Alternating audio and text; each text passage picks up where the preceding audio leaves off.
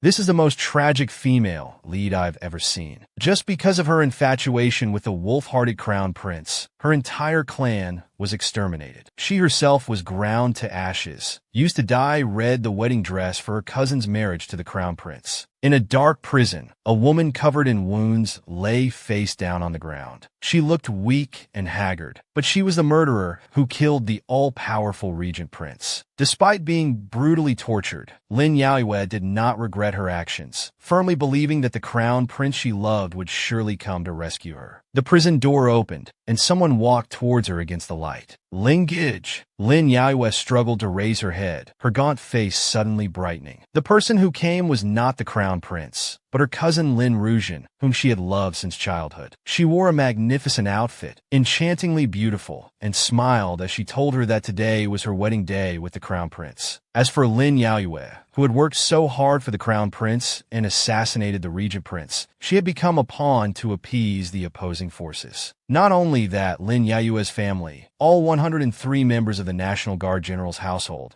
had been executed a month ago on charges of treason. Only the second branch of Lin Ruzhen's family was lucky enough to escape, because her father had provided evidence of his own brother's treason, and was thus appointed as the current imperial tutor. Upon learning the truth, Lin Yaoyue was so angry her eyes nearly burst. "Our family always treated you well. Why are you so cruel? Why?" Lin Ruzhen glanced at her sideways, her voice full of resentment. "Just because you're the legitimate daughter of the National Guard General's mansion, with a beauty that could topple cities, multi-talented, loved by everyone. You've always been better than me in every way, suppressing me. I couldn't accept it. I had to destroy you bit by bit with my own hands." Lin Yaoyue trembled with anger. "Just for this, you conspired with Mo Rongling, killed my family, and took everything from me." She used her remaining strength to lunge forward. "Lin Ruzhen, I'll kill you." But she only managed 2 steps before the chains on her shoulder blades pulled her back, causing her to fall to the ground groaning. Lin Ruzhen stepped on her face with a malicious and mocking expression. "The once mighty, legitimate daughter of the National Guard General's mansion, isn't she now just like a cockroach under my foot? Today is little sister's wedding with the crown prince, and we're still missing a wedding dress. Why don't you offer up this body of yours and dye the most beautiful wedding dress for me?" As soon as she finished speaking, a bone-crushing blade emitting a cold light was brought into the prison. Along with Lin Ruzhen's evil laughter, dark red blood soaked the ground in the dark prison. Under the bone-crushing blade, blood and the woman's resentment were everywhere. "Yuer." In her daze, Lin Yaoyue heard a familiar voice calling her, "Mother." The young girl dreamily opened her eyes to see her mother, who had passed away 3 years ago, sitting by her bed. She was both joyful and afraid, wiping away her tears. "Why did you fall into the lotus pond? If you hadn't been discovered in time, I'm afraid you would have been in danger." Lotus Pond. Lin Yaoyue recalled the scene of being killed by Lin Ruzhen under the bone-crushing blade, still vivid in her mind. Why was her body now intact as if nothing had happened, and moreover, inexplicably younger? Accidentally touching a magnolia hairpin carved from sandalwood. Lin Yaoyue remembered this was the 12th birthday gift her elder brother had given her. Unfortunately, it fell into Lin Ruzhen's hands after just 2 days. Now that this hairpin still existed, could it be that she had returned to when she was 12 years old? In her previous life, she was infatuated with the treacherous and vile crown prince, deceived by him into assassinating the all-powerful regent prince, then discarded miserably. Her entire family was killed, and she herself was ground to ashes by the cousin she had loved since childhood. Waking up again, Lin Yaoyue had returned to when she was 12 years old. Her parents and elder brother were still safe and sound.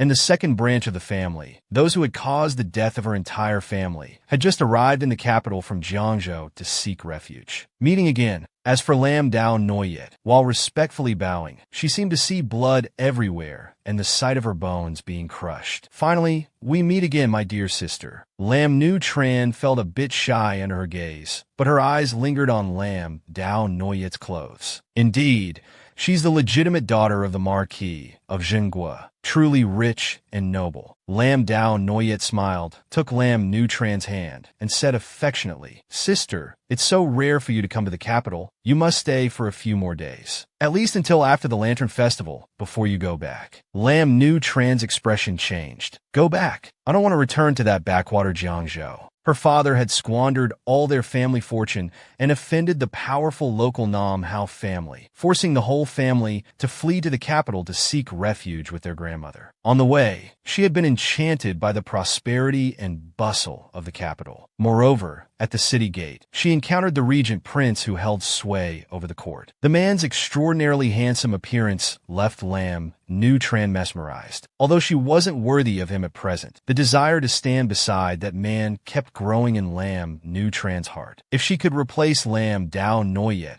and become the legitimate daughter of the Grand Marshal's mansion, would she be worthy of the regent prince? Could she rely on him to stand at the pinnacle of the great Yuan? Little did she know, her ambitious gaze was all seen through by Lam Dao Noyet. This time, she, Lam Dao Noyet, must crush Lam Nu Tran's second branch, not allowing them to raise their heads. Seeing her daughter's unease, Lam Nu Tran's mother quickly winked as a signal. Lam Nu Tran immediately teared up, knelt beside her grandmother, and said coyly, "Tran doesn't want to leave grandmother. I want to serve you for life." Just as grandmother was about to reply, Lam Dao Noyet helped Lam Nu Tran up. "What are you saying, sister? Girls eventually have to marry. Grandmother wouldn't want to hold you back either." The atmosphere of familial affection was thus broken by her, and Madame Lu's story was also steered in another direction. Seeing it was getting late, grandmother brought up the matter of arranging accommodation for the second branch. Lam Dao Noyet once again took the initiative to speak. "How about letting Uncle's second branch stay at the separate courtyard of the Marshal's mansion? It's quiet and spacious there, much better than staying at an inn. What do you think, second aunt?" Lam Nu Tran's mother, Lu Hua Noyet, stared blankly at the young lady before her, and could only helplessly agree. "Lam Zhang Wai et Samai So Lai." This time, she absolutely would not allow this family to rely on the Grand Marshal's mansion, living in luxury while always plotting to harm her family. "Get out of my sight, all of you." At this moment, the welcoming banquet for the second branch began. Her younger sister Lam Dao Fuang and cousin Lam Nu Tran sat at the same table with her. As soon as the banquet started, the two of them had their eyes on the pink glass hairpin gifted by the emperor on Lam Dao Noyet's head. In her previous life, she was the noble and virtuous legitimate daughter of the Grand Marshal's mansion, yet was framed by the second branch who came seeking refuge, leading to her family's tragic demise. Returning to this life, she, Lam Dao Noyet, would never endure silently again. She must make those who harmed her pay the price. During the welcoming banquet for the second branch, younger sister Lam Dao Fuang and cousin Lam Nu Tran had strange expressions. They felt that Lam Dao Noyet was somewhat frightening today. But in the end, they couldn't suppress their greed, and the two were quickly dazzled by the pink glass hairpin on Lam Dao Noyet's head. They begged to have a look. Lam Dao Noyet slowly pulled the hairpin out of her jet black hair, saying leisurely, "This hairpin was originally a tribute item, gifted by the emperor and the virtuous consort. If you two sisters like it, then take it. After all, we're family." Lam Dao Noyet shook the hairpin in front of the two, as if teasing puppies. Suddenly, she changed her tone. "But there's only one hairpin. Which sister should I give it to?" In her previous life, her tolerance and kindness had become their trump card to encroach upon her, treating her like a fool and robbing her at will. This time she Brea. Seeing that the two who had been allies turned against each other just because of something she said, Lam Dao Noyet smiled. "Since both little sisters want it, I'll throw it in the air, and whoever catches it can keep it." As soon as she finished speaking, Lam Dao Noyet threw the glass hairpin onto the roof. Lam Nu Tran and Lam Dao Fuang looked tense, quickly running to where the hairpin was falling. Both of them grabbed the hairpin tightly, glaring at each other, neither willing to let go. Lam Dao Noyet crossed her arms to watch the drama, verbally trying to mediate, but inwardly laughing. Indeed, it's dog eat dog, all bark and no bite. During the struggle, the hairpin slipped from both their hands and flew into the air again. In that critical moment, Lam Dao Noyet, dressed in bright red, leaped up, stepping on Lam Nu Tran's shoulder, confidently catching the sparkling glass hairpin, then gently landing outside the chaos. In the outer room, Lam Dao Phuong's aunt, Madame Phuong, was chatting animatedly with Lam Nu Tran's mother, Madame Lu. Hearing the commotion, they rushed over. Both were shocked to see their daughters sitting embraced, looking disheveled. In the blink of an eye, the alliance of friendship just established between the two had shattered. The old madam arrived later with a gloomy face. She never expected that damn girl Lam Dao Noyet to be so formidable, breaking up the alliance between Madame Lu and Madame Phuong with one move. How despicable. But she didn't know. For Lam Dao Noyet, who had returned from hell, this small act of division was just an appetizer. She was the reborn eldest daughter, crawling out of hell for revenge. The first boss she encountered was her own grandmother. Clearly, it was the second sister and cousin fighting over her glass hairpin. Yet the old madam pointed at Lam Dao Noyet, angrily shouting, "How could you girls cause such a mess? You're the eldest sister. Why didn't you look after your younger sisters properly?" Lam Dao Noyet laughed coldly inside. The second sister's aunt was the old madam's granddaughter, and the cousin's father was the old madam's most beloved youngest son. In comparison, she, the rightful eldest daughter of the Zhengui general's manor, became their scapegoat. The 12-year-old girl calmly accepted the blame, speaking as if pleading, "Grandmother, please consider.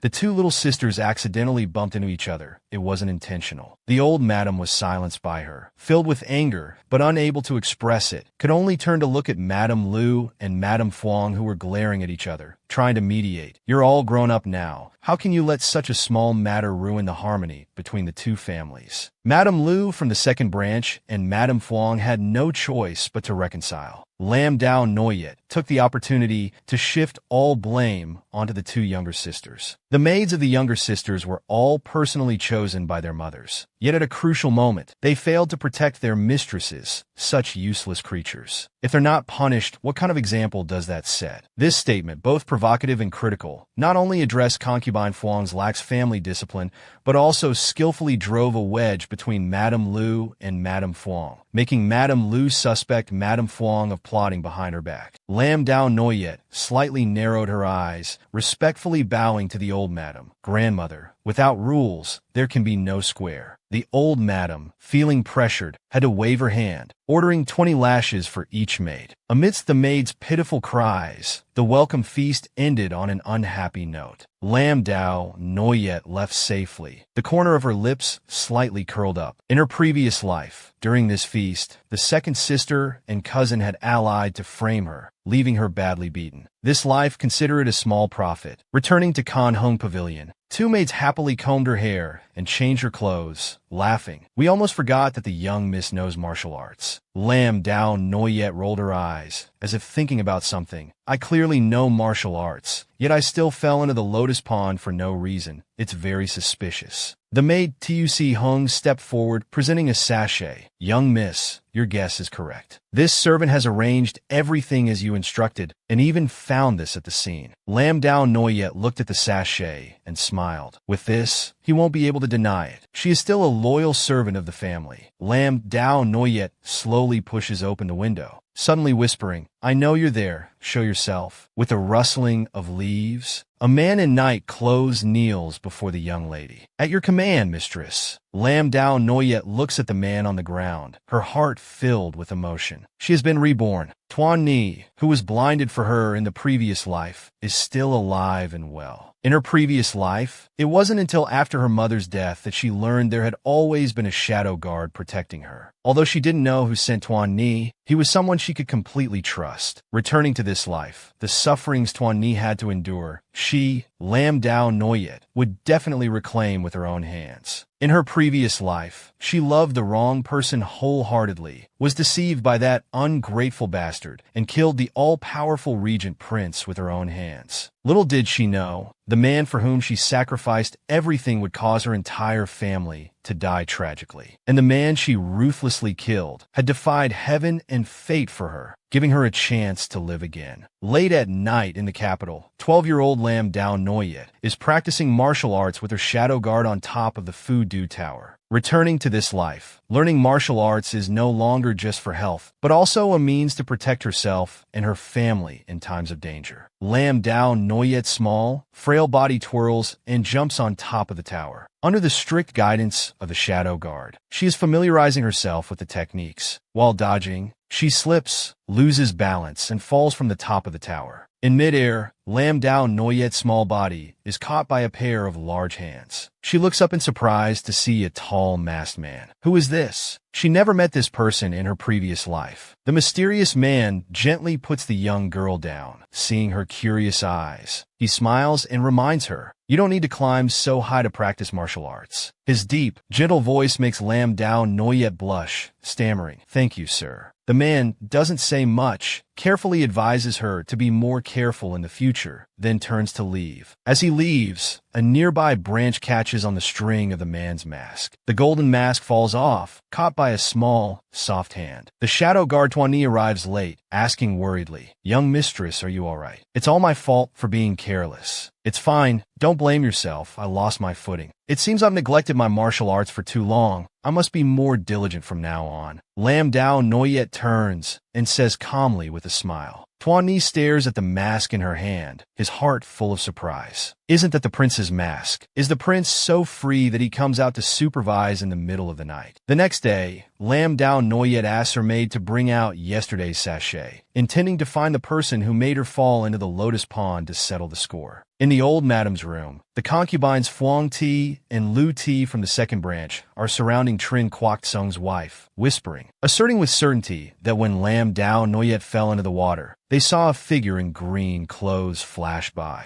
And in the mansion, the only person who likes to wear green clothes is the pregnant concubine Tui. Lam Dao Noyet's mother, Lady Lai, becomes angry upon hearing this and immediately sends someone to summon concubine Tui. As the main wife, she has never mistreated the concubines, yet they dare to harm her daughter. The old madam sits silently, observing Lady Li's angry expression, the corner of her mouth slightly curled up, feeling smug inside. "Oh, Lady Li, I want to see how you'll see through this play." Lam Dao Noyet enters at this moment. She carefully instructs the maid to pass on the message. When inviting concubine Tui, "Be careful, she's pregnant." Lady Li pulls her daughter close, scolding her with a heartache. "You silly girl, she wants to take your life, yet you're still concerned about her unborn child." Lam Dao Noyet patiently persuaded her mother, "Mother, you're mistaken. The incident of me falling into the water is still inconclusive. If we wrongly accuse Tui concubine, outsiders who don't know the truth will criticize the mistress for being cruel. Why should you bear such a bad reputation?" After speaking, she smiled and tilted her head to look at the old lady sitting upright. "Grandmother, don't you agree?" The old lady irritatedly clutched the rosary in her hand, feeling suspicious. This girl is truly clever. Could there be a mastermind behind her? At this moment, Tui concubine,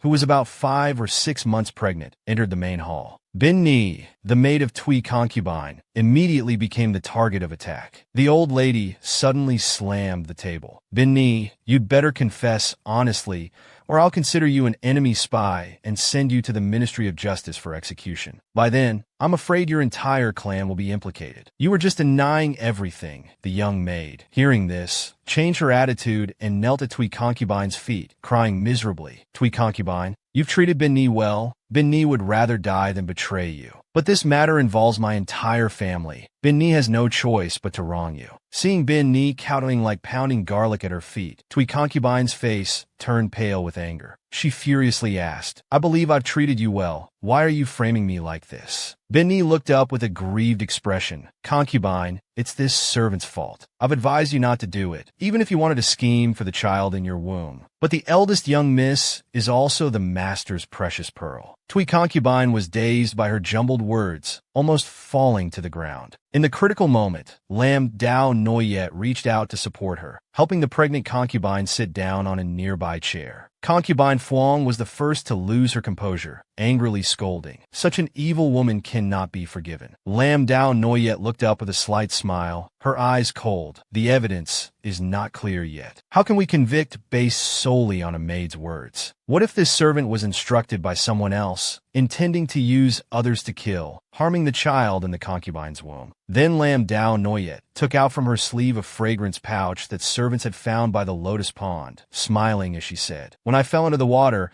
I accidentally grabbed this fragrance pouch from the person who pushed me from behind. Although the pouch is embroidered with a vase pattern, the fabric and fragrance are of a quality that even Tui concubine couldn't afford. It looks like the kind of fabric offered to the Ministry of Justice." Lam Dao Noyet, what nonsense are you talking about? Fuang's daughter, Lam Dao Fuang, anxiously spoke up. Her maternal grandfather was Fuang Coat, the Minister of Justice. Before she could finish, Lam Dao Noyet raised her hand and slapped her. "How dare you be disrespectful to me? With your lowly status, you dare to be insolent. My name is not for you secondary wives to casually call out. Look carefully at the fabric and fragrance of this pouch. See if it's similar to what Lam Dao Fuang has." A cold sweat trickled down concubine Fuang's face. Wasn't this girl supposed to be easy to manipulate, not fighting or competing? Seeing the situation becoming difficult to control, the old lady coughed lightly, beginning to defend Fuang and her daughter. That servant must have stolen Fuanger's fragrance pouch, causing this incident. "Dao Dao, you're the eldest sister. You should be more forgiving." Lam Dao Noyet gritted her teeth, her resentment towards the old lady reaching its peak. "Am I not your granddaughter? Isn't my brother your eldest grandson? Why do you always help them frame me?" Finally, a carefully planned conspiracy ended hastily with the confession of the maid Bin Ni. The old lady pulled Lam Dao Noyet in front of Lu Ti from the second branch, reminding her that the second branch had saved her from the lotus pond. She must be grateful and repay them, not be an ungrateful person. Lam Dao Noyet's small face broke into a smile, but her heart was full of hatred. "Grateful and repay? Don't worry, I will definitely repay the second branch for killing my entire family." In the year Lam Dao Noyet turned 16, just like in her previous life. On the 9th day of the 9th month, the double 9th festival, Lin Yaiyue got into a horse-drawn carriage to the Deyuan Imperial Palace. Unexpectedly, as soon as they reached the palace gate, the horses pulling the carriage suddenly went berserk, running wildly in all directions. Seeing that the carriage was about to crash into the palace gate ahead, Lin Yaiyue decisively jumped out of the carriage to save herself. At this moment, a slender hand suddenly appeared, pulling the young lady out of the horse-drawn carriage. When Lin Yaiyue regained her senses, she had fallen into the arms of a handsome man. Under the golden sunlight, the man's phoenix eyes shone brightly, gentle, and profound. Lin Yaiyue's pupils contracted, recognizing him as Mo Rongjin, the regent prince who stood above 10,000 people but below one, and also the man she had killed with her own hands in her previous life. At the same time, Lin Yaiyue's carriage crashed into the palace wall, shattering to pieces. This had never happened in her previous life. Lin Yaiyue suddenly remembered that not long ago, she had overheard two maids whispering that they had seen her second-born sister Lin Yaofeng personally feeding grass to her horse. At the time, she thought she was trying to curry favor, not knowing she was actually trying to push her to her death. Lin Yaiyue,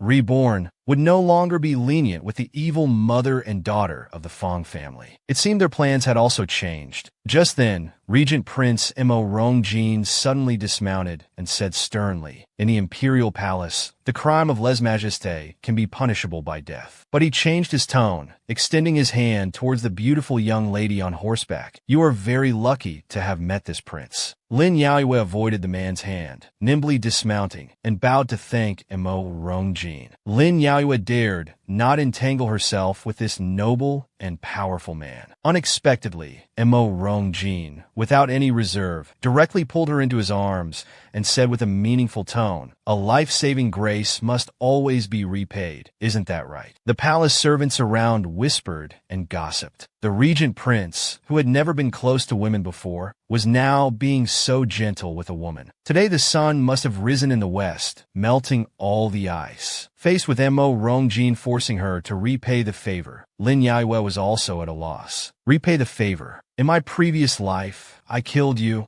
In this life, I won't kill you again. Consider that as repayment. Mo Rongjin turned and jumped onto his horse, smiling meaningfully. No one in this world dares to owe this prince. You'd better think of a way to repay. Watching the regent prince ride away, Lin Yaoyue frowned. This man seemed somewhat different from her previous life. Lin Yaoyue, the legitimate daughter of the garrison general's mansion, obeyed the imperial edict to enter the palace and attend the chrysanthemum appreciation banquet. After walking a few steps, she felt something was wrong. This path was not leading to the chrysanthemum shadow palace at all, but to a place prepared for someone's enjoyment. In a Wu-style pavilion, an elegant and handsome man sat upright. His slender jade fingers lightly plucked the strings of a zither, the melodious music carrying an indescribable melancholy. The eunuch guide couldn't help but exclaim, "This music is truly exquisite, like the sound of a babbling brook on a high mountain." Lin Yaoyue laughed coldly. "If Gao Gong's understanding is so profound, why don't you form a romantic tale with the zither player?" These words made the old eunuch extremely embarrassed. How could this young lady be so unconventional? What kind of romantic tale could a servant like him have with the crown prince? Seeing the two of them bow in greeting, Crown Prince Mo Rongling looked up with a smile. "Ah,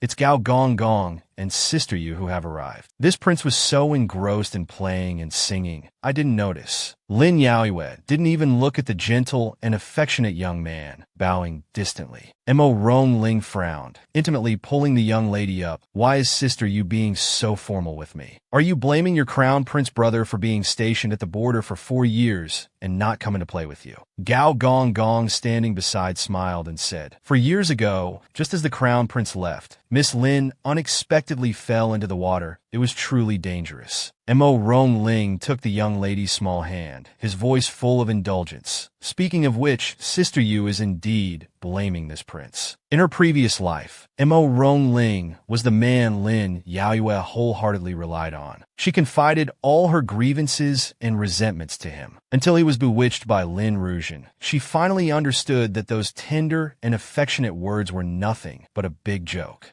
Lin Yaoyue, the previous life, was truly blind. How could she have loved this beast? Mo Rongling, of course, couldn't guess Lin Yaoyue's thoughts, and was still trying to restore their childhood feelings, suggesting they dance with swords, play instruments, and sing together. The corner of Lin Yaoyue's mouth curled into a bitter smile. Memories of the past rushed back like a tide. The wolf rider comes on a bamboo horse, circling the bed to play with the green plum. Yet unexpectedly, the person she thought was her gentle childhood sweetheart had only seen her as a tool to deal with the regent prince from the beginning to the end. Thinking of how she had naively sacrificed everything for him, Lin Yaoyue gritted her teeth. In her previous life, she had fallen into Mo Rongling's false love trap in a daze. In this life, she would never repeat that mistake again. If His Highness the Crown Prince likes sword dancing, then this humble servant will obey. As soon as she finished speaking, Lin Yaoyue drew the long sword that the Crown Prince had handed over. With her sleeves flying, the long sword flew straight towards the Crown Prince like a dragon. Under the Crown Prince's terrified gaze, Lin Yaoyue suddenly raised the sword high, bringing it down with sky-high hatred, cutting the ancient zither in front of the Crown Prince in half. The zither strings broke, and so did their relationship. Mo Rongling stood up abruptly, looking at her in disbelief.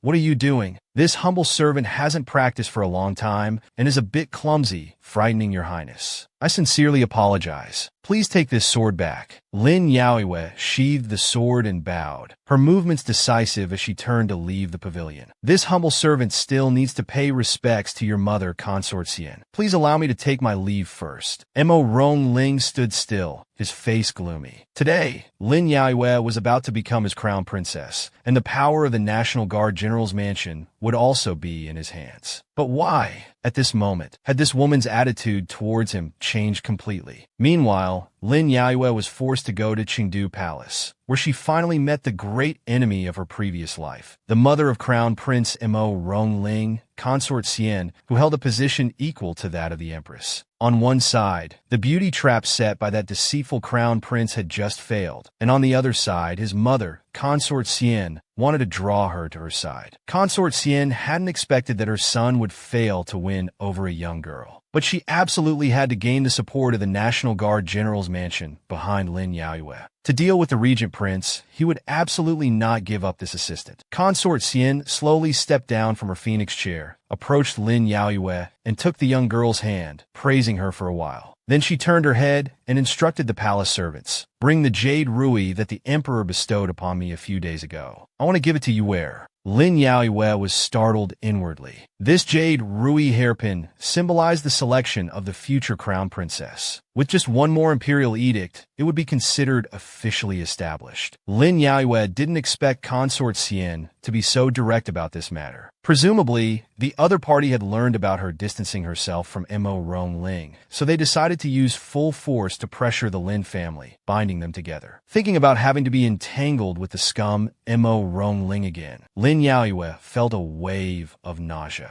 Seeing her hesitation, Consort Xian raised her voice. "What's wrong? Does you dislike my jade ruby?" The other party was her superior, so Lin Yaoyue could only bow her head, respectfully and calmly accepting the jade ruby hairpin. She showed neither dissatisfaction at being forced, nor joy at being betrothed to the crown prince. Consort Xian narrowed her phoenix eyes, realizing that Lin Yaoyue had truly begun to reject the crown prince. She had originally thought that this legitimate daughter of the National Guard General's mansion was simple-minded and easy to manipulate, but unexpectedly, after 4 years of not meeting, she had become somewhat difficult to understand. At this moment, a nanny came in and whispered a few words to Consort Xian, seemingly mentioning the regent prince. Consort Xian frowned, finally agreeing to let Lin Yaoyue leave and return to the chrysanthemum appreciation banquet. Lin Yaoyue vaguely felt that something was not right. In her previous life, Consort Xian had given her the jade ruby after the chrysanthemum appreciation banquet. Now, the talent show of the noble ladies hadn't even begun, so why was Consort Xian in such a hurry to give her the jade ruby? Arriving at the imperial garden, Lam Dao Noyet finally understood the reason. The regent Prince Mo Dung had returned from the border to attend the chrysanthemum appreciation banquet. The noble ladies who had been competing to become the crown princess were now all kneeling at the feet of the regent prince. Mo Dung slowly entered the imperial garden, with an aura behind him like that of an emperor, facing the noble ladies who were bowing. The man's jet-black phoenix eyes swept over, only pausing slightly when looking at Lam Dao Noyet. His lips moved slightly, and Lam Dao Noyet read his lip movement, stunned. That lip movement was, "You still haven't repaid the favor. Impossible. How could such a dignified regent prince be so petty? Don't keep remembering those small favors." But it's no wonder the virtuous consort was panicked. With such a world-class handsome regent prince, which noble lady would still pay attention to that fake Mo Dung Lin? On the flower viewing platform in the Great Yuan Imperial Palace, several noble ladies surrounded Mo Dung Can, chatting happily. Unexpectedly, Your Highness is also attending the chrysanthemum appreciation banquet this year. We thought you would stay at the border and not return. You must be very tired from rushing back. At this moment, Mo Dung can suddenly look towards Lam Dao Noyet and said a meaningful sentence. Even if tired, what can be done? Lam Dao Noyet blushed inexplicably, thinking to herself, "Why are you looking at me? It's not like I called you back." The young lady avoided him, leaving the group of noble ladies and walking to the railing of the viewing platform. Although she deliberately turned her back, she could still feel Mo Dung Can's gaze lingering on her body. Lam Dao Noyet felt a bit uneasy being stared at. Could this guy know that I killed him in my previous life? Just as Lam Dao Noyet was lost in thought, a palace made beside her suddenly pushed her hard towards the railing. The trash crown prince was teaching online how to pursue a wife. First find a palace maid who's not afraid to die, then tell her to push the future wife off the high platform. When the young lady is clinging to the edge of the platform with nowhere to rely on, then reach out in time. Noyeter, quickly give me your hand. But Crown Prince Mo Dung Lin didn't know that Lam Dao Noyet had been reborn and already knew his plot. This was the hero saves beauty scene that the Crown Prince had specially prepared for himself. And she willingly fell into the trap, precisely to let that hypocritical man reap what he sowed. Noyeter, Quickly give me your hand. Looking at Mo Dung Lin reaching out anxiously, Lam Dao Noyet gave a cold smile, slowly reaching her hand towards him, inwardly hating. Mo Dung Lin, even if I lose my life today, I must drag you down to hell with me. But unexpectedly, at the crucial moment, the regent prince suddenly rushed out, firmly grasping the young lady's small hand. Before anyone could react, he had already pulled Lam Dao Noyet up from the edge of the platform. Mo Dung Lin's plan failed, and he gritted his teeth. Mo Dung Kan, you've already usurped power and position, and now you want to steal Lam Dao Noyet from me too.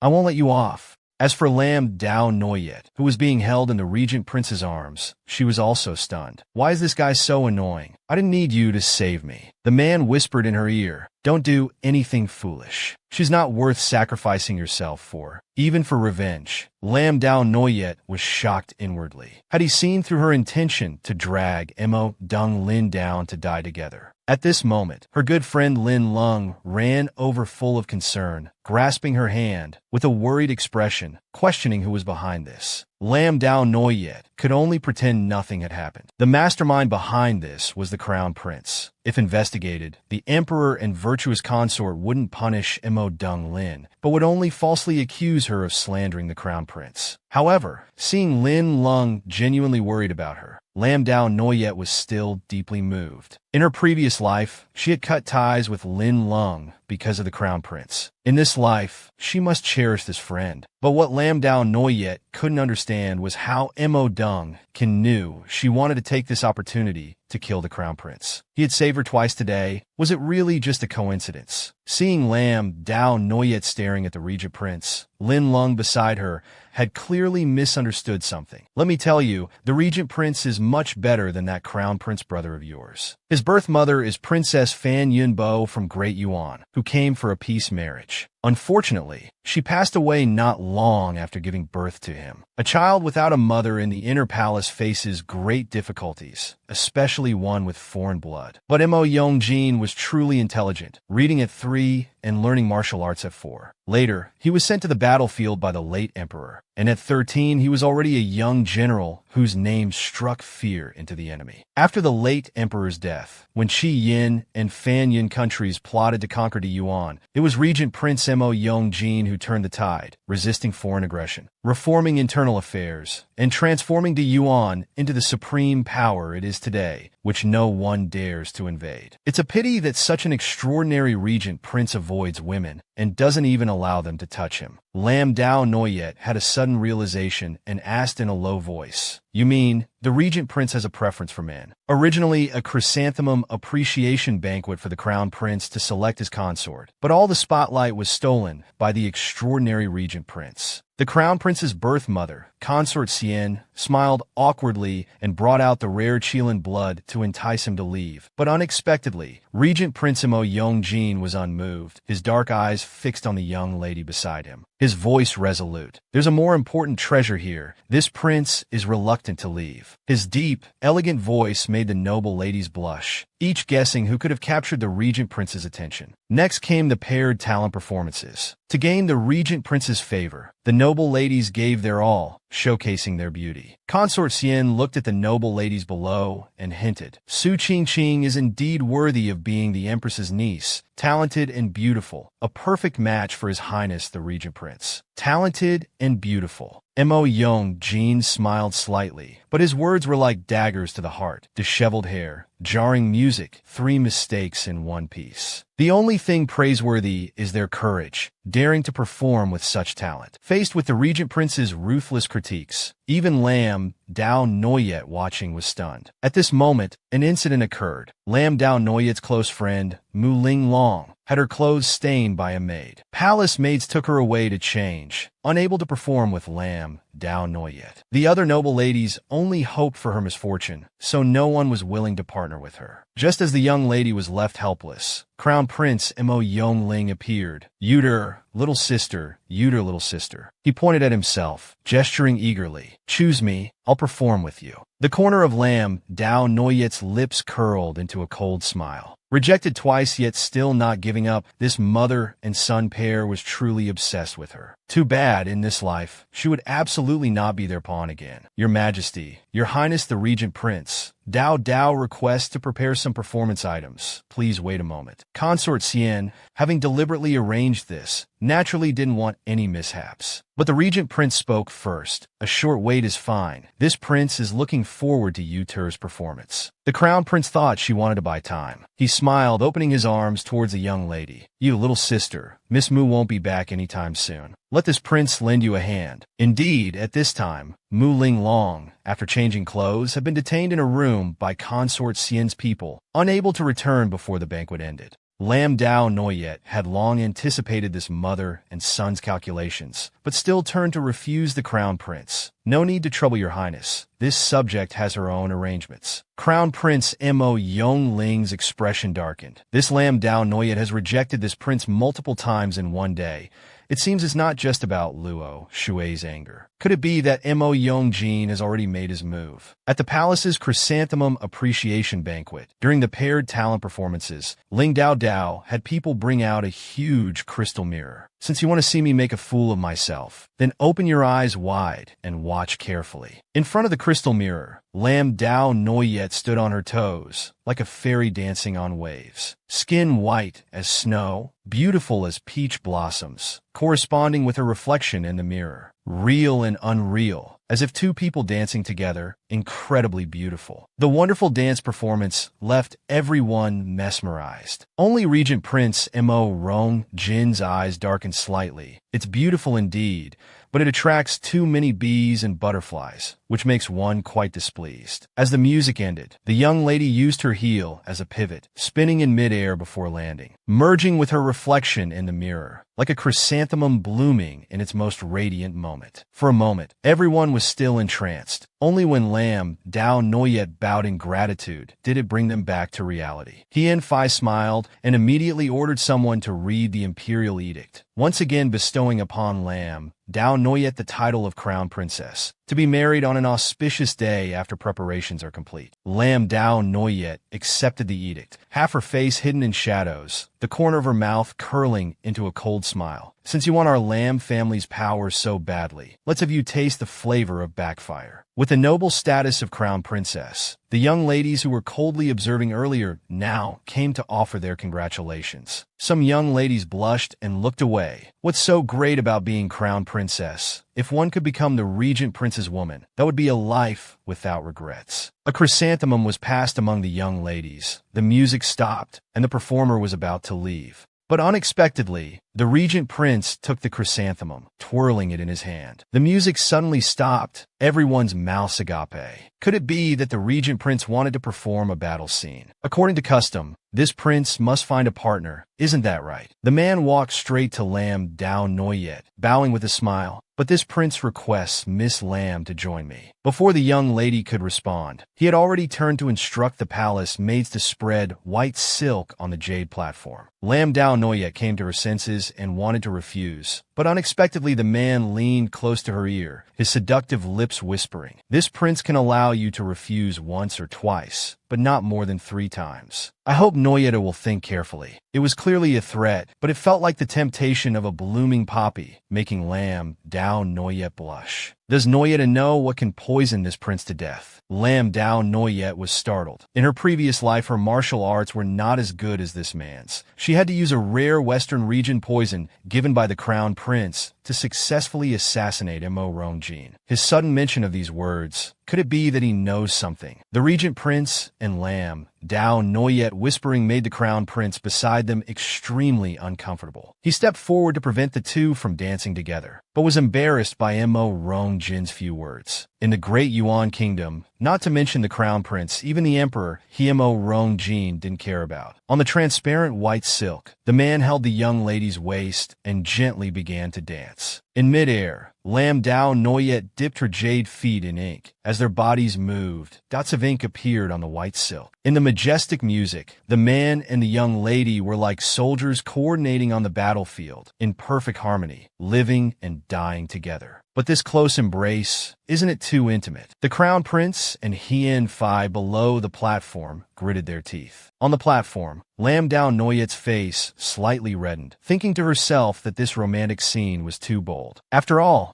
I'm still your niece-in-law. But Mo Rong Jin's next words made her whole body tremble. In this life, does Noyeta still want to marry the crown prince? In this life, do you still want to marry the crown prince? It's over, we're doomed. You must know that in her previous life, she had killed the regent prince with her own hands. Don't be distracted, keep dancing. In contrast to Lam Dao Noyet's terrified expression, Regent Prince Mo Rongjin remained calm, his strong arm embracing the young lady, gently dancing with her on the white silk. Their feet moved lightly, the ink following each powerful step, painting an ink wash painting. As the music ended, a majestic landscape painting appeared on the white silk. The extraordinarily handsome man extended his hand to Lam Dao Noyet, smiling. The rivers and mountains are like a painting, free to roam. Only Noyeta is worthy. The young lady was stunned by the man's demeanor, taking a long time to come to her senses. But her face was already flushed red. What's this? This painting was clearly drawn by me. The noble ladies below the platform couldn't help but sigh. Truly a talented man and a beautiful woman. Indeed a match made in heaven. You're right. This is truly the talented man and beautiful woman mentioned in the imperial edict just now, fulfilling a good deed for others. Mo Rongjin smiled and continued, but his dark eyes were full of hidden meaning as he looked at the crown prince beside him. Crown Prince Mo Rongling finally couldn't hold back anymore. His eyes reddened as he shouted, Mo Rongjin, don't go too far. Who are you addressing with that honorific? Mo Rongjin coldly glanced at the angry crown prince, his voice indifferent. The crown prince is disrespectful to his elders, violating this prince's taboo name. This prince will teach you a lesson on behalf of the emperor. Guards, tie up the crown prince and give him 20 lashes. The crown prince couldn't believe these people dared to lay hands on him, shouting loudly, release me at once. But the crown prince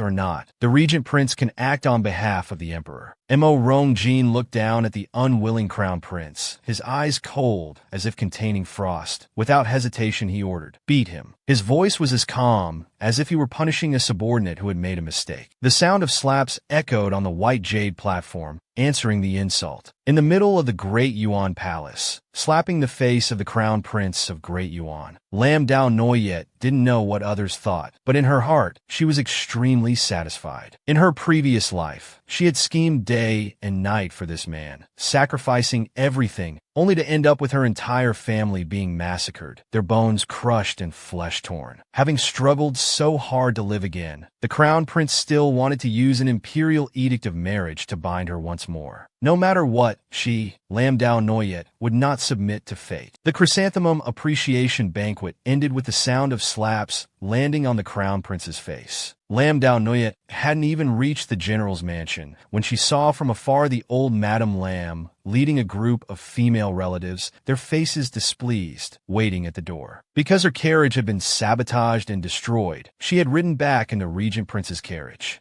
Old Madame Lam didn't expect to encounter the regent prince, and hurriedly led the group of female relatives to bow respectfully. The younger sister Lam, Nu Tran, recognized him at first glance. This was the godlike man she had met on the way to the capital. The second sister Lam Dao Fuang was also extremely jealous. Damn Lam Dao Noyet. Even the regent prince treated her specially. Rise! Mo Rongjin didn't even look at the kneeling female relatives. His dark eyes focused only on Lam Dao Noyet. Is the threshold of the national pacifying general's mansion so high? This prince fears he cannot enter. Lam Dao Noyet blinked. Was he asking her to invite him into the mansion? Old Madame Lam was so frightened her face turned pale, hurriedly bowing to invite this high official into the mansion. It's all Dao Noyet's fault for being inconsiderate and delaying, your highness. Please forgive her. Clearly you all blocked the door and didn't invite this prince in. How can you blame Noyeter? The man was clearly biased, coldly stepping into the mansion. Lam Dao Noyet watched from behind, dumbfounded. This guy escorted her home for no reason, and now he's entering as a guest with such arrogance. Lucky you're the regent prince. Otherwise, you'd definitely be beaten and thrown out. The rewards from the imperial palace for Lam Dao Noyet were also quickly delivered. Hearing that Lam Dao Noyet had become the crown princess, the female relatives were all green with envy. Only the regent prince, Mo Rongjin, coldly asked, the wedding hasn't taken place yet. Where did the crown princess come from? This slave knows his crime. This slave begs for punishment. The head eunuch fearfully slapped his own face. The news that the regent prince had beaten the crown prince out of jealousy had spread throughout the palace. He was just a lowly eunuch. How dare he offend this person? Mo Rong Jin couldn't be bothered to argue, waving his hand for people to bring up the gifts. Although he didn't acknowledge the title of crown princess, the items still belonged to his Neuter. Chest after chest of valuable treasures dazzled the women's eyes. The second branch's younger sister Lam, Nu Tran, gritted her teeth even more, turning to speak indirectly to old Madame Lam. Great-grandmother is truly blessed. Elder sister here has the favor of His Highness the Regent Prince, and on the other side, she has caught the eye of His Highness the Crown Prince. This is called having everything go her way. Doesn't she know shame? Lam Dao Noyet was long accustomed to the sarcastic remarks of her younger sisters. In her previous life, she was too lazy to argue, but in this life, she absolutely would not tolerate it. Like attracts like people group together. Heaven has bestowed upon us a kind heart, and good people naturally wish to associate with each other. If you, little sister, have a pure heart, you will surely be able to form such good connections. The beautiful young lady covered her mouth and laughed softly. Little sister, this is your elder sister's advice to you. Lin Rujin was so angry her face changed color. Mo Rong Jin, however, looked pleased. It seems that in Yueris' eyes, I am still considered a good person. Now that we've seen the gifts, we should address the main issue.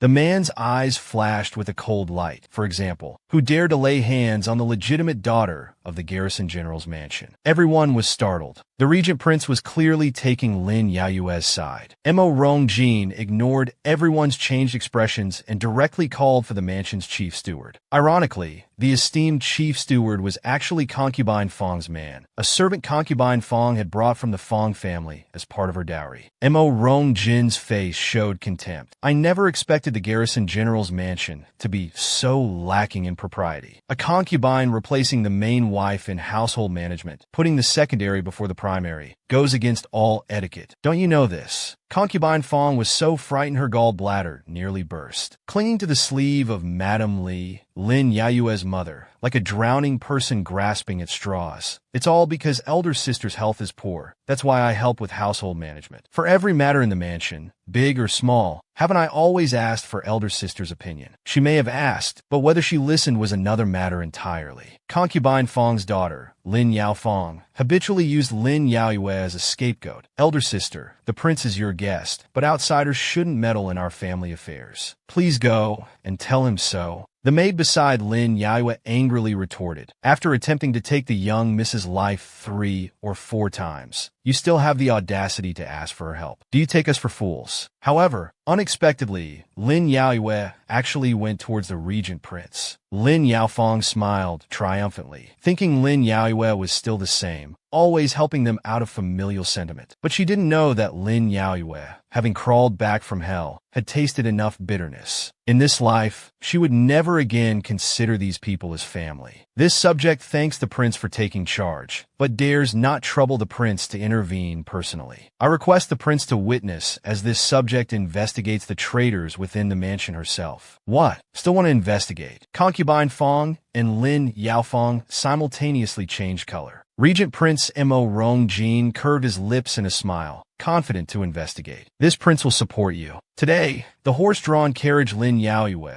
was riding in suddenly went berserk. If not for the regent prince's timely rescue, the young lady in her prime would have been trampled to death by horses. For such a major incident, naturally, the mansion's horsekeeper should be questioned first. But the keeper was someone concubine Fong had brought in. The servant looked anxious and angry, but pushed all responsibility onto the menial workers. Lin Yaoyue smiled meaningfully. If that's the case, call all the menial workers here. Among the anxious and uneasy group of menial workers, Lin Yaoyue pointed at an unremarkable young man, her voice certain. It's you, come out. The surrounding menial workers were bewildered. Young miss, are you mistaken? This boy just arrived and hasn't even been assigned to horse care yet. What's wrong with your hand? Faced with Lin Yaoyue's question, the young man held up his bandaged hand and explained. This lowly one's hand was burned. The wound is unsightly. I feared it would offend the young Mrs. Eyes. Lin Yaoyue, tired of his nonsense, directly grabbed the young man's wrist and tore off the bandage. Sure enough, there was no burn at all. and a right hand full of calluses appeared before everyone. Guards, seize this menial worker for me. Restrained, the young man struggled incessantly, shouting his innocence. On what grounds? On what grounds are you arresting me? Lin Yaiwa smiled. On what grounds? Based on the snow osmanthus on your hand. Everyone in the mansion knows I love osmanthus flowers. The carriage usually uses osmanthus for fragrance, but at this time of year, osmanthus in the capital hasn't bloomed yet. My osmanthus is all transported from the south, and I'm the only one in the entire capital who has it. You're just a menial worker who's not allowed to leave the mansion. If you've never been in my carriage, where did you get osmanthus from? The young man, questioned by Lin Yaoyue, was sweating profusely. He suddenly struggled free from the servants holding him, pulled out a dagger, and charged towards Lin Yaoyue. Young miss is indeed smarter than others, but unfortunately today is your day to die. While gracefully dodging, the young lady glanced at the dagger in the coachman's hand, momentarily surprised. Yin Shouwen, you are from the Fangyin country. Madame Fong, who was just gloating, immediately changed her expression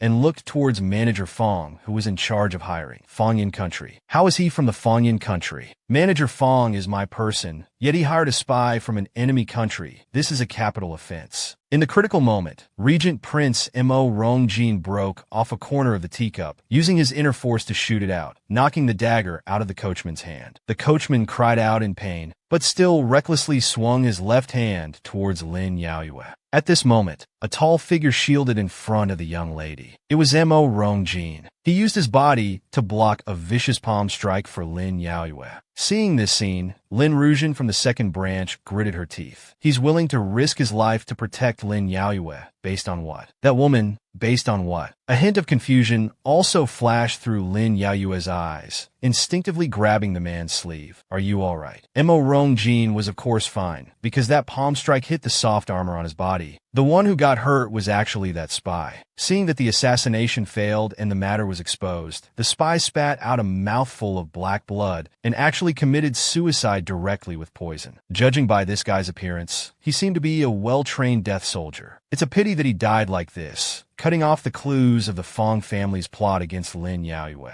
Lin Yaoyue narrowed her eyes, sweeping her gaze to the side. Madame Fong, Manager Fong, don't you two have an explanation for me? Manager Fong was so scared he almost wet himself. Young miss, I really didn't know he was a spy from Fangyin country. This is a capital offense, how would I dare? Whether you dare or not, how would I know? Lin Yaoyue directly cut off Manager Fong's excuses, her voice cold as ice. But this spy was selected by you. You can't escape the connection. Regarding matters of the court, it's better to hand it over to His Highness the Regent Prince to deal with. And so, Manager Fong, who had always been arrogant and self-important in the general's mansion, was just like that dragged away by Mo Rongjin's people. Probably for the rest of his life, he won't see the light of day again. Old Madame Lin was so scared she broke out in a cold sweat, scolding Madame Fong for a while, ostensibly blaming her for not managing the household strictly, but in fact throwing her a lifeline, helping this niece from her mother's side to clear all connections. Just poor household management. Indeed, as soon as Lin Yaoyue asked a question, old Madame Lin immediately put on a stern face and admonished her. Yaoyue, although the Fong family was careless, you shouldn't be too demanding with your stepmother. She clearly wanted to take my life, yet I'm blamed for being too demanding. You Fong family members are indeed all deserving of death. No matter how resentful she felt in her heart, weighed down by the word filial piety, Lin Yaoyue could only compromise. If stepmother doesn't have the talent for household management, then don't manage anymore. Otherwise, if spies keep infiltrating every other day, how can we, the National Guard General's mansion, survive? Old Madame Lin and Madame Fong had a sudden realization. So this girl knew early on that she couldn't pursue the matter. She just wanted to use this incident to take back the household management rights. The old madam still wanted to deceive. Your mother's health is not good. Lin Yaoyue hurriedly said, I will help with filial duties, not tiring mother. Regent Prince Mo Rongjin spoke authoritatively. Harboring enemies, violating national laws, old madam should think carefully. As soon as this person spoke, the always arrogant old madam immediately softened, promptly having Madame Fong hand over the household management rights. Madame Fong agreed outwardly, but inwardly, she was resentful. You little bitch, you've done well. You've even found the regent prince as your backing. With everything settled, Lin Yaoyue saw Mo Rongjin off at the door. Looking at the man as handsome as a heavenly god, Lin Yaoyue sincerely thanked him. For today's matter, thank you, Your Highness the Regent Prince. Mo Dongkin did not respond to her gratitude, but suddenly said, previously I didn't understand why you liked Mo Dong Lin, but now I seem to understand. Lam Dao Noyet blinked in confusion, not understanding why the dignified regent prince would bother thinking about such matters. The man reached out to pick a fresh flower, his voice low. You thought he was the only person in this world who truly stood by your side. Mo Dongkin brought the freshly picked flower in front of the young lady, but his words were cruel and decisive. It's a pity he's not. Lam Dao Noyet quite agreed with this statement. Whether in her previous life or this one, Crown Prince Mo Dong Lin's gentleness was like flowers in a mirror or the moon in water. He spoke nicely, but when needed, he never showed up. After experiencing Mo Dongkin's kindness, she realized how ridiculous the Crown Prince's sweet words were. But this mysterious man, why exactly was he treating her so well? Since taking over household management, Lam Dao Noyet had replaced all the stewards in the mansion with her own people. This way, she and her mother were much safer in the mansion. Her maid was still indignant. Young miss, shouldn't we investigate the matter of them plotting to make the carriage go berserk and endangering lives? Lam Dao Noyet calmly replied, Concubine Fuang is grandmother's niece, protected by grandmother. We can't touch them yet, but sooner or later, there will come a day when I'll root them out completely. Just then a maid suddenly rushed in. Young miss, something has happened to Tu Mai, who serves the madam. Please help. On the busiest street in the capital, the maid named Tu Mai was kneeling on the ground, her knees bloodied, looking extremely miserable. Beside her, a blind little girl was crying incessantly. The maid beside explained to Lam Dao Noyet, Tu Mai's aunt sold her younger sister. Tu Mai wanted to redeem her sister, but the shop steward insisted she kowtow for 20 miles before he would return her sister's indenture papers. Just for a few taels of silver, they're making someone kowtow for 20 miles. Looking at maid Tu Mai's knees about to be worn down and the blind little girl beside her crying nonstop, the reborn eldest daughter Lam Dao Noyet felt anger rising in her heart. She reached out to help the girl in pain off the ground, her voice authoritative. You are the head maid of my Zhengui general's mansion. How can you suffer such humiliation? I want to see who is so bold as to dare bully others here. You rotten brat, I advise you not to meddle in others' affairs. The blue-robed steward beside shouted. He pulled Tu Mai up and swung his whip fiercely towards Lam Dao Noyet's face. Lam Dao Noyet laughed coldly, grabbing the leather whip, yanking it hard, causing the steward to fall to the ground. The young lady, whip in hand, stepped fiercely on his broad back, her voice cold. You spent 2 taels of silver to buy a person. Now I'll give you 20 taels. Hand over the girl's indenture papers to me. The steward angrily replied, Don't talk about 20 taels. Even if you give this old man 200 taels, I won't give you the indenture papers. Such a big mouth. Lam Dao Noyet swung the whip, lashing him repeatedly, beating the arrogant steward until his skin was torn and flesh exposed. You damn brat, my young master won't let you off. Is that so? I, Lam's eldest daughter, am not afraid of revenge. I'll wait for your master to come. At the same time, the steward's master, Ouyang Zhu, was caressing a young lady's small feet, gently asking, Miss Lam, does your foot still hurt? It's fine now, thank you, young Master Ouyang. Miss Lam, no need to be so polite. You are the eldest daughter of the Zhengui general's mansion. General Lam and I are old friends. Taking care of you a bit is only natural. Ouyang Zhu had been blinded by beauty, not knowing that the young lady before him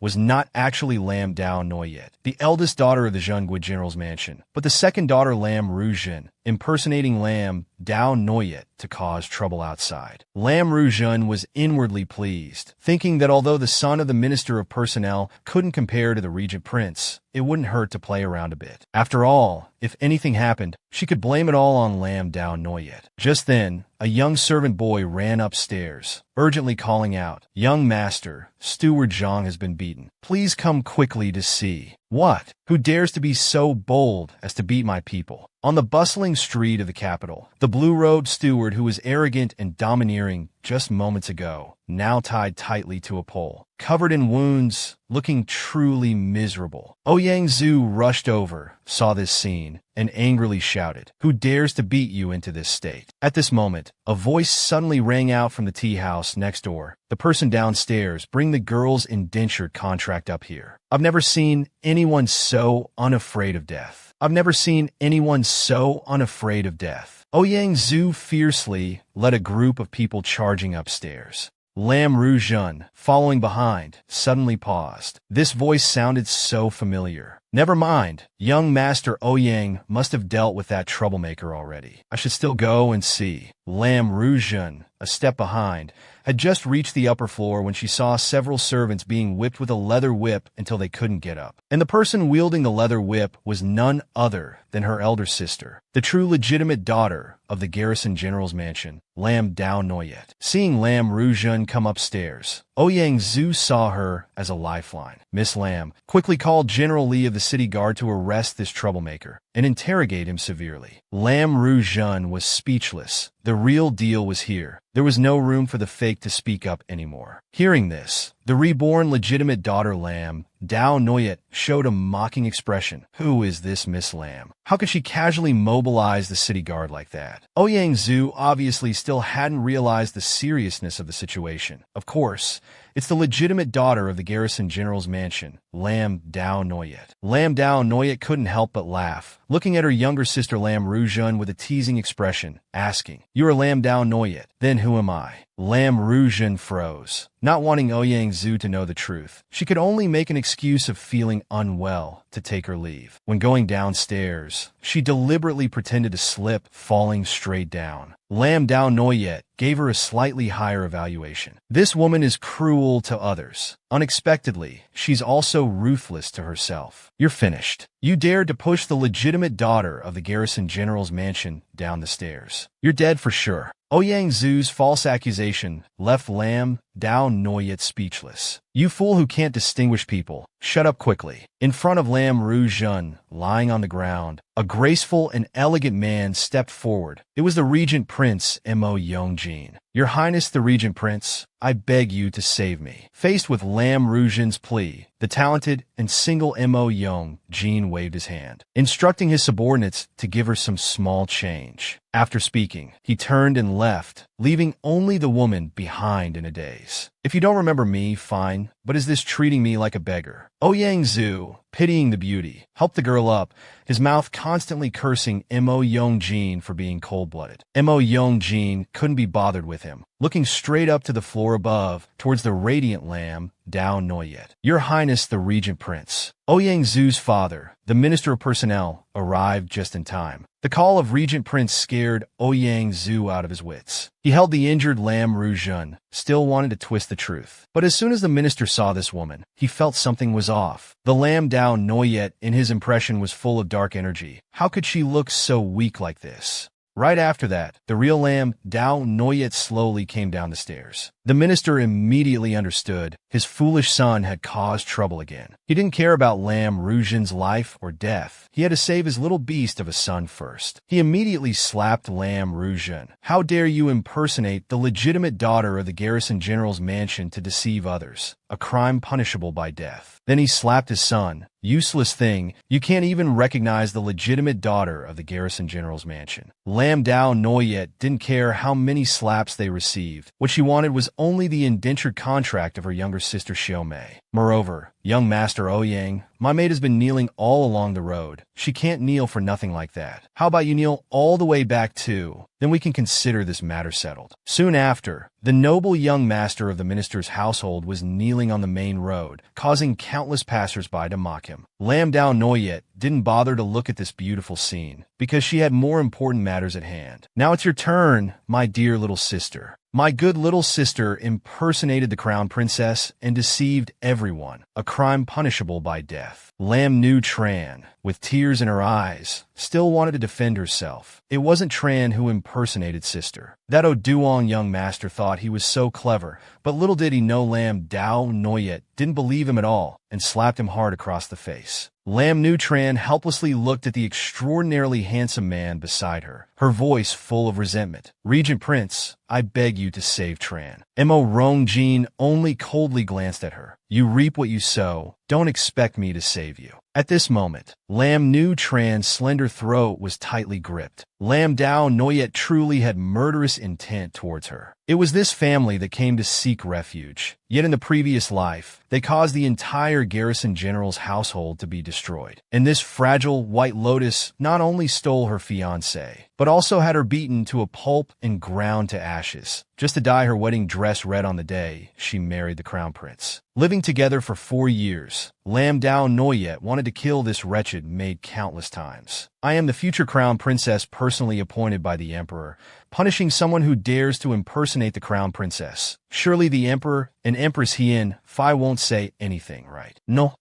Lam Nu Tran panicked, not expecting Lam Dao Noyet to truly want to kill her. At that moment, a sharp arrow suddenly shot towards the two of them. In the critical moment, Lam Dao Noyet was pulled by someone, avoiding the arrow. Lam Nu Tran in her hands was taken away by a figure like a ghost. That person's movements were too fast to see their face clearly. Only a white hair flying in the wind was visible. Lam Dao Noyet fell back into Mo Rongjin's arms, watching helplessly as that figure carried Lam Nu Tran and jumped out the window. This person's martial arts must be incredibly profound. Fortunately, he seemed to only want to save Lam Nu Tran, with no intention of killing her. Regent Prince Mo Rongjin, however, seemed to know the identity of the opponent, muttering, "It's indeed him." Lam Dao Noyet wanted to ask more, but he said nothing, only hurriedly excused himself and left, leaving the girl standing there alone, sighing that he truly was a mysterious man. In the evening, Lam Dao Noyet sat in the pavilion, feeling a bit dejected. After years of diligent martial arts training, she couldn't even grab a corner of that person's clothes. How embarrassing. A stone suddenly flew towards her. The girl raised her hand to catch it, shouting softly, "Who's there?" Your alertness is still lacking. The man in exquisite brocade robes slowly stepped out, holding a stone in his hand, his eyes contemptuous. How did your master teach you? The girl, already dejected,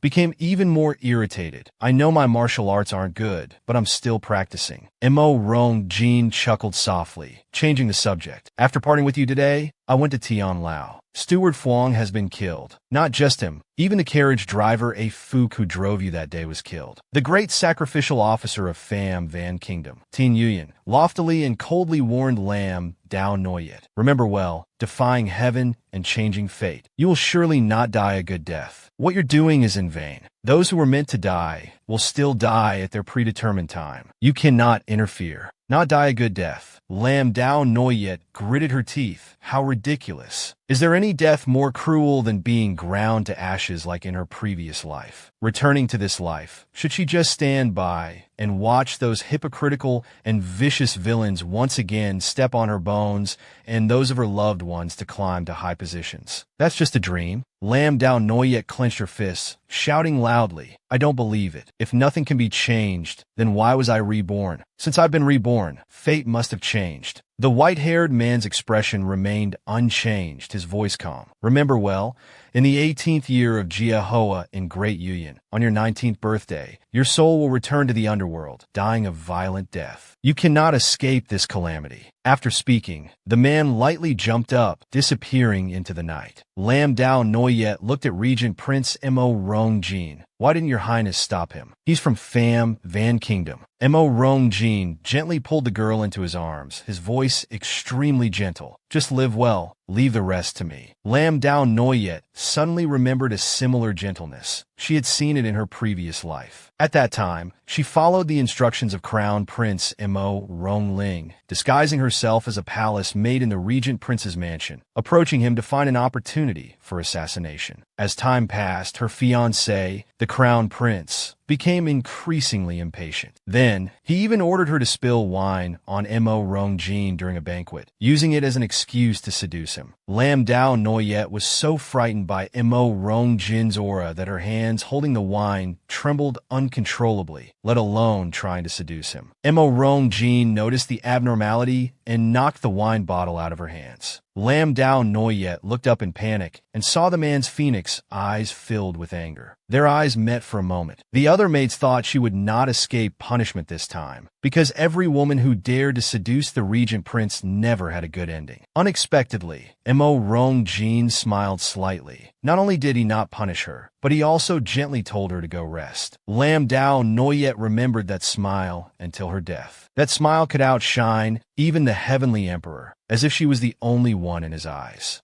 Extraordinary talent, unparalleled beauty, impossible to look away from. Even after being reborn, could fate not be changed? When the peerless regent prince gently coaxed her, Lam Dao Noyet almost wavered, but she immediately shook her head to regain her senses. She absolutely could not be drawn into the struggle between the crown prince and the regent prince again. In her previous life, that was what led to the death of her parents and elder brother. Coming to her senses, Lam Dao Noyet politely saw off the guest and conveniently asked the approachable regent prince for a small favor. After sending Mo Rongjin away, Lam Dao Noyet could no longer hide the heaviness in her heart. She went to the door of coachman A Fook's room. In her previous life, a Fook was beaten to death on this day. Lam Dao Noyet thought she had changed his fate, but unexpectedly, a Fook, who was originally healthy, suddenly fell seriously ill in one day. The doctor was helpless, and he could only lie in bed waiting for death. All Lam Dao Noyet could do was prepare a good coffin for him. Could it be that heavenly fate truly cannot be changed? Then would her lovable maid, her gentle mother, her father and elder brother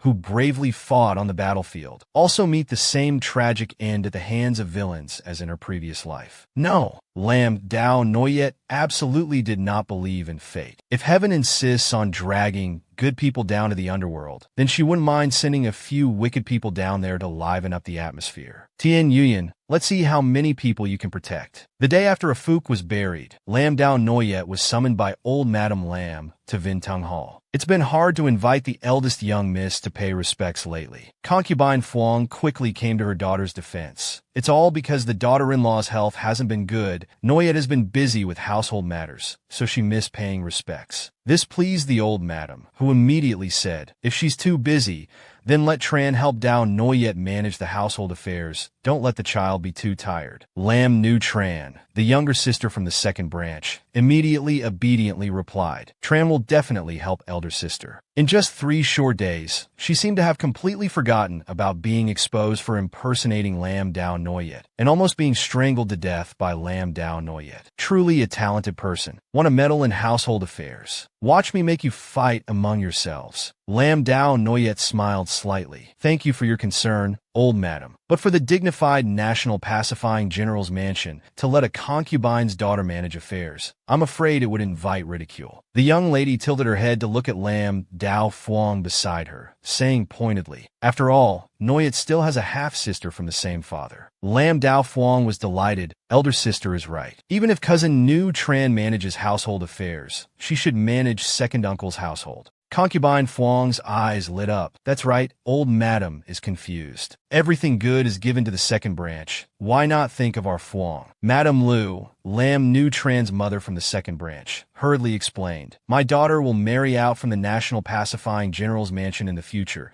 The legitimate daughter will certainly be the mistress of a grand household, so she needs to learn how to manage a household. Lin Yaoyue suddenly realized. So cousin Rujun wants to use the identity of the legitimate daughter of the garrison general's mansion to get married. She laughed coldly in her heart. This second uncle's family really knows how to calculate. Lin Rujun failed to impersonate her outside. Now she's planning to sit on equal footing with her. Hearing this, Lin Yaofeng disagreed. Relatives just want to suck the blood of our family. What should we do? Facing the agitated Lin Yaofeng, Madame Lu from the second branch gently comforted. Fenger, don't be so excited. Although Zhenner is not born to the eldest brother, she is still the legitimate daughter of our second branch, different from you, Feng, who is a concubine-born daughter. Hearing this, concubine Feng couldn't sit still anymore. Is this looking down on her Fong as a concubine-born child? Although she had allied with Madame Lu from the second branch to deal with Lin Yaoyue's mother and daughter, she never thought of letting the second branch step all over her. Madame Lu still smiled like a flower. Sister-in-law, don't be hasty. Fong is still young. It's okay to learn a bit slower. Why not let Jin finish learning first and then teach Fong?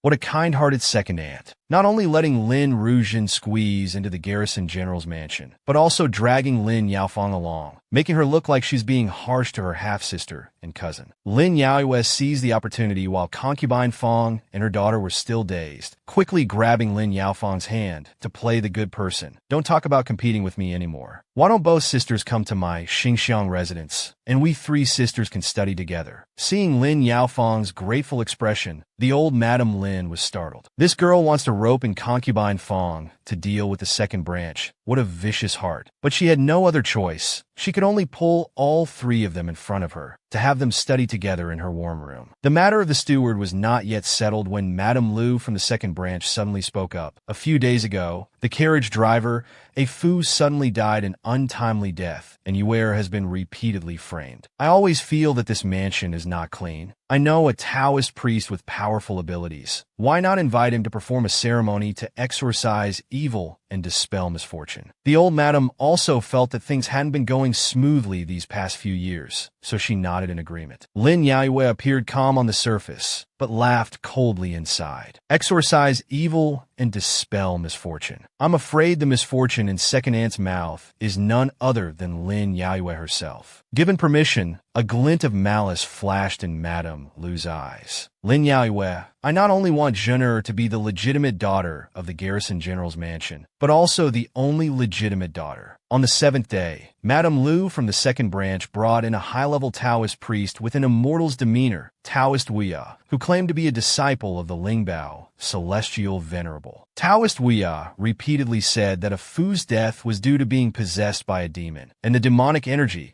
had transferred to the last person he met, which could only be forced out by fire. Lin Rujun, the cousin from the second branch, covered her mouth, pretending to be worried. Grandmother, wasn't the last person a Fu met our eldest sister. Just then, the eldest sister she mentioned, the legitimate daughter of the garrison general's mansion, Lin Yaoyue, walked in. Lin Yaoyue looked at that Taoist priest and smiled slightly. I'm really curious, saying a Fu is an evil star.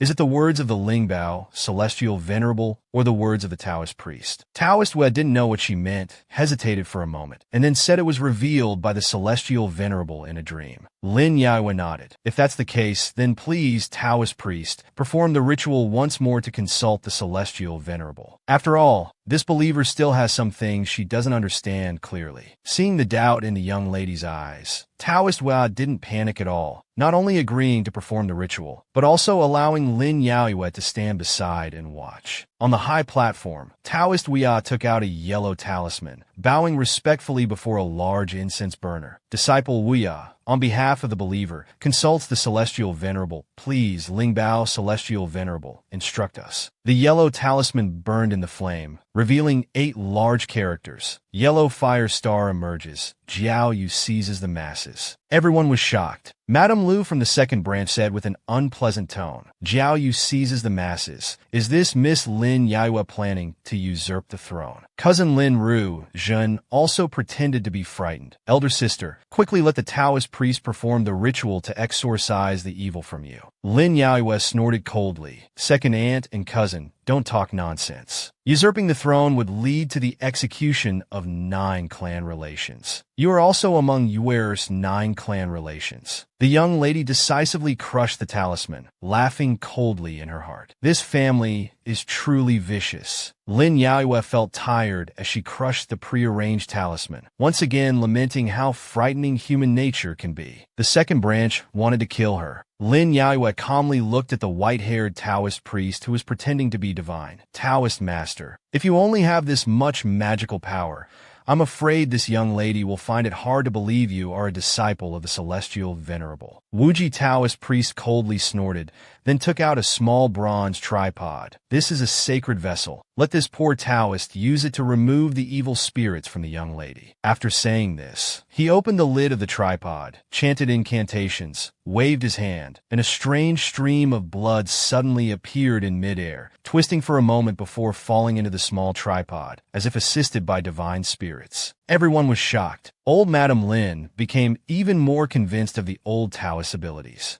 Wuji Taoist priest brought the small tripod containing blood in front of Lin Yaoyue, saying solemnly, "Drink this blood, and this poor Taoist can help the young lady remove evil thoughts." Seeing Lin Yaoyue reach out to take the small tripod, Wuji laughed coldly in his heart. This little girl resisted so much, but finally couldn't escape my tricks. But unexpectedly, Lin Yaoyue's eyes suddenly turned cold, and she directly knocked over the bronze tripod. The red liquid spilled out completely. Isn't it just talking nonsense? I could do that too. Just now, this young lady was fortunate to receive the grace of the celestial venerable, who imparted profound Taoist skills. If I were to say it, I'm afraid I would have to call you senior brother, Taoist master. Everyone was stunned. Wuji Taoist priest was so angry he trembled. Nonsense. How could the celestial venerable impart skills to an outsider like you? Lin Yaoyue didn't argue, just gestured for Yuanjun to bring forward the person behind. A worried and uneasy young servant boy was tied up and pushed forward. Despite his struggles, Jun took out a dark red flower from his chest. It was indeed as the young miss had predicted. Madame Lu from the second branch was startled. She didn't expect to be careless in this aspect. Lin Yaoyue actually had such capable subordinates by her side. Lin Yaoyue took the dark red flower branch, her arm gently waving. Soul lead earth, earth connect soil. Soul, soil, gather together. Following the young lady's chant, the red liquid that had spilled on the ground earlier slowly rose up, exactly like when Wuji Taoist priest performed his magic. The servants were terrified by this scene, looking at Lin Yaoyue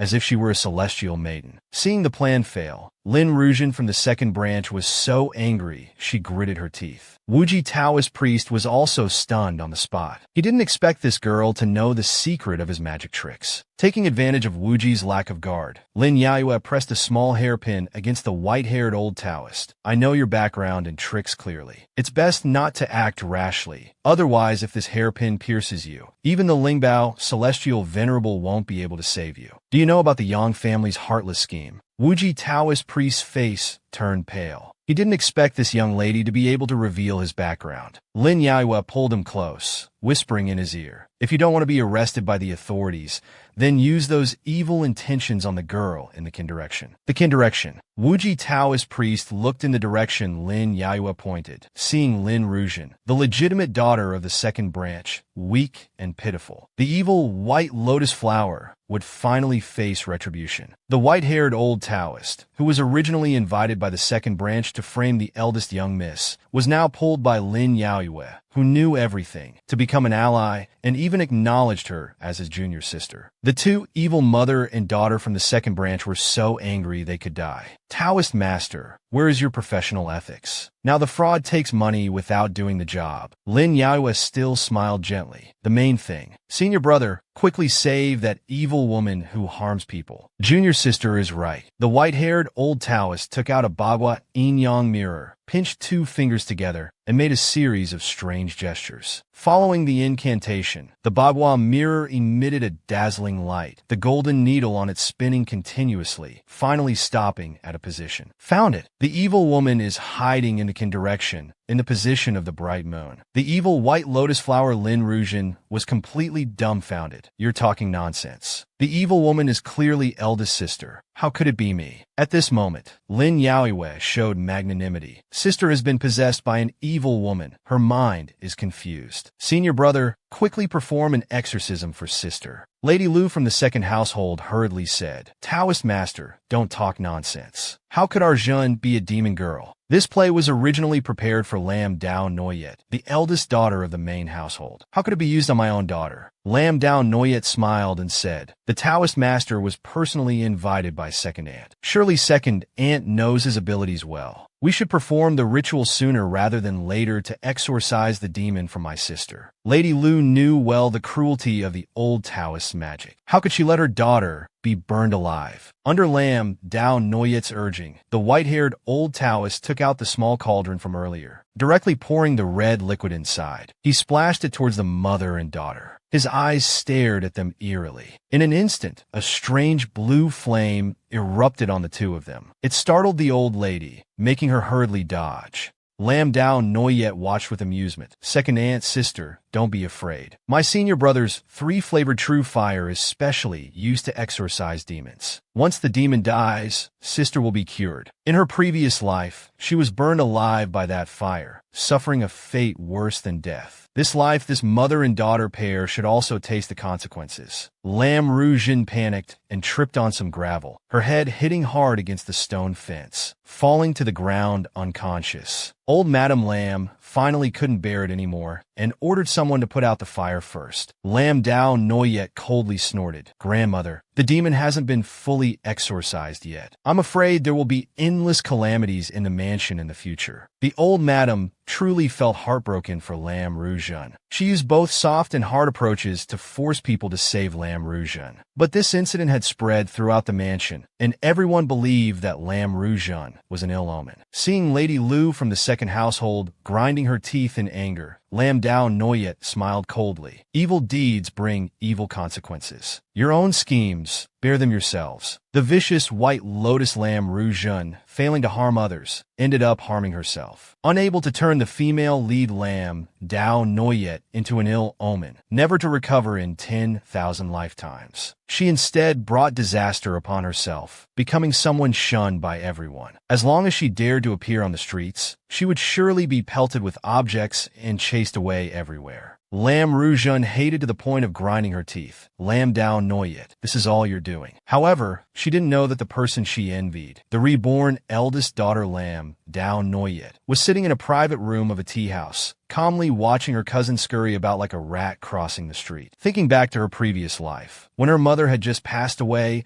and she bore the name of an ill omen, being insulted by everyone, the suffering then was 10,000 times worse than what Lam Rujun was experiencing now. Dear sister, it's just a little hardship and you can't bear it already. At this moment, Lam Dao Noyet suddenly noticed a shadowy figure sneaking outside. Who's there? With a soft shout, the silver needles you foam in the young lady's sleeve shot out. The sound of the needle-piercing flesh could be clearly heard. Lam Dao Noyet was cautiously on guard, wanting to see who was so bold. But unexpectedly, the opponent had somehow circled behind her and quickly struck her acupoints. Lam Dao Noyet was both angry and frustrated, deeply regretting not bringing in Veen Tuan with her today. The young lady's body went limp and was embraced by the person behind her. Lam Dao Noyet was slightly startled. The eyebrows of this black-robed man seemed somewhat familiar. The black-robed man carried her, leaping across rooftops, and finally arrived at a dilapidated temple outside the city. As soon as they entered, the man released her acupoints. I wonder what His Highness the Regent Prince intends. Hearing Lam Dao Noyet's voice, Regent Prince Mo Duncan pulled down his black face mask, somewhat surprised. You recognize me so quickly. Such beautiful eyebrows. Only a fool wouldn't recognize them. Lam Dao Noyet was about to ask him why he brought her here, when she saw the man suddenly clutch his left shoulder, letting out a soft groan, his body swaying and falling. Your Highness. Lam Dao Noyet instinctively reached out to support him, touching a damp patch, which turned out to be fresh blood. Pulling open his black robe, she saw an untreated sword wound on the man's left shoulder. Lam Dao Noyet couldn't help but frown. This guy was wounded but didn't go to a doctor, and instead carried her to the outskirts of the city. Mo Yongjin wasn't stupid. He could only say that the capital was no longer safe. Could it be that the person behind this was Consort Fan? At this moment,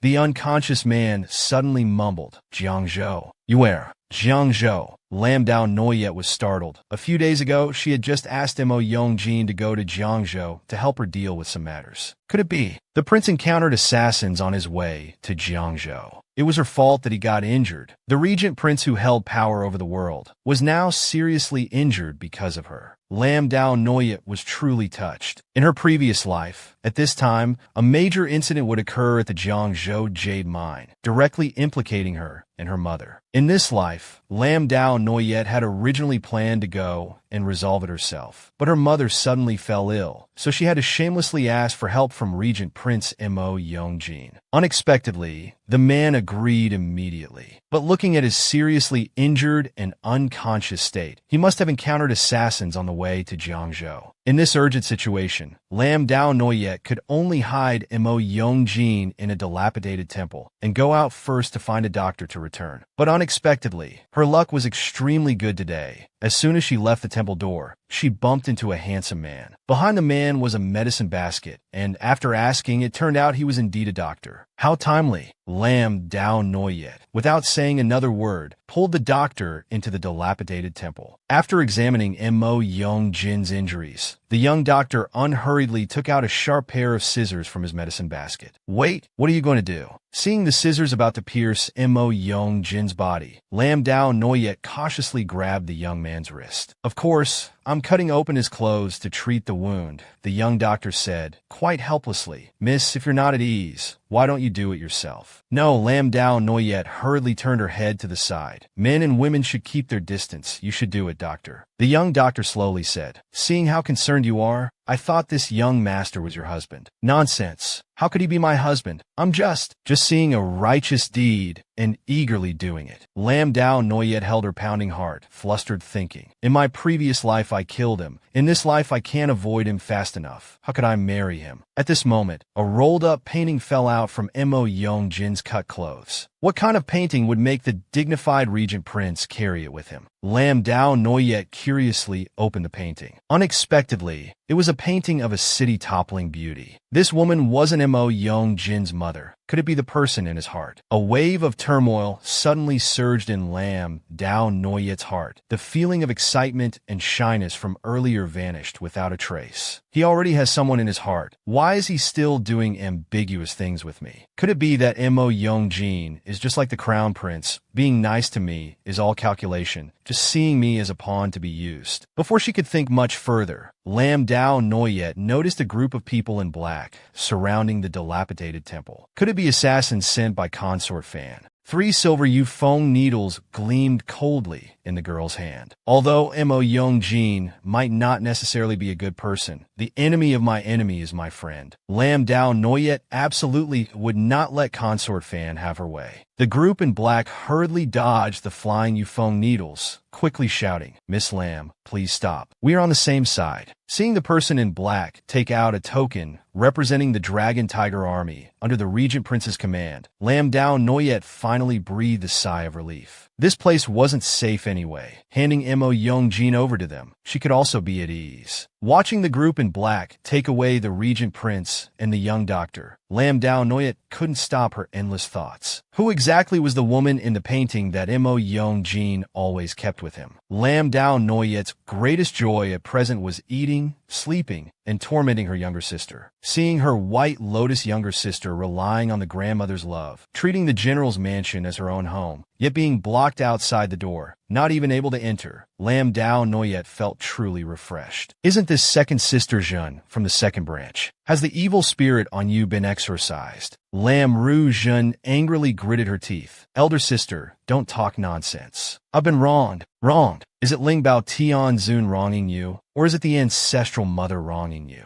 Could it be that the Taoist your mother found is wronging you? Seeing Lam Nu Tran choked up and unable to speak, Lam Dao Noyet calmly walked into the general's mansion. Tell your mother to find another expert to cleanse the impure energy from your body. If this impurity spreads to the ancestral mother, it would be a great act of filial impiety. Before entering the door, Lam Dao Noyet turned her head to instruct the young guard at the gate, clean the entrance thoroughly. If any noble guests who come to visit are contaminated by evil energy, we will bear a great sin. Ignoring Lam Nu Tran, who was furious at the door, as soon as Lam Dao Noyet entered, a maid reported that a big incident had occurred at the Zhangchao Jade Mine, and the old madam was in a rage. Crash! A teacup was thrown forcefully in front of Fuang Di Nuong and her daughter. Old Madam Lam sat in the hall, her face cold. I entrusted the Huin Lin Jade Shop to you. and this is how you managed it. 6 lives lost, and even the jade mine is implicated. How am I supposed to explain this to our relatives? Phuong Di Nuong cried while apologizing. Aunt, it was my incompetence. Please think of a way to resolve this matter quickly. Grandmother, Lam Dao Noyet, who had just witnessed this scene, gently suggested, how about letting me go to Zhang Chao? I will surely handle this matter properly. Second sister Lam Dao Phuong mocked. Can you really handle this matter? Don't boast. Sister, you can't assume everyone is as foolish as you just because you're foolish yourself. Lam Dao Noyet slowly walked into the inner hall. As descendants, we should share grandmother's worries. Since second sister and stepmother can't do it, then I can only try. Old Madame Lam lowered her head in thought. Letting her go won't do any harm. If she succeeds, that's good. If not, then let Lam Dao Noyet and her mother bear the blame. Therefore, the old lady decisively agreed to her granddaughter's request, allowing her to depart quickly. 3 days later, as Lam Dao Noyet was preparing to set off, she encountered an unexpected person in the carriage. Worried about Regent Prince Mo Rongjin following her again, Lam Dao Noyet felt annoyed as soon as she saw him, her words full of sarcasm. The Regent Prince needn't worry. The great sacrificial officer Tian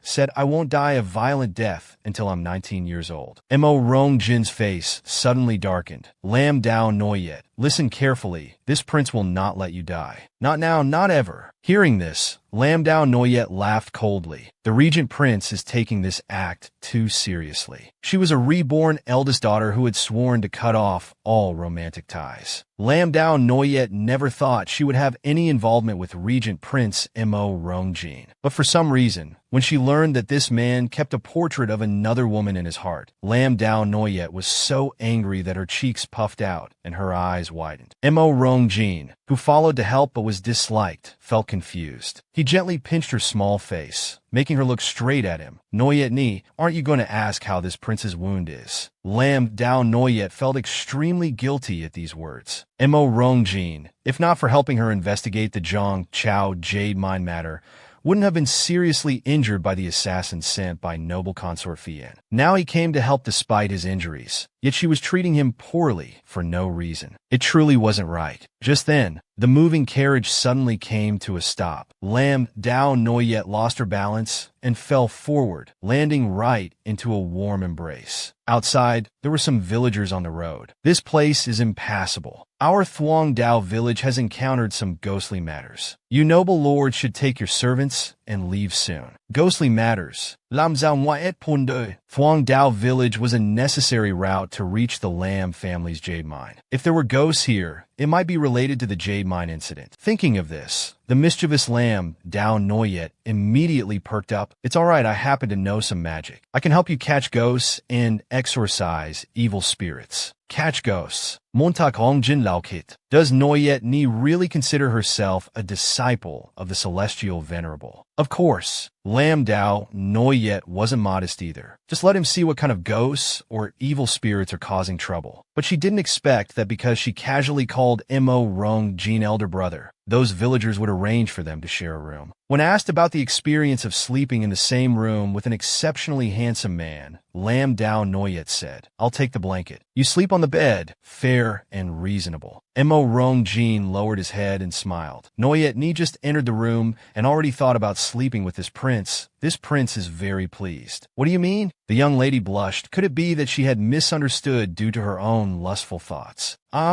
Ghosts are here. A piercing scream rang out from outside. Lam Dao Noyet rushed out the door and saw more than a dozen black cats with red eyes gathering and dancing in the courtyard. Seeing them all extend their sharp claws and lunge towards her, Lam Dao Noyet frowned and stepped back. But the cat's cold, sharp claws were already close before her eyes. At the crucial moment, a yellow folding fan blocked in front of the young lady, swatting away the red-eyed black cat. Lam Dao Noyet sighed in relief, while also wondering, with Mo Rongjin's superior martial arts, how could he have been so easily assassinated by her in the previous life? But she didn't have time to think much, as a woman passing by had already been scratched and injured by a black cat. Lam Dao Noyet shot out a royal wind needle, killing the black cat, and quickly ran to the woman's side. Are you all right? Unexpectedly, the woman suddenly turned her head, and on her pale face flowed tears as red as blood. Before the woman could attack, Lam Dao Noyet decisively knocked her unconscious.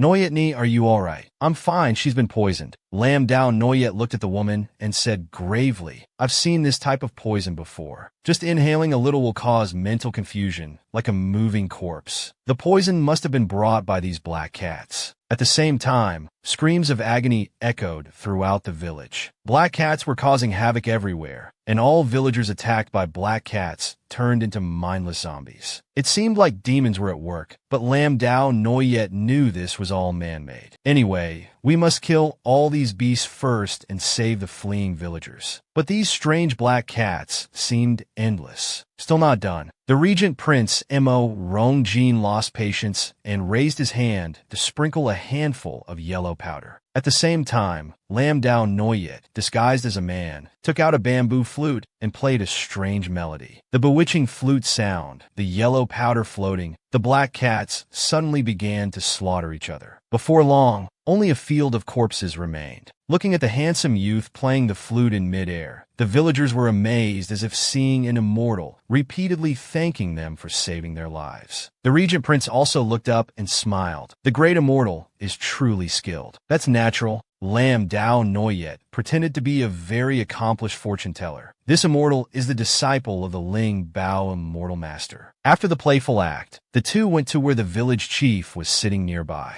Old sir, can you tell us what this is all about? The village chief sighed and recounted the whole story. Half a month ago, in the Lam family's mine on Jade Mountain, 6 white female skeletons were excavated. The officials investigated for a long time, but couldn't trace the identities of these 6 women. On the very day the bones were excavated, a woman with strange behavior came to our village. She only stayed for one night, but generously scattered a lot of money. The day after the woman left, villagers found black cat hair all over the bed she slept in. Since then, every sunset, a horde of black cats would come out and attack the villagers. Those who were scratched and bitten all went mad, only returning to normal at dawn. Later, the officials cross-checked testimonies and said that the woman was one of the 6 who died in the mine. She, I'm afraid, had turned into a cat spirit returning for revenge. The officials said that the 6 female skeletons were blood pearls that the Lam family secretly used to nurture top-quality jade. Because they died unjustly, they turned into cat spirits to return for revenge. Currently, 2 managers of the Lam family's jade mine have been arrested and will be tried tomorrow morning. Cat spirits seeking revenge. Lam Dao Noyet was startled, grabbing Mo Rongjin's sleeve. Akan, we must quickly go to the government office, or it will be too late. The man's face suddenly flushed red, hesitantly asking, You called me Akan? Yes, what else should I call you? There are many people here with prying eyes. It's not convenient to reveal your identity. It's all right. A beautiful smile appeared on the man's face. A gene is very good. The next day at the Yushan County Yamen, the magistrate had concluded the case of white bones in the jade mine. The 2 Lin family managers didn't confess, so they were tortured. Seeing Lin Yao arrive just in time with Mo Rongjin,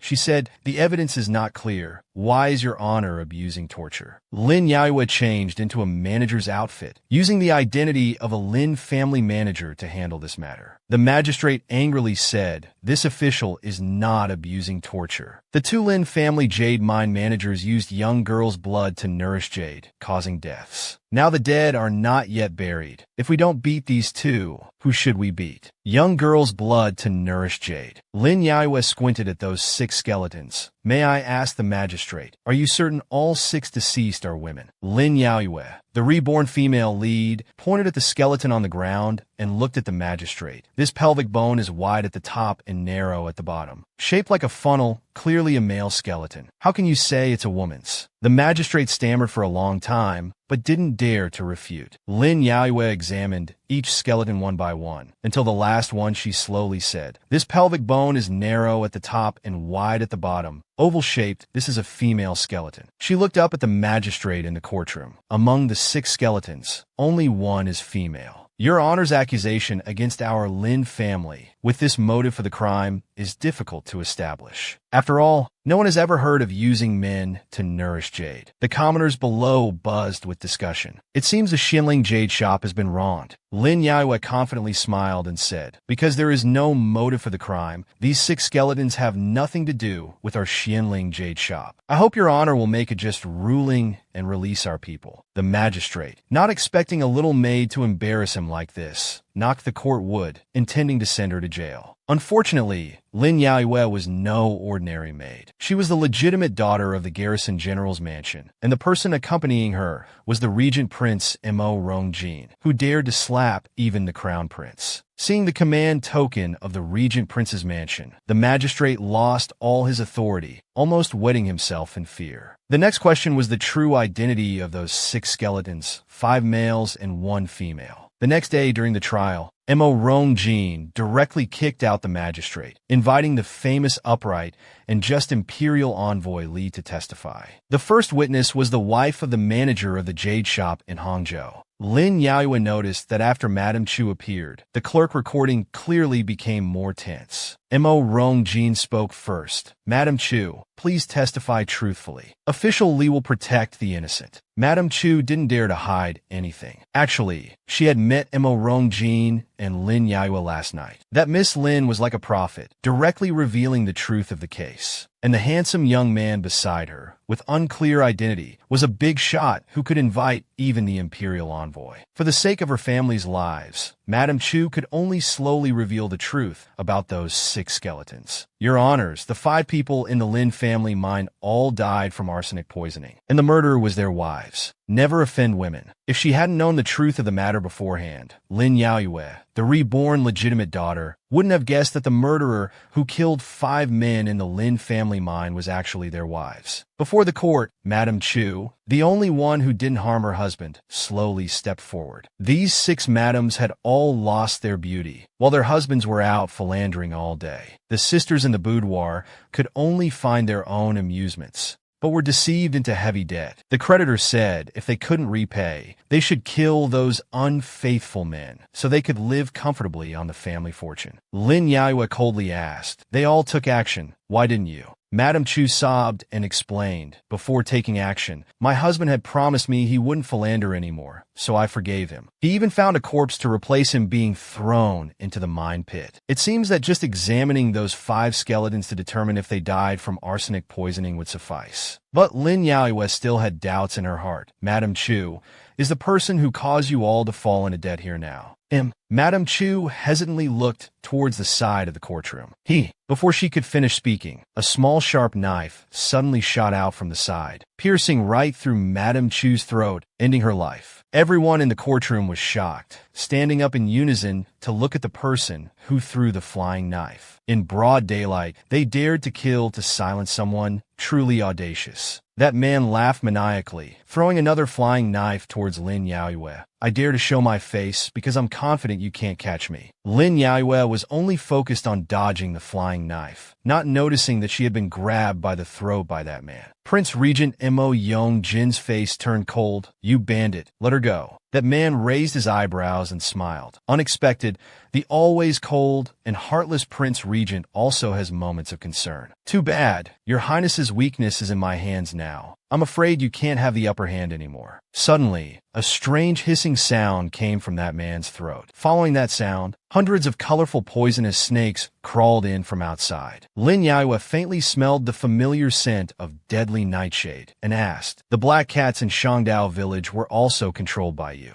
That man didn't expect her to remain so calm at this moment and smiled sinisterly. "Very smart. Yes, it was me. Let these little darlings entertain the Prince Regent." Along with the hissing, a giant golden python opened its mouth, lunging towards the Prince Regent. Lin Yaoyue felt her heart tighten, involuntarily crying out, "Ajin, be careful." Mo Yongjin swung his iron fan, instantly killing the giant python, his eyes looking at Lin Yaoyue with satisfaction. "It seems Yuer is very worried about this prince." Lin Yaoyue quietly took out a yufeng needle, taking advantage of the moment when that man wasn't paying attention, suddenly throwing the yufeng needle towards his face. That man's reflexes were as quick as a snake, quickly retreating backwards, avoiding her attack. Didn't expect Miss Lin to have such skills. "Little beauty, we'll meet again." Seeing the situation unfavorable, that man decided to jump out the window and escape. This was the assassin sent by Bui Hien Fai to assassinate the Prince Regent. How could Lin Yaoyue easily let him leave? A yufeng needle immediately pierced into that man's thigh. You forced me to do this. Seeing he couldn't escape, that man recklessly lunged at Lin Yaoyue, grabbing her arm and biting hard. This damn dog, there must be poison on his teeth. But unexpectedly, that man's face was even more shocked than hers. Your blood. Damn it. A dense white smoke. The man's figure disappeared. After being bitten, Lin Yaoyue only felt her whole body go weak, falling into Prince Regent Mo Yongjin's arms. Don't be afraid. This prince has already transmitted some blood to you yesterday. You're immune to all poisons. Sleep for a while, the poison in your body will be gone. Looking at the young woman in his arms gradually falling asleep, Mo Yongjin lovingly kissed her forehead. It's all because this prince didn't protect you well. From now on, I won't let you get hurt again. In the evening, under the flickering candlelight, Mo Yongjin quietly sat by the bed, guarding the sleeping young woman. Ajin, Lin Yaoyue struggled to open her eyes. Mo Yongjin leaned down to look at her. Does your have any instructions? A handsome face pressed close. The young woman blushed shyly, shrinking into the blanket. Why is your highness so close? The man chuckled softly. Just call me Ajin. How did it turn back to your highness so quickly? Mo Yongjin domineeringly hugged Lin Yaoyue into his arms, not giving her a chance to make excuses. You've long known this prince's feelings. Don't always avoid this prince. It makes this prince very uneasy. Lin Yaoyue's beautiful eyes widened. She didn't expect Mo Yongjin to say these words, feeling as if she was dreaming. At this moment, Imperial Envoy Li came to pay respects. What surprised official Li was that the Prince Regent called him here to close this case. The upright official Li didn't understand.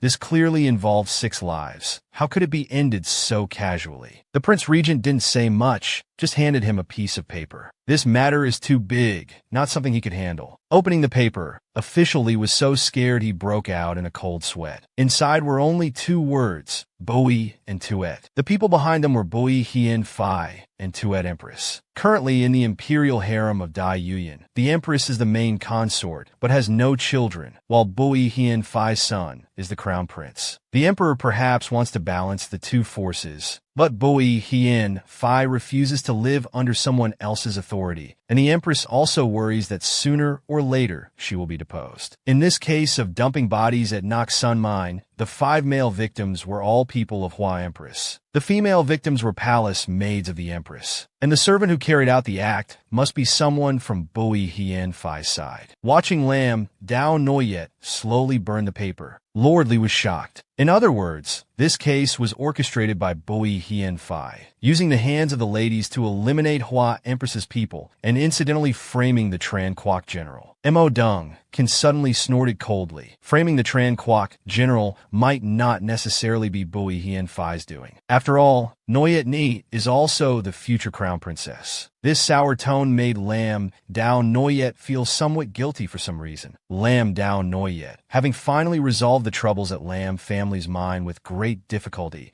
was greeted by the haughty scolding of old Madame Lam. It was just a small matter. Why did it take you so long to return? Lam Dao Noyet gritted her teeth. To clean up the mess left by concubine Fuang. This time she had nearly lost her life twice, only surviving thanks to the regent prince. In the old Madame's ears, it had become just a small matter. The young lady looked up at second Madame Lu sitting in her mother's position, feeling even colder inside. Second aunt sitting there, isn't that disrespectful? Seeing Lu still pretending to be foolish, Lam Dao Noyet pointed at her and shouted, "This is the position bestowed by His Majesty to my mother, the first-rank Trin Madam. Second aunt is just a commoner. How dare you sit there? Stand up. You're not worthy to sit here." After saying this, she mercilessly pulled Lu off the chair. Lu's daughter, Lam Nu Tran, quickly spoke up, "Sister, how can you be so disrespectful to your elders?" Old Madame Lam also became angry. "It's all because your mother lacks the demeanor of a matriarch that I had to let your second aunt take her place. Should we let our Tran Quoc general's mansion lose face because of your mother's incompetence?" Hearing her criticize her mother, Lam Dao Noyet was truly filled with extreme hatred, not even calling her grandmother anymore. The country comes first, family second. Old Madame disregards the imperial edict like this. Where does that put His Majesty? Hearing her mention His Majesty, Lu immediately became frightened, changed her expression, and apologized to Madame Li, Lam Dao Noyet's mother. Madame Li had a weak personality, used to telling her daughter to endure, and let things pass. Lam Dao Noyet looked at her mother's pale face, feeling heartbroken. "Mother, you're running a fever. There's no need to entertain guests anymore." The young lady felt helpless inside, could only let her mother quickly return to her room, while also sending someone to invite the doctor. Concubine Fuang beside her hinted, "One wouldn't know it was such a serious illness. Little sister used to manage the household without being so weak." Lam Dao Noyet laughed again. "Mother is currently unwell. Second mother hasn't stepped down yet. Do you also want to disregard the laws of the country?" Old Madame Lam was about to speak up and scold. Lam Dao Noyet stared at her, speaking first. "Grandmother, if our mansion doesn't take His Majesty's edict seriously and disregards the rules of propriety, I'm afraid disaster will befall us, and our glory and wealth will be nothing but emptiness. I hope grandmother will think carefully." The last sentence, the young lady said with particular determination. The old madam sighed, closed her eyes, and finally let concubine Fuang go check on Madame Li. After sending away the troublesome people, old Madame Lam kept Lam Dao Noyet back to talk privately. Her intention was that after Lam Dao Noyet had worked hard to resolve the issue at Nok Sun Mine, she wanted the second branch to reap the benefits and manage the Huin Lin Nok store. This was completely different from what Lam Dao Noyet had said before leaving. Seeing the old madam trying to use her status as an elder to force her to compromise, Lam Dao Noyet calmly smiled. "Noyet Ni returned wounded, yet grandmother wants to pull the bridge away after crossing. I had the ability to resolve this matter, and I also have ways to make Lam family's jade mine sealed again. Does grandmother believe it or not?" Lam Dao Noyet, "How can you be so cruel and shameless?" The young girl gave a cold smile. "If good people are bound to be bullied, then in this life, I'd rather be an evil and shameless person." Ignoring the angry old lady, Lam Dao Noyet said in a frenzied tone, "Grandmother, just try and see if you can snatch the mysterious spirit jade pendant from Noyet's hands." Because Lam Dao Noyet refused to hand over the mysterious spirit jade pendant to the second branch,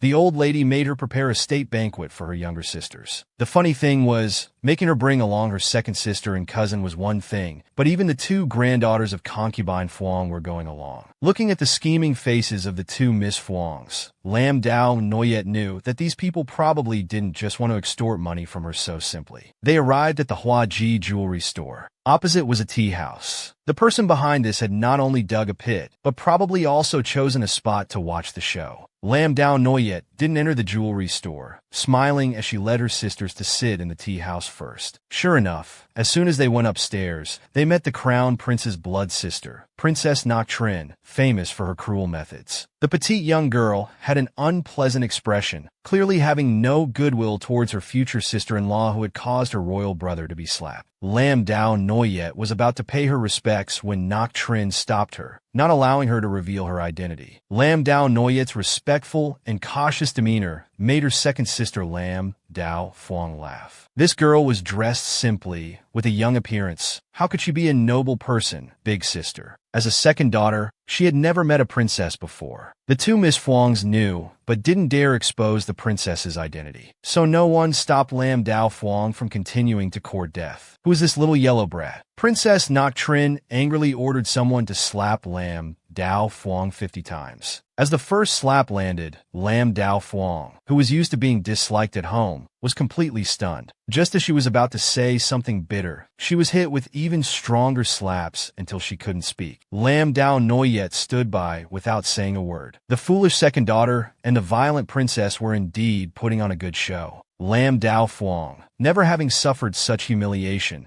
in her anger lunged towards Nok Trin. "I'll risk my life with you." Under Lam Dao Fuang's strong push, the railing behind broke, and both fell from the floor. Princess Nok Trin was caught in a strong pair of arms, while Lam Dao Fuang crashed through the eaves below, lying motionless for a long time. "Miss, are you all right?" The scholar who caught Nok Trin was dressed simply, but it looks like a painting. His scholarly demeanor made the little princess blush. With things having become so chaotic, there was no need to choose any more tactics today. Lam Dao Noyet looked down from above at Lam Dao Fuang sitting on the ground. "Fuang, haven't you gotten up yet? Are you trying to embarrass our Zhengui general's mansion by sprawling in the middle of the road like that?" Lam Dao Fuang watched her sister turn and leave, her heart filled with hatred to the point of grinding her teeth. She reached up and tore at Lam Dao Noyet's dress. If she was disgraced, Lam Dao Noyet wouldn't get off easily either. Noyet, be careful. Lam Dao Noyet was pulled hard by her, losing her balance and falling forward. Before she could be frightened, she found herself embraced. Yet it was Crown Prince Mo Yongling. This person just touching him felt disgusting. Seeing the young girl quickly avoid him, Crown Prince Mo Yongling only felt angry and confused. I was worried about you, and came here especially. Why do you keep avoiding me like this? Lam Dao Noyet, you are my future crown princess. Your Highness hasn't had the grand wedding yet. This situation seems a bit inappropriate. The scholar who had just caught the princess suddenly spoke up to defuse the situation, causing the crown prince to glare at him angrily. Who are you? This is my cousin, Lam Tonin. He was the one who risked his life to save your Highness's sister just now. Lam Dao Noyet took the opportunity to change the subject, remembering this second-born cousin of her second uncle. In her previous life, he unexpectedly became the prince consort, seemingly because he had saved the princess. Looking at the princess's expression, she had clearly fallen in love at first sight with this cousin. Just now, second sister Lam Dao Fuang had pushed Princess Nok Trin, and they both fell from the tea house floor. Both were disheveled and in a very sorry state. The manager of the treasure pavilion came out to greet the guests, with no good intentions inviting Lam Dao Noyet inside the shop to rest. Lam Dao Noyet was also very curious about what trap her family had set for her this time. Let the princess and second sister go, and first to see. These two young ladies are injured. Please arrange for the shopkeeper to take care of them. After dealing with the trouble, Lam Dao Noyet approached Lam Tonin and whispered, Cousin, I know what you want. I can help you. Thank you, cousin. At that moment, a woman's scream suddenly rang out from inside Trambao Lu.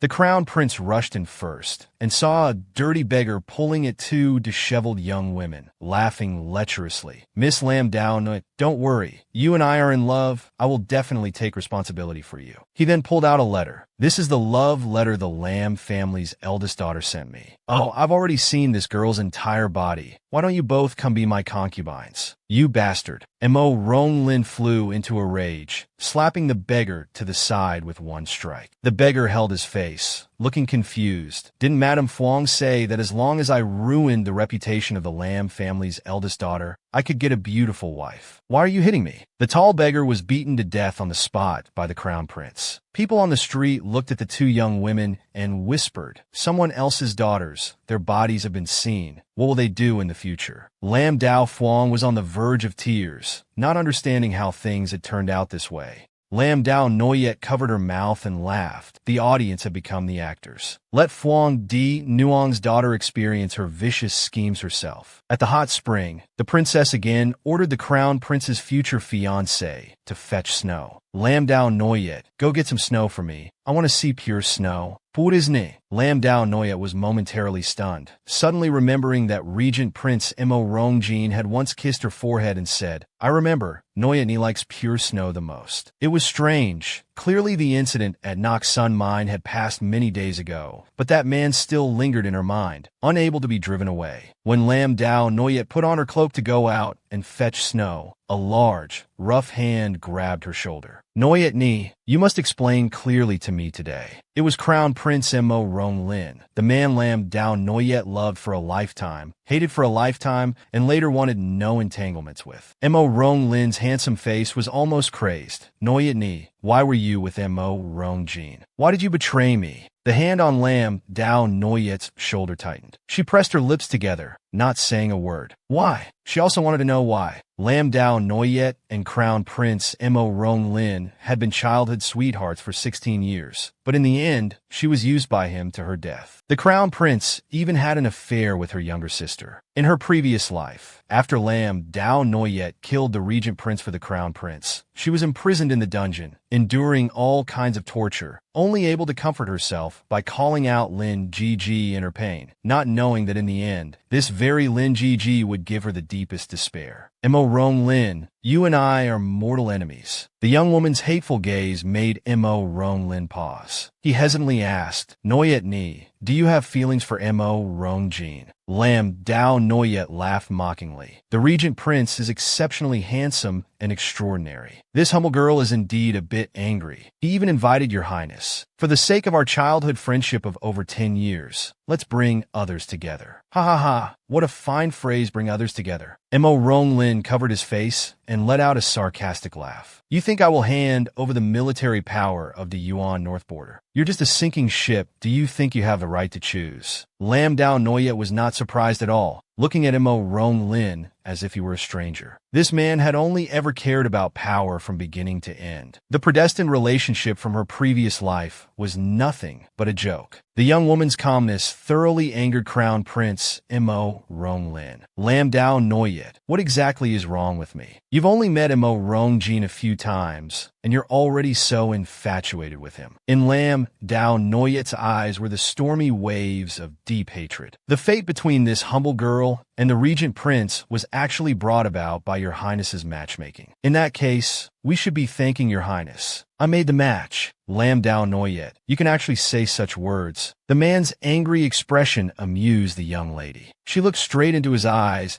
and said word by word, there's nothing to hide. I do admire him. Do you really think this prince doesn't dare to kill you? Lam Dao Noyet was choked to the point of breathlessness, but still managed to laugh softly between gasps. Your highness doesn't dare not because you can't, but because you're unwilling. Unwilling to give up the military power of the great general's mansion. Unwilling to give up the power you're about to obtain. As soon as these words were spoken, Mo Rong Ling laughed silently again. Lam Dao Noyet, you truly live up to being childhood sweethearts who grew up with this prince. How perceptive. But do you think this will make this prince cancel the engagement? The man reached out and violently tore the woman's clothes. You are this prince's woman. For all eternity, you belong to this prince. This crown prince is truly shameless. Unable to win the female lead's heart, he wants to possess her body instead. Lam Dao Noyet, this prince wants you right now. Let's see how he, Mo Rong Jin, treats you after this. Mo Rong Ling had lost control. At the crucial moment, a royal wind needle shot out, precisely piercing the back of Crown Prince Mo Rong Ling's neck. His tall figure immediately went limp and collapsed. It turned out the hidden guard nearby, Sun Er, had made his move. Lam Dao Noyet looked at the unconscious Crown Prince, hatred welling up in her heart. She really wanted to stab this bastard to death with a knife. Mo Rong Ling, do you think I'm still like in my previous life, letting you humiliate me as you please? Sun Er hurriedly spoke up to stop her. Master, he is after all the crown prince. If you act against him, it will implicate the entire great general's mansion. The great general's mansion. Lam Dao Noyet gritted her teeth in hatred. In her previous life, the scene of her entire family being executed still haunted her like a nightmare. Now with the enemy right beside her, she could only endure time and time again. Is this really the fate of Shan Yuan Shu? In the end, Lam Dao Noyet could only temporarily endure, telling Sun Er to take the crown prince back to his room. After calming down, Lam Dao Noyet picked up the lantern from the ground and walked towards the hot spring. Mo Rong Ling, today I spared your life for the sake of my parents and brothers. The debt you and Princess Yujin owe me for plotting against me, I will collect sooner or later. The next morning, the housekeeper of Warm Spring Mountain Villa informed Lam Dao Noyet that someone wanted to see her. At the same time, he smiled and told her that the princess had caught a cold last night, and the crown prince had also returned to the palace due to urgent matters. The news of the two hateful people leaving made Lam Dao Noyet breathe a sigh of relief. But she also realized that this matter was probably not so simple. Lam Dao Noyet followed the housekeeper to the main hall of Warm Spring Mountain Villa. But unexpectedly, she met that extraordinarily handsome man again, Regent Prince Mo Rong Jin. It was he who wanted to see her. Mo Rong Jin introduced the gentle and refined man beside him. This is the head of the Gua family, ranked second among the four great clans, Gua Yisian. He wants to help with the Mystic Spirit Jade Pendant in your possession. The Gua family wants to help with the Mystic Spirit Jade Pendant. Lam Dao Noyet was delighted. This was truly timely. It seems that the case of female corpses in the Jade Mine, plotted by Boi Hien Fei, not only affected the Su family, but also implicated the Gua family. It has indeed brought her quite a few friends. In her previous life, Lam Dao Noyet had never met the Gua siblings. In this life, many things seemed to be different. Mo Rong Jin's eyes never left the young lady. Seeing that they had finished talking, he opened his mouth to invite Lam Dao Noyet for a walk outside. The courtyard was a vast expanse of white snow. The young lady, wearing a cloak, stared at the tall man in front of her and asked straightforwardly, "Prince, do you have any instructions? It's only been a few days since we last met. Why has Noyet Ni become so formal with this prince?" The man gently caressed the young lady's face. The clear voice made Lam Dao Noyet momentarily dazed. The distance was too close. She wanted to step back a bit, but her body wouldn't obey her commands. "Lam Dao Noyet, can you have some dignity? You've lost all face." The young lady took a deep breath and changed the subject. "Prince, was it you who ordered the crown prince to return to the palace?" The decisive and ruthless regent prince now had eyes full of tenderness, smiling. "That's right. Does Noyet Ni want to break off the engagement with the crown prince? If you want, this prince can help you." "Of course I want to." Lam Dao Noyet only wished she could have nothing to do with the crown prince in the future. But she was just a small, legitimate daughter of the great general's mansion. The marriage was bestowed by the emperor. How could she cancel it as she pleased? The only one who could help her was probably this regent prince with power over the world before her eyes. But she, Lin Yaoyue, was not alone. In her days, the curse of the great shaman Shan Yuan echoed in her head. "Lin Yaoyue, your fate and that of the garrison general's mansion are predestined. You cannot change it." The young woman trembled as she threw herself into Mo Rong Jin's arms, tears streaming down her face, rejecting the moving proposal. "Your Highness, the garrison general's mansion is a loyal and patriotic family. I cannot commit such a treasonous act.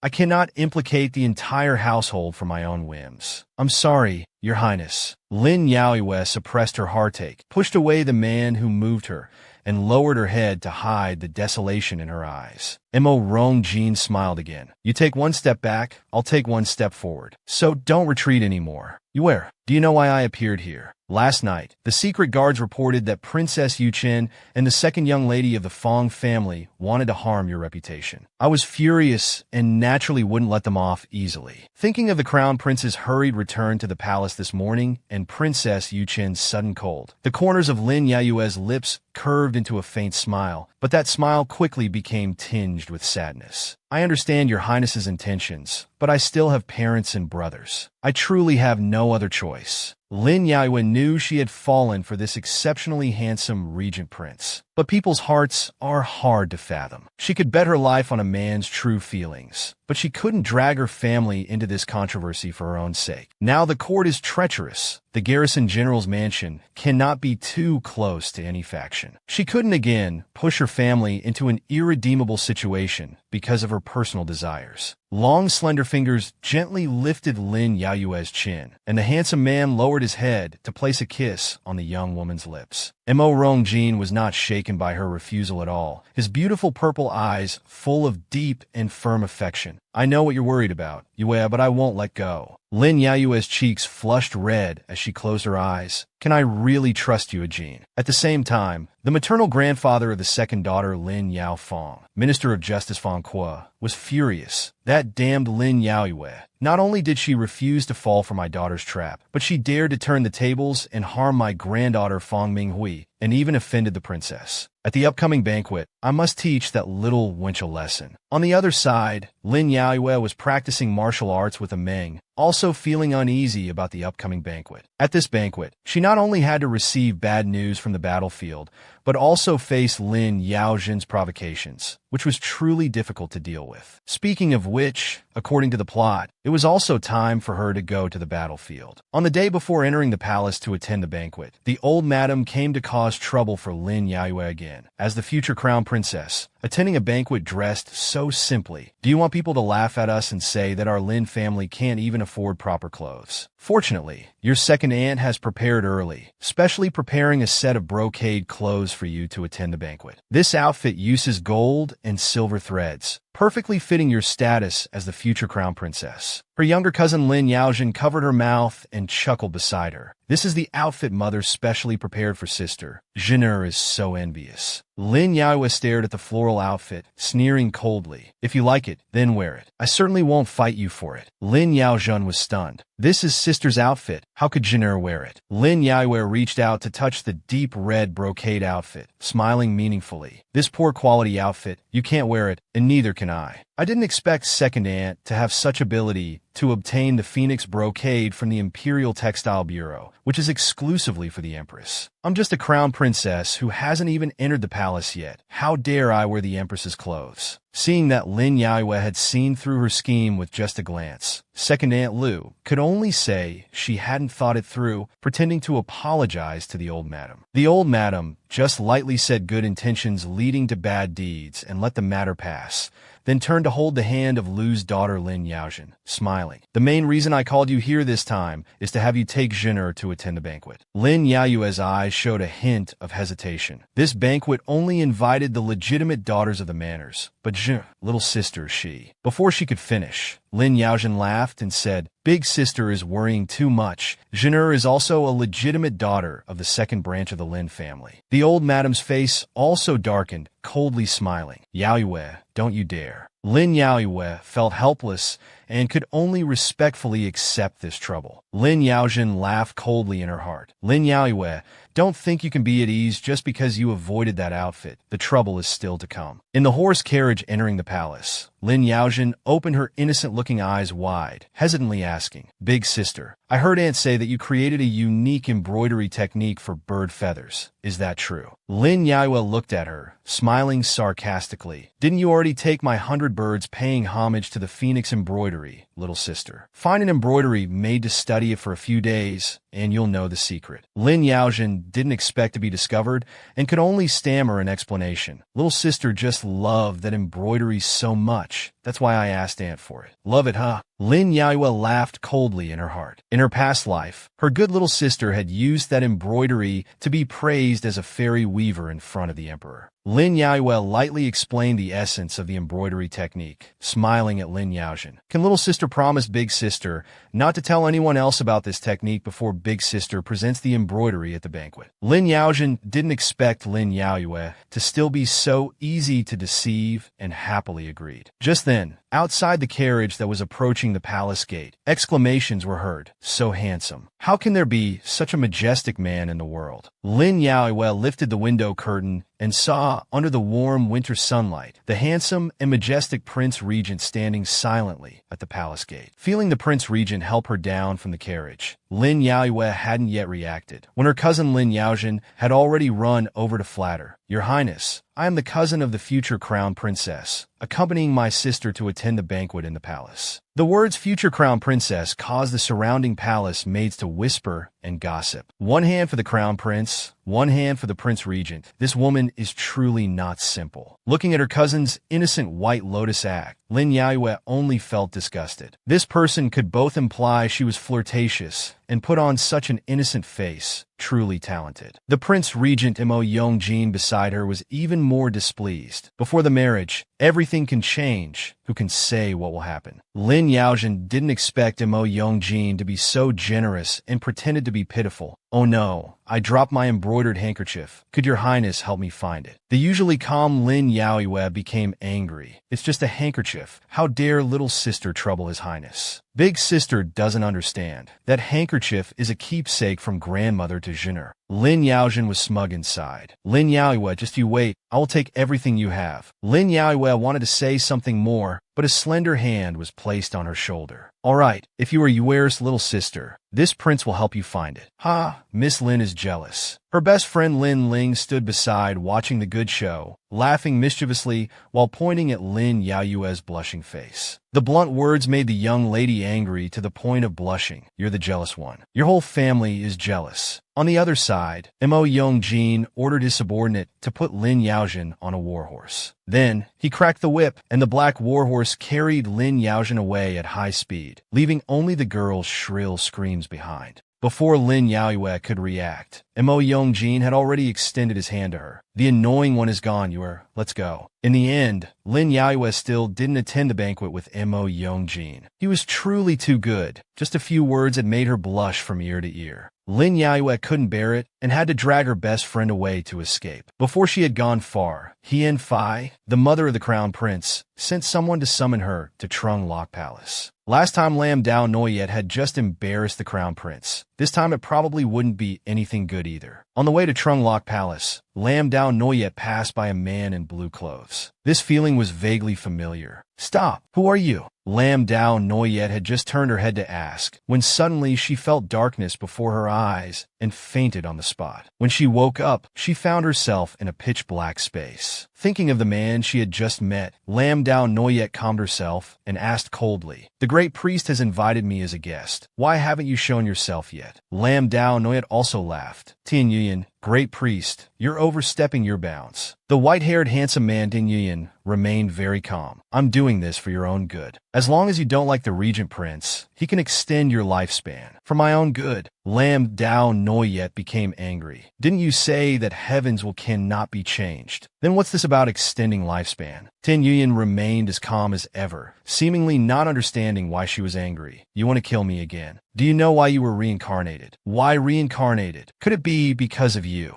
Unexpectedly, Tian Yuyan nodded. "That's right, you were saved by me. I need you to come with me to Pham Van Valley." "Go to Pham Van Valley." Lam Dao Noyet laughed coldly. "As the legitimate daughter of the Tran Quoc General's mansion, how could I go with you to an enemy country?" As she finished speaking, 3 Ngufang needles flew from the young lady's hand. With a clang, the mystical space of spiritual energy was broken. But Tian Yuyan still wouldn't give up, grabbing Lam Dao Noyet's arm, insisting on taking her away. "You have changed the fate of too many people. You must come with me." Lam Dao Noyet of course disagreed. At the crucial moment, Crown Prince Mo Dung Lin, sword in hand, stood in front of Lam Dao Noyet. "Great priest of Pham Van country, you dare to kidnap the crown princess right in the imperial palace of Dai Yuyan. Do you want to start a war between our two countries? Miss Lam, we will meet again," Tian Yuyan said softly, then turned into smoke and disappeared. "Fortunately, I arrived in time. Noyet Ni, are you all right?" Seeing the young lady quickly avoid his touch, Crown Prince Mo Dung Lin was furious. "Lam Dao Noyet, have you forgotten? 3 years from now is the day of your wedding to me. That day is 3 years from now. Currently, Your Highness and I have no husband-wife relationship. Please mind your words." The young lady's resistance made Mo Dung Lin even more frenzied. He couldn't lose her,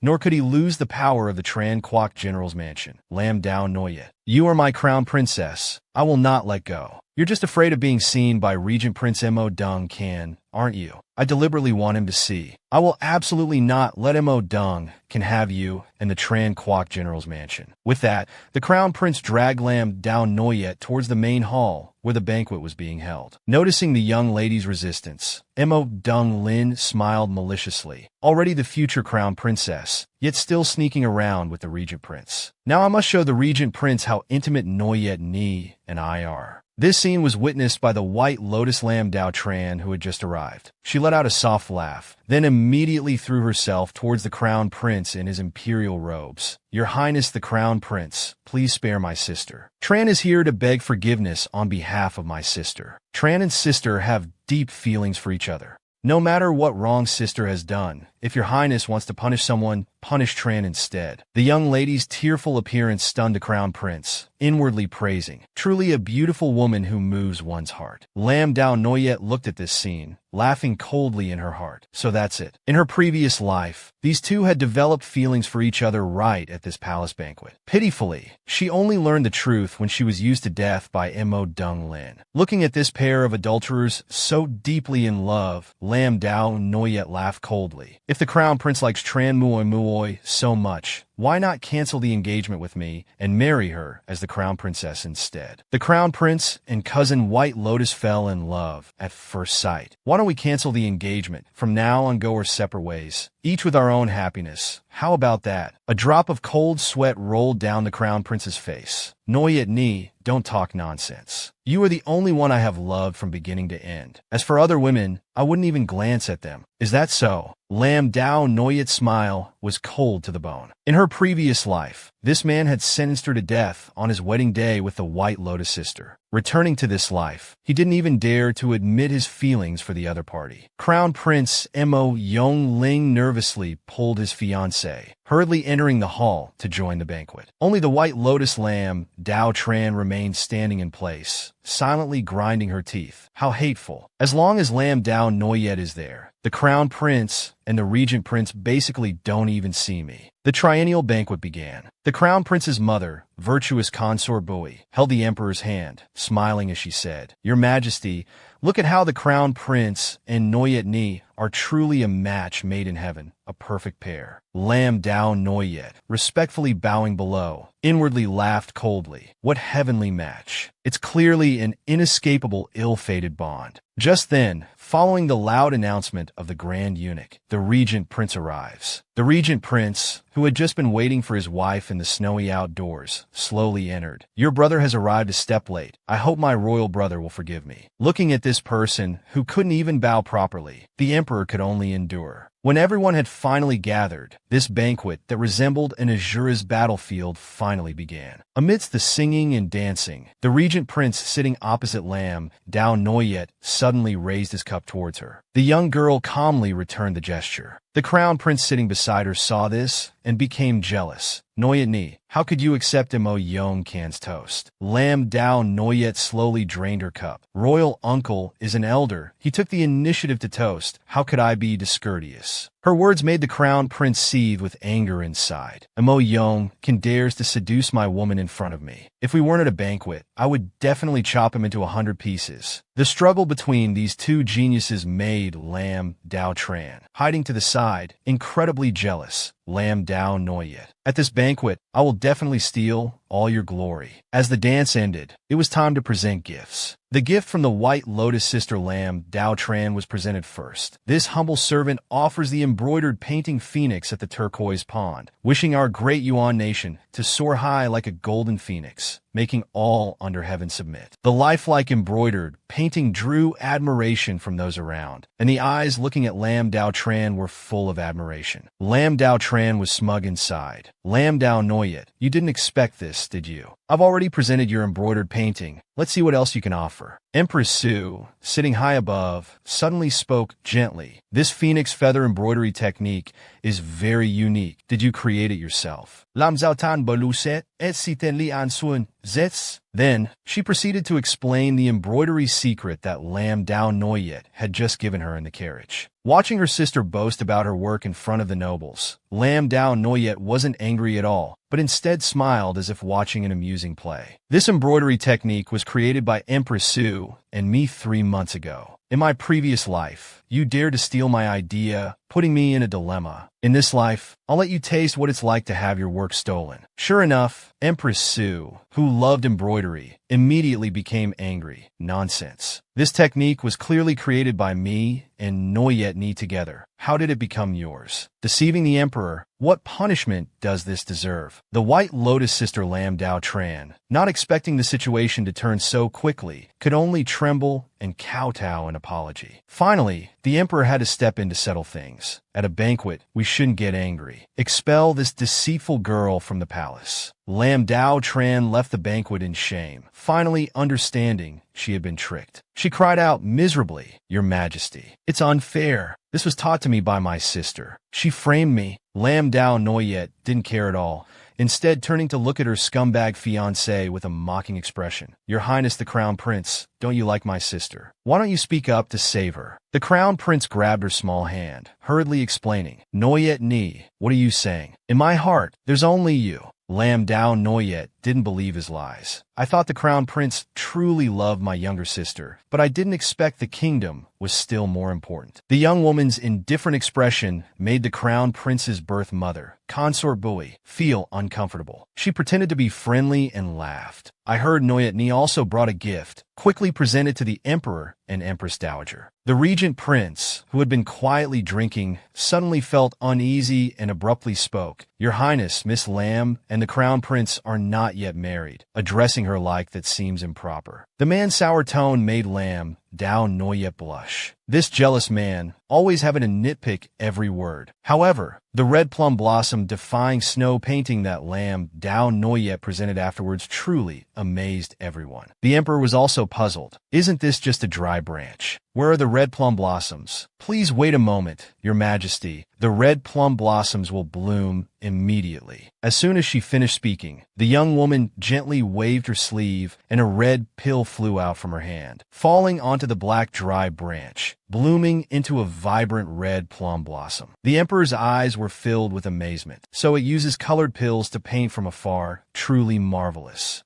Lam Dao Noyet let out a soft laugh, then shot out a few more pills from her hand. On the white background, red plum blossoms gradually appeared, as if blooming right at that moment. This beautiful scene caused a stir at the banquet, with everyone praising the eldest daughter of the Lam family skill. After completing the painting, Lam Dao Noyet respectfully bowed. Noyet Ni wishes that our great Yuan nation will be like these red plum blossoms, proud among heaven and earth, unparalleled. This gift greatly pleased the emperor, who smiled and ordered someone to bring the painting before him. Unexpectedly, the scroll suddenly broke, and a giant venomous snake emerged from inside, lunging straight at the emperor on his dragon throne. Lam Dao Noyet never expected that within the gift she presented to the emperor would be a giant venomous snake. Seeing the venomous snake spitting venom and lunging towards the emperor, Lam Dao Noyet could only risk her life to shield the emperor, intending to catch the snake with her bare hands. At the crucial moment, a familiar tall figure shielded the young woman from behind. The venomous snake was immediately cut in half. It was Regent Prince Mo Rongjin. He had once again saved Lam Dao Noyet. The man turned his head, showing an indulgent smile. Are you scared? The young woman's eyes lit up. No, I knew you would definitely act. Without realizing when it had started, as long as Mo Rongjin was by her side, Lam Dao Noyet felt safe. It seems Noyet Ni understands me very well now. Mo Rongjin's cold gaze glanced to the side. But some people who think themselves clever don't understand this prince at all. Phuong Di Nuong's father, Phuong Kot, was so frightened by this gaze that he kept backing away. He had done this very secretly. The regent prince shouldn't have discovered it. Unexpectedly, a similar incident had also occurred in the previous life. Phuong Kot, as the Minister of Justice, was not only the elder brother of Lam's old madam, but also the father of Phuong Di Nuong. To eliminate Lam Dao Noyet and her mother, and make Phuong the main wife, in the previous life, Phuong Kot had also hidden a venomous snake in her gift, framing Lam Dao Noyet for attempting to assassinate the emperor, then taking advantage of insufficient evidence to use torture to force her to confess, causing Lam Dao Noyet to suffer greatly in prison. Afterwards, the regent prince used the excuse of insufficient evidence to release her. In the end, in both lives, this man had secretly helped and protected her, yet she had been unable to distinguish good from bad. Truly foolish. Back to this life, Mo Rongjin naturally wouldn't let Lam Dao Noyet suffer again. Minister Phuong, as the Minister of Justice, how do you view this case? Phuong Kot forced a smile. The venomous snake was hidden in Lam Dao Noyet's gift. Clearly she intended to harm His Majesty's life. Why don't we have Miss Lam come to the Ministry of Justice with me? I will certainly investigate the truth thoroughly. Investigate the truth thoroughly. Clearly, you wanted to use torture to extract a confession. The regent prince also laughed. What assassin would risk their life to save the emperor? Moreover, all presented gifts must go through multiple inspections. Minister Phuong says Lam Dao Noyet brought a venomous snake. Isn't that saying he colluded with spies? Or that the surveillance was lax? If so, don't those spies deserve to die? Several eunuchs in charge of supervision hurriedly knelt down. We begged the regent prince to consider. When we servants inspected the gifts at that time, we didn't find anything unusual. However, after the inspection, Lord Phuong secretly looked at Miss Lam's gift. Lam Dao Noyet smiled. So Lord Phuong wanted to frame me. Lord Phuong, for the sake of your daughter, who is also my stepmother, you've really put in quite a lot of effort. Phuong Kot was so scared he broke out in a cold sweat. He had done this very secretly. No one should have seen it. Phuong Kot didn't know that Mo Rongjin, who had been through all of this once before, had deliberately set a trap for him. Witnesses had also been arranged in advance. Phuong Kot, in your previous life, you made Noyet Ni suffer so much. In this life, this prince will make you taste it all again. After the incident was over, the regent prince not only cleared all suspicions about her, but also forced the emperor to reward her. Your Majesty, I am at fault. It was because of my failure to protect you that a weak woman had to risk her life. If it weren't for Miss Lamb's timely rescue, our great Yuan country might have been in danger. Miss Lamb truly lives up to the name of a descendant of loyal officials. At this point, although Lam Dao Noyet had not been completely cleared of suspicion, due to the fear of the military power in the regent prince's hands, the emperor could only force a smile and praise her for her meritorious service in protecting him, rewarding her with a set of soft golden armor. Lam Dao Noyet bowed her head in gratitude, her mind in turmoil. Even the emperor could be threatened. This was truly the power of the regent prince. He treated others so domineeringly, but towards her,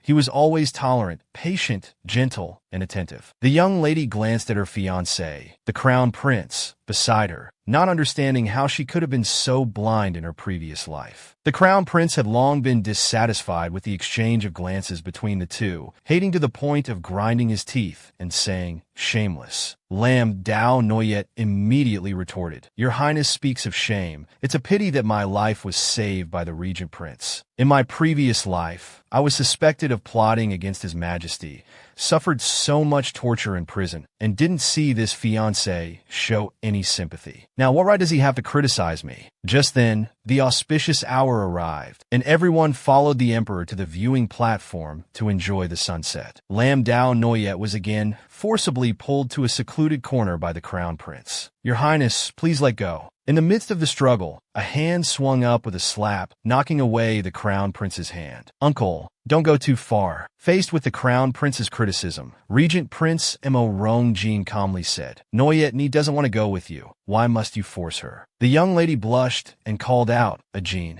Mo Rongjin smiled reassuringly at her. "I'm here." The affectionate display between the two made the crown prince even more furious. Mo Rongjin continued, "Mo Rongling, cancel your engagement with Noyet Ni." "What? What did you say? Dream on." The regent prince swung his hand, slapping away the crown prince who was rushing over in anger, and continued, "Don't you want the throne? You give Noyet Ni her freedom, and I can promise to never compete with you for the throne." "What did you say?" The crown prince was shocked. He never expected that Mo Rongjin, with his overwhelming power, would give up the throne for a woman. Thinking of that lofty position, the crown prince looked longingly at the young lady beside him. "Why etni?" Lam Dao Noyet looked at him with disgust. This guy had exchanged her family's lives for the throne in her previous life, and now he was pretending to be reluctant. The young lady's cold expression made the crown prince look extremely pathetic, his voice trembling. "Ha ha ha. Say those words again." The regent prince repeated without hesitation, "You give Noyet Ni her freedom, and I will not compete with you for the throne." "Ah!" The crown prince suddenly laughed loudly, his laughter carrying a hint of madness, almost going insane. "Noyet Ni, do you really believe Mo Rongjin's words? Don't forget, you are the daughter of the great general of the nation." For a moment, the crown prince was truly moved. If he could exchange a fiancée for that supreme position, he would not hesitate. But this fiancée was the daughter of the person who held half of the military power in Great Yuan. "Yuni, do you really believe Mo Rongjin's words? Don't forget, you are the daughter of the garrison general." The reborn eldest daughter Lin Yaiwa looked at him with ice-cold eyes. "The reason His Highness the Crown Prince wants to marry me is for military power and the throne. Of course I haven't forgotten." The Crown Prince was slightly stunned. "Yuani, we've been childhood sweethearts for 10 years. Why do you believe him and not me?" Lin Yaoyue only felt a sharp pain in her heart. He didn't expect it either. In her previous life, she hadn't had the chance to ask Mo Rongling these words. Yet he still had the audacity to turn back and ask her now. In her previous life, after he assassinated the regent prince for the crown prince, she endured inhumane torture in prison, painfully waiting for that man to come see her one last time. But in the end, what she waited for was the joyous news of the crown prince and Lin Rujin's grand wedding. On that very day, she was ground to ashes. Now what right does this man have to question her? The fate has ended, love and hate have turned to smoke. Lin Yaoyue turned her face away, uttering a sentence. "Perhaps it's because I no longer like your highness." What? The Crown Prince's pupils suddenly dilated. He had never thought of losing Lin Yaoyue, and disregarding everything, he lunged forward to grab her wrist. Crown Prince, please have some self-respect. A silver iron fan turned into a sharp blade, separating him from Lin Yaoyue, preventing him from getting even a bit closer.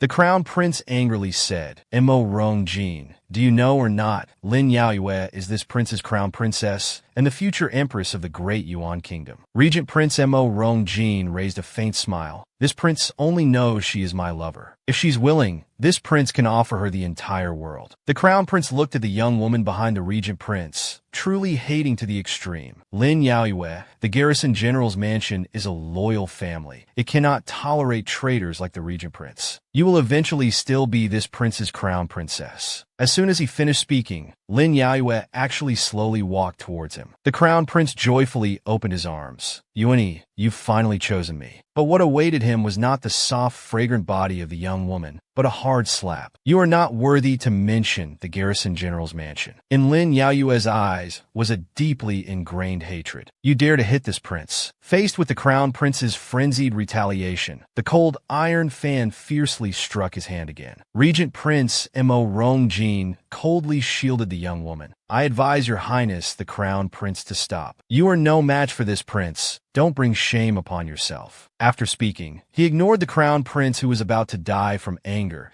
and directly took Lin Yaoyue's small soft hand, leading her away from there. Be it the Crown Prince or the Emperor, as long as Mo Rong Jin was there, he would absolutely not let his woman suffer any harm. Just as the two were being affectionate under the moonlight, a shrill scream suddenly rang out from the viewing platform. "His Majesty has fainted. Quickly summon the Imperial Physician." The Imperial Physician came to check the pulse, but didn't clarify the illness. The Emperor's symptoms seemed familiar to Lin Yaoyue, who instinctively ordered the palace maid, "Quickly bring me a bowl of soybean milk." When the soybean milk was brought, Lin Yaoyue hurriedly wanted to give it to the Emperor to drink, but unexpectedly, Consort Bui Hin didn't allow that thing into His Majesty's mouth. "The origin is unclear. How can it be given carelessly?" Lin Yaoyue reluctantly revealed the truth. "His Majesty has been poisoned with Dan Sha.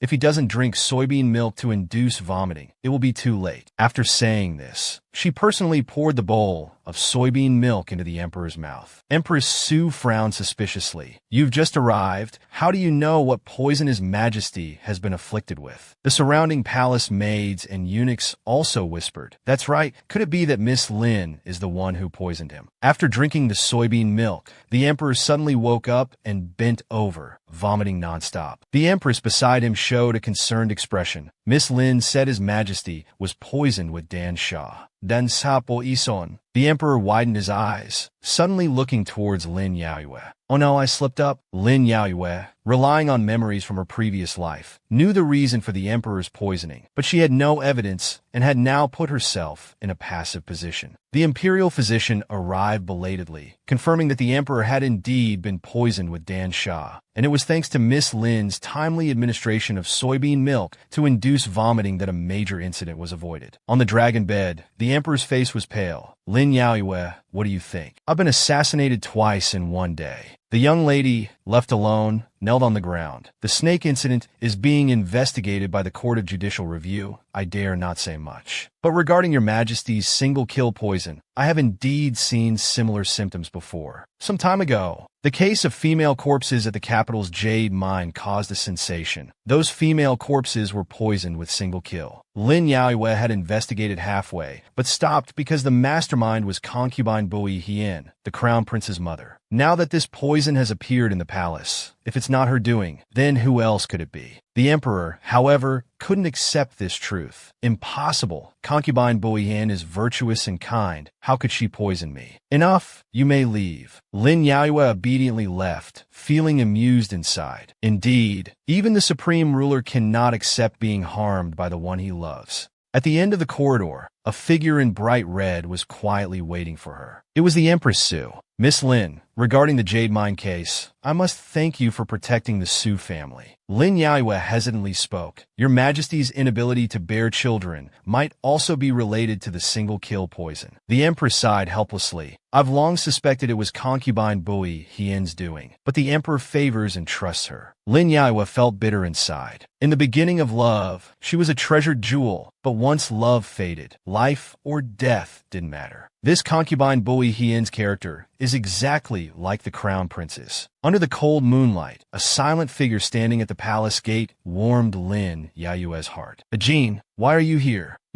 I'm waiting to take you home. The Prince Regent really did take his wife home. After the palace banquet, Lin Yaiwe got off the Prince Regent's carriage, only to see a magnificent and splendid place. Didn't the Prince Regent say he was taking me home? Why did he bring me here? Jin's home is Yuer's home. Ignoring the man's playfulness, Lin Yaiwe looked at this familiar place, her heart filled with mixed emotions. In her previous life, Lin Yaiwe was ordered by Crown Prince Mo Yongling to infiltrate the Prince Regent's mansion as a spy. The Crown Prince told her that Prince Regent Mo Yongjin was a traitor plotting to usurp the throne, a great villain. But when she stood under the mid-autumn moon, homesick, that seemingly cold and indifferent man gently comforted her. Once you've entered my Prince Regent's mansion, whether master or servant, this place is your home. How could she have been so foolish as to listen to the Crown Prince and harm such a warm and considerate person? The events of the previous life were over. The man tenderly kissed her small hand. In this life, as long as Yuer has me in her heart, that's enough. The next day, a slender finger gently poked Lin Yayue's cheek. Little lazy pig, time to wake up. Don't touch me. Let me sleep a bit more. The familiar voice startled Lin Yaiwe awake. Jean, why are you in my room? Under the man's teasing smile, Lin Yaiwe finally remembered what happened last night. At last night's dinner, all the dishes were her favorites. Seeing how the man carefully remembered all her preferences, Lin Yaiwe felt even more guilty. But the past was gone. She could only use wine to apologize and promise not to leave or abandon him in this life. Whether it was the prince's mansion's strong wine or the man's charm that intoxicated her. After her rebirth, the usually cautious Lin Yaiwe got drunk. She kept urging the Prince Regent to drink more. Thinking of her uninhibited behavior, Lin Yaiwe felt so embarrassed. It's not embarrassing. Yuer is very cute when drunk. Lin Yaiwe angrily said, You rascal, it's all your fault for tricking me to come home and getting me drunk. After some playful banter, the Prince Regent had official business to attend to, so he could only arrange for a carriage to take Lin Yaiwe back to the great general's mansion. Unexpectedly, on the way back, a sharp sword suddenly shot towards them, causing chaos with the carriage. What's happening? Lin Yaiwe lifted the curtain, frowning as she asked. At the same time, a sharp sword was placed against her neck. The masked man smiled wickedly. Miss Lin, come with us for a while. He didn't give her a chance to speak, directly striking her sleep acupoint. Looking at the unconscious young lady, the masked man sneered. I didn't want to do this either, but who told you to keep getting involved with Mo Dung Can? As soon as Lam Dao Noyet was kidnapped, Regent Prince Mo Dung Can received a letter from the kidnappers demanding he come to rescue her. Mo Dung Can gritted his teeth. How dare they kidnap Noyet Ni? This prince will make you pay dearly. Elsewhere, in a dark prison, Lam Dao Noyet slowly regained consciousness with her hands and feet bound. She quickly realized that these people's target wasn't her, but they wanted to use her to threaten Regent Prince Mo Dung Can. How ridiculous. As the legitimate daughter of the Tran Quoc General's mansion and future crown princess, the only person Lam Dao Noyet was sure would come to save her was a man with no blood relation to her. Not long after, Mo Dung Can led a team to the arranged location. They had set up an inescapable net, intending to eliminate them all here. Your Highness, go rescue Miss Lam first. Leave this place to us. Seeing his subordinates holding off the enemy, Mo Dung Can rode alone towards the mountaintop. Noyet Ni, I'm coming to save you. Meanwhile, Lam Dao Noyet was tightly bound and unable to move when she encountered that masked man again. Miss Lam, it's time for you to serve your purpose. Lam Dao Noyet probed. You know who I am, so you should understand I am the future crown princess of Dai Yuyan. The man was stunned for a moment, but showed no fear, instead displaying some mockery. So Miss Lam knows she's the future crown princess, huh? Although he had changed his voice, that arrogant tone was identical to the haughty crown prince. Lam Dao Noyet's eyes flashed. What do you really want? What do I want? I want Mo Dung, Can's life. The young lady also laughed. Many want a Can dead, but no one has succeeded yet. You dare call him a Can? How shameless. This remark clearly angered the man. He roughly dragged her outside. I want to see just how much you two love each other. On the mountaintop, a hoarse voice full of malice rang out. Mo Dung Can, look who this is. The masked man held a blade to the young lady's neck. If you don't want her hurt, drop your weapons and surrender. Mo Dung Can's purple phoenix eyes blazed with terrifying anger. His voice cold as ice sent chills down one's spine. Take your filthy hands off her. Don't touch her. Unexpectedly, the masked man showed no fear, instead revealing an amused expression as if watching a play. Miss Lam is the future crown princess. Does the regent prince dare to covet his nephew's wife? Aren't you afraid of being ridiculed by the world? For Noyet Ni, everything is worth it. Mo Dung Can's answer made Lam Dao Noyet tremble slightly, a warmth rising in her heart. The masked man tightened his grip on the young lady, smiling viciously. If that's the case, is the regent prince willing to trade his life for this woman's? You say you love her. Surely you won't refuse this small request. The situation had become the worst possible. Seeing the regent prince, Mo Dung Can rarely showed hesitation. The masked man laughed loudly. What's wrong? Saying one thing, but thinking another. Hurry up, don't you want to save her? It's very simple. Just use the iron fan in your hand to cut your own throat. Mo Dung Can seem to have accepted his fate, coldly asking, if I do as you say, what if you don't release her? The masked man said matter-of-factly, once you're dead, she'll be the rightful crown princess. Why would I need to harm her? This statement convinced Lam Dao Noyet and Mo Dung Can that the masked man was indeed the crown prince. Akin, don't listen to him. I know your heart. That's enough. The young lady's struggle infuriated crown prince Mo Dung Lin. But Lam Dao Noyet had become completely reckless. She grabbed the sharp blade, intending to die together with the crown prince. Akin, after I die, kill him and avenge me. Mo Dung Can rush forward regardless of everything. Noyet Ni don't. Fortunately, the crown prince didn't dare to actually harm Lam Dao Noyet, instinctively pushing her aside. You want to commit suicide. You've gone mad. Lam Dao Noyet, full of hatred, pulled out the hairpin from her head, turned around and stabbed towards the crown prince. You should die. Just then, a knife flew towards the back of the young girl. Mo Yong Can leapt up, using his body to shield Lam Dao Noyet. The knife stabbed into his body, and the man let out a painful groan. Akan Lam Dao Noyet, unable to take revenge, quickly supported his staggering body. The regent prince's men had arrived. The crown prince's subordinates hurriedly pulled him away. Lam Dao Noyet looked at the man's pale face, her heart aching. Akan, why are you so foolish? Where are you hurt? Mo Yong Can smiled to comfort her. It's nothing. I'm wearing armor. It's all my fault. If I had escorted Noyet Ni home myself, Noyet Ni wouldn't have been kidnapped. Lam Dao Noyet angrily said, Don't talk nonsense. It's clearly the crown prince, Bui Hien Phi, and their evil hearts. What does it have to do with you? The young girl's defensive expression made Mo Yong Can feel sweet. It seems Noyet Ni really cares about this prince. It was already dark, and the city gates were closed, so everyone had to set up camp to spend the night in the outskirts. Although Mo Yong Can wore armor, the force of that flying knife was terrifying, piercing through the inner armor and severely wounding him. Mo Yong Can, afraid the young girl would feel guilty, urged his subordinates to quickly bandage him. But just then, Lam Dao Noyet finished cooking and happily ran in. Akan, I made grilled fish for you.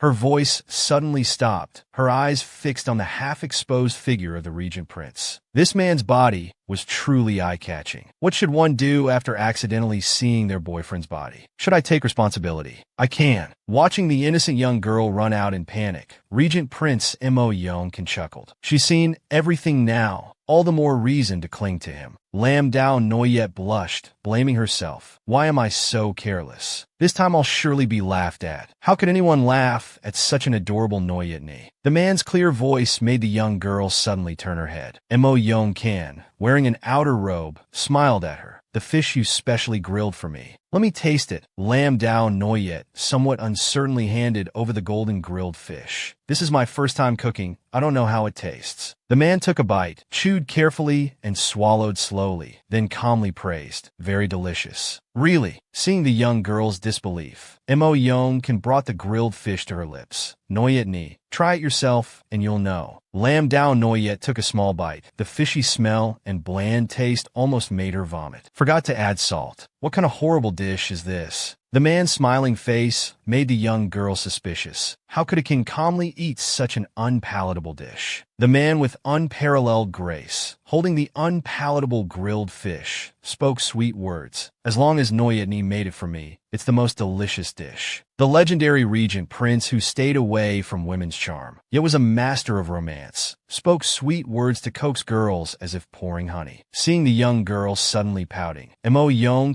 whispered in her ear, "In this life and the next, I'll always be faithful to Noyetni," naturally becoming a master of romance. It's over. Who could resist this? To avoid angering his lover, the regent prince stopped at the right moment. "I won't tease you anymore. Rest early. Tomorrow morning I'll personally escort Noyet Ni back to the mansion." The next day, the carriage carrying the two headed towards the Jean Gua general's mansion. Lam Dao Noyet leaned against Mo Yong Can, enjoying this rare peaceful moment. After the palace banquet, she hadn't been home for 2 days. That extreme nest would surely cause trouble for her. Indeed, no one cared about her, a weak girl, whether anything had happened to her in the 2 days she was missing. Waiting for Lam Dao Noyet was only her grandmother's scolding. "As the future crown princess, where have you been playing for these 2 days? If this gets out, won't Hien Phi and the crown prince blame the Lam family?" The White Lotus younger sister Lam Nu Tran smiled maliciously. "Sister, at the palace banquet, the crown prince was very concerned about you being too close to the regent prince." Mentioning Mo Yong Can, a fierce glint flashed in Lam Dao Noyet's eyes. "Lam Nu Tran, you always try to frame me, so don't blame me for not being polite." Lam Dao Noyet bluntly used her as a scapegoat. At the palace banquet, the empress was displeased with Tran's needlework and expelled her from the main hall. To save face for our Lam family, I went to Sister Lin Lung's house to learn needlework, hoping to please the empress. "What? Tran, you were expelled from the main hall at the palace banquet." White Lotus indeed didn't dare to tell her family about this incident, immediately causing the old madam to become angry. "Useless thing, you've truly disgraced our garrison general's mansion." Seeing the old madam shift her target, Lam Dao Noyet happily added fuel to the fire. "We can't entirely blame Sister Tran for this matter. After all, given her background, she hasn't had the chance to meet the Empress before, so naturally, she wouldn't know how skilled Her Majesty is in needlework." The old madam's anger subsided somewhat, reluctantly accepting her explanation. However, she still warned Lam Dao Noyet, "You must understand clearly, the crown prince is the legitimate heir of the great Yuan nation. You are the future crown princess. You must draw clear boundaries with those who oppose the crown prince." These words made Lam Dao Noyet extremely uncomfortable. In this life, she would not become the crown princess, and the regent prince would not bow down to that bastard Mo Rong Lin. The old madam knew she couldn't control her, so she directly invited a nanny from the palace to come to teach Lam Dao Noyet proper etiquette so she could learn how to please the crown prince and consort Xian. Lam Dao Noyet outwardly respectfully obeyed, but inwardly she was extremely irritated. "Telling me to please them. Dream on." Her sleeve slipped down slightly, revealing a patch of skin covered in red spots. "Ah, elder sister, your arm." White Lotus sister Lam Nu Tran and the old madam were both startled. Lam Dao Noyet also pretended to be very shocked, looking at those red spots with some panic. "Oh no. Yesterday, I think I was touched by someone with leprosy. Could I have contracted leprosy? That's a contagious disease." Lam Nu Tran and the old madam fearfully backed away. Fortunately, Lam Dao Noyet, not wanting to implicate others, very understandingly asked to be quarantined. The old madam, of course, wouldn't be polite with her, not even calling for a doctor, just yelling at her to quickly return to her room. Lam Nu Tran stood beside, gloating inwardly. "Lam Dao Noyet, leprosy will destroy your beauty. Let's see how you can be the crown princess of Great Yuan then. But they didn't know, this was actually a strategy devised by the regent prince for Lam Dao Noyet. The red spots on her hand were actually a specially made ointment, looking like a contagious disease. But in reality, it was just to make her family stay away from her. She looked at the ointment, still with some hope, if only it could scare the crown prince into breaking off the engagement. But Lam Dao Noyet knew this was just a daydream. The crown prince had his eye on the military power of the garrison general's mansion. Even if she really became an ugly toad covered in pimples, that guy would still marry her. Suddenly, there was a sound outside the window. Who's there? The young woman ran to open the window, unexpectedly finding the dashing regent prince. Ajin, why are you here? I missed Noyet Ni, so I came. The man affectionately kissed the tip of the young woman's nose, smiling as he said, Noyet Ni, shall we stargaze for a while? In the pitch-black night, countless stars twinkled. Mo Rongjin looked at the young woman beside him, smiling. Noyet Ni, do you remember in our previous life, we also stargazed together like this? In the previous life, at that time, Lam Dao Noyet was still pretending to be a maid in the regent prince's mansion. Seeing a shooting star flash by, she instinctively closed her eyes and clasped her hands. Mo Rongjin curiously asked what she was doing. Making a wish. The elders say, if you make a wish on a shooting star, your wish will come true. It was from then that Mo Rongjin first learned that one could make wishes on shooting stars. But this memory only sent chills down Lam Dao Noyet's spine. Ajin, do you know what my wish was in the previous life? The wish she made then was to successfully assassinate the regent prince and become Mo Ronlin's crown princess. Mo Rongjin didn't let her finish. The previous life is over. Everyone has moments of misjudgment and deception. It's not your fault. Just then, countless shooting stars fell from the sky. Mo Rongjin smiled. The imperial astronomer said there would be a meteor shower tonight. Noyet Ni can make as many wishes as she likes. Given this rare opportunity, the young woman and the man simultaneously closed their eyes to make wishes. May Noyet Ni and Ajin never be apart, life after life. The two of them said the same sentence in unison, then laughed together. But just then, Mo Rongjin suddenly clutched his chest, letting out a soft groan. Lam Dao Noyet suddenly remembered seeing him wounded in the tent before. She carefully pulled open the man's clothes and saw that the bandaged wound had reopened, blood seeping through. The wound hasn't healed yet. Why did you? Meteor showers are rare. I wanted to watch the stars with Noyet Ni. Lam Dao Noyet was at a loss for words. The mighty regent prince, in front of her, was so foolish it made one's heart ache. Don't worry, Noyet Ni, it's just a small wound. Before he could finish speaking, the man collapsed limply. This is truly risking one's life to pursue a wife. Lam Dao Noyet immediately took him to the most famous medical clinic in the capital. Doctor, he's been poisoned, please save him.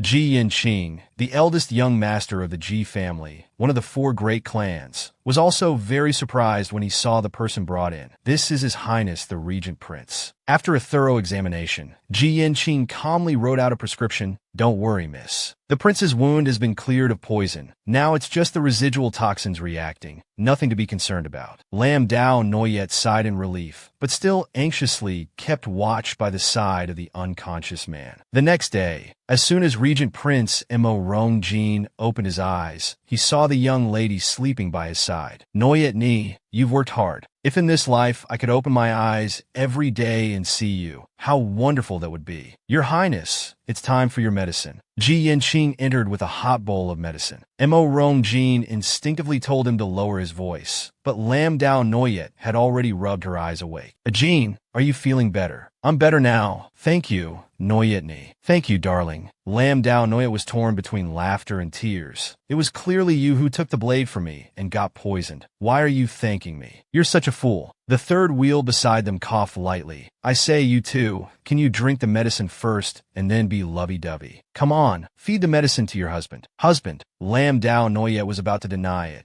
but the pale-faced regent prince on the other side had already acknowledged the role. Wife, come and help your husband take his medicine. The young lady dazedly took the bowl of medicine, thinking perhaps the regent prince didn't want to reveal his identity and was deliberately playing along. But for some reason, Lam Dao Noyet felt like she was being taken advantage of. Seeing that Mo Rongjin was no longer in danger, To avoid further incidents at the mansion, Lam Dao Noyet hurriedly left. Watching Mo Rong Jin's reluctance depart, Ji Yin Qing chuckled. Look at your foolish expression. I think you're not suffering from snake venom, but from lovesickness. As soon as she returned home, Lam Dao Noyet heard that something big had happened in the family. Tui concubine, her father's concubine, had suddenly died. Sudden death. Lam Dao Noyet vaguely remembered that in her previous life, around this time, Tui concubine had also died suddenly. Afterwards, Tui concubine's son was brought in under Madame Fuang's name to be raised by her. Madame Fuang only had one daughter, Lam Dao Fuang, while her mother, Madame Lai, had one son and one daughter. Now it seems that Tui concubine's death was likely Madame Fuang killing her to steal her child. To compete with the main wife, they would kill and steal a child. How cruel. Out of guilt, Tui concubine's room was tightly sealed off. Even she, the eldest daughter, wasn't allowed in. Lam Dao Noyet impatiently pushed aside the maid blocking her way. Using a concubine's orders to stop the eldest daughter, has a dog eaten your brain? Looking at the cold corpse covered in white cloth, Lam Dao Noyet silently clenched her fist. Tui concubine, rest assured, I, Lam Dao Noyet, will absolutely not let my little brother mistake his stepmother for his real mother. Perhaps because of dying so unjustly, a delicate white hand fell out from under the white cloth, tightly grasping a small blue sachet. In the main room, the old madam pretended to sigh. Poor little grandson of mine, losing his mother in one night. He's so young. He needs a loving mother to teach and care for him. Madame Fuang, why don't you raise him from now on? Wait! Lam Dao Noyet hurriedly ran over to interrupt the old madam. According to clan rules, when a concubine's son loses his mother, he should naturally be raised by the main wife. Concubine Fuang didn't expect Lin Yaoyue to come out and ruin her good deed. She hurriedly explained, but the first madam's health has always been weak. I'm afraid it would tire sister out. Unexpectedly, Lin Yaoyue didn't back down. If you're afraid of tiring my mother out, just hire a few more wet nurses. If stepmother likes children, have your own. Why do you want to steal someone else's child? Yuanhe, what are you saying? I sincerely want to raise the child on behalf of concubine Tui. Lin Yaoyue narrowed her eyes. Has stepmother forgotten the words of the regent prince? According to the laws of Great Yuan, replacing the main wife with a concubine is punishable by 3 years in prison. Is stepmother trying to go to jail? Mentioning national laws, the old madam and concubine Fuang dared not say anything more. As for concubine Tui's child, his eyes were filled with tears, silently holding his sister's hand. Lin Yaoyue led the boy to pay respects. To avoid violating national laws, Yuanhe requests permission to take little brother to mother's place. Watching the young woman turn to leave, the old madam was furious. This Lin Yaoyue, she's becoming more and more disrespectful towards me. Elsewhere, Madame Li, Lin Yaoyue's mother, looked at the small child. Though heartbroken, Madame Li quickly accepted the reality of having another child. After arranging for her little brother, Lin Yaoyue returned to her room alone. Today, after examining concubine Tui's body, she determined that the other party was not poisoned. Then why did she suddenly pass away? Just then, a servant reported that the doctor from Xen Hui Tang had come to examine her. The golden-haired, golden-eyed man carrying a medicine box smiled as he entered, calling for a doctor every other day. It seems Miss Lin's life isn't easy either. Old Madame Lin certainly couldn't have invited the eldest young master of the Ji family. Ji Yin Qing's visit this time was entirely due to the regent prince's foresight, predicting that Lin Yaoyue was about to face great misfortune. Seeing Lin Yaoyue pick up the sachet from the deceased concubine Tui's hand, Ji Yin Qing sternly pushed her hand away. Don't touch it, Miss Lin. How reckless. If that concubine was indeed killed by someone, these personal effects might be poisoned. Lin Yaoyue was startled upon hearing this, suddenly realizing she had made a big mistake. But then she saw Ji Yin Qing pick up the sachet himself. I've been soaked in medicine since childhood. Ordinary poisons don't affect me. The scent of the sachet is very unique. It's like the golden-haired man brought the sachet to his nose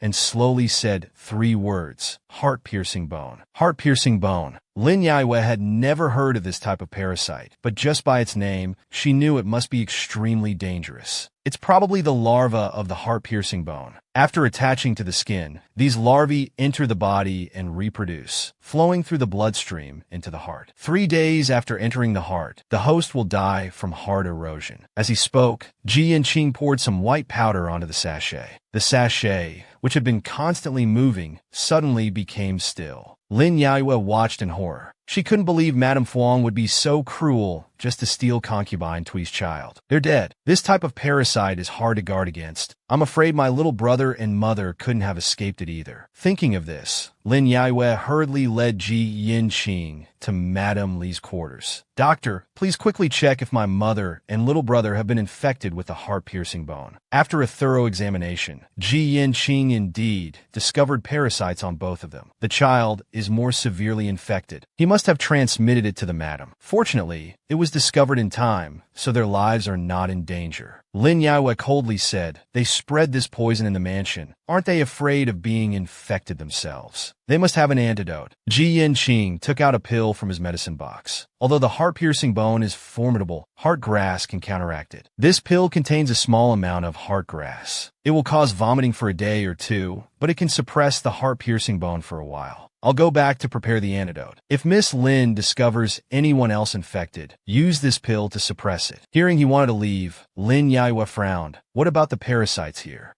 The golden-haired man calmly packed up his medicine box. The parasites fear fire. Miss Lin can sprinkle salt on potentially infected items, then burn them. I finally understand why Mo Rongjin is so worried about you. Your garrison general's mansion is truly fraught with dangers. Mentioning the Prince Regent, Lin Yaiwe couldn't help but blush. Ajin, is he feeling better? Much better. Actually, you should be the one taking care of him. Lin Yaiwe, Ajin has sacrificed too much for you. I hope in this life you won't let him down again. Wait, why are you calling him Ajin? Do I have another love rival? Is my boyfriend having an affair with his good brother? The reborn young lady, Lin Yaiwe, silently exclaimed wow, but she quickly regained her composure. The blonde beauty Ji Yanqing just mentioned the previous life. Could he have been reborn too? Or did the Prince Regent tell him about the previous life? But clearly, there was no ancient poison incident in the previous life. In the previous life, the general's mansion was always managed by Madame Fong. Madame Fong used the excuse that concubine Chui was weak after childbirth and poisoned her soup. After concubine Chui died from the poison, her son was then adopted under Madame Fong's name. In this life, Lin Yaiwe had regained control of the family. She thought concubine Chui and her young brother could escape this fate, but unexpectedly, everything still happened as before. Is fate really unchangeable? No, I don't believe it. At this moment, Madame Li, Lin Yaiwe's mother, suddenly said, Madame Fong has the old madam's protection. We can't do anything to her. Fortunately, your elder brother will return tomorrow. Let's see if he has any ideas. Lin Yaiwe suddenly startled. Big brother is coming back. No, before the gambling and opium issues are cleared up, we can't let big brother come home. She originally thought Madame Fong used the poison just to kill and steal the child, not expecting her to want to eliminate their entire legitimate line. Realizing Madame Fong's evil intentions, Lin Yaiwe panicked internally and hurriedly wrote a letter, sending a servant to inform her brother not to come home, but to go directly to Qinghui Hall to find her. She herself quickly got on a horse carriage and rushed straight to Qinghui Hall. But Lin Yaiwe didn't know that her boyfriend, the Prince Regent, was still pretending to be at Qinghui Hall. Clearly, the residual poison was gone, and he could return to his mansion to rest, but he insisted on staying here waiting for family members to visit. Dr. G.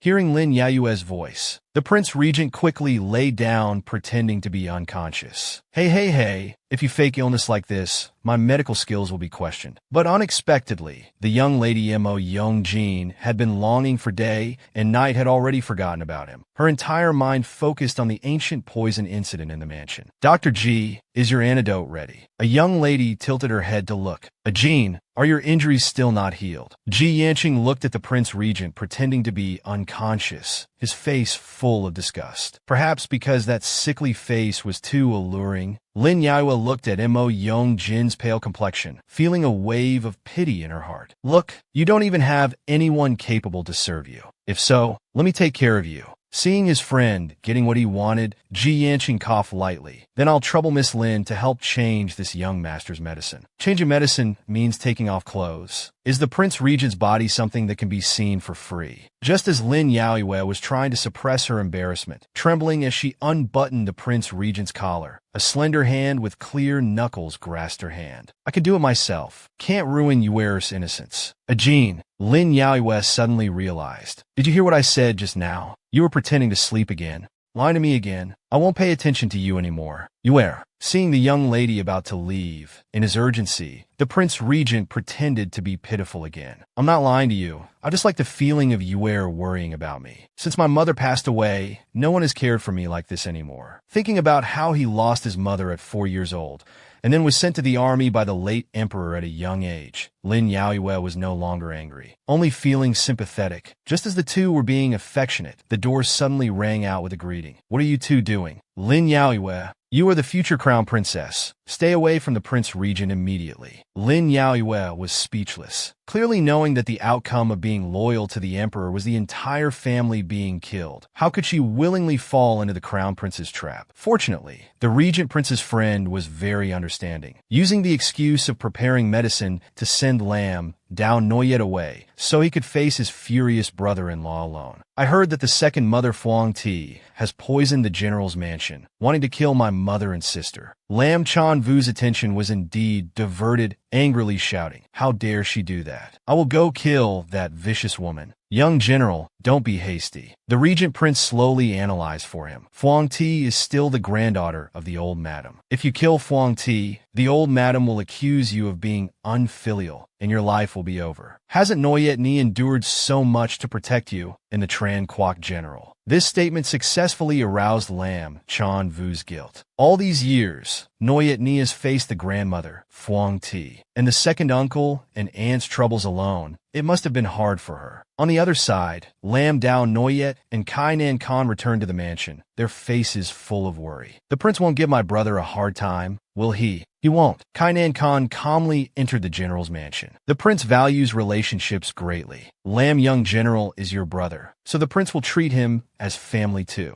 Kainan Khan suddenly leaned down close to Lam Dao Noyet. Miss Lam, the prince died by your hand in his past life. Yet in this life he still protects you at all costs. I hope you can be worthy of his heart. If not, just then, a sneer suddenly rang out from beside them, in broad daylight. How can Dao Noyet be so intimate with a man? If this reaches the crown prince's ears, our Tran Quoc general's mansion will have a hard time explaining. Oh my! It turns out to be Lam Dao Yin, the troublemaker of the family, who has arrived. Lam Dao Noyet's expression remained calm. Second aunt, you misunderstand. Just now some sand got in my eye. Dr. Kai was helping me blow it out. This is Dr. Kai from Tan Hui Hall, who came specifically to examine me. A doctor from Tan Hui Hall. Lam, old madam's expression turned icy. Then why have I never met this person before? Nearby, Fuang Ti smiled mockingly. Oh my, this isn't some con artist who specializes in deceiving our young miss, is it? Someone, take this con artist to Tung Vin Hall and invite Dr. No from Tan Hui Hall to identify him. Lam Dao Noyet gritted her teeth in hatred. They weren't afraid of her meeting a con artist. They clearly knew her mother and brother were poisoned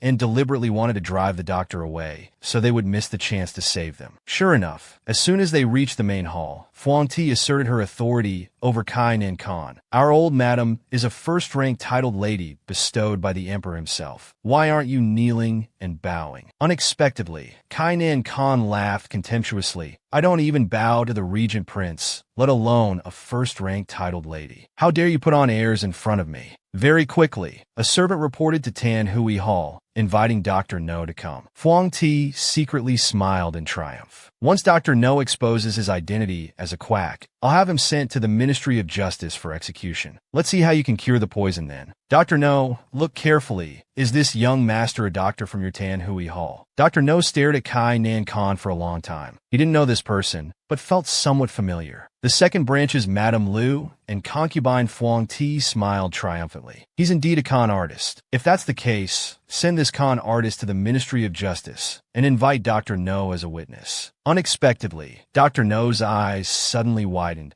and he knelt down very respectfully. This humble one greets the young master. Young Master, Lam Dao Noyet asked joyfully and in surprise. Dr. No smiled and introduced. This is young Master Kai Nan Khan of the Kai family, the head of the 4 great clans in our Dai Yuan country. The young master occasionally comes to Tan Hui Hall to treat patients. Legend has it that the Kai family's ancestor was a close friend of the founding emperor, a true founding minister, with status equal to the royal relatives. The Kai family's young master is famous as a medical immortal, but because he loves to travel and heal people everywhere, he rarely appears in the capital. I don't heal people everywhere. I'm just a bit curious about rare and difficult-to-cure poisons. It just so happens that such a vicious incident occurred at the Tran Quoc General's mansion, so I became somewhat interested. Fuang Ti and Madame Lu looked at each other. This was a man they couldn't offend. It seems this time was in vain. I still have patients to attend to, so I'll take my leave from you ladies. Goodbye. On the way to her mother's place, Lam Dao Noyet stared at Qi Nan Khan's back, lost in thought. Akan and Qi's eldest son were even good friends in the previous life. Why did he get poisoned and then killed by me? Could it be that he did it on purpose? The last sentence, the young girl unconsciously spoke out loud, overheard by Qi Nan Khan walking in front. Is Miss Lam talking about that fool Mo Yong Kan? I've heard about this from Akan. He did it on purpose indeed. You wanted him to die, so he died for you. Lam Dao Noyet trembled upon hearing this. I wanted him to die, so he died. What virtue do I, Lam Dao Noyet, possess? Miss Lam, I also didn't expect that the decisive and ruthless Regent Prince would be so foolish as to die for love in his previous life. So, if you hurt him again, I won't be polite to you. The young girl's eyes welled up with tears. I won't hurt him again. On the other side, the Regent Prince, the fool in their eyes, was talking to Lam Dao Noyet's older brother. Your Highness, even if you win Noyet's heart, you won't gain the power of the Zhen Gui General's mansion. This prince doesn't care. This prince only wants Noyet. Regent Prince Mo Yong said expressionlessly, stabbing Lam Chen Wu with his words. The young general is still single. I'm afraid he hasn't experienced the taste of love. This prince can understand. How heartbreaking. This person truly can't compete. Lam Dao Noyet and Qi Nan Khan had arrived at her mother's room. The poison in her and her younger brother's bodies had been suppressed by medicine, and all items contaminated with the poison had been burned. Qi Nan Khan took out the prepared antidote. Just drink it continuously for 7 days, and the poison will be completely eliminated. The urgent matter now is to quickly find the poison mother and the person who released the poison, cutting off the source of the poison spread. Lam Dao Noyet's eyes flickered. What is a poison mother? Qi Nan Khan patiently explained. The person who releases the poison will put all the items used to refine the poison in one place, letting them kill each other. Filter out the strongest among them, then extract the venom from the strongest one. Use that venom to nurture poisonous insects. Make the insects breed and multiply. We need to find the female insect nurtured with that venom. We must destroy it to ensure the poison doesn't spread anymore. Find the female insect. Lam Dao Noyet pondered for a moment, immediately forming a plan in her mind. At this time, in the Zhen Gui General's mansion, people were in turmoil. Maids and servants were all discussing who could be so wicked as to spread poison in the mansion. Tui concubine died from being infected with the poison. We must quickly find the poison mother, or we'll also be infected and die. Fuang concubine, overhearing these discussions, hurriedly ran to the old madam to inform them of the dire situation. That key young master and Lam Dao Noyet are ordering a search for the poison mother in the mansion. This made the old madam and Lam new trans mother from the second household somewhat anxious, because once the poison mother is found, their act of releasing the poison will be exposed, and it would be the end for them. The old madam became even angrier, telling the two to quickly go and deal with the poison mother. Are you waiting for the fire to burn you? Fuang concubine and Lam new trans mother were also panicked. Old madam, please calm down. We'll go do it right away. Meanwhile, Lam Dao Noyet was drinking tea with Qi Nan Khan. Qi Nan Khan found it strange that with the whole mansion in such chaos and still no clues, Lam Dao Noyet wasn't worried at all. Lam Dao Noyet even comforted him, saying there's no need to worry. The poison mother will appear soon. Tich Hung couldn't help but speak up. Young miss, why not secretly search for the poison mother instead of making such a commotion? I'm afraid it will alert the culprits. However, Lam Dao Noyet wanted to alert them. Nurturing poison is a serious crime. The more commotion she makes, the more afraid Fuang concubine and her group will be of the poisoned mother being found.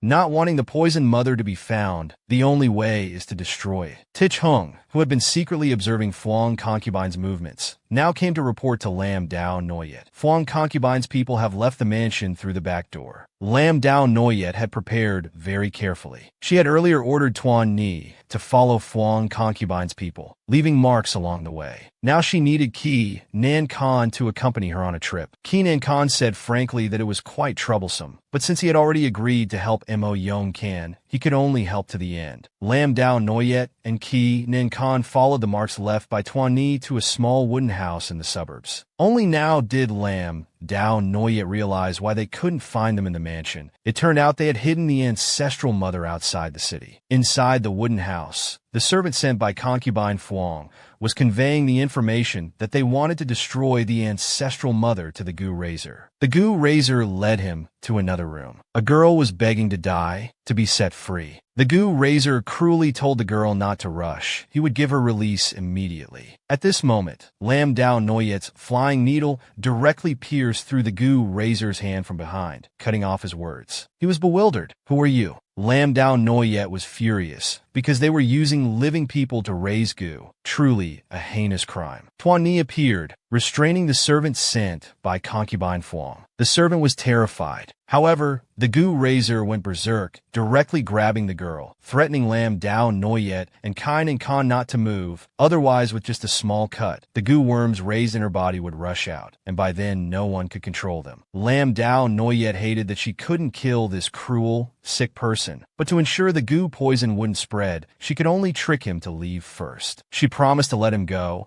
but demanded that he reveal the mastermind behind this at the court. Only then could he save his life. The Gu Razor wasn't stupid. He asked Lam Dao Noyet how he could trust her. Lam Dao Noyet said her main purpose was to have the mastermind punished, and he was just hired by them. Instead of resisting to the end and then going to court to take the blame for the mastermind, it would be better to join us and expose the mastermind. The Gu Razor pushed the girl away, saying he was willing to trust Lam Dao Noyet once. But he moved towards Lam Dao Noyet, suddenly taking out a small knife intending to attack her. Because he knew he was cruel and sick, deserving to die 1,000 times. Naturally, he wouldn't really believe she would spare him. Fortunately, Lam Dao Noyet had martial arts skills, directly executing a spinning kick, catching the Gu Razor off guard. The Gu Razor knew he couldn't hurt Lam Dao Noyet, so he threw the small knife towards the girl, straight into her shoulder. The next second, fresh blood spurted out, and the Gu worms raised in her body also rushed out. Lam Dao Noyet and Kai Nan Khan immediately felt something was wrong. This was the ancestral mother, thousands and thousands of them. The Gu Razor took advantage of the opportunity to escape through the window.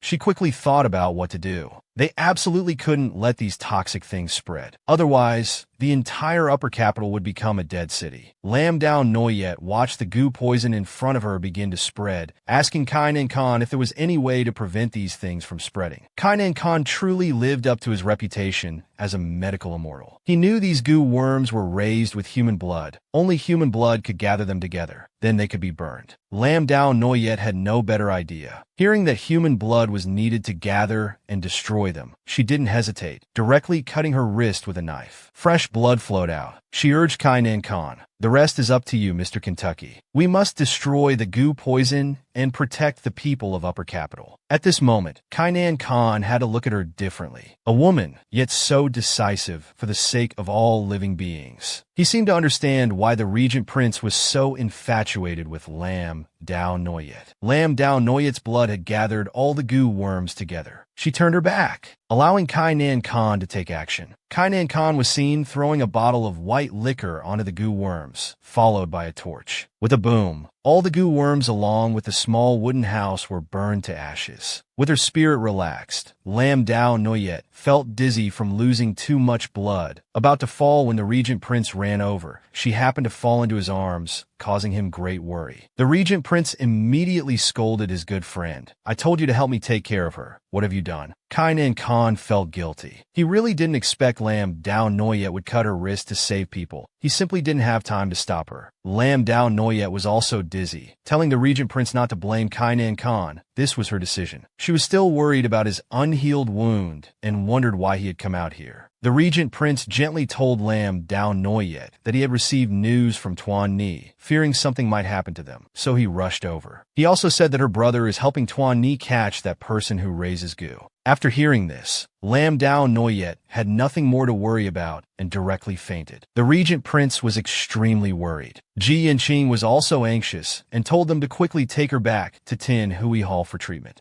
The next day, Lam Dao Noyet slowly opened her eyes and woke up. As soon as Lam Dao Noyet sat up, she saw the regent prince, Ajin. The regent prince also asked with concern, "Noyet Ni, you're finally awake. Are you feeling better?" This scene was interrupted by her brother clearing his throat twice. "Your Highness Regent Prince, my sister is still nominally the Crown Prince's fiancée. If you want to be proper, you should let my sister and the Crown Prince break off their engagement first, then get engaged to your Highness." Lam Dao Noyet immediately realized that her brother saying this meant he accepted Ajin. Her brother turned his face away, saying it still depends on their father's opinion. At this moment, Ji Yanqing brought in the Gu Razor and asked how to deal with him. Lam Dao Noyet's brother was indeed upright. His first reaction was to follow the law and send him to the Dali Temple. He was stopped by Lam Dao Noyet, who told him not to rush. Her brother was a bit confused. Lam Dao Noyet explained that this matter was caused by their stepmother, Madame Fuang. But Madame Fuang's father, Fuang Coat, is the minister of Dali Temple. Although last time at Kong Yin Ward, Coat used poisonous snakes to frame Lam Dao Noyet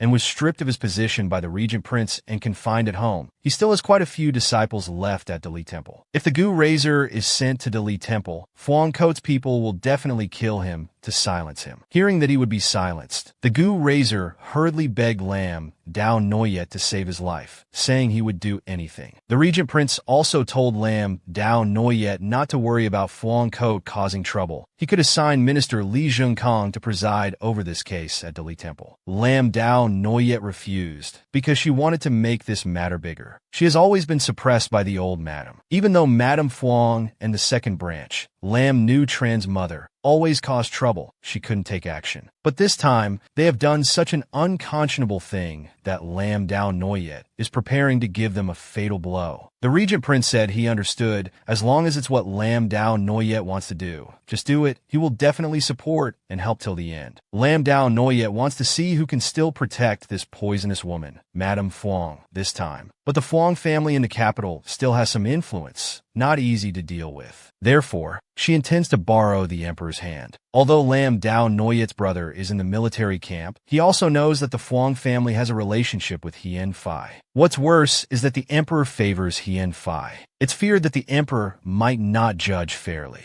Lam Dao Noyet looked towards Ji Yanqing, already having a method in mind to make the emperor judge fairly. This matter needs Ji Yanqing's help. Ji Yanqing looked confused. "How can I help you?" Lam Dao Noyet's brother still didn't understand what Lam Dao Noyet wanted to do. But the regent prince smiled. He had guessed that Lam Dao Noyet wanted Ji Yanqing to pretend to be poisoned by goo. Then let the Ji family go to the emperor to demand justice. After all, the Ji family is also a feudal prince. The emperor must comfort the Ji family and must also punish the mastermind. Lam Dao Noyet smiled inwardly. Ajin still understands me best. Afterwards, the regent prince let Lam Dao Noyet and her brother take Ji Yanqing into the palace for an audience. He would take care of the rest. At the imperial garden in the palace, the emperor was praising Ji Yanqing's father, the Prince of Dingxi. Their Ji family has guarded the De Yuan country for generations. The Western Jin dares not invade, which has brought peace to De Yuan. At this moment, a eunuch ran in panic to report, "Your Majesty, something terrible has happened. The eldest son of the Prince of Dingxi, Ji Yanqing, has been poisoned by goo. He's currently outside the hall." The emperor and the Prince of Dingxi were extremely shocked and quickly rushed over. They only saw Ji Yanqing cooperatively lying on a stretcher, motionless. Lam Dao Noyet's brother was still a bit worried. Doing this is deceiving the emperor. Lam Dao Noyet, of course, knew this was deceiving the emperor. But in order to eliminate Madame Fuang, this was a rare opportunity. At this moment, the emperor and the Prince of Dingxi had grim expressions and hurriedly rushed over. The Prince of Dingxi, worried about his son, was about to step forward to caress him, but was stopped by Lin Yaoyue.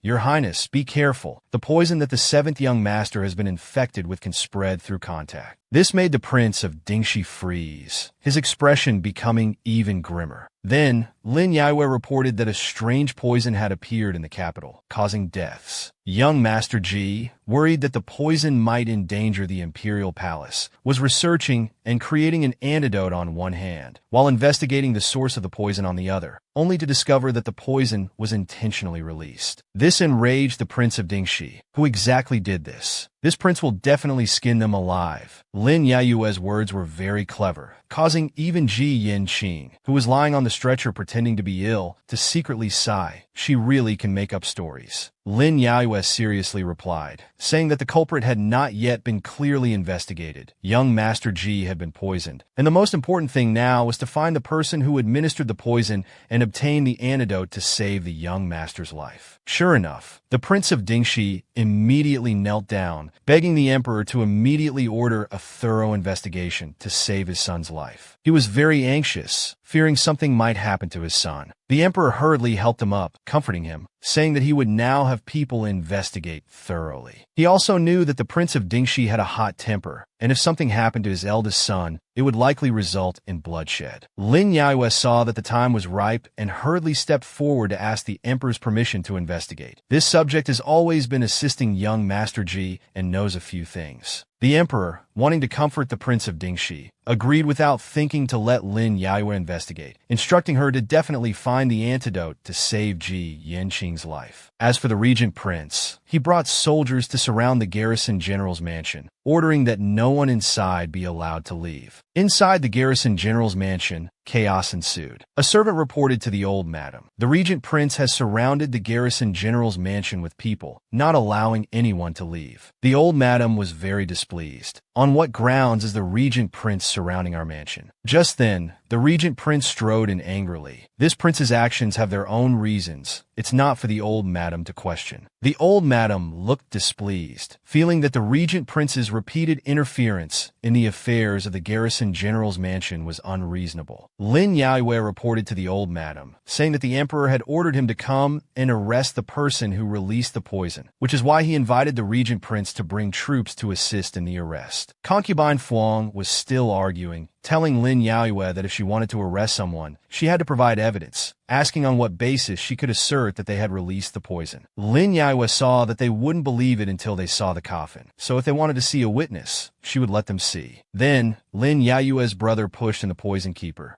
and sternly questioned Concubine Fuang. "The witness is here. Stepmother, what else do you have to say?" Concubine Fuang was panicking inside, realizing that last night's actions had failed. The old madam was also secretly speculating, feeling that the poison keeper had probably confessed everything. The mother of Lin Ruzhen, the second branch, looked at the poison keeper with disgust, feeling that Concubine Fuang was truly too stupid. She couldn't even handle such a small matter. All three were speechless. The regent prince directly ordered people to take away the suspect, Concubine Fuang. Concubine Fuang was still struggling, begging the old madam to save her. The old madam immediately pressured Lin Yaoyue. "Lin Yaoyue, Madame Fuang is your stepmother. Do you dare to be disrespectful to your elders?" Lin Yaoyue had endured enough and directly took out the emperor's decree, replying to the old madam without any courtesy. "You don't even respect the emperor. Compared to you, I'm far behind." This time, Lin Yaoyue refused to submit to the old madam's pressure, angering her to the point of jumping up and pointing at Lin Yaoyue, cursing, "You damned girl." The regent prince immediately spoke up in defense. "Yueni is also your granddaughter. You calling her damned girl over and over is really out of line." The old madam was truly furious, directly retorting to the regent prince, "Mind your own business. As her grandmother, am I not allowed to discipline my granddaughter?" The prince regent shielded Lin Yaoyue behind him. "With the emperor's decree, she is not only your granddaughter,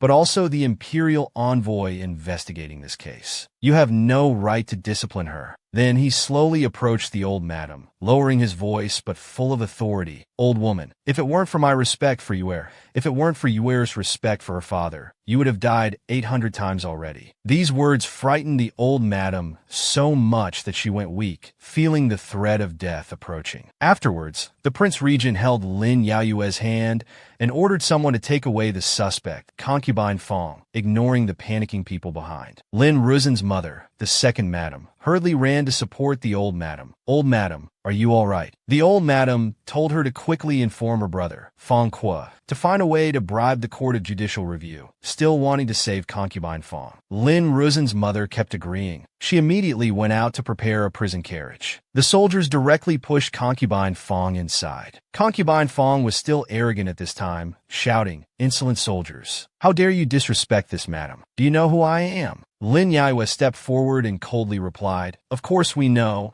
the daughter of Court of Judicial Review, official Fong Kuo, the secondary wife of the general. But so what? The law of the land is above all." After saying this, she turned and left. Concubine Fong was very dissatisfied with Lin Yaoyue's statement about the law being above all, because the Court of Judicial Review was her father's domain. Although her father had been dismissed, the connections were still there. It can be said that at the Court of Judicial Review, she would be set free, and was even waiting to see Lin Yaoyue become a laughingstock. A group of people escorted concubine Fong on the road to the palace. At this time, concubine Fong also discovered that the route was wrong. "This is not the way to the Court of Judicial Review. Where are you taking me?" Lin Yaoyue gave a meaningful smile. "To the imperial palace." Concubine Fong was now terrified. "What for? This matter falls under the jurisdiction of the Court of Judicial Review. Shouldn't we go there?" Lin Yaoyue of course knew that concubine Fong's arrogance just now stemmed from her being the daughter of the Court of Judicial Review official. To avoid cover-ups, this case will be personally judged by the emperor. Moreover, there's also the Western Pacification Prince, whose eldest son, that young Master Jiyu deceived, was also poisoned by you, causing the Western Pacification Prince to fly into a rage. Concubine Fong secretly lamented in her heart, because she knew this Western Pacification Prince was cruel, violent, and held important military power. Even the emperor had to show him some respect. Lin Yaoyue could only offer her a sentence. "You reap what you sow." In the previous life, they had caused Lin Yaoyue so much suffering. In this life, Lin Yaoyue would return it all to them. At the palace gate, because the Prince Regent didn't want the emperor to be suspicious, he shouldn't be involved too much. He could only escort Lin Yaoyue this far. Lin Yaoyue gratefully thanked the Prince Regent. "Thank you for your trouble, Ajin." "It's no trouble. Being able to do something for Yuer is what this prince desires." The Prince Regent treated Lin Yaoyue so well that she didn't know how to repay him. The Prince Regent then said, as if in a play, "If you don't know how to repay, then repay with yourself." This made Lin Yaoyue blush, hurriedly changing the subject, telling the Prince Regent to go home and rest. The two parted at the palace gate. Then Lin Yaoyue prepared to enter the palace to deal with concubine Fong. The Prince Regent turned his head to look at Lin Yaoyue with a satisfied expression. Finally, his efforts this time were not in vain.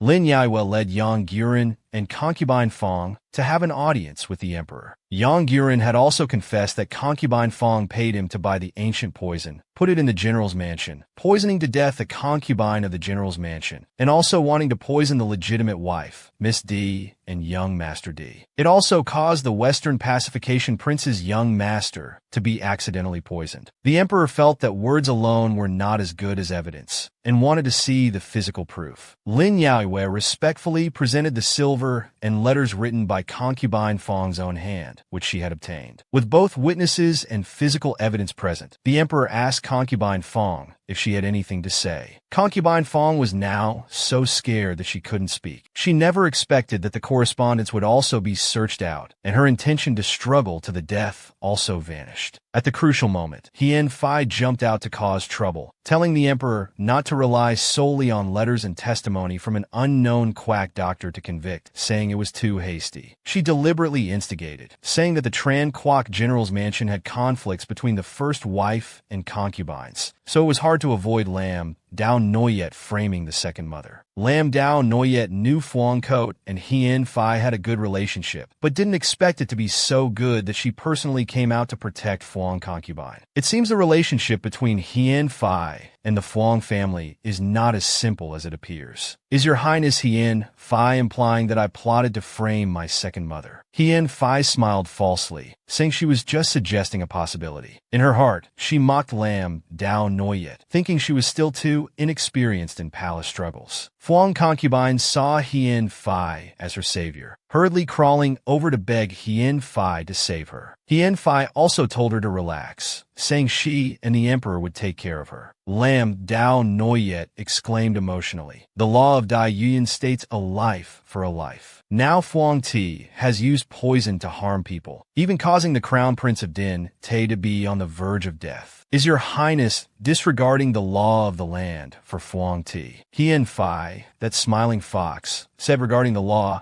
she asked Lam Dao Noyet to show her the correspondence between Phuong concubine and Duong Konan to see if it was truly solid evidence. Lam Dao Noyet hesitated, knowing that if Hien Phi wanted to protect Phuong concubine, she would certainly not acknowledge this evidence. While thinking what to do, Hien Phi had already snatched the letters from her hand. Then, she used a handkerchief soaked in spirit powder, pulled out the letter, pretending to examine it. As a result, as soon as she pulled it out, the letter spontaneously combusted. Hien Phi threw it down, feigning innocence. "I don't know why the letter suddenly caught fire like this." Lam Dao Noyet was stunned. In broad daylight, she dared to destroy evidence. Now the evidence was reduced to fragments, unable to serve as proof anymore. Hien Phi even pretended to be weak, running to act coquettishly with the emperor. "This letter was originally meant to be presented to your majesty. Fortunately, it burned in my hand, not harming your majesty." In her heart, she was extremely pleased. Now that she had destroyed the evidence, let's see how you plan for the emperor to handle this. Lam Dao Noyet picked up the remaining letter fragments. She also smelled the scent of spirit powder, marveling at Hien Phi's skillful tactics. She still didn't understand why Hien Phi was so determined to protect Phuong concubine. Lam Dao Noyet's brother, with his upright personality, spoke up indignantly. "Your Majesty, Hien Phi has blatantly destroyed evidence. How can your Majesty just ignore this?" Hien Phi, that smiling fox, lying in the emperor's arms, told Lam Dao Noyet's brother not to speak nonsense. Everyone here saw that she only looked at the letter. It burned on its own. She didn't do anything. The emperor also signaled that since the evidence was destroyed, this case needed to be re-examined. Then, he ordered Phuong concubine and Duong Konan to be imprisoned, awaiting a new trial. Lam Dao Noyet's brother was very displeased, about to step forward to argue.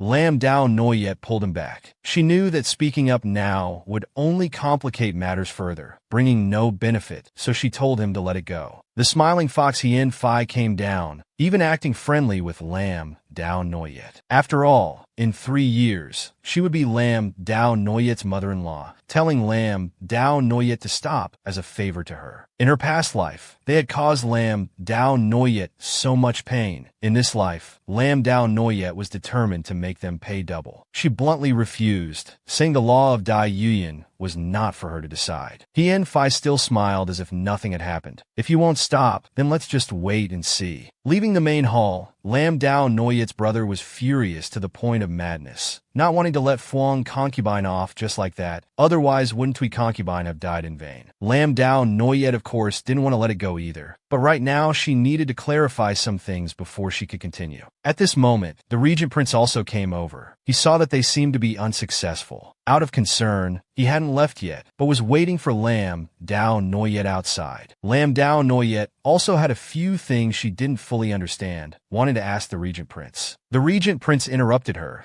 because this place wasn't convenient for talking. He invited her to come to his mansion to talk. Soon after, they arrived at the study of the regent prince's mansion. The regent prince then told Lam Dao Noyet to ask whatever she wanted to ask. What Lam Dao Noyet didn't understand was, what exactly was the connection between Hien Phi and the Phuong family? Why did she protect her like that? The regent prince asked Lam Dao Noyet in return if she had ever found it strange that the emperor had many concubines, but only one child, Crown Prince Mo Dung Lin. Lam Dao Noyet immediately understood the answer. At the previous palace banquet, the emperor was poisoned by the Dan Sha poison that Hien Fai gave to the empress. In recent years, the empress has also suffered miscarriages due to the Dan Sha poison. There were also concubines who had multiple miscarriages, all because of the Dan Sha poison. The regent prince answered directly. Dao Noyet's guess was correct. It was Hien Fai who had harmed all the princes, making Crown Prince Mo Dong Lin the only son. Fuang Ko was likely an accomplice. Lam Dao Noyet still had one point she didn't understand. If Hien Fai was already so cruel, why did the emperor still favor her so much? The regent prince was a bit worried. Love always makes people blind. Doing anything wouldn't be strange. But for the emperor, besides love, there was also need. The emperor needed the power of the Fien family to counter the regent prince who threatened his throne. Therefore, no matter what Hien Fai did, the emperor could only protect her. Lam Dao Noyet's older brother was very angry. Because of these power struggles, those who died from the poison died unjustly, unable to clear their names. Lam Dao Noyet gave her brother a definite answer. Those heinous criminals must be punished. But her brother also knew that now the evidence had been destroyed in this situation,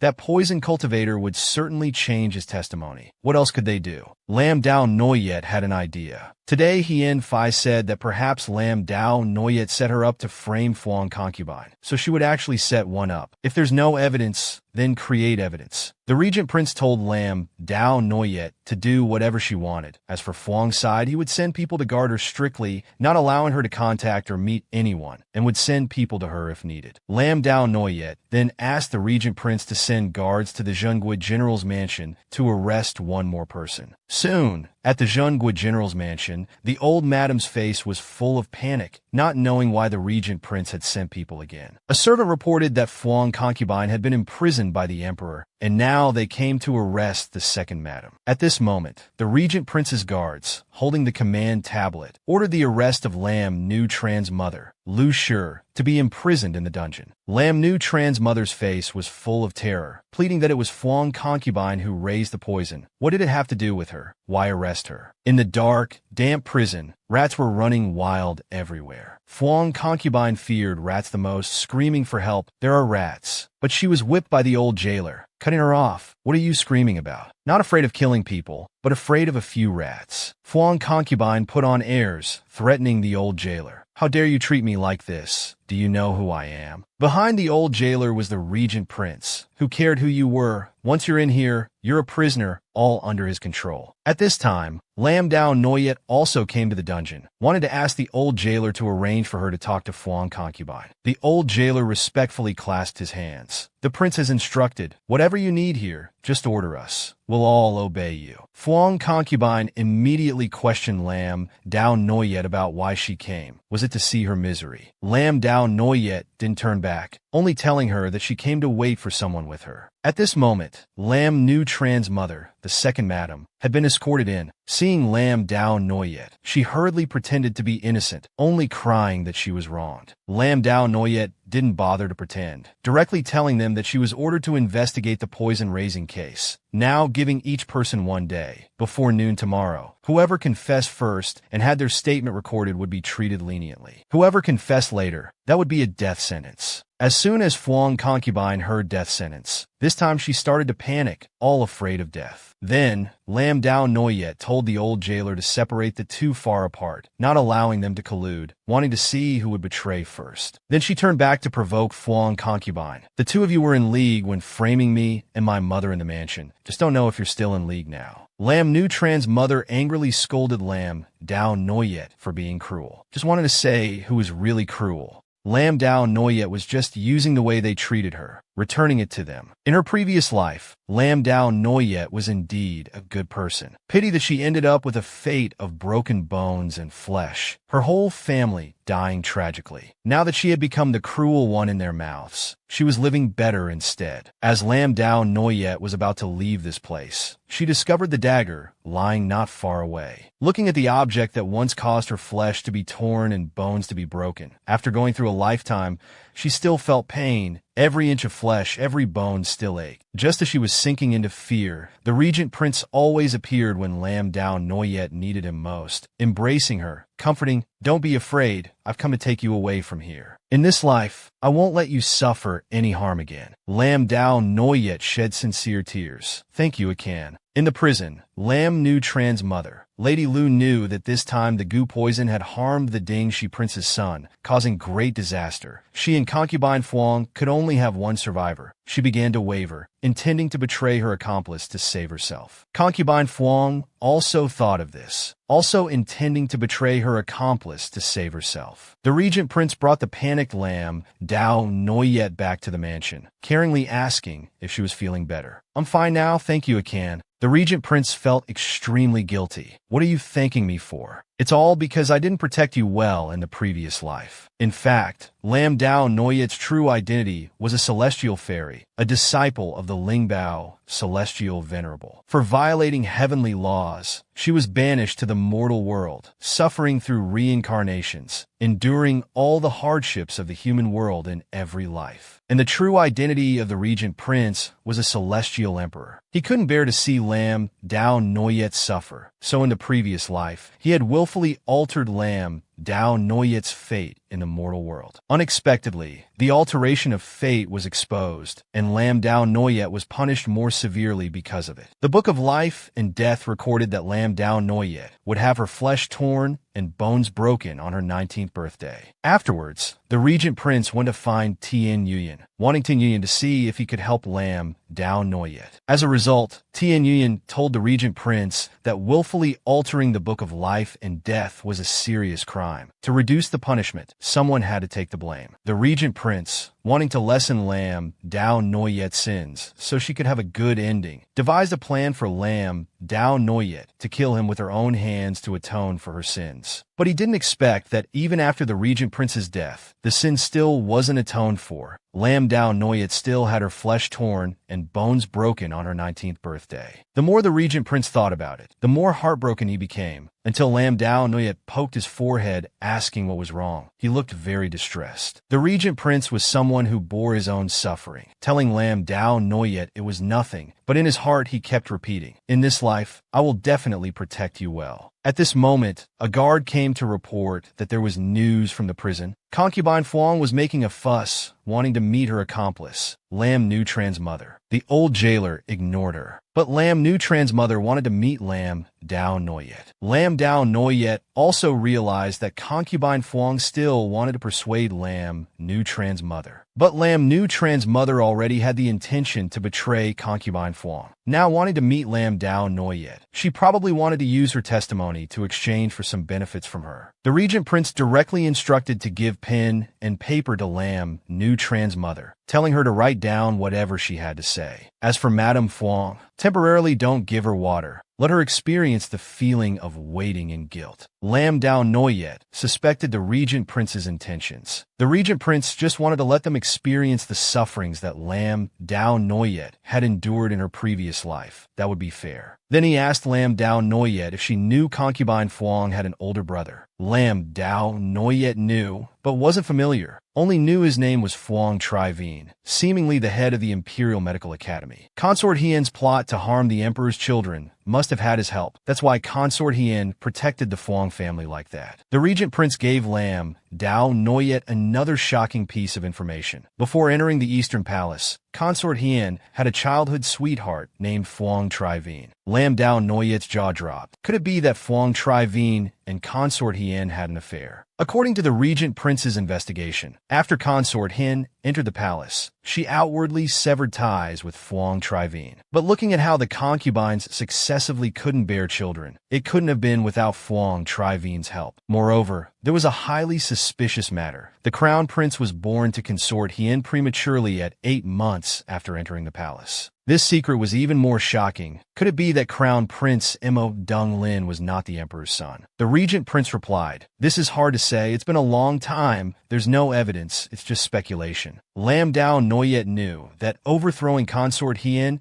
and Crown Prince Mo Dung Lin would not be easy. If he could find evidence of this, perhaps that would be a breakthrough. In the prison, Madame Fuang was still screaming to see Lam Nu Tran's mother, demanding water and food. The old jailer was not polite at all, swinging his whip. "What are you yelling about? There's no food here, no water either. If you keep yelling, I'll beat your mouth to a pulp." As for Lam Nu Tran's mother, experiencing the terror of prison made her extremely frightened. This time she was determined to confess everything, loudly demanding to see Lam Dao Noyet. "I want to get out." The old jailer came over, telling her to write down what she wanted to say on paper, and tomorrow morning he would show it to Lam Dao Noyet. But she insisted on seeing Lam Dao Noyet to speak directly and wanted to negotiate conditions. The old jailer didn't comply with her. "If you don't want to write, then just wait. After the other prisoners are done being tortured, it will be your turn." Lam Nu Tran's mother was scared and pulled out her status. "My husband is the younger brother of the garrison general. You can't torture me." The old jailer mockingly replied, "How can the garrison general compare to the Prince of Dingxi?" "Madam, you say that." This statement directly extinguished the last glimmer of hope for Lam Nu Tran's mother. She slumped to the ground,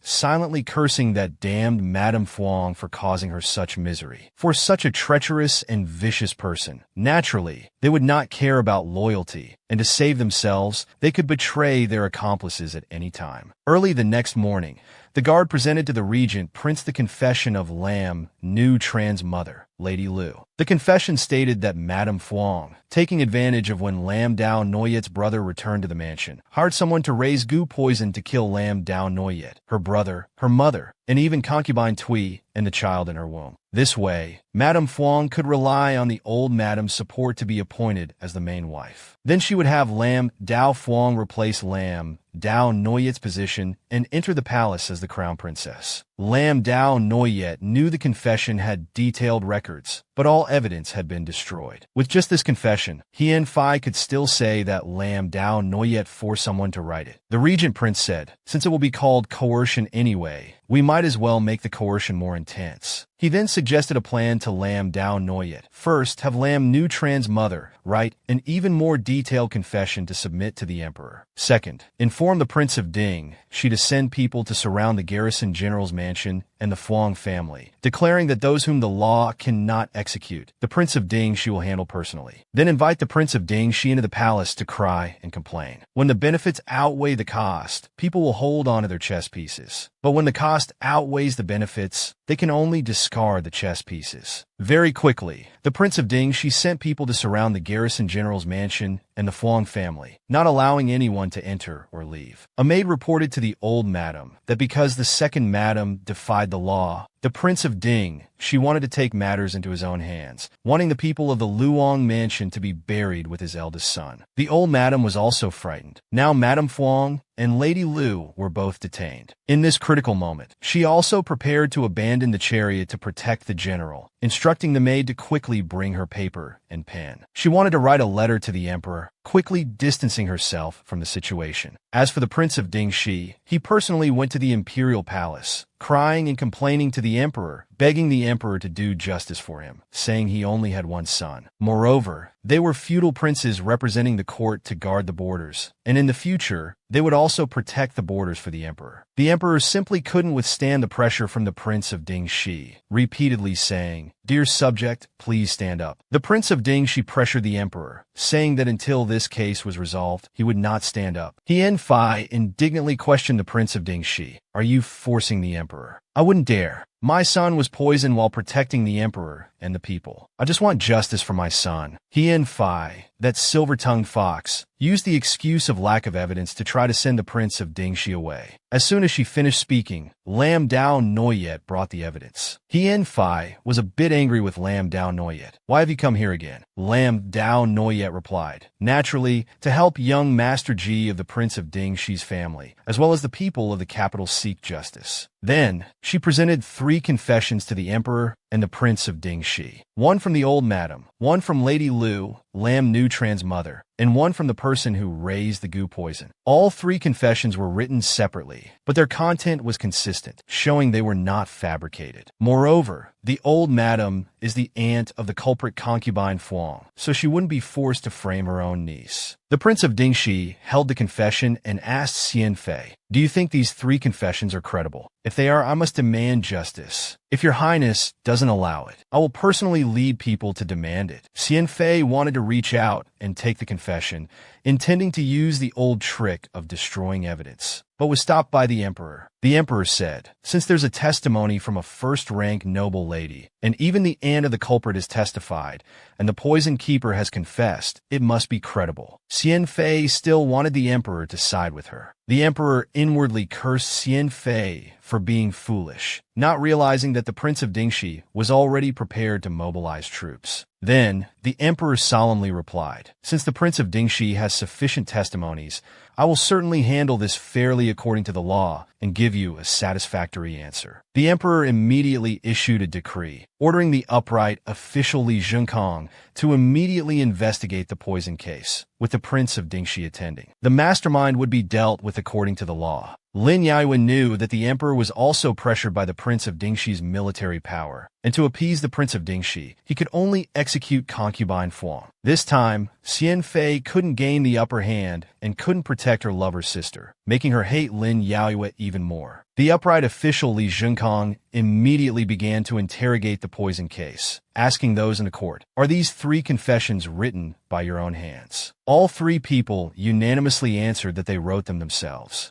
Seeing her accomplices betraying her at this moment, concubine Fuang was seething with hatred. Li Zhenkong asked concubine Fuang if she admitted her guilt. Concubine Fuang originally intended to deny it, but was fiercely scolded by the old madam, forcing her to confess. "What more do you want to deny? You've already done such a despicable thing. Do you want to drag down the general's mansion, your daughter Dao Fuang, and the entire Fuang family?" Hearing this, concubine Fuang understood that she could only take the blame to avoid implicating her daughter and the Fuang family, so she confessed. Then, Li Zhenkong, based on the laws of the Yuan, sentenced the poison keeper to death. Lin Ruzhen's mother was convicted of concealment and sentenced to 100 lashes. The old madam was also guilty of concealment, but being over 70 years old, she was not flogged, only fined 10 gold ingots and confined for a month. As for concubine Fuang, due to her heinous crime and being a relative of the garrison general, she was sentenced to exile for 1,000 miles and reduced to slave status. This news quickly reached the ears of concubine Fuang's father, Fuang Coat. They had failed in their scheme and lost everything, now blaming it all on Lin Yaoyue, vowing to never live under the same sky with her. Meanwhile, Lin Yaoyue was at the regent prince's mansion, playing with small birds. The regent prince reminded Lin Yaoyue to be careful, because with concubine Fuang exiled, the Fuang family would surely come to cause her trouble. Lin Yaoyue had become tougher now, and didn't want to let them off easily. As night fell, in the Songrong Hall of the old madam in the garrison general's mansion, agonizing screams could be heard. It was the cries of Lin Ruzhen's mother after being lashed 100 times. Lin Ruzhen squatted nearby,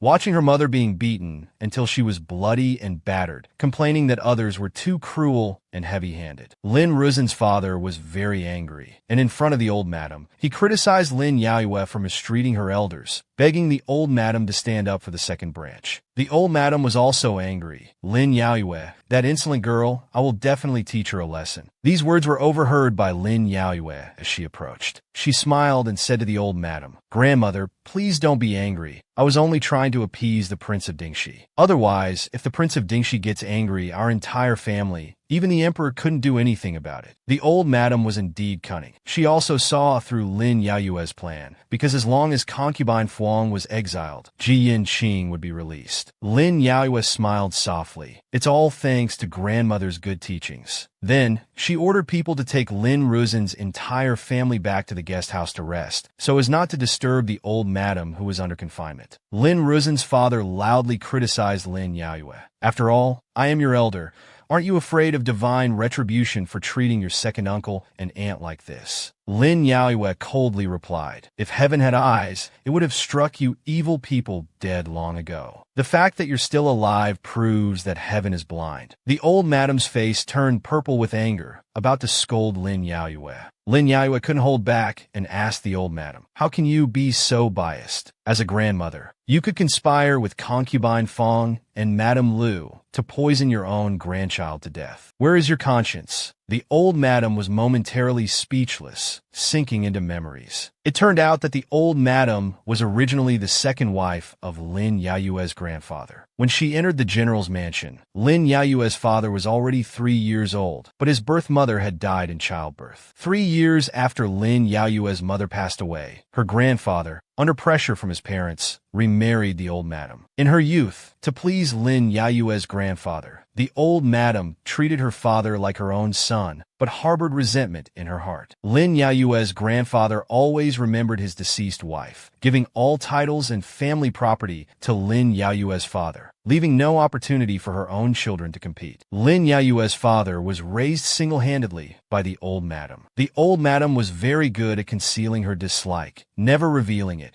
causing Lin Yaoyue's father to always be grateful for her nurturing grace, obeying her in everything. But regarding marriage, he went against the old madam's wishes, absolutely refusing to marry her niece, concubine Fong. He insisted on marrying Lin Yaoyue's mother as his wife. With no other choice, the old madam had to let her niece become a concubine. Thinking of this, the old madam told Lin Yaoyue that because she disliked her mother, she also didn't like her 2 siblings. Lin Yaoyue became even more angry, not understanding why every time the old madam was sick, it was her mother who stayed up all night to take care of her, and her mother never talked back or even raised her voice to anything the old madam said. The old madam angrily slammed the table, knowing she was lying, and told Lin Yaoyue to shut up, saying if they want to leave, then turned and walked away, leaving Lin Yaoyue's second uncle behind in a fluster. If his mother no longer cared about them, it would be difficult to even find a place to live. Lin Yaoyue respectfully clasped her hands, wishing the old madam good health, saying that during this month of confinement, she would arrange for servants to attend to her outside the room. The old madam muttered, cursing Lin Yaoyue for being as fake as her mother. In her heart, Lin Yaoyue's mother was just a lowly maid. The next day, Lin Yaoyue's mother wanted to go to Baiyun Temple to fulfill a vow. Lin Yaoyue dismissed all the servants attending to the old madam. She thought that the old madam had never suffered such humiliation in her life, and was also afraid that this matter would spread outside and affect her reputation. Lin Yaoyue helplessly replied, "Mother is too kind-hearted. Grandmother was also one of those involved in the poisoning. She wanted to harm us, including my older and younger brothers." But her mother knew all this, yet thinking of how she had raised Lin Yaoyue's father, wanted to repay evil with kindness. Lin Yaoyue quickly turned to her older brother for help, hoping he would persuade their mother. But her brother hastily declined, saying he was only good at fighting on the battlefield and couldn't manage household affairs. Lin Yaoyue could only sigh helplessly, agreeing with her mother that they would lift the old madam's confinement after returning from fulfilling their vow. On the Fong family's side,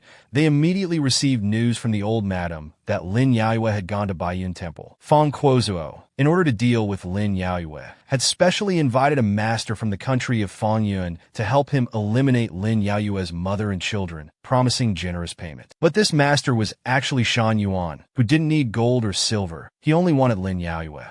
At this time, Lin Yaoyue and her family had arrived at Baiyun Temple, and were led into the main hall by a young Taoist priest to offer sacrifices. But Lin Yaoyue felt as if someone was following behind her. She suddenly turned her head and asked who it was, but there was no answer, nor any shadow of a person. However, Lin Yaoyue had a familiar and dangerous feeling. Lin Yaoyue's older brother hurriedly asked her what was wrong. The feeling disappeared, and Lin Yaoyue quickly replied, "Perhaps it's because I haven't rested enough, just feeling a bit dizzy." Lin Yaoyue's feeling wasn't wrong. This time, Shan Yuan was determined to achieve his goal. "Lin Yaoyue, this time you won't escape." Before the statue of the heavenly venerable at Baiyun Temple, Lin Yaoyue and her mother were sincerely praying to fulfill their vow. Her mother prayed for blessings for everyone in the National Pacification General's mansion, for peace and safety, including the old madam, praying for her to live to 100 years old. Lam Dao Noyet also sincerely prayed for her parents, older brother and younger brother to be safe and sound, living to 100 years old. Additionally, there was the regent prince, for whom she also prayed that she could be by his side for lifetimes to come, never to be separated. At this moment, Tian Yuyan appeared behind Lam Dao Noyet, casting the dream spell on her. Lam Dao Noyet immediately felt a sharp pain in her chest, and before she could understand what was happening, she fainted. Lam Dao Noyet's mother and brother were extremely worried, quickly sending someone to find a doctor. The regent prince, who was recovering from injuries in his mansion, suddenly felt a sharp pain in his chest, guessing that something had happened to Lam Dao Noyet. Kainan Khan expressed helplessness. Chest pain is an illness. How can you drag that woman into this? Do you think you two have some kind of spiritual connection? The slap in the face came quickly. A guard came to report to the regent prince that Tian Yuyan had appeared in Thuong Kin and had even met with Thuong Kot. Combining this with the latest information, the regent prince guessed that they were planning to make a move against Lam Dao Noyet. So he hurriedly called for Kainan Khan, immediately setting out for Bakvan Quan. Kainan Khan complained that the regent prince was too worried. On the way to Bakvan Quan, they were ambushed by Thuong Kot, who had instructed the assassins to prepare for action. If they could kill the regent prince, Hien Phi would give a great reward. Even if they couldn't kill him, they had to delay him. As long as he couldn't save Lam Dao Noyet, there would still be a substantial reward. The regent prince and Kainan Khan were riding horses when they were stopped by a trap. Many assassins wielding knives charged forward. Kainan Khan couldn't believe Thuong Kot was so bold as to send people to block their way. The regent prince was also full of killing intent. Anyone who dared to prevent him from saving Lam Dao Noyet must die. At Bakvan Quan, Lam Dao Noyet's mother kept calling her, worried to the point of tears, but Lam Dao Noyet showed no response. At this time, Tian Yuyan, disguised as a doctor,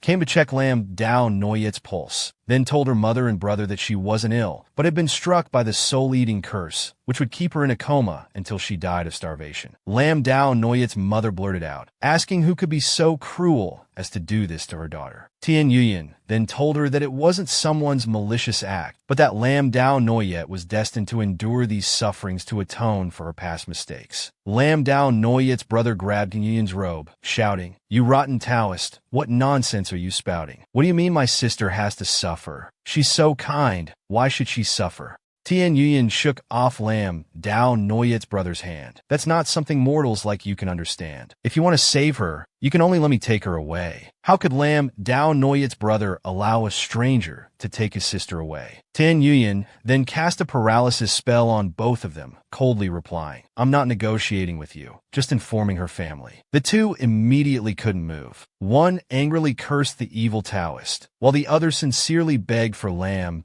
Dao Noyet to be spared. But Tian Yuyan paid no attention, directly carrying Lam Dao Noyet away. The regent prince was in the midst of a fierce battle when he suddenly felt that something bad had happened to Lam Dao Noyet. Behind him, an assassin raised his knife. Lam Dao Noyet woke up, calling for her mother and brother, feeling very strange. This place seemed to be the back mountain of Bakvan Quan, but wasn't she just worshipping at Tian Tun Hall? How did she get here? Suddenly, there was a figure ahead. Lam Dao Noyet cautiously asked who it was. The regent prince stepped out. "Noyet Ni, it's me." He embraced Lam Dao Noyet. "I've finally found you." Lam Dao Noyet was very puzzled as to why the regent prince was here. The regent prince in the dream was no different from the real person, still gently caring for Lam Dao Noyet and wanting to take her somewhere. After walking for a while, Lam Dao Noyet couldn't help but ask the regent prince where exactly he was taking her. The regent prince replied, "Home, of course. Look, that's our home." Lam Dao Noyet looked at the pavilions and buildings before her in astonishment. "Is this really our home?" At this moment, Lam Dao Noyet's mother called her to come over, saying she'd make her favorite hibiscus cake. Her brother also hurriedly waved, telling Lam Dao Noyet to stop daydreaming and come over quickly. Lam Dao Noyet immediately ran to hold her mother's hand, but she was still very confused. Her mother was supposed to be praying at the Tianzun Hall, still 49 days pregnant. Why was she here? The appearance of the regent prince also always made her feel something was off, but she couldn't put her finger on it. Lam Dao Noyet's brother told her to quickly look at who had returned. Lam Dao Noyet's father kindly called her name, surprising her greatly. Her father was here too. What exactly was happening? Could it be a dream? Her father approached, patted Lam Dao Noyet's head, and said with some remorse, "I've mistreated you and your mother all these years. From now on, our family will live well here. I will wholeheartedly protect you all, okay?" Lam Dao Noyet's eyes immediately welled up with tears. She could feel this warmth. It was indeed her father. All of this was created by Tin Yuyan based on Lam Dao Noyet's desires, making a beautiful dream for her and letting Lam Dao Noyet sleep soundly, enjoying this dream. If Lam Dao Noyet truly immersed herself in the dream, within a few days she would die in the real world and stay forever in the dream.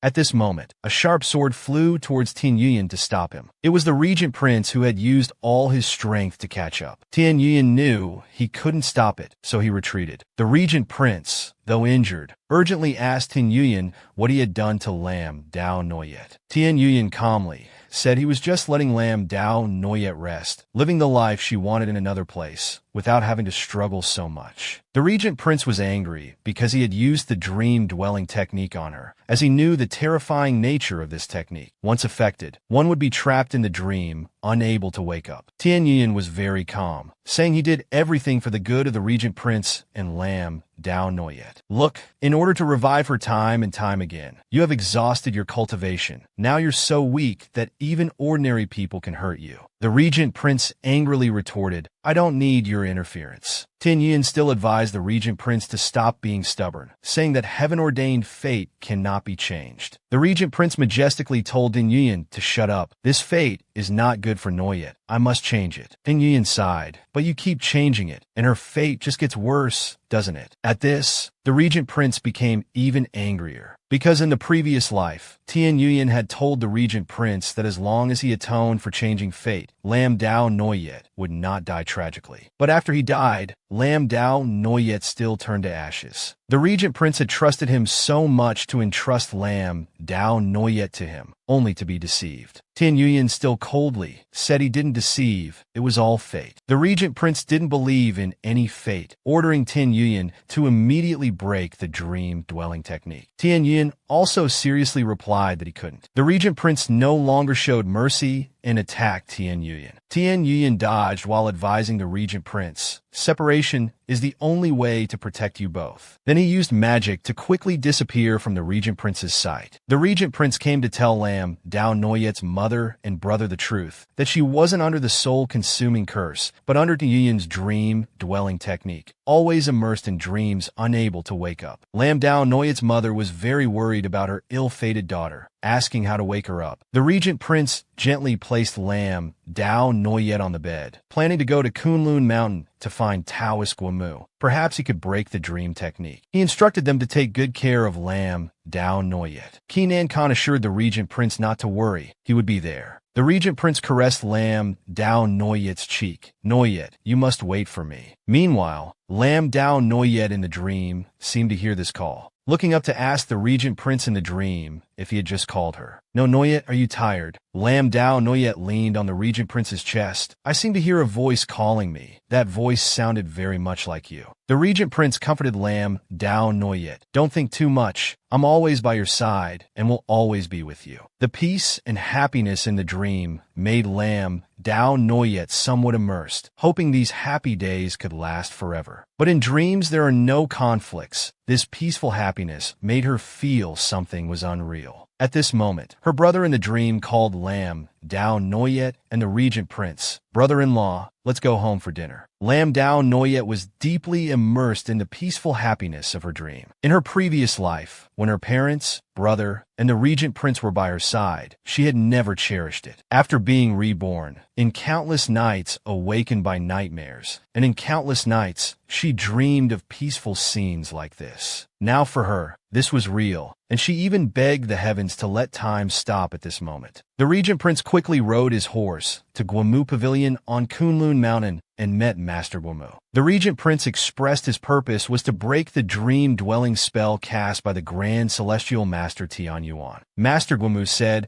he also knew a little about the dream-dwelling spell and invited him into the hall to talk in detail. Meanwhile, his young disciple had already used a pigeon to send a message to the virtuous consort and the Crown Prince. The messenger pigeon arrived in the hands of Crown Prince Mo Donglin, informing him that the Regent Prince had reached Kunlun Mountain seeking help from Master Guomu. The virtuous consort told Crown Prince Mo Donglin to quickly use a pigeon to send the spell-breaking method left by Tian Yuan to Master Guomu, to be handed over to the Regent Prince by Master Guomu. The virtuous consort naturally wouldn't be so kind as to easily hand over the solution, only because to break the dream spell, it required the blood of a relative, drinking bohoko to nourish the blood daily, and using the heart's blood to perform the spell-breaking formation. Could the person in the dream be awakened? The virtuous consort knew that buhuoko was extremely poisonous. In other words, to save Lam Dao Noyet, either her mother or brother had to die, considering it as one life exchanged for another. Tian Yuan said that the fate of Lam Dao Noyet's mother had already come to an end, feeling resentful. If it weren't for Lam Dao Noyet changing her fate, her mother would have died in the goo poison incident. And currently in the mortal world, besides Tian Yuan, only Master Guomu on Kunlun Mountain understood talismans and formations, so he guessed that the Regent Prince would definitely go to find Master Guomu at that time, and he could only use this method. The virtuous consort was gleeful, overjoyed. The Regent Prince could only choose whether to let Lam Dao Noyet remain forever in her sleep, or to let her mother or brother sacrifice themselves. But no matter what he chose, he and Lam Dao Noyet would become enemies, unable to be together anymore. Before releasing the pigeon, Crown Prince Mo Donglin was still a bit worried whether Master Guomu would listen to the virtuous consort or not. She reassured him that Master Guomu's Taoist temple had always been secretly supported by her, and they were already their people. This made Crown Prince Mo Donglin also reveal a wicked smile of certain victory, waiting to see Lam Dao Noyet and the Regent Prince turn against each other. It can only be said that this old man was truly evil. At this moment, he was following the solution provided by the virtuous consort, telling the Regent Prince that the blood between relatives had a special connection, which could awaken the person immersed in the dream. As soon as the Regent Prince heard that this medicine required using buhuoko to nourish the blood, and it had to be nourished for 3 days, he knew that this was equivalent to exchanging one life for another. Then he asked Master Guomu if there was no other way. There might be other ways, but this poor Taoist only has this one method here. Moreover, to break the dream spell, it must be done within 7 days. Once that time passes, she will never wake up again. The Regent Prince calculated that today was already the 2nd day. Time was extremely urgent. At this moment, the Regent Prince was in a dilemma. His inner heart was very tormented. He knew Lam Dao Noyet cared deeply for her family, but he didn't want to let Lam Dao Noyet die like this. Master Guomu at this time calculated the time for the Regent Prince, less than 2 days left, advising him to make a decision quickly. Lam Dao Noyet's brother at Baiyun Temple was also very worried. The Regent Prince still hadn't returned. He feared his sister couldn't hold on. At this moment, the Regent Prince rode his horse swiftly, returning exhausted and weary. Lam Dao Noyet's brother immediately asked anxiously if he had found a way to save Yuer.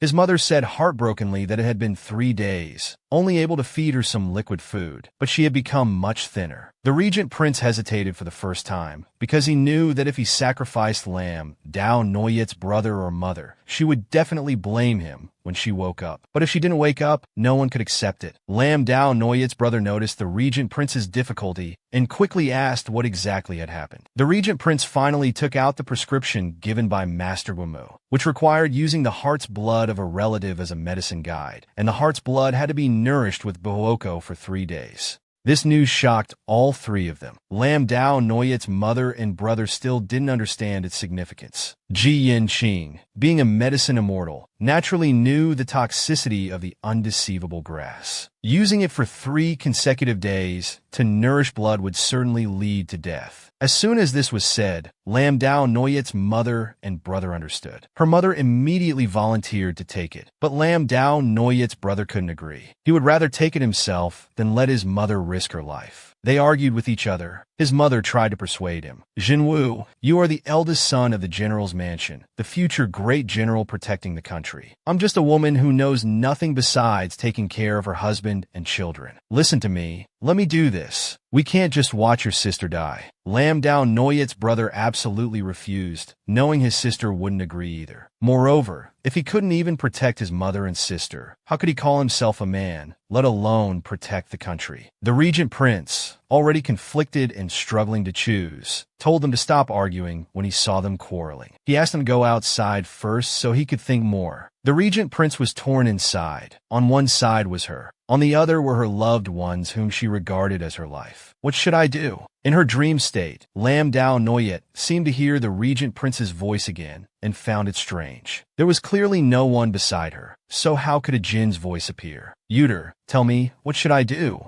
This made Lam Dao Noyet even more perplexed. If it was just her being absent-minded before, why could she still hear the voice now and hear a jinn asking what to do? At this moment, the regent prince's voice came from behind her, asking what she was thinking about alone here. Lam Dao Noyet immediately turned around, even more confused, as she had just heard his voice coming from a different direction. Then she reached out to the regent prince, saying it might be the wind on the large lake making her dizzy, and that they should return to the room first. She silently told herself not to think too much. Living well with her parents, brother, and a jinn was what she wanted most, wasn't it? Lam Dao Noyet's brother now wished he could beat Shan Yuan. If anything happened to Lam Dao Noyet, he would definitely go to the Fan Yun kingdom to capture him and make him pay with his life. Ji Yanqing kindly reminded him that Shan Yuan was unfathomable and probably not someone he could handle. The regent prince came over at this moment, telling Ji Yanqing to prepare some medicine for Lam Dao Noyet to hold on, and that he would go find other experts. Lam Dao Noyet's mother took the opportunity to have her son escort the regent prince. Yuter has me and young Master Ji to take care of her. You two can rest assured. The young man who had just taken office didn't fully understand his mother's true intentions, so he hurriedly followed the regent prince out to find other solutions. Ji Yanqing watched the regent prince's back as he left. In all the years he had known him, he had never seen him so distraught, showing how much more important Lam Dao Noyet was to him than his own life. Lam Dao Noyet's mother immediately stared at the medicine cabinet, starting to look for the undeceivable grass. She quickly found it. Ji Yanqing asked from behind what she was doing. Lam Dao Noyet's mother quickly grabbed the undeceivable grass and stuffed it in her mouth, afraid of being stopped. Ji Yanqing was a bit panicked, hurriedly stepping forward to support her, telling her to spit it out quickly. Eating so much would poison her. Lam Dao Noyet's mother had actually planned this for a long time. She ate according to the dosage on the prescription. Now that she was poisoned, she told Ji Yanqing to use her heart blood to save her daughter. Ji Yanqing looked distressed. Madam, why are you doing this? Lam Dao Noyet's mother thought that even Taoist Guamu could only come up with such a prescription. The regent prince probably couldn't find a more powerful expert, and even if he did, it might not be in time. Time for Lam Dao Noyet was running out, so she begged Ji Yanqing to help her. Now that things had come to this, Ji Yanqing could only follow Lam Dao Noyet's mother's wishes. Thank you, young Master Ji. This is the greatness of a mother's love. After eating the undeceivable grass, Lam Dao Noyet's mother was in great pain. Ji Yanqing brewed a bowl of pain-relieving medicine for her to drink, but Lam Dao Noyet's mother refused to drink it, worried that it would reduce the medicinal effects of the undeceivable grass. Ji Yanqing couldn't bear to see Lin Dao Yu's mother being tortured by the Buhuoko, and was still trying to persuade her. But she, who was originally weak, was now very determined. For the sake of her daughter, she was willing to endure this heart-wrenching pain. After 3 days of nurturing, she could use the blood from her heart to wake Lin Dao Yu. Her mother gently called out, "You heir." Then, her mother took a small knife and stabbed it directly into her heart, extracting the blood to break the hypnosis spell on Lin Dao Yu. As fresh blood dripped into the bowl, Ji Yanqing immediately helped Lin Dao Yu up and made her drink it. Her mother, with her last breath, called out her name reluctantly, then collapsed. From that moment on, Lin Dao Yu no longer had a mother. At this time, Lin Dao Yu in her dream state was enjoying her mother combing her hair. "You In the future, I may not be able to comb your hair anymore. Mother, why are you saying such strange things today? Yue, in the future, you must live well. The regent prince truly cares for you, and you must be steadfast towards him as well. No matter what happens, don't doubt the regent prince, and don't get angry with him. Mother, has something happened? Tell me we can solve it together. It's nothing, Yue. I just want to go on a long journey to pray for blessings for you, Jinwu, and your younger brother. I might be gone for a very long time. Mother, I don't want you to go. What's so good about those deities to pray to? They've never really blessed mortals. Heaven is divine. You can't speak of deities like that. Having good children like you, isn't that a gift from the deities? Of course, I must be grateful. You are my daughter. I really have to go now. In the days to come, you must take good care of yourself. Mother, don't leave Yue. Don't go. Don't abandon Yue. Blood ties truly have a spiritual connection. Lin Daoyu in her dream state suddenly opened her eyes and woke up, shouting, Mother, don't go. After Lin Daoyu woke up, she was shocked to see her mother lying slumped in front of the bed, not understanding what had happened. Noticing Ji Yanqing beside her, she hurriedly begged for help. Young Master Ji, please save my mother. Ji Yanqing reluctantly said to Lin Daoyu, I'm sorry, Miss Lin. Your mother has been poisoned by Buhuoko. She can't be saved. Lin Daoyu was very confused as to why her mother was poisoned by Buhuoko. Ji Yanqing then explained to Lin Daoyu, it's because you were under Shan Yuan's dream-dwelling spell, trapped in a dream, unable to wake up. Your mother, in order to save you, used Buhuoko to nurture the blood from her heart as medicine, fermenting it for 3 days. The poison has entered her heart, and there's no way to cure it now. Lin Daoyu gritted her teeth in hatred. Shan Yuan, it's Shan Yuan again. At this moment, her mother was still barely breathing, weakly reaching out her hand and calling her name. Lin Daoyu, with tears in her eyes, held her mother's hand. Mother, Yue is here. Yue is here. Her mother, in her dying moments, still comforted Lin Daoyu, telling her not to grieve, not to hold grudges, that this was all her fate. Lin Daoyu refused to accept this as fate, telling her mother, this is not your fate. Because in the previous life, concubine Fuang had bribed your personal maid Su Mai to poison you. And I, cutting my flesh to save you, still couldn't save you. And in this life, to prevent you from being harmed, I had already shown kindness to Su Mai early on, cutting off the possibility of her being bribed to poison you. Later, concubine Fuang poisoned me with an ancient poison, using this to counterattack and have me exiled. I thought that you and brother would be safe from then on. Take care. After saying these words, Lin Daoyu's mother let go of her hand and passed away. Lin Daoyu hugged her mother's cold body and cried loudly, repeatedly apologizing to her mother. She never expected that even though she had been reborn, she still couldn't save her mother. At this moment, Lin Daoyu's brother and the regent prince returned, seeing the scene before them, both shocked and heartbroken. Lin Daoyu opened her eyes, red from crying, blaming herself for harming her mother. The regent prince hurriedly came to comfort Lin Daoyu, telling her not to blame herself, that this wasn't her fault, it was Shan Yuan. Everything was because of Shan Yuan. In the regent prince's arms, Lin Daoyu cried even more painfully. In the evening, the regent prince brought a bowl of nutritious porridge, telling Lin Yaoyue to eat something. After all, she had been unconscious for several days and hadn't eaten properly. Lin Yaoyue was still grieving and didn't want to eat. She asked the regent prince to leave first, saying she wanted to be alone. The regent prince sympathized with her feelings and told Lin Yaoyue to call him if she needed anything, saying he would always be outside. Once outside, the regent prince immediately began questioning Ji Yanqing. Didn't I tell you to wait? Why did you use that medicine? Ji Yanqing reluctantly retorted, have you found a better remedy yet? The regent prince indeed had no better solution. So if I hadn't used the medicine you brought back, your Yue would have died already. The regent prince of course understood, but with her mother's sacrifice, he feared Lin Yaoyue would be very heavy-hearted. Ji Yanqing said he didn't care. He only knew that for the regent prince, Lin Yaoyue was more important. Suddenly, the sound of a breaking bowl came from behind them. They immediately looked back. Lin Yaoyue had been standing behind them for some time, overhearing their conversation, and was now stunned. Lin Yaoyue accidentally learned that it was the poisonous medicine brought back by the regent prince that had caused her mother's death. The regent prince hurriedly explained, I'm sorry, Yue, I only wanted to save you. Lin Yaoyue cried out emotionally, telling the regent prince to get out, saying she would rather die than once again hold her mother's cold corpse, then ran away crying, leaving the regent prince behind, filled with self-blame and sorrow. In that situation, The regent prince was truly in a difficult position. Lin Yaoyue,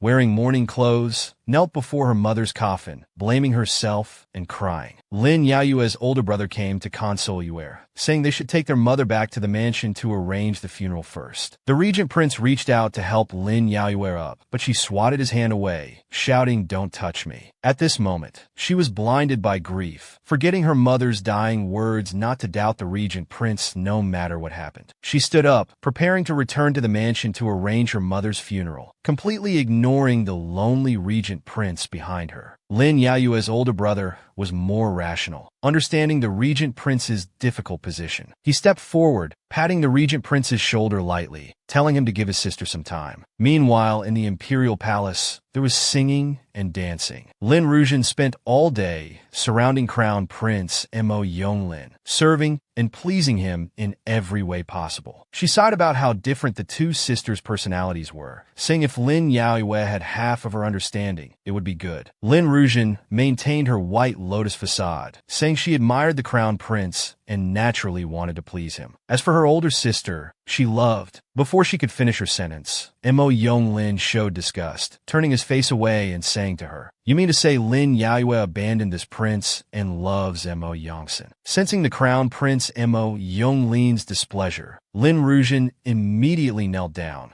saying she didn't mean that and begging the Crown Prince to calm down. But she had touched a sore spot, so how could he easily let it go? He told her to get out. Just then, a eunuch at the door came to relay a message, informing Crown Prince Mo Yonglin that Lin Yaoyue was escorting her mother's coffin back to the mansion. As soon as Crown Prince Mo Yonglin heard this, he was immediately delighted. He still didn't want to give up the power of the National Pacification General's mansion, so he ordered the eunuch to prepare a carriage, saying he wanted to go to the general's mansion to comfort Lin Yaoyue. Lin Ruzhen beside him still didn't understand the situation, assuming that Crown Prince Mo Yonglin still had feelings for Lin Yaoyue, and decided she would use all her schemes to snatch the Crown Prince. Lin Yaoyue and her brother brought their mother's coffin back to the National Pacification General's mansion. The gates were tightly closed, with no one coming out to receive them. Lin Yaoyue's brother was furious, saying their mother had passed away, and yet no one came out to receive them. Their grandmother was truly too much. Those evil people, the old madam and her group, had repeatedly tried to poison and curse them just to kill Lin Yaoyue and her brother. Now they've finally gotten their wish and are happily celebrating inside the mansion. Crown Prince Mo Yonglin, wearing mourning clothes, called out to Lin Yaoyue from behind. Lin Yaoyue turned around, wondering why he was here. Crown Prince Mo Yonglin pretended to be sorrowful, comforting Lin Yaoyue to hold back her grief, saying her mother had gone to the land of ultimate bliss to enjoy blessings. Lam Dao Noyet clearly understood his intentions and responded irritably, "Enjoy your blessings. I hope when noble consort Hien faces such a situation, Your Highness the Crown Prince can also calmly enjoy your blessings like this." She turned and entered the mansion with her brother. Crown Prince Mo Dung Lin was very annoyed, thinking Lam Dao Noyet was hateful and showed no respect for him at all. The appearance of Crown Prince Mo Dung Lin made Lam Dao Noyet feel that something was amiss. Her brother didn't understand much because regarding Lam Dao Noyet's mother's death, he had only sent someone to inform the garrison general's mansion. So how did the Crown Prince know about it, and even specially wore mourning clothes to come here? Lam Dao Noyet's brother suddenly realized that the Crown Prince might be involved in this matter. In fact, Lam Dao Noyet had always been suspicious, thinking that the dream-dwelling spell was a bit strange. The Crown Prince's appearance had proven that strangeness. "Those who have harmed my mother, I will not let any of them go." She suddenly stopped and told her brother to inform the regent prince not to follow her anymore. Lam Dao Noyet's brother hurriedly advised, "Noyet Ni, don't treat the prince like this. Everything he did was to save you." Actually, Lam Dao Noyet knew she couldn't blame the regent prince. She just couldn't accept that her mother had died in her arms once again. She would rather it had been her who died. The matriarch of the garrison general's mansion, Lam Dao Noyet's mother, had passed away. Inside and outside Lam Dao Noyet's quarters were covered with white cloth, while other places showed no signs of mourning. Lam Dao Noyet, dressed in mourning clothes, asked Ticheng why, Although she had already announced the sad news of her mother's death to the mansion, no one else besides them was wearing mourning clothes. Tichung replied that it was because the old madam had not allowed the wearing of mourning clothes. Lam Dao Noyet frowned, thinking that when the matriarch of the general's mansion died, how could her mother-in-law and grandmother not allow the wearing of mourning clothes? Lam Dao Noyet's brother became angry, cursing these cold-hearted people. He was about to draw his sword to slash at them, but Lam Dao Noyet stopped him, telling him not to be impulsive. After all, her brother was the legitimate son, the heir to the garrison general's mansion. If he were to be labeled as unfilial, his life would be ruined, and so would the garrison general's mansion. Their father and brother were at the border fighting the enemy, already very tired, and shouldn't be troubled by family matters. She would handle the household affairs. Lam Dao Noyet's brother patted her head, understanding how hard she had worked at home over the years. Noyet Ni, you've had it tough these past years. Lam Dao Noyet wasn't afraid of hardship. She only hated that she had fallen into a trap and couldn't protect her mother. Now what she had to do was to make those who had harmed her mother pay the price. Those wicked people. From the old madam's two-tongue hack hall came sounds of hearty laughter. It was Lam Dao Noyet's second uncle, praising his daughter Lam Nu Tran for being capable and favored by Crown Prince Mo Dung Lin, saying she could completely replace Lam Dao Noyet's position.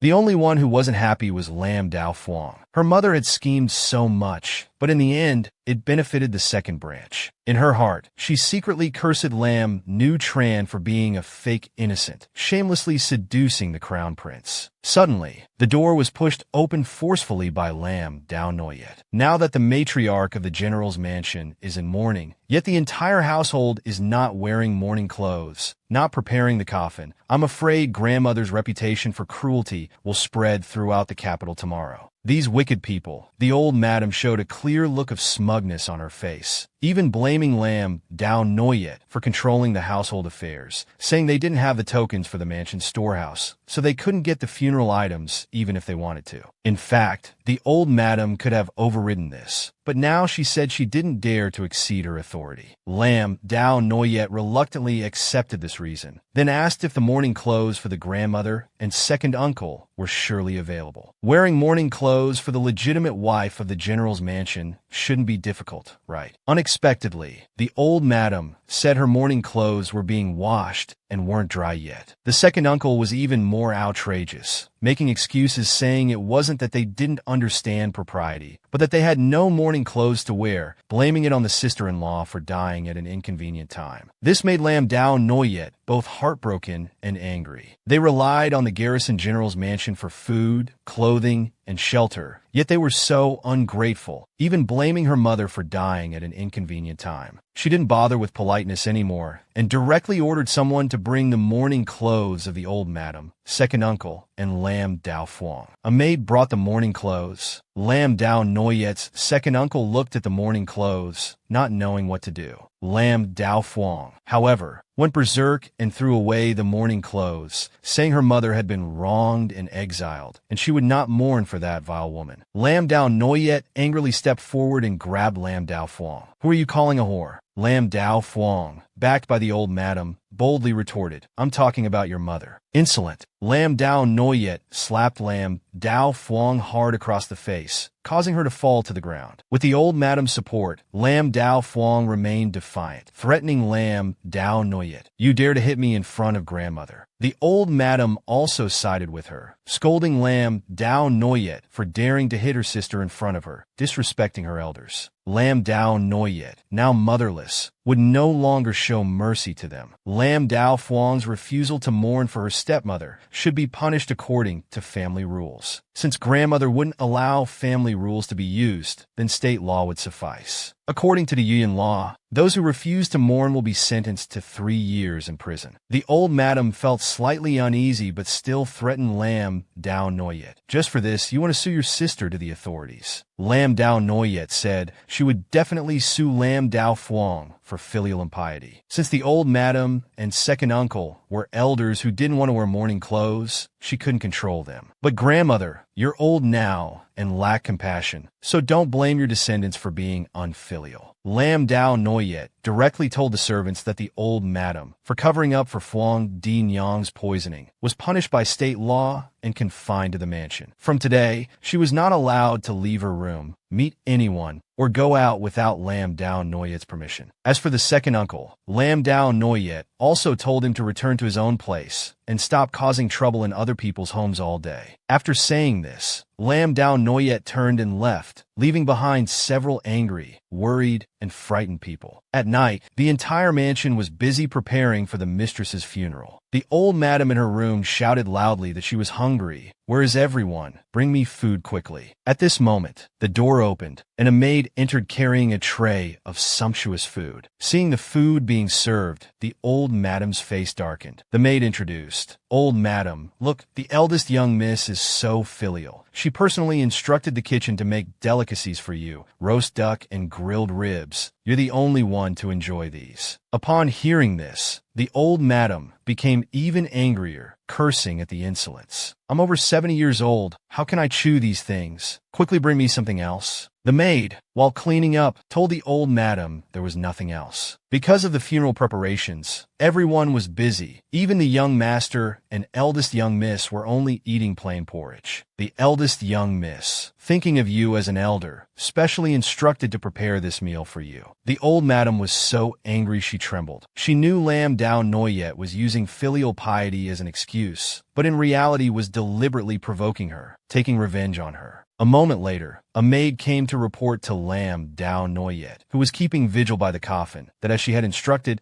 the old madam angrily overturned the food tray. Lam Dao Noyet's brother was a bit worried, fearing that when their father returned, the old madam would tattle to him about Lam Dao Noyet's actions. Let her tattle. We offered the best food in the mansion to her. If her teeth are too weak to eat it, who's to blame? The regent prince, wearing mourning clothes, concerned about Lam Dao Noyet's health, personally cooked a nutritious porridge that she liked and came to persuade Lam Dao Noyet to eat something. But Lam Dao Noyet didn't even turn her head, directly refusing the regent prince's kindness and using the excuse of the busy funeral preparations to send the guest away. The regent prince, without resentment or hatred, knew she was angry with him, but he was willing to wait until Lam Dao Noyet's anger subsided and accepted him back. He also advised her not to torture herself. After all, this body was obtained through her mother's sacrifice of life. Cherishing it is cherishing her mother. Lam Dao Noyet's brother also hurriedly agreed. After all, Lam Dao Noyet hadn't eaten a single grain of rice all day,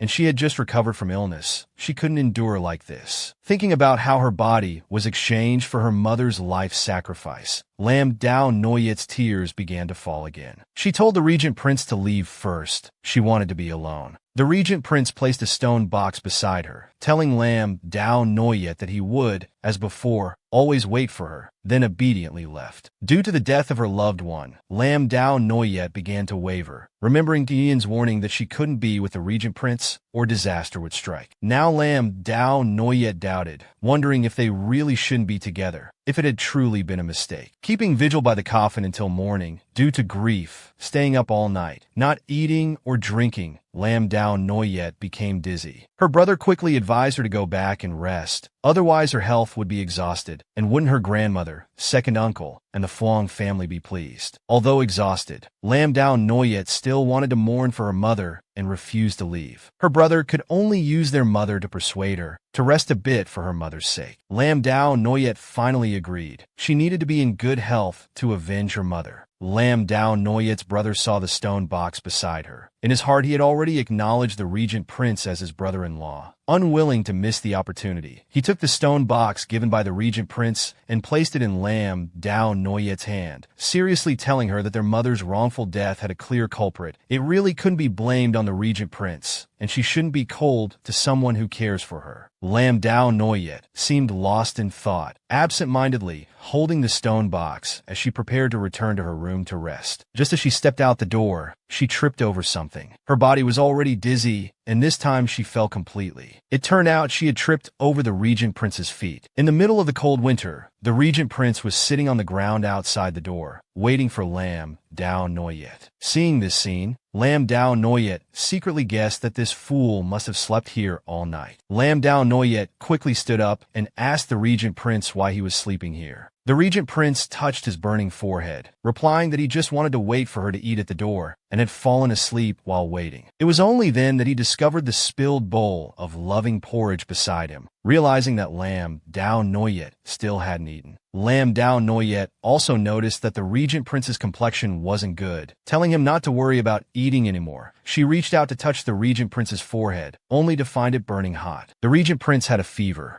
Just as Lam Dao Noyet was about to withdraw her hand, the regent prince grasped it tightly, telling her not to be cold to him anymore, that he would rather be hit or scolded than have her distance herself. But Lam Dao Noyet knew she had no right to hit or scold the regent prince. After all, it was to save her, and she blamed herself for being the culprit who caused his mother's death. The regent prince tried hard to persuade her. Persuading Lam Dao Noyet, he said she couldn't think like that. The culprit wasn't her. It was all because of Tien Yuyan. Lam Dao Noyet's mood became even more depressed, thinking of Tien Yuyan's warning, which she didn't believe at first, but now, because of her mother's death, she wavered, even worrying that this time it was her mother. Next time it could be her brother, or her father, or the regent prince. Now Lam Dao Noyet was confused, feeling that she was an unlucky person. Even though she had been reborn, she still couldn't change this unfortunate fate, and even advised the regent prince to stay away from her. The regent prince excitedly immediately denied. "I have chosen you. It can only be you."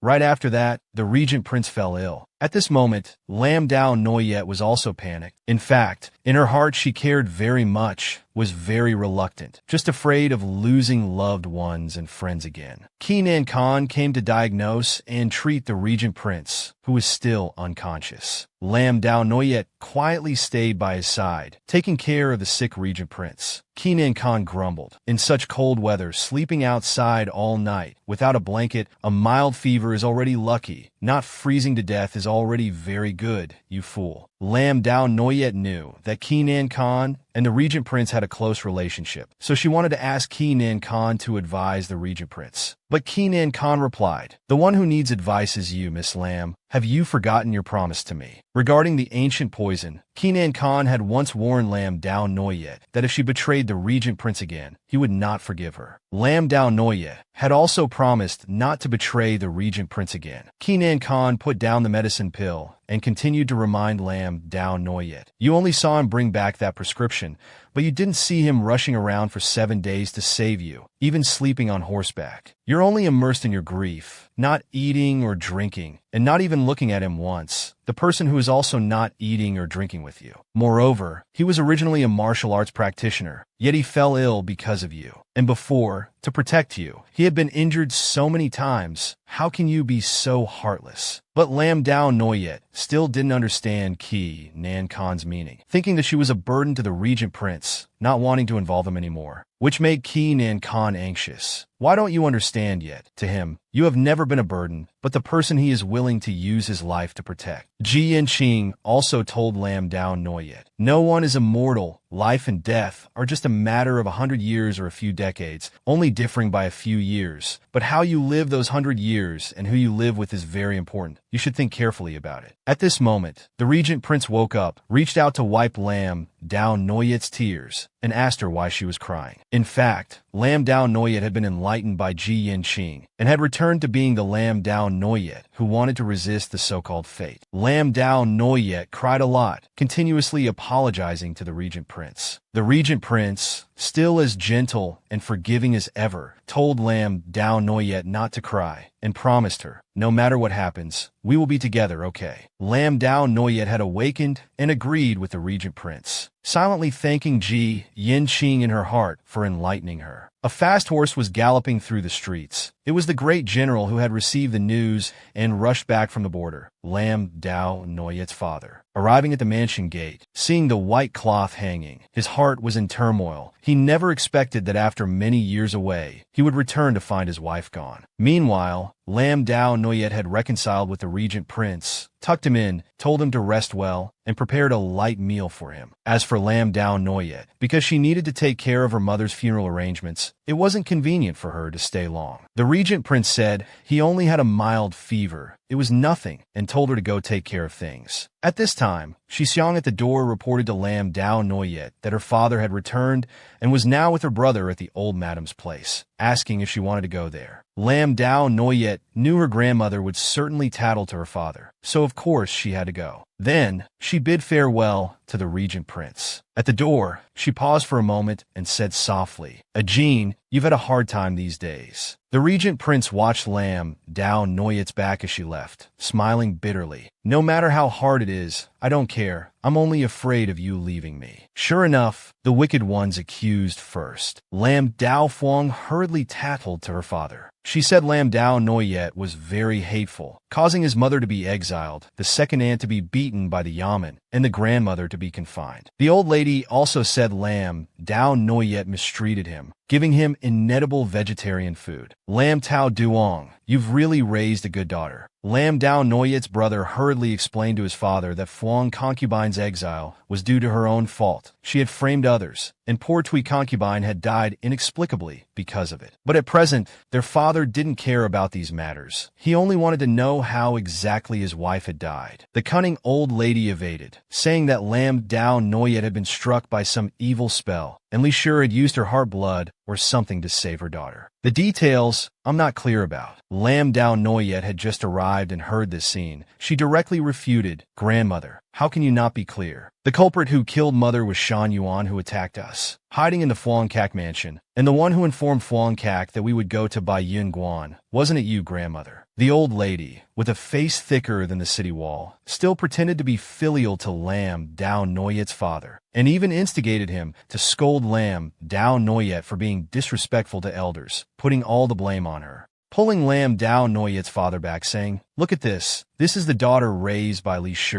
She doesn't even know how to respect the elderly, just like Li Shi, without any upbringing of a noble family." Lam Dao Noyet became angry, shouting at the old lady, "That's enough from you. My mother has already been killed by you all, and you're still slandering her. You're truly an unfilial elder." Before she could finish speaking, she was slapped by her father, who told her to shut up. This slap stunned Lam Dao Noyet. It was the first time since she had grown up that her father had hit her. She had thought that when her father returned, he would seek justice for her mother, but it seemed she was wrong. Tears of grievance fell. Lam Dao Noyet's father was actually heartbroken too, but he was a man of blind loyalty and filial piety, not yet understanding the situation. Although he knew hitting her was wrong, he still said, "You still can't be disrespectful to your grandmother like that." As soon as General Lam finished speaking, the regent prince, that wife-doting man, appeared again to defend Lam Dao Noyet. Although Lam Dao Noyet's father didn't know why the regent prince was in the mansion, he hurriedly knelt down to pay respects just to be safe. The entire household bowed to the regent prince. Only the old lady remained stunned in place. The regent prince looked over sternly and asked, "Does the old lady have an imperial edict exempting her from paying respects?" The old lady was slightly stunned, but still honestly answered no. "Then why do you not perform the proper etiquette between subject and ruler when meeting this prince?" The old lady suddenly realized, feeling the pressure of authority, and hurriedly knelt down to pay her respects obediently. Afterwards, the regent prince became even more domineering, solemnly declaring to the entire household of the garrison general, "Don't think that because I was lenient with you in the past for Dao Yu's sake, you can disregard proper etiquette. The regent prince's consort is also her." The entire household was bewildered, wondering how she had become the regent prince's consort. Her father thought to himself, "I may be old, but I'm not so senile as to be seeing things." Confused and perplexed, he wondered, wasn't it written in the imperial edict that she was to be the crown prince's consort? The regent prince, without any reservation, explained to him, "General Lin, listen carefully. Dao Yu and I are in love and have long promised to be together in life and death, never to abandon each other. As for the engagement to the crown prince, it must be cancelled." Then he stepped forward, took Lin Daoyu's hand, helped her up, and left. After leaving, Lin Daoyu was still sad and couldn't stop thinking about it. She had always thought that once her father returned, her and her mother's situation would improve greatly. She never expected her father to be so blindly filial. The regent prince embraced Lin Daoyu, comforting her not to be sad. After all, her father didn't know what had happened in the household over the years. He told Lin Daoyu to take care of her mother's affairs and leave her father's matters to him. He also told Lin Daoyu that her father loved her very much in his heart and advised her not to harbor resentment over this matter. At this time, Lin Daoyu's father was in his room, looking at the hairpin left by his wife, feeling extremely sad and regretful for not being able to see her one last time. In his heart, he kept muttering, "My lady, I'm sorry." The regent prince, wanting to help Lin Daoyu reconcile with her father, went to her father's room. Lin Daoyu's father hurriedly stood up to pay his respects. At this moment, there were only two people in the room. As a future father-in-law, loving one means loving all that comes with them. The regent prince told him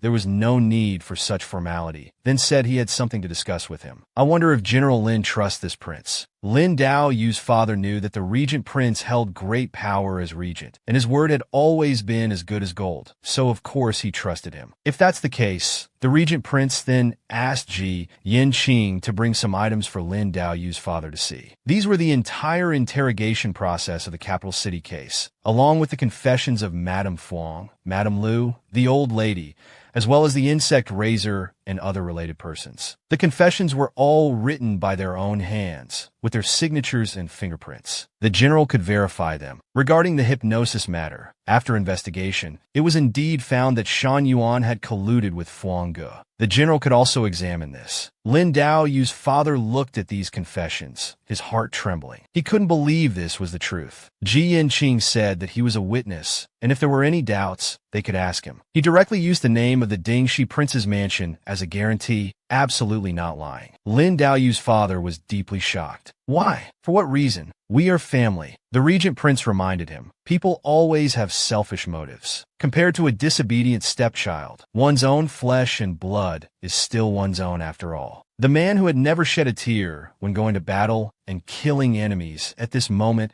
as his inner defenses collapsed, also awakened to some extent. He had always remembered the kindness of others in raising him, putting filial piety above all else, not realizing that in his stepmother's heart, he still couldn't compare to her own child. At this time, Lin Daoyu was in front of her mother's memorial tablet, lamenting, "Mother, father has finally returned. He came back for you. He still remembers you."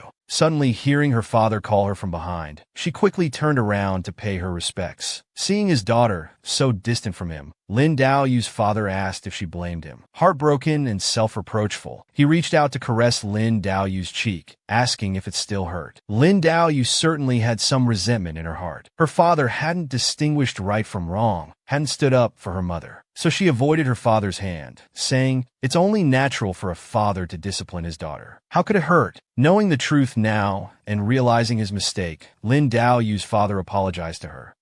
"I'm sorry. I've let you and your mother suffer so much injustice over the years." Lin Daoyu sensed the change in her father, and tears immediately began to fall. He woke up from his sorrowful state, caressing his wife's coffin. "My dear, I will definitely avenge you." Then he turned to Lin Yaoyue, saying he would help her break off the engagement. Lin Yaoyue was confused, not knowing why her father had suddenly changed and wanted to help her break off the engagement. In fact, he deeply cared for Lin Yaoyue in his heart. Knowing the truth, he absolutely would not let Lin Yaoyue marry the enemy who killed her mother, nor could he bear to let Lin Yaoyue suffer any more grievances. Feeling the father-daughter bond, Lin Yaoyue's face was covered in tears. "Mother, do you see? Father still cares about us in his heart." On the day of Lin Yaoyue's mother's funeral, the ceremony was grand and solemn. Although Lin Yaofeng wore mourning clothes, she felt very uncomfortable inside, muttering under her breath. Lin Yaoyue's mother was an orphan. How does she deserve such a grand funeral ceremony? Lin Yaoyue directly retorted, "The imperial court has bestowed a first-rank title. The funeral is conducted according to proper rites. It's not something a concubine-born daughter like you can criticize." This fact was indeed irrefutable, leaving Lin Yaofeng unable to argue back, but it made her hate Lin Yaoyue even more in her heart. Lin Yaoyue had also endured many times because they were half-sisters with the same father, but different mothers. Lin Yaoyue knelt before her mother's grave. Then she would begin to avenge her mother. "Fong family, just you wait." Meanwhile, Lin Yaoyue's second uncle's family wanted to visit the old lady, intending to cause trouble again, but they were stopped by the guards and not allowed to enter. The second uncle's family pretended to be filial, making a fuss about wanting to show their respect, even saying that Lin Yaoyue was mistreating her grandmother, not giving her food, intending to starve the old lady to death. Lin Ruzhen, the white lotus flower, carried a food box pretending to be very filial. "Please let us bring food to grandmother." This scene caught Lin Yaoyue's eye as she returned. She laughed coldly. "Second uncle, second aunt, you're quite the actors. My mother's funeral just ended, yet I haven't seen you come to pay respects. But here you are pretending to be filial." The second uncle angrily scolded Lin Yaoyue as a rotten brat, raising his hand to hit her. Just as his hand was about to come down, it was stopped by another hand. It was Lin Yaoyue's father stepping forward to protect his daughter. "It's not your place to discipline my daughter." Lin Yaoyue's second uncle quickly backed down, smilingly calling him big brother, saying he was just worried about their elderly mother. Because in front of the general, his fist was no different than an egg hitting a rock. Lin Yaoyue's father told him not to worry anymore. He would personally take care of their mother's food and clothing and would not mistreat her. Regarding the case of ancient poison, as well as the case of hypnosis that killed his wife, he had reviewed all the case files, including the confession written by his own sister. Lin Ruzhen's mother immediately became flustered, not knowing how to argue. Then, Lin Yaoyue's father tactfully ordered them to leave, wanting her second uncle's entire family to get out and go wherever they pleased. Her second uncle, seeing this patron wanting to drive him away, was a bit incredulous, wondering how his big brother had become so tough. Lin Yaoyue smiled and said, assuring her second uncle's family not to worry. She had prepared enough money and food for them. As long as they didn't gamble anymore, it would be enough for the rest of their lives. The old lady suddenly pushed open the door and rushed in, angrily scolding Lin Yaoyue's father. "Lin Xiaodong, how can you treat your own brother like this?" Seeing the old lady come out to defend him, Lin Yaoyue's second uncle's tongue became nimble again, quickly playing the emotional card. "Big brother, I just want to stay by mother's side to be filial." Lin Yaoyue couldn't hold back anymore. "Why does second uncle get to be filial, while I've lost my mother? Where can I go to demand justice?" Lin Yaoyue's father told everyone to be quiet, saying the lines between family and outsiders were clear, and further arguing would be meaningless. He had decided that tomorrow he would send people to escort Lin Yaoyue's second uncle's entire family out of the capital. After saying this, he turned and left, no longer being humbly filial as before. Returning to the room, Lin Yaoyue brought hot tea for her father. As he drank, he told her that tomorrow she should follow him into the palace, as he wanted to break off her engagement. Lin Yaoyue felt both worried and joyful. This was defying an imperial edict. In her previous life, her father had been wholly loyal to the country and emperor, willing to sacrifice everything for the emperor and Great Yuan. Yet now he was defying an edict for her sake. Because of the death of Lin Yaoyue's mother, her father realized he owed her and her mother too much. Now awakened, he wanted to make up for the belated father-daughter relationship. At the Fong mansion, Fong Quang flew into a rage because Lin Ruzhen's family had been driven out and not allowed to stay at the general's mansion, so they came to rely on and instigate their uncle, saying that Lam Dao Noyet's father had confined his younger sister. It was that old lady who begged her uncle to quickly save her elderly mother. Lam Nu Tran's mother cried and instigated. Big brother just returned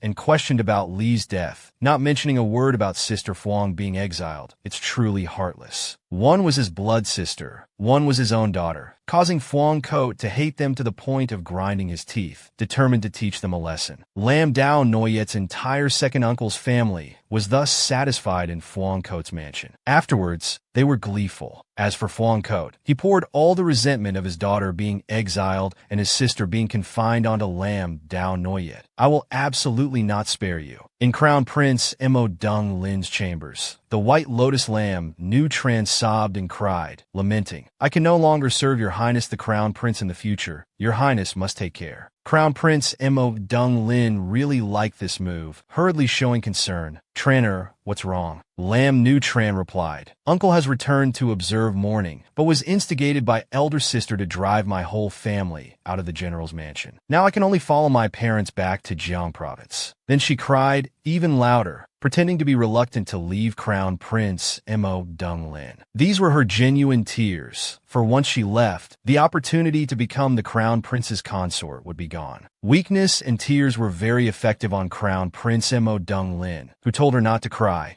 saying he had many private residences where Lam Nu Tran and her parents could stay. Lam Nu Tran seized the opportunity to ask Crown Prince Mo Dung Lin for an official status. If my family stays at the Crown Prince's private residence without a name or status, I'm afraid people will gossip. The Crown Prince truly liked women like Lam Nu Tran and was very willing to give her a status. But he could only take her as a secondary wife after marrying Lam Dao Noyet. However, Lam Nu Tran was even greedier, wanting the position of primary wife. So she threw herself into Crown Prince Mo Dung Lin's arms, pretending to be understanding. I dare not ask for too much. I only request that the Crown Prince give my father an official position, so that our family can stay in the capital to serve your highness. Crown Prince Mo Dung Lin lifted her chin, saying he could find her father an official position as long as they obeyed. Lam Nu Tran immediately expressed, "My entire family is willing to serve your highness and noble consort Hien wholeheartedly." At this moment, a eunuch came to report to Crown Prince Mo Dung Lin, "The garrison general has brought Miss Lam to see the emperor, requesting to cancel the engagement." Crown Prince Mo Dung Lin was still aiming for the military power in Lam Dao Noyet's father's hands, so he couldn't let them cancel the engagement. Even if it were to be canceled, it would have to wait until he had gained control of the military power, and he would be the one to actively cancel it. Thinking this, he pushed Lam Nu Tran away from his embrace, saying he had business to attend to and told Lam Nu Tran to leave first. Lam Nu Tran watched the Crown Prince's hurried departing figure, her heart aching, not understanding why even at this point he still wouldn't let go of Lam Dao Noyet. In the main hall of the imperial palace, Lam Dao Noyet and her father paid their respects to the emperor. The emperor, also under pressure from military power, smiled and welcomed them. "General Lam, please rise." Guarding the border must have been tiring. Lam Dao Noyet's father replied, "Protecting the territory is my duty." Then he continued, "Today I have come with a request, asking your majesty to allow my daughter to cancel her engagement with the crown prince. My wife has just passed away, and my daughter needs to observe 3 years of mourning. I fear this will delay the crown prince." Before the emperor could answer, Crown Prince Mo Dung Lin's voice came from behind, stating directly that there would be no delay. At this moment, he transformed into a lovesick person, willing to wait. But his true thoughts were to entangle with Lam Dao Noyet, absolutely not allowing her and the regent prince to have their way. Lam Dao Noyet immediately refuted, exposing Crown Prince Mo Dung Lin's ambiguous relationship with her cousin Lam Nu Tran, their frequent meetings in the Eastern Palace, even during her mother's mourning period without restraint. She said she appreciated their sincere feelings and was very willing to bring them together. The emperor became angry upon hearing this, scolding Crown Prince Mo Dung Lin for being disrespectful. In fact, the emperor also didn't want the garrison general's family to become in-laws with the regent prince. Crown Prince Mo Dung Lin hurriedly defended himself, saying he only asked Lam Nu Tran about Lam Dao Noyet's recent situation, knowing she was sad, so he didn't dare to disturb her. The emperor shouted, "Crown Prince, what more do you have to explain?" Quickly apologized to General Lam. Crown Prince Mo Rong Ling then expressed his loyalty, saying that in his heart there was only Lam Dao Noyet, and he must marry her. Lam Dao Noyet's father firmly stated his position. If His Highness the Crown Prince is so determined, it would be fine for Nu Tran to replace Dao Noyet. After all, Nu Tran is obedient, understanding, and more suitable for the Crown Prince than Dao Noyet. In terms of bloodline, both are daughters of the Lam family. Crown Prince Mo Rong Ling was displeased, silently cursing them as fools, thinking what use is bloodline. What I need is military power. At this moment,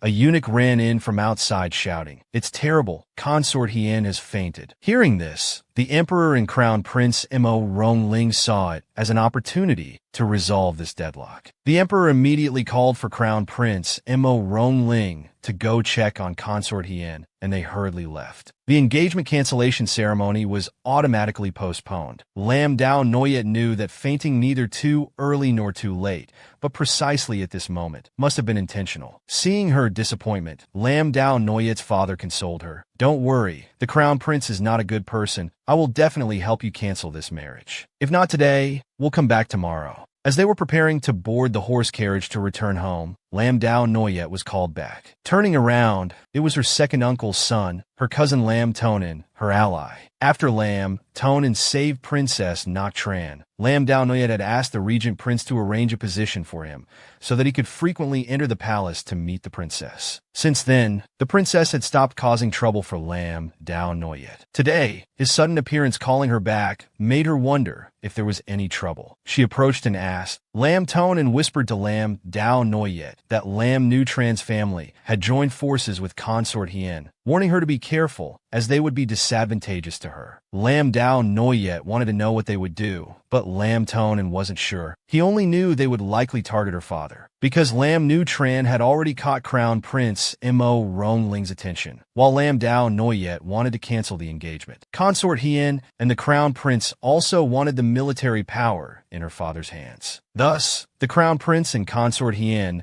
would want to support Lam Nu Tran's family to replace Lam Dao Noyet's father. Lam Dao Noyet teased Lam Tonin, the Crown Prince and Consort Hien wanting to support your father. Isn't that good for you, cousin? But for Lam Tonin, he hated them all and wished they would die. Because Lam Nu Tran's mother had caused the death of his birth mother. Lam Nu Tran had bullied him since childhood, and his father had never cared for him, a son born of a concubine. Many years ago, after Madame Lu gave birth to Lam Nu Tran, she had also been pregnant with a boy. Lam Tonin's mother was a concubine of Lam Dao Noyet's second uncle, responsible for serving Madame Lu during her pregnancy. But unexpectedly, she had a miscarriage. Therefore, she blamed Lam Tonin's birth mother for using poison to kill her child. From then on, Madame Lu never became pregnant again, with Lam Nu Tran being her only daughter. Afterwards, he had driven Lam Tonin out of the house, planning to adopt a son from the Lu family line as the heir to his second uncle. In the previous life, Lam Tonin and the princess had feelings for each other. Later, Lam Nu Tran's mother wanted to take advantage of the relationship between Lam Tonin and the princess, while Lam Tonin also wanted Lam Nu Tran's mother to give him the status of a legitimate son to marry the princess. These two people then let go of their grudges. In this life, Lam Dao Noyet naturally wouldn't let Lam Nu Tran's family have their way, so she let her cousin vent his anger, saying that she also had a grudge against them for killing her mother, and this revenge must be taken. Now that her father had returned, she would have her father recognize Lam Tonin and as the second legitimate son of the Tran Quoc general's mansion to match the princess's status. Hearing these words from Lam Dao Noyet, Lam Tonin was extremely pleased. Before leaving, he also said he would do his best to help her gather information. In the horse carriage, Lam Dao Noyet's father asked what they had talked about. Lam Dao Noyet reminded her father to be careful. Consort Hien, the Crown Prince, and Madame Phuong are plotting to harm me, and moreover, they seem to want to start from your side. Her father's face immediately darkened upon hearing this. They dare to start from my side and still want to deal with my daughter. Lam Dao Noyet had always known that Phuong Di Nyang was vicious, harming people to the bone. She had caused her to be exiled, which was considered a deep grudge with the Phuong family. Now that she wanted to cancel the engagement, Consort Hien and Crown Prince Mo Rongling naturally wouldn't let her off. The straightforward and simple father felt a headache, blaming himself for involving Lam Dao Noyet in these troubles. Lam Dao Noyet quickly consoled him. It's them who want to harm people. How can you blame yourself, father? Afterwards, Lam Dao Noyet told her father that her brother Lam Tonin was in the palace helping her gather information about the virtuous consort and the crown prince. To repay him, she had asked her father to agree to adopt Lam Tonin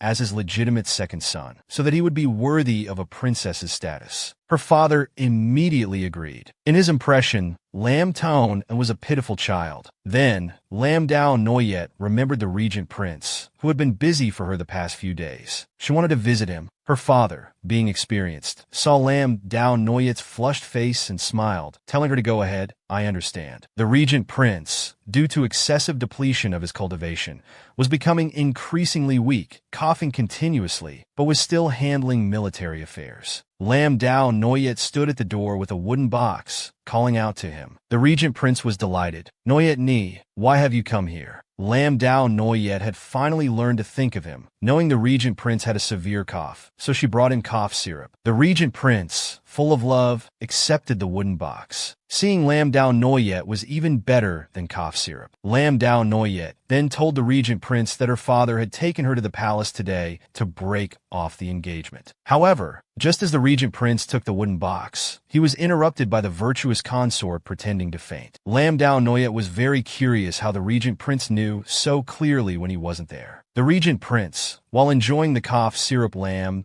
Dao Noyet brought, told her that he had many eyes and ears in the palace. They would wait until her mourning period was over, at least 3 years. These 3 years were enough to do many things. Lam Dao Noyet hurriedly asked, "Akin, do you have any plans?" It turned out the regent prince had received news that the Fuang family had sent people to the Pham Van country, plotting something with Tien Yuyan. The target was certainly Lam Dao Noyet. Tien Yuyan was protected by Pham Van country, so they couldn't touch him for now. But the Fuang family could always be dealt with. Lam Dao Noyet immediately told the regent prince the information Lam Tone had gathered, that their target was her father. The regent prince was also somewhat puzzled. Attacking from her father's side, he couldn't yet guess their actions. Lam Dao Noyet also couldn't figure it out, very worried. Lam Tone couldn't find out exactly what they would do either, just told her to be careful. The regent prince immediately grasped Lam Dao Noyet's hand, telling her not to worry. Whatever they wanted to do, he wouldn't let them have their way. And these people, even if they didn't come looking for Lam Dao Noyet, he would go find them. It was getting late, and Lam Dao Noyet was about to return to the mansion, letting the regent prince rest well. But after what happened last time, the regent prince wasn't at ease and wanted to escort her back to the mansion. Lam Dao Noyet also felt sorry for the sick regent prince, who needed to rest and recover, and didn't want him to escort her. But the regent prince, with a loving and determined expression, said he just had a slight cold. It was nothing. In the end, the regent prince still sat in the carriage to escort Lam Dao Noyet back to the general's mansion, only coughing all the way. Lam Dao Noyet was also worried and quickly asked how he was, telling him not to escort her anymore. He was being stubborn. The regent prince felt Lam Dao Noyet's concern and felt this illness was worth it. Suddenly, for unknown reasons, the carriage came to an abrupt stop. Lam Dao Noyet, who was swaying with the carriage, fell onto the regent prince, touching his lips. She immediately backed away, embarrassed and flustered, saying it wasn't intentional. The regent prince smiled teasingly. Lam Dao Noyet didn't intend to,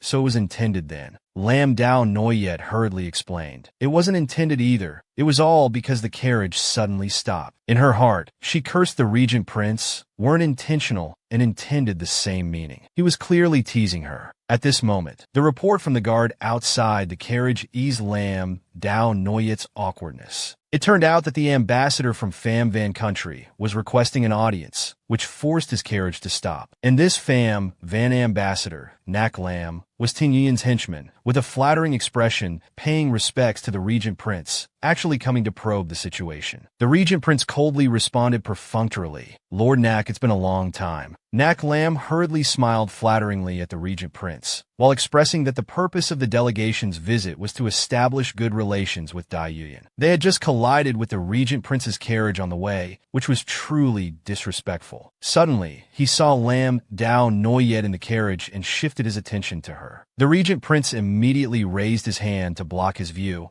uncomfortably changing the subject. "How has the great sacrificial officer Shan Yuan been lately?" Nak Lam, being talkative and good at provocation, said, "The great sacrificial officer is very trusted and favored by our emperor. Naturally, he's doing very well." A few days ago, the great sacrificial officer visited the imperial garden, asking for the regent prince's help, and has accomplished quite a bit. The regent prince saw through his tactics with just a glance. "You've just entered our country and are already trying to sow discord on the way. That's not very appropriate. It's getting late. I won't delay the envoy's journey any further." Then he directly ordered the coachman to leave. Nak Lam also realized that Lam Dao Noyet and the regent prince had reconciled, and immediately sent someone to report this to Shan Yuan. As for Lam Dao Noyet, facing Shan Yuan's henchman, she had an urge to slash him with her sword. The regent prince told her to stay calm and not be hasty. Lam Dao Noyet, seeing the Pham Van envoy arrive at this time, associated it with the possible conspiracy Lam Tone had mentioned and worried about her father. The regent prince comforted Lam Dao Noyet, telling her not to worry too much, to deal with the current situation first, and wait for the Fuang family to show a weakness. Then they would surely avenge her mother. Given the current situation, That was all they could do. Lam Dao Noyet suppressed the anger in her heart and agreed. As soon as they returned to the mansion, her elder brother came to find her. Lam Dao Noyet found it strange why her brother's complexion looked so poor. It turned out that Pham Van had sent an envoy for peace negotiations, and tomorrow the emperor would host a banquet, ordering her brother and father to attend the palace. Lam Dao Noyet hadn't had time to react, feeling it was nothing special, but her brother was very upset. Their mother was still in mourning. How could they have the mood to attend a banquet? From her brother's tone, he just wanted to stay home and mourn their mother. Suddenly, Lam Dao Noyet remembered, in her previous life, it was at this banquet that the Pham Van envoy used a strategy of sowing discord, causing the emperor to suspect her father, which laid the foundation for the later extermination of the Lam family. Only she didn't attend that banquet and didn't know exactly what had happened. But in this life, she absolutely could not stand by and watch the Lam family fall into the same trap again. The next evening, Lam Dao Noyet's father and brother were preparing to enter the palace for the banquet. Before they got into the carriage, she called them back. She was also dressed up neatly, wanting to attend the palace banquet with them, to see how that Pham Van envoy had framed her father in her previous life. Lam Dao Noyet's father was worried about the common people, fearing that Lam Dao Noyet might cause trouble at the banquet out of personal vengeance, ruining the goodwill between the two countries, so he didn't want her to go. Lam Dao Noyet reassured her father, saying she wouldn't do anything rash out of personal grudges, and moreover, the person she had a grudge against was only Shan Yuan, not the envoy. She just wanted to take this opportunity to go out and relax. Lam Dao Noyet's elder brother quickly spoke up for her. Father, Noyet understands. She won't cause trouble. Besides, she has been working hard on mother's funeral affairs. It would be good for her to go out and relax a bit. These words touched her father, and he agreed to let Lam Dao Noyet go along. At the foot of the city wall, they met Lam Dao Noyet's second uncle. By the looks of it, he seemed to be deliberately waiting for them. Lam Dao Noyet's father looked puzzled, not knowing why he was there. Lam Dao Noyet's second uncle was waiting there on purpose, just to show off in front of them. The crown prince had secured him a position in the Hong Lo Temple. He had also received an invitation to the banquet and didn't forget to make a sarcastic remark. Thanks to Big Brother for driving my whole family out of the mansion. Then he noticed Lam Dao Noyet standing nearby and said that receiving the envoy was a grand banquet. It might not be appropriate for a young lady to appear there. Just now she was so arrogant, Lam Dao Noyet was not at all accommodating. She said, "Your niece hasn't successfully broken off the engagement yet. She's still the future crown princess. Why can't she attend the palace banquet?" Second uncle, now that you're an official, you should be more perceptive. This remark left her second uncle speechless. He could only curse in his heart. You damned girl. Just wait until my Tran replaces you in your position. Let's see if you can still be so arrogant. At the palace banquet, Lam Dao Noyet's father was angry. This crown prince Mo Dung Lin is truly despicable. On one hand, he's having an affair with Tran and securing positions for my second brother. On the other hand, he's firmly holding on to the engagement with my daughter and won't let go. In this life, Lin Dao Yu has finally become clear-sighted, knowing that in the eyes of Crown Prince Mo Rong Ling, her second uncle cannot give him military power, so he holds onto her tightly. In her previous life, Lin Dao Yu only realized at her death that Crown Prince Mo Rong Ling and Lin Ruzhen were secretly involved with each other, while she was foolishly deceived with promises of 100 years, even causing her entire family to lose their lives. In this life, everyone is already clear about everything. At this moment, Crown Prince Mo Rong Ling raised his cup, wanting to toast Lin Dao Yu's father. Lin Dao Yu's father was extremely reluctant, not responding for a long time. Crown Prince Mo Rong Ling then used a provocative strategy. "General, could it be that you blame this prince for not agreeing to cancel the engagement? After all, he was also a subject of the great Yuan kingdom, so he had no choice but to raise his cup and drink it all." Afterwards, he began to use sweet words with Lin Dao Yu again, explaining that she had always been in his heart, and that other women were just for entertainment and couldn't compare to Lin Dao Yu. Lin Dao Yu didn't care at all, stating clearly that he and Lin Ruzhen were a good match, and that she was very willing to bring them together, hoping that the crown prince would also fulfill her wishes. This made Crown Prince Mo Rong Ling both angry and disappointed. He had deliberately said those words wanting Lin Dao Yu to be jealous, but saw no sign of jealousy at all. At this time, the envoy from the Pham Van Kingdom began to play dirty, raising his own cup of wine, bypassing the emperor, and wanting to toast Lin Daoyu's father with the first cup. Lin Daoyu's father was puzzled as to why the Pham Van Kingdom's envoy suddenly became so friendly with him. The emperor saw this scene and seemed displeased. Xian Fei quickly added fuel to the fire. This Pham Van Kingdom is indeed different from our great Yuan, at a grand banquet not toasting the emperor first, but toasting the general instead. The emperor's face grew even darker. The Pham Van Kingdom's envoy coldly laughed and said Xian Fei had misunderstood, that there was no difference in etiquette, using a strategy of sowing discord, elevating the prestige of Lin Daoyu's father among the enemy troops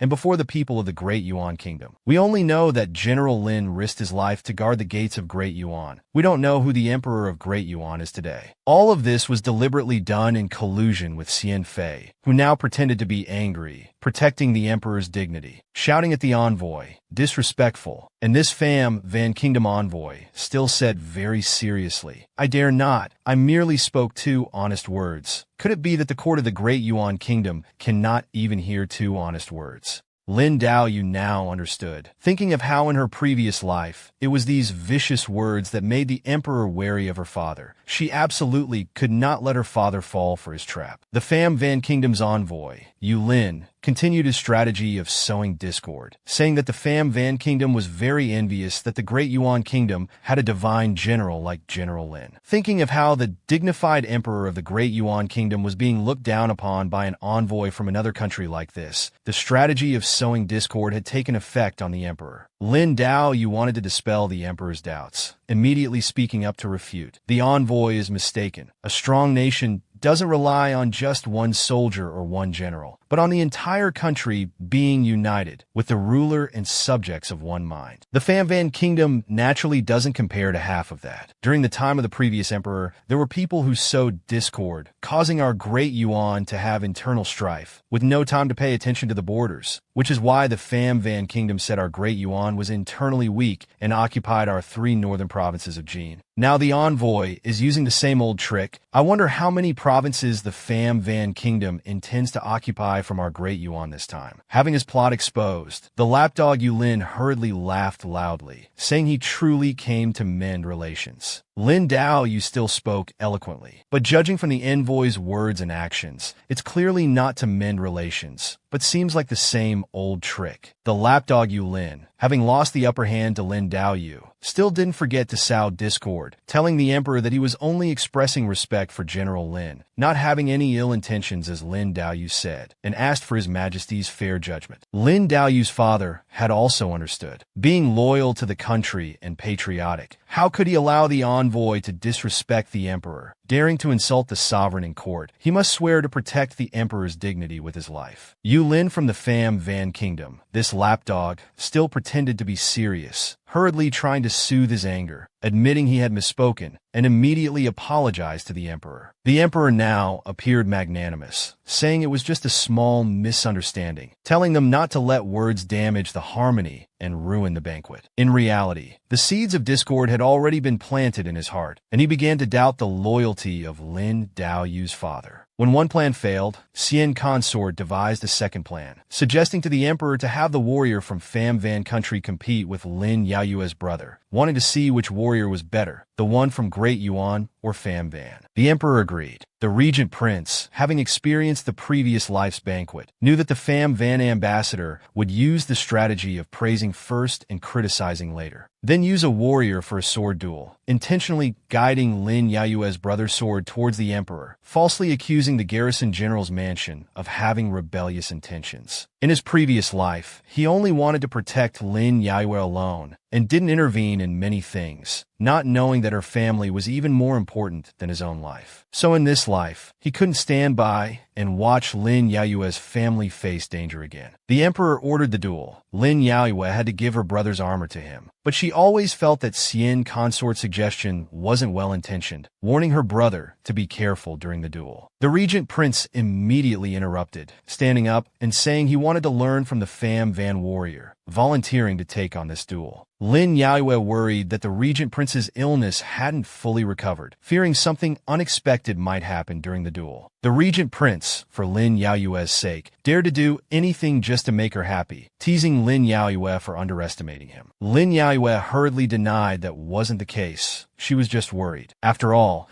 they both knew clearly that this duel had ulterior motives, and the regent prince was still ill. She feared something unfortunate might happen to him. The regent prince told her not to worry, just to cheer for him. Seeing the regent prince so determined, Lin Yaoyue knew he must have made preparations, and it was for her family's sake. She felt deeply moved. "A Jin has sacrificed too much for me. I wish to be devoted with all my heart, never to part even when our hair turns white." Mo Rongling fiercely glared at the perfect couple, the regent prince and Lin Yaoyue, who were showing affection without any restraint during the banquet. Feeling a sense of bitterness and hatred rising in his heart, determined to make Lin Yaoyue and the regent prince regret it. The Pham Van Warrior and the regent prince had already dueled for one round. Although the regent prince had lost much of his cultivation for Lin Yaoyue's sake, his body not as strong as before, dealing with these ordinary warriors was still not a problem. However, the Pham Van Warrior was puzzled. Why was it different from what Xian Consort had said? Why had the duelist become Mo Rongjin? Moreover, the regent prince's swordsmanship had no flaws. He couldn't gain the upper hand at all, let alone guide him to attack the emperor. Lin Yaoyue watched the regent prince dueling in the arena, feeling very worried. After all, the regent prince was still not fully recovered. Her brother comforted Lin Yaoyue not to worry too much. The regent prince's sword skills were far superior to his. Naturally, nothing would happen. Seeing Lin Yaoyue still not relaxed, her brother teasingly joked, "Look at you, you're already considering yourself the regent prince's wife." Lin Yaoyue blushed, embarrassedly telling her brother not to talk nonsense. The engagement with the crown prince hadn't been broken yet. How could she become the regent prince's wife? Lin Yaoyue's brother encouraged her, telling her not to worry. They would definitely be able to break off the engagement. But Lin Yaoyue knew breaking off the engagement wouldn't be so easy. Not only were Xian Consort and Crown Prince Mo Rongling obstacles, the emperor was also the one most afraid of seeing the garrison general's mansion and the regent prince's mansion allied. They would rather use this engagement to keep Lin Yaoyue and Crown Prince Mo Rongling in check, and absolutely would not let go. Meanwhile, Crown Prince Mo Rongling had sent someone to find a type of spider raised with special drugs. Just one bite would cause unconsciousness for 3 days. Crown Prince Mo Rongling held the vial of medicine. Revealing a sinister smile, he intended to use it on Lin Yaoyue. At this time, the duel had ended. The regent prince handed the sword in his hand to Lin Yaoyue, unaware that another plot was gradually approaching them. Suddenly, a palace maid pretended to accidentally bump into Lin Yaoyue, spilling an entire jug of wine on her, even staining the regent prince's clothes. The palace maid hurriedly knelt down, kowtowing and begging for forgiveness, pleading for mercy. Lin Yaoyue felt that her own clothes being stained wasn't a big deal, but the regent prince's brocade robe being soiled was not good. The palace maid, with tears in her eyes, begged Lin Yaoyue not to make a fuss, saying if the emperor and Xian Consort found out, she would surely be sentenced to death. Lam Dao Noyet's father, like her mother, was kind-hearted and advised Lam Dao Noyet to forgive others when possible, and to go change her clothes while no one knew about it. Lam Dao Noyet originally didn't intend to make a big deal out of it, and since her father had said so, she naturally agreed. The palace maid immediately stood up and led Lam Dao Noyet to Jinxiu Pavilion to change clothes. On the way, the palace maid even pretended to thank Lam Dao Noyet for saving her life. Lam Dao Noyet told her there was no need to thank her. In fact, Lam Dao Noyet did this for her mother, who had been kind and loving all her life, and always hoped that Lam Dao Noyet could be like her. They quickly arrived at Jinxiu Pavilion. The palace maid told Lam Dao Noyet to go in and change by herself, saying she would guard the door and not let others see what they shouldn't. Entering the room, Lam Dao Noyet saw a bright red, magnificent outfit hanging there. There was only this one outfit in the room. She thought this must be the clothes to change into, and without thinking much, she began to remove her outer garments to change. This action was secretly observed by Crown Prince Mo Donglin, who was hiding on the side. When Lam Dao Noyet put on the outfit prepared specially for her, a spider hidden inside crawled out and bit her hand. Lam Dao Noyet immediately felt dizzy and her limbs went weak. While she was still in a daze, Crown Prince Mo Dong-lin pushed open the door and entered, grabbing Lam Dao Noyet's hand, saying lustfully, "Lam Dao Noyet, you look absolutely stunning in the wedding dress I prepared for you." Seeing it was Crown Prince Mo Dong-lin, Lam Dao Noyet was terrified and shouted angrily, "Mo Dong-lin, wedding dress. Are you insane?" This only excited Crown Prince Mo Dong-lin more, and he replied, "That's right, I am insane. I've been driven mad by you and Mo Dong-jin." He spoke more and more frantically, "Tonight, I will make you my bride." Lam Dao Noyet was horrified and cursed him as a bastard, a beast, telling him to get out. At this point, Crown Prince Mo Dong-lin completely ignored her curses, consumed by excitement and smugness. "Curse all you won't escape today anyway." As he spoke, he tried to force himself on Lam Dao Noyet. Lam Dao Noyet instinctively turned her head to avoid him. With a hidden weapon already in her hand, she stabbed it straight into Crown Prince Mo Dong-lin's shoulder, stopping his depraved behavior. Crown Prince Mo Dong-lin cried out in pain and shouted angrily, "Lam Dao Noyet, you dare to wound me." Lam Dao Noyet struggled to back away a few steps. "It's just a hidden weapon. If it were a knife, I wouldn't care if you're the Crown Prince or not right now." Her head was getting dizzy, and she questioned Crown Prince Mo Dong-lin, "You've poisoned me." Crown Prince Mo Dong-lin laughed lustfully. "It's not poison, it's a drug to make us enjoy each other." This made Lam Dao Noyet even more terrified, now realizing how much of a beast Crown Prince Mo Dong-lin truly was. Knowing she was skilled in martial arts and that she despised him, he could only use drugs to force Lam Dao Noyet to submit. Lam Dao Noyet was extremely panicked inside because her body was completely powerless. She shouted loudly, telling Crown Prince Mo Dong-lin to get out and not come any closer. Meanwhile, on the Regent Prince's side, the martial artist Pham Van Kwok was still engaging him in conversation, praising his superior martial arts skills and expressing admiration. In reality, he was trying to keep the Regent Prince from leaving. Suddenly, the Regent Prince's spy in the palace threw a piece of paper to him. The Regent Prince quickly caught it, opened it to read, and learned that Lam Dao Noyet was in danger at Jinxiu Pavilion. The Regent Prince, worried, immediately ran straight to Jinxiu Pavilion, ignoring the martial artist Pham Van Kwok calling after him, not even looking back. Meanwhile, in Jinxiu Pavilion, Lam Dao Noyet, with her weakened body, was still struggling to escape Crown Prince Mo Dong-lin's assault. But due to being drugged, she still allowed Crown Prince Mo Dong-lin to get close. Crown Prince Mo Dong-lin also thought that he would definitely succeed today, with a smug and vile expression on his face. At the crucial moment, the Regent Prince roared in anger, his strong hand pulling Crown Prince Mo Dong-lin away, then tightening around his throat. "You dare to insult her, you beast." The Regent Prince had murderous intent. Crown Prince Mo Dong-lin, relying on the fact that they were in the imperial palace, still provoked the Regent Prince, certain that the Regent Prince wouldn't dare to kill him. But he didn't know. The Regent Prince had never cared about the kingdom. The only person he cared about was Lam Dao Noyet. This guy even dared to provoke him. So what if he killed him? Right after that, others also rushed over. Consort Hien's face darkened as she scolded the Regent Prince's subordinate. "What are you doing to my Lin?" Seeing that everyone had arrived, the Regent Prince released Crown Prince Mo Rong-ling, who was about to suffocate. Ignoring them, he went directly to the side, pulled Lam Dao Noyet's outer robe, then came in front of the dazed Lam Dao Noyet, knelt on one knee, wrapped Lam Dao Noyet in the outer robe, and apologized with remorse. "I'm sorry, Noyet, I came late." Seeing the Regent Prince, Lam Dao Noyet immediately felt safe and threw herself into his arms. The Regent Prince comforted Lam Dao Noyet with a heavy heart. It's all right, it's all right." As for Crown Prince Mo Rong-lin hurting Lam Dao Noyet like this, the Regent Prince would not let it go. Consort Hien pretended to scold Crown Prince Mo Rong-lin. "How could you do such a thing? Not yet married to Lam Dao Noyet. If this gets out, what face will you have left?" She led everyone to think that Lam Dao Noyet had lost her chastity and pretended to be noble for the sake of preserving Lam Dao Noyet's reputation, requesting the emperor to allow Lam Dao Noyet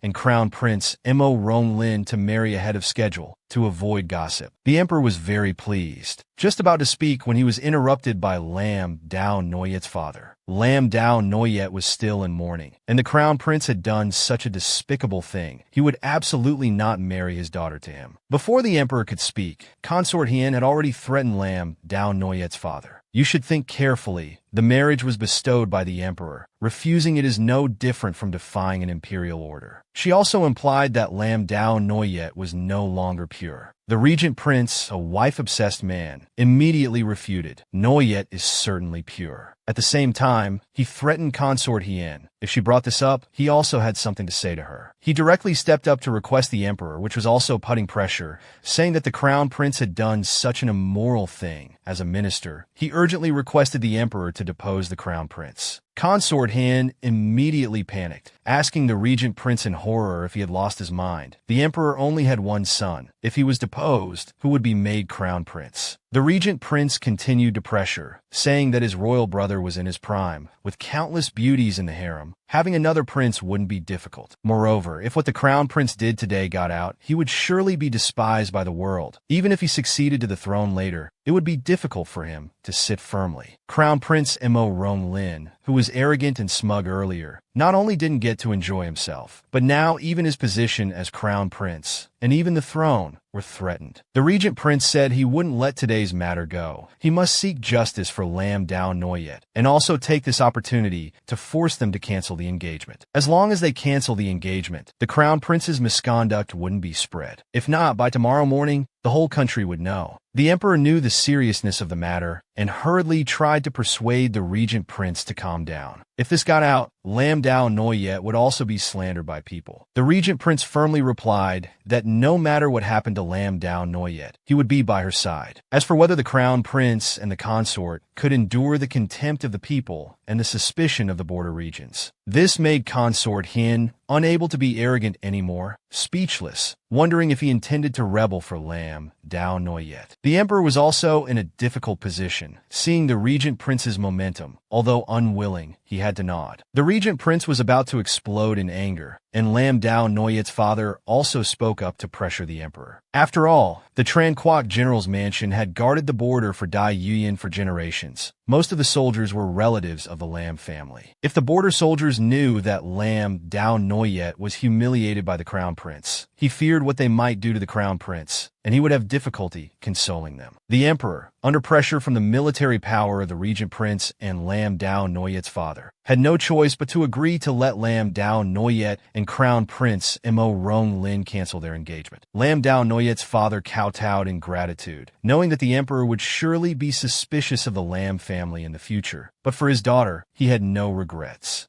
The regent prince quickly helped Lam Dao Noyet up, saying to her, "It's all right now, let's go home." Lam Dao Noyet leaned against the regent prince, tears of gratitude silently falling. "Thank you, brother. I can. Having you by my side makes me feel so secure." After everyone dispersed, the emperor could no longer contain his anger. He slapped Crown Prince Mo Rong Ling hard, scolding him as a fool. How could he do such a thing, giving others an excuse? Crown Prince Mo Rong Ling. He had found a way for Lam Dao Noyet's father to come and break off the engagement, and also knew they were close to the regent prince. He worried they would form a faction, so he wanted to consummate the marriage with Lam Dao Noyet to bind the garrison general's mansion. As a result, the emperor became even angrier. "You fool. Still wanting to consummate the marriage. Now to preserve your reputation, the marriage has been postponed, and they can naturally form an alliance. Are you satisfied now?" Seeing her son being scolded, the virtuous consort hurriedly came to console the emperor, to calm his anger, saying her son only had good intentions but did bad things. But the matter wasn't too terrible. The emperor then didn't understand what would be considered terrible. He was full of anger because the regent prince, the prince of Dingxi, and Lam Dao Noyet's father all held military power. And just now, the regent prince had shown signs of rebellion for Lam Dao Noyet. This was what the emperor feared most. The virtuous consort pretended to be kind and consoled the emperor, suggesting they could first strip Lam Dao Noyet's father of his military power. Because now Pham Van country had come to repair the river, there was no war at the border, so they wanted to take away his military power. The emperor also wanted to do this, but needed a crime as justification. The virtuous consort, who had been plotting for a long time, told the emperor not to worry. She had sent people to the border to gather information, believing news would come soon. At her doorstep, Lam Dao Noyet saw her stepbrother Lam Tonen, finding it strange that he was there. It turned out Lam Tone and had come to find Lam Dao Noyet, wanting her to agree to help him obtain the status of legitimate son of the garrison general's mansion. As a result, Lam Dao Noyet's father quickly responded, saying he came at the right time. Tomorrow he would let the old madam preside over the adoption procedure. In his heart, he deeply regretted that Lam Tonen, originally such a good child, had been forced by Lam Nutran's mother and his father to become so unscrupulous. It was truly a sin. Having obtained the desired result, Lam Tone expressed his gratitude, also stating that he didn't just come to ask for benefits. He also brought news. Today, before the banquet, he saw his father exchanging letters with the ambassador from Pham Van country. That letter was likely written by Phuong Kot himself, sent personally by Tien Nguyen, with the seal still intact with wax. Lam Dao Noyet's brother clenched his fist tightly, making a cracking sound. Phuong Kot and second uncle had actually colluded with Tien Nguyen. These were all relatives. Tien Nguyen, Phuong Kot, second uncle. Lam Dao Noyet felt this letter might be a useful weapon that could be exploited. Early the next morning, they went to the old madam's pine crane hall to carry out the adoption procedure. The old madam pointed at Lam Dao Noyet's father, scolding loudly, refusing to agree to give the only son of her son to be adopted by Lam Dao Noyet's father. Lam Dao Noyet, neither arrogant nor obsequious, refuted the old madam. Second uncle and second aunt have never acknowledged stepbrother as their son. But my father and mother are willing to become stepbrother's adoptive parents. The old madam believed that filial piety was the most important virtue. Even if his father and first mother didn't acknowledge him, there was no reason to accept other parents. Isn't this like officials lighting fires while commoners aren't even allowed to light lamps? Lam Tonen also spoke bitterly at this time. No matter what, I will absolutely not acknowledge those who killed my mother as parents. Old madam, today you will sign this adoption paper whether you want or not. Seeing everyone's firm attitude, the old madam's words were no longer treated as imperial edicts. You ungrateful descendants. Lam Dao Noyet took the ink pad, slowly approaching her grandmother. Father and first mother both abandoned him, caused the death of stepbrother's birth mother, yet still wants stepbrother to be blindly filial. I think what stepbrother is doing now is truly being filial to his mother. Then she directly grabbed the old madam's hand. The old madam was frightened. Lam Dao Noyet, what are you doing? Let me go. But Lam Dao Noyet would no longer show respect to her as a grandmother. Her heart had turned cold. She took the old madam's thumb, pressed it into the ink pad, then pressed it onto the adoption paper. Then she released the old madam's hand. Things having come to this point, the old madam angrily scolded, "Get out." Lam Dao Noyet then handed the adoption paper to Lam Tonen. From now on, she would no longer call him stepbrother, but elder brother. Lam Tonen also stopped calling her stepsister, but little sister Noyet Ni. Then, Lam Dao Noyet and her two companions turned and left Tung Hak Hall. The old grandmother shouted curses behind them. "You ungrateful descendants, you will surely face retribution." Lam Dao Noyet coldly turned her head and retorted, "If retribution worked, then grandmother, Lu Ti, second uncle, and some others. You evildoers shouldn't even be alive now. Moreover, after all, you're just grandfather's second wife. What right do you have to act so arrogantly?" This statement hit the evil grandmother's weak spot, making her tremble with anger, cursing Lam Dao Noyet as hateful. But if Lam Dao Noyet had become so hateful earlier, she wouldn't have met such a tragic end in her previous life. With the adoption matter settled, Lam Dao Noyet's father told her to go to the palace later with Lam Tone and to get the letter of engagement cancellation, and reminded her to be careful in everything. Just as he finished speaking, they heard the regent prince's voice, saying Lam Dao Noyet's father needn't worry about getting the letter of engagement cancellation. He would go with Lam Dao Noyet. Hearing the regent prince's words, Lam Dao Noyet's father was very pleased, but also felt that with his busy work,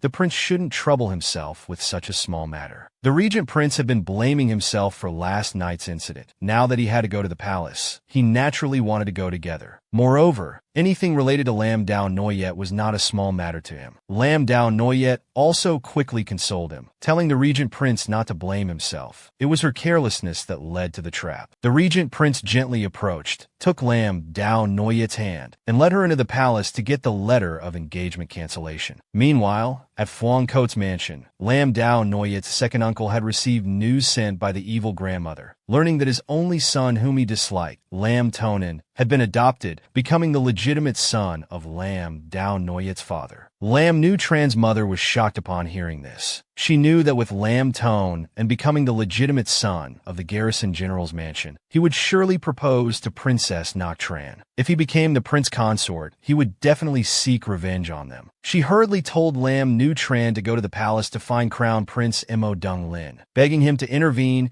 and prevent Lam Tonin from becoming the prince consort. Lam Nu Tran, who had bullied Lam Tonin since childhood, was also frightened and rushed off immediately. In the Crown Prince's palace, Hien Fai was still praising Crown Prince Mo Dung Lin, saying he had done very well at the banquet. Thanks to this commotion, the emperor had seen through Lam Tru Duong and Mo Dung Can's reactions. Their plan would succeed. Crown Prince Mo Dung Lin, however, was not too pleased because this marriage had been cancelled. Hien Fai encouraged her son that there was nothing to regret. There were countless beauties in the world. When the garrison general's mansion falls, Lam Dao Noyet will just be the daughter of a criminal official. At this moment, a eunuch came to report that Lam Dao Noyet had arrived to get the letter of engagement cancellation. Hien Fai had other plans, so she casually allowed her to enter. Facing her enemies, due to their status, Lam Dao Noyet still had to respectfully bow to the Crown Prince and Hien Fai. Crown Prince Mo Dung Lin held the letter of engagement cancellation, showing reluctance, hesitating to hand it over. Lam Dao Noyet directly snatched it, put it in her sleeve,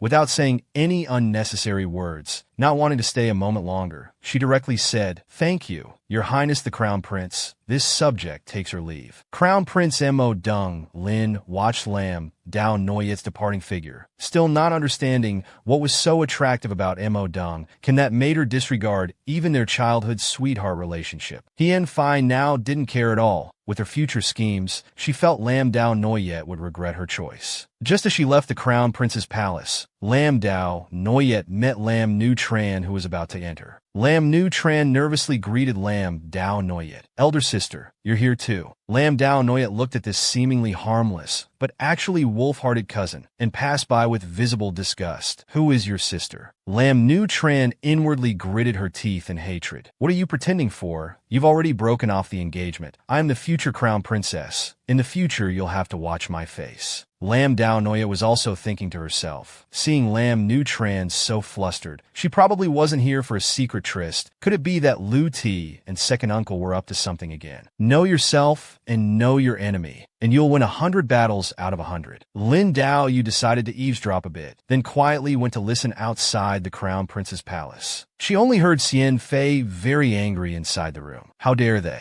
Using a concubine's son to impersonate the legitimate son, and even dreaming of marrying the princess. Lin Ruzhen also added fuel to the fire. The goal was to drive Lin Quanan out of the imperial palace. Lin Dao Yu had understood their intentions. It turned out they were afraid Lin Quan and would marry Princess Yuzhen and take revenge on their mother-daughter pair. If that's the case, then let Princess Yuzhen get angry and teach them a lesson. Lin Dao Yu then went to find Princess Yuzhen, who was flying a kite in the imperial garden. As soon as she saw Lin Dao Yu, the princess showed displeasure, her words sarcastic. "You dare to come here." After all, his breaking off the engagement with the Crown Prince brother has damaged the royal family's face. Lin Dao Yu was not intimidated. "Why wouldn't I dare to come? The one who did wrong was the Crown Prince, not me." Then, she went straight to the point, looking towards Lin Quanan, telling him that when she left the Eastern Palace, she had met Lin Ruzhen. She heard Lin Ruzhen telling Xian Fei and the Crown Prince that Lin Quanan was a concubine's son, while crying and begging to remove his position and expel him from the imperial palace. Lin Quanan was so angry his cheeks puffed up upon hearing this, and this violent princess was even angrier. Daring to touch her man, she said she would go deal with Lin Ruzhen, that bitch. Just then, Lin Ruzhen was coming out of the Eastern Palace, becoming happier as she walked. Now that Lin Dao Yu had broken off the engagement with Crown Prince Mo Rongling, and her family had also flattered the Crown Prince, she thought she would certainly become the Crown Princess. At that time, she would definitely definitely make Lin Daoyu live a miserable life. Lost in thought, she was suddenly interrupted. She saw two palace maids blocking the road ahead. Lin Ruzhen arrogantly shouted, "Who are you? What do you want?" "I am the crown prince's person." "Just you bitch, are worthy of being crown prince brother's person." Princess Yuzhen stepped out holding a leather whip. To avenge Lin Quan An's beloved, she directly ordered, "Beat her for me." The two palace maids obeyed the order and stepped forward, giving Lin Ruzhen a thorough beating. Lin Ruzhen screamed miserably, continuously begging the princess for mercy. Lin Daoyu couldn't help but sigh inwardly. Lin Ruzhen wants to be the crown princess, but she's afraid she still has to pass Princess Yuzhen's hurdle. Lin Daoyu took the letter breaking off the engagement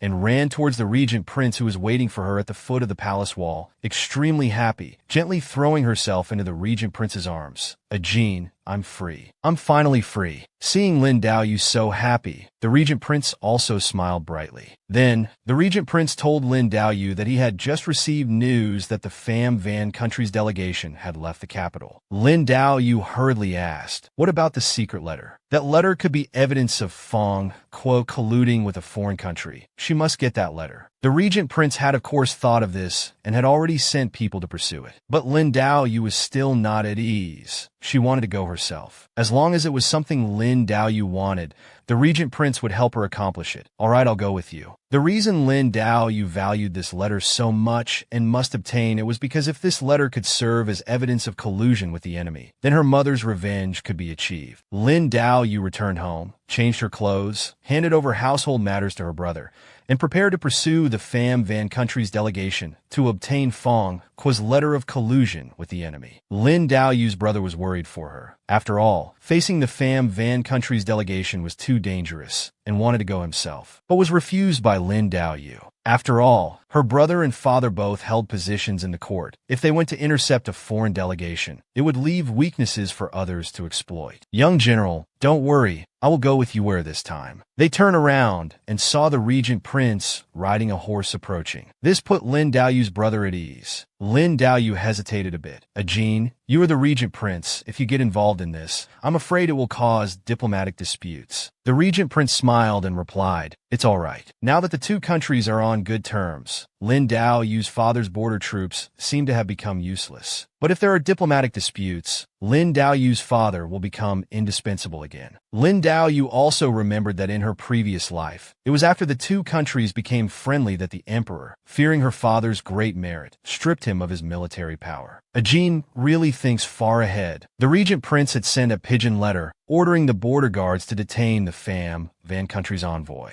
But because they had no right to search, they could only stall for time. They needed to quickly set out to pursue. The two rode their horses at full gallop along the way. When they reached Yinbak City, it was already dark, so they decided to stay at an inn in the city to rest. They chose an inn and entered. Not far away, a man in black was always paying attention to Lin Yaoyue and the regent prince's movements. The regent prince keenly noticed this, turned his head but saw no one. Yet in his heart he was clear. Entering the inn, the regent prince asked the receptionist, "One room, please." The receptionist smiled and asked, "Just one room for the two of you." The regent prince directly replied, "We are husband and wife. Is one room not allowed?" Lin Yaoyue felt a bit embarrassed. The receptionist smiled and said, "Of course it's allowed," then gave a thumbs up, inwardly praising the regent prince for knowing how to play, thinking they looked like they weren't married yet. "But as long as you have money, it's fine. Who cares if you're really married or not?" Then the receptionist led Lin Yaoyue and the regent prince to a room upstairs. Lin Yaoyue's face turned red at this point, whispering to the regent prince, "Ajin, sleeping together before marriage isn't good." The regent prince also whispered to Lin Yaoyue,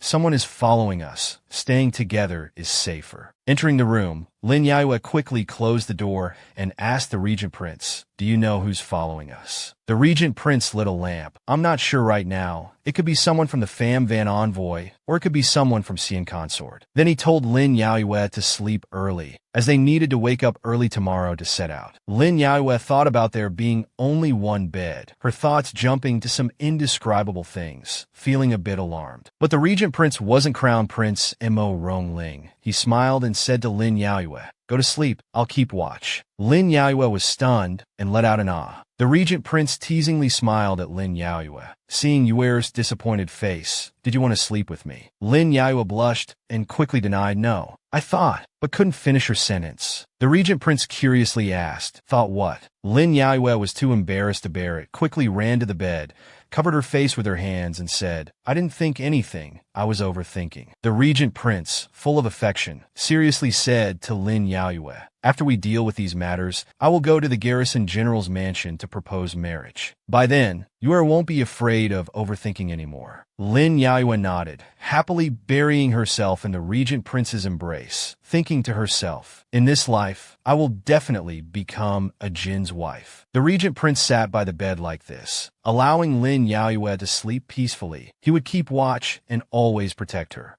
The Pham Van envoy stopped at the guest house of the Great Yuan country. The man in black who had been following Lin Yaoyue was reporting to the Pham Van envoy, "Lord Noyet Lin. Lin Yaoyue and Mo Rongjin are indeed pursuing us. They are currently resting at the Yin Back Inn. Should we make a move?" Noyet Lin had originally planned to use this opportunity to take Lin Yaoyue away with the letter, but now that the regent prince was also with her, it put him in a difficult position, because the great sacrificial officer Shan Yuan had instructed him to absolutely not touch Mo Rongjin. Noyet Lin was in a dilemma. In the current situation, there was no way he could get past the regent prince to make a move on Lin Yaoyue. He also knew that Lin Yaoyue was pursuing them for Fang Kuo's secret letter, so he made several fake secret letters and had his subordinates arrange for people to take the letters back to their countries separately, in order to mislead them. At the same time, a white carrier pigeon flew to the Yin Back Inn, landing steadily on the regent prince's hand. This was information transmitted by the regent prince's secret guards. Noyet Lin, worried about being intercepted, had made several secret letters that were difficult to distinguish between real and fake, and gave them to his subordinates to take back to the country separately. The regent prince immediately wrote a letter and sent it with the pigeon, ordering all the secret guards of the regent prince's mansion to pursue. They must find the whereabouts of the real secret letter. In the middle of the night, Lin Yaoyue woke up and called a Jin. The regent prince quickly came over. "Why are you awake?" Lin Yaoyue replied,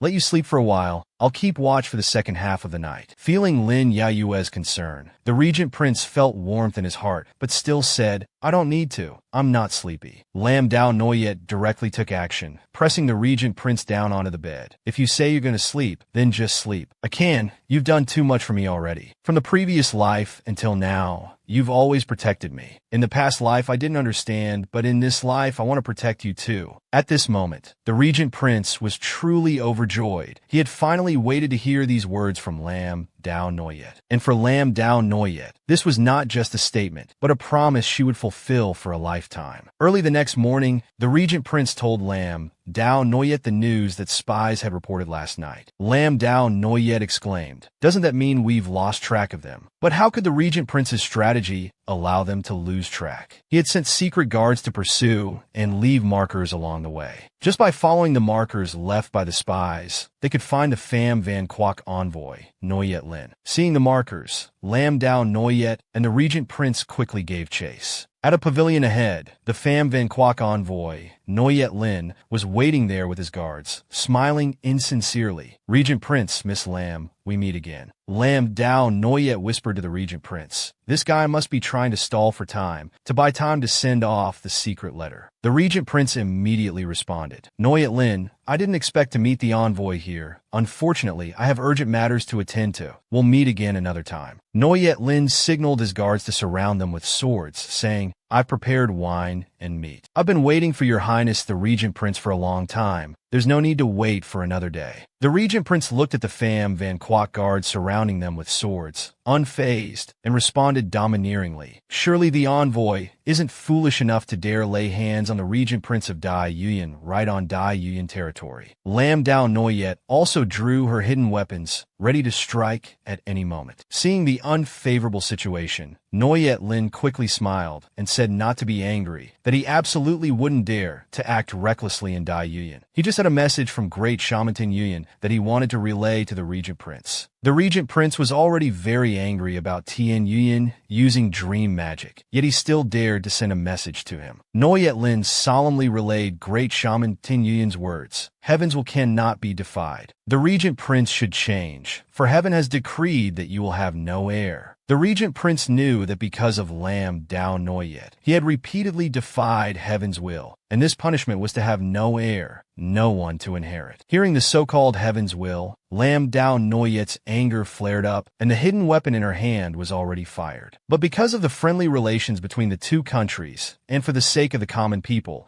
she needed to send a message back to Tien Yuyan, so she only grazed Noyet Lin's cheek. At this moment, Noyet Lin was a bit frightened. She really dared to attack. He quickly covered his face and asked Lam Dao Noyet, "Miss Lam, what are you doing?" Lam Dao Noyet, full of anger, also had a message for that bastard Tien Yuyan. "The revenge for my mother's death, I will definitely take." The Pham Van Quoc envoy, Noyet Lin, watched Lam Dao Noyet and the Regent Prince angrily ride away on horseback, knowing that it wouldn't be easy to deceive them. But in his heart, he was very puzzled as to why great Shaman Tin Yuyan was so determined to make such a deep enemy of Lam Dao Noyet. Afterwards, Noyet Lin also planned to quickly leave the country. Halfway through their journey, the Regent Prince suddenly stopped his horse. Lam Dao Noyet found it strange. "Akin, why are we stopping?" The Regent Prince said, "There's no need to continue chasing those subordinates. The secret letter is certainly not in their hands." Because Noyet Lin was waiting for them at the crossroads, it proves that he also had spies following them. And Noyet Lin surely knew that the Regent Prince had spies monitoring him. Yet he openly handed the secret letter to his subordinates. Lam Dao Noyet immediately understood that Noyet Lin must be intentionally leading us to chase after those people. But the Regent Prince felt that the matter wasn't that simple. If he just wanted to buy time, he wouldn't have let them leave so easily. It seems Noyet Lin only wanted to make sure that Lam Dao Noyet and the Regent Prince believed the secret letter was in the hands of his subordinates. Then, the Regent Prince pointed out a shortcut that could lead out of the country, intending to catch Noyet Lin off guard, so they could launch a surprise attack. The Pham Van diplomatic delegation had arrived at the border stone between Dai Yuyan and Pham Van. Noyet Lin thought that crossing this stone meant setting foot on Pham Van territory, which would also be considered completing the mission assigned by the Great Sacrificial Court. Seeing a tea house not far away, he planned to go there for a cup of tea before continuing his journey home. But he didn't know that the elderly couple running this tea house were actually the Regent Prince and Lam Dao Noyet in disguise. Lam Dao Noyet, disguised as an old woman, was a bit excited. "Akan, they've arrived." The Regent Prince reminded Lam Dao Noyet not to call him Akan, but to call him Old Man, then sprinkled sleeping powder on the pastries, instructing Lam Dao Noyet. "Later, bring the tea and ask if they want some pastries. Make sure they eat plenty to be safe." Lam Dao Noyet was a bit worried. "Old Man, we're on Pham Van territory. Won't this cause trouble for you?"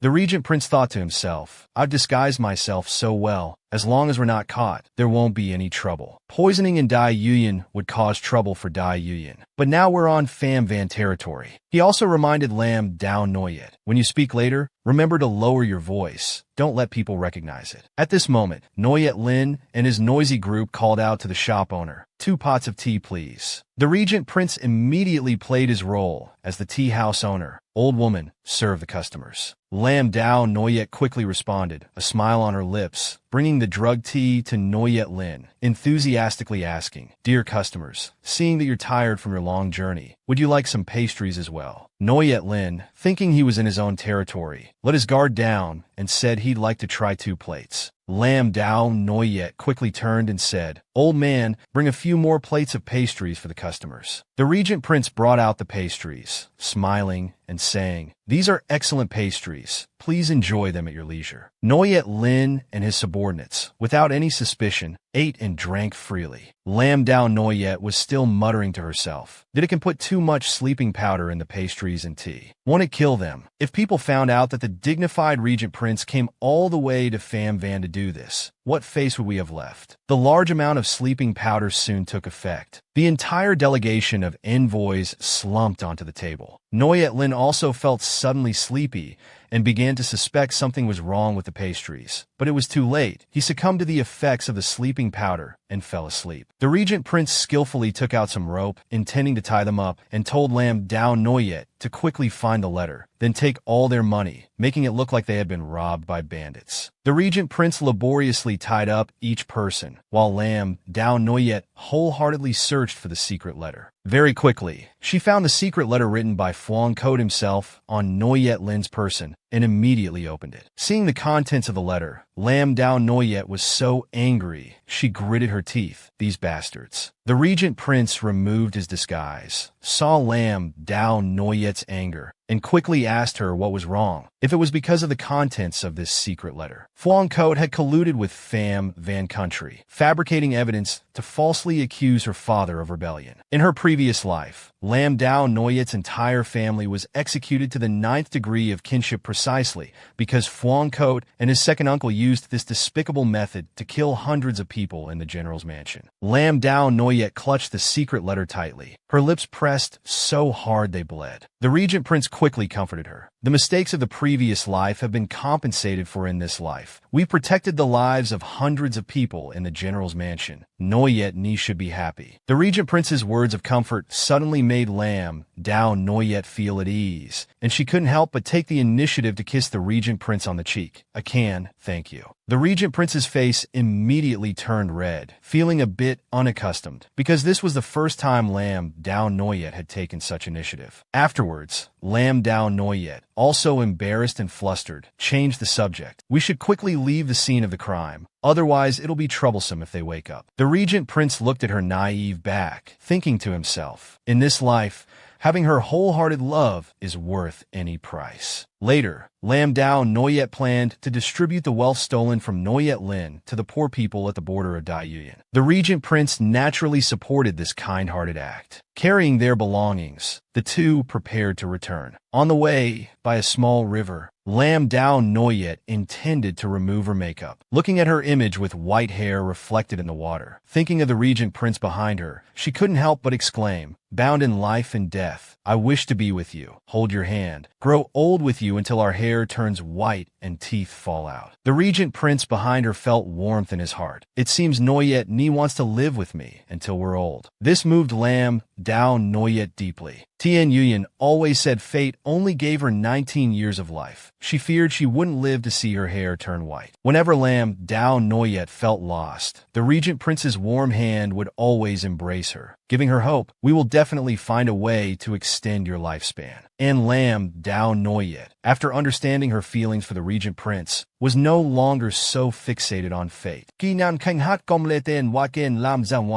More than longevity, Lam Dao Noyet now wanted to happily live each day with the regent prince. The regent prince also pressed on, planning to prepare for the wedding after resolving Phuong Cote's matter. Having been through so much, Lam Dao Noyet didn't hesitate and directly agreed. People often say when beauty fades, so does love. If we can break this 19-year fate, when I grow old and am no longer beautiful, well, it can still love me. Having pursued Lam Dao Noyet for several lifetimes, the regent prince truly lived up to his reputation as a love expert, comforting her masterfully. When Noyet Ni grows old, she will definitely be the most beautiful old lady in the world. Lam Dao Noyet outwardly called him smooth-tongued, but inwardly, she was overjoyed. 3 days later, Lam Dao Noyet returned to the garrison general's mansion and showed her father the letter written by Phuong Cote. Her father was heartbroken. They were clearly family. Why did they have to be so ruthless? Lam Dao Noyet's brother also said emotionally to their father, "Father has always treated them as family, but they have never considered us family." Lam Dao Noyet also seriously reminded her father, "We can't be soft-hearted anymore. After all, they have already started to move against the garrison general's mansion." Seeing that Lam Dao Noyet's father was still not determined, the regent prince said he would handle this matter himself. He took the letter, intending to have the upright official Lai Chin Tan present this secret letter to the emperor, accusing Phuong Cote of colluding with foreign powers.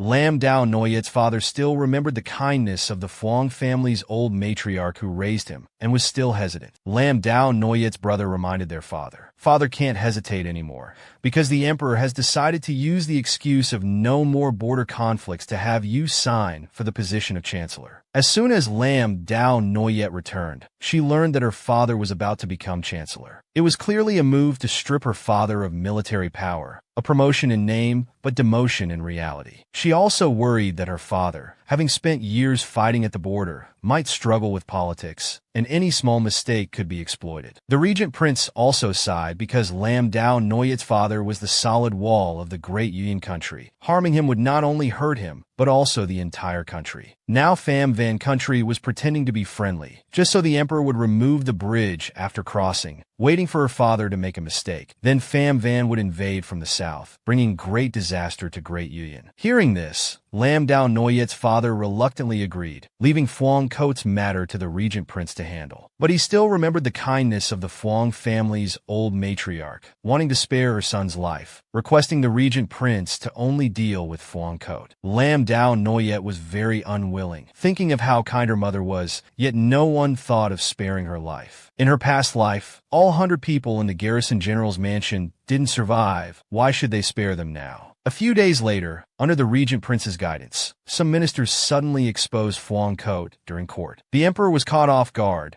and could only order an investigation into Phuong Coat's collusion with Pham Van country and framing of the chancellor. With clear evidence, Phuong Coat still shamelessly pleaded innocence, claiming he was framed. And originally Phuong Coat's solid support, the virtuous consort, worried about being implicated in the crime of treason and damaging the crown prince's reputation, didn't dare to speak up for Phuong Coat. In the end, Phuong Coat was imprisoned, and the entire family of Lam Dao Noyet's second uncle, who were living as dependents in Phuong Coat's mansion, were also driven out after the mansion was sealed, becoming like rats scurrying across the street. Lam Nu Tran, displeased with being driven away, relied on having hooked Crown Prince Amo Dung Lin, and cursed at them. "You bastards, His Highness the Crown Prince won't let you off the hook." Lam Dao Noyet, carrying a jug of self-brewed wine, was heading to the regent prince's mansion when she happened to see Lam Nu Tran's entire family making a ruckus on the street. She couldn't help but think to herself that Lam Nu Tran was truly foolish. Amo Dung Lin now only feared being implicated himself. How could he care about them anymore? From beginning to end, she only loved herself. Lam Dao Noyet was also tired of looking at this family. Unlike Lam Nu Tran, she wouldn't mock them, and was about to leave when Lam Nu Tran spotted her.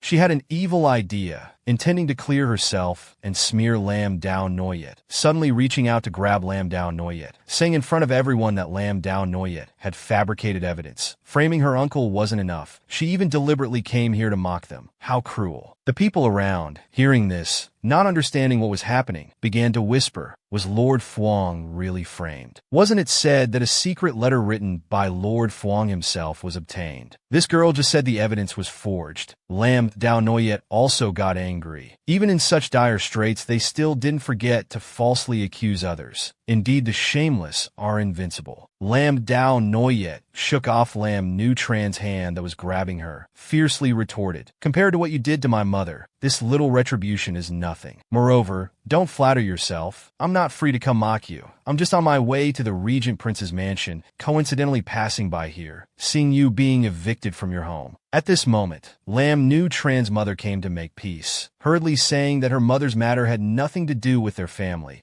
considering the blood relation between the two families, to give them a place to stay. Lam Dao Noyet now knew that the old grandmother of the Phuong family was basically not her real grandmother, and was so vicious yet still talked about blood relations. Truly shameless. This kind of trouble Lam Dao Noyet would certainly not harbor. She turned and said she had to go to the regent prince's mansion to deliver the self-brewed wine, then left without looking back. Lam Nu Tran behind gritted her teeth, vowing to snatch everything Lam Dao Noyet had, including the garrison general's mansion. At this time, Lam Dao Noyet had arrived at the regent prince's mansion, but the servant guiding her didn't lead her to the study. Lam Dao Noyet was puzzled. The servant smiled and replied, "The prince has just finished his official business and is resting." Then led her to a room, inviting Lam Dao Noyet inside. Inside, red candlelight flickered. Through a thin gauze curtain reflected exquisite contours. Lam Dao Noyet was stunned, calling out, "Akan, I brought the self-brewed wine for you." As she spoke, she lifted the gauze curtain, and immediately blushed bright red because she saw the regent prince half naked in the bathtub. She hurriedly backed away, her heart pounding,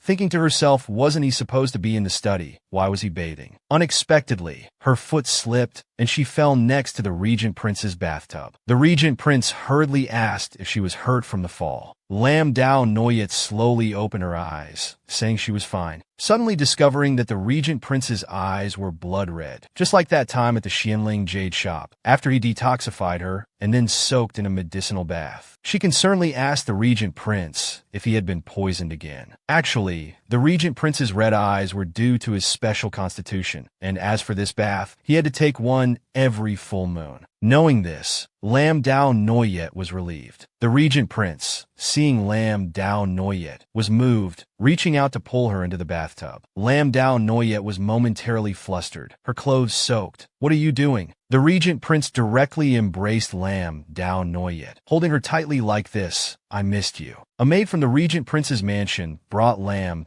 Dao Noyet a set of clothes to change into. After changing clothes, looking at the deep red fabric material and the patterns embroidered with gold thread, Lam Dao Noyet thought this outfit looked like a wedding dress. At this moment, the regent prince came over, seriously telling Lam Dao Noyet that this was indeed a wedding dress. Moreover, this wedding dress was commissioned by the regent prince to be made on the second day after Lam Dao Noyet's rebirth. However, the size was made according to Lam Dao Noyet's measurements from her previous life. He didn't know if it would fit. Lam Dao Noyet was very surprised. A wedding dress was made on the second day after her rebirth. Was he so certain? The regent prince gently said to Lin Daoyu that in this life, he would definitely marry her, and no one could take her away from him. Then, he held Lin Daoyu's hand and asked, "Are you willing to marry me and let me protect you for all eternity?" Faced with the sudden proposal from the regent prince, a man with a glorious reputation throughout the great Yuan country, Lin Daoyu was a bit stunned. Seeing this, the regent prince quickly asked, "Does you or not want to?"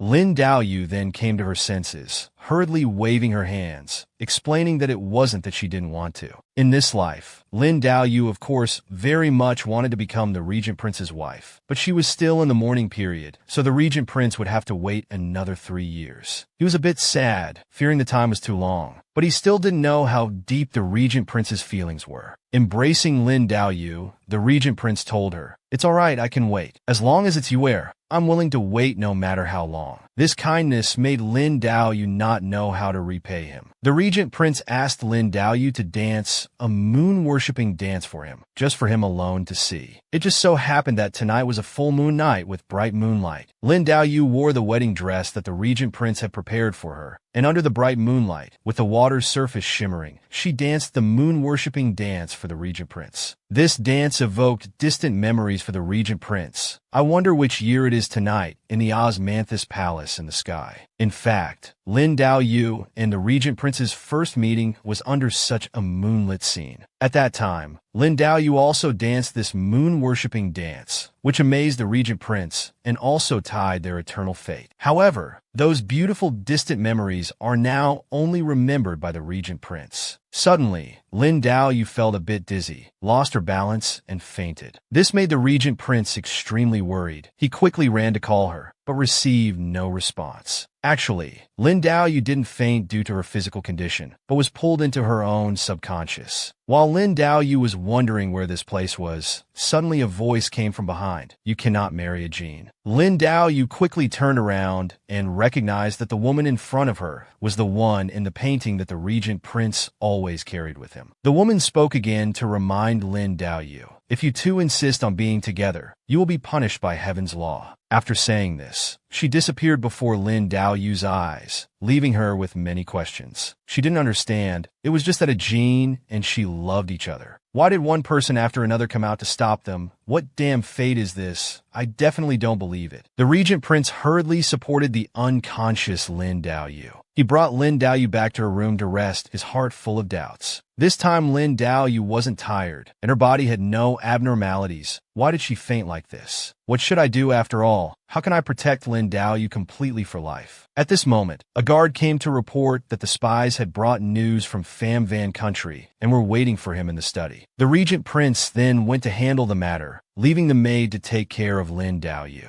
Not long after, Lin Daoyu slowly opened her eyes and woke up, still a bit frightened. She immediately sat up and called for a Gyani. The maid beside her quickly came to inform her that the prince had gone to the study for a meeting, and instructed her to serve the young lady and let her rest well. Lin Daoyu rubbed her heavy forehead and asked what time it was. Hearing the maid say it was the hour of the pig, she was startled. The hour of the pig corresponds to about 9 p.m. to 11 p.m. for us. Women in ancient times were not allowed to go out at this hour. Lin Daoyu hurriedly put on her clothes, tidied up her appearance, intending to return to the Gyani general's mansion immediately. She told the maid to go back and inform the regent prince, then transformed into a small rabbit and ran like the wind. She couldn't help but worry in her heart. It's over, it's over. I have to stay out overnight. Father will surely scold me to death. After running for a while, she was suddenly attracted and stopped, because on the wall of the regent prince's house hung a painting of the woman she had just seen. This painting was always carried by the regent prince. Strong curiosity made her stop in her tracks. The painting was hung beside the regent prince's bed. She was very curious about who this woman was. After finishing his work, the regent prince hurried back, found Lin Yaoyue in a daze, and asked her what was wrong. Lin Yaoyue was very concerned about the woman in the painting, but didn't have the courage to ask. The regent prince was already a bit jealous, but she stubbornly said it was nothing. She should go home now. The regent prince wanted to take her back to the mansion. Lin Yaoyue suddenly acted childishly, directly refusing, not letting him take her. The regent prince clearly sensed Lin Yaoyue's unusual behavior, thought for a moment. In this whole room, there was only this painting. Yue,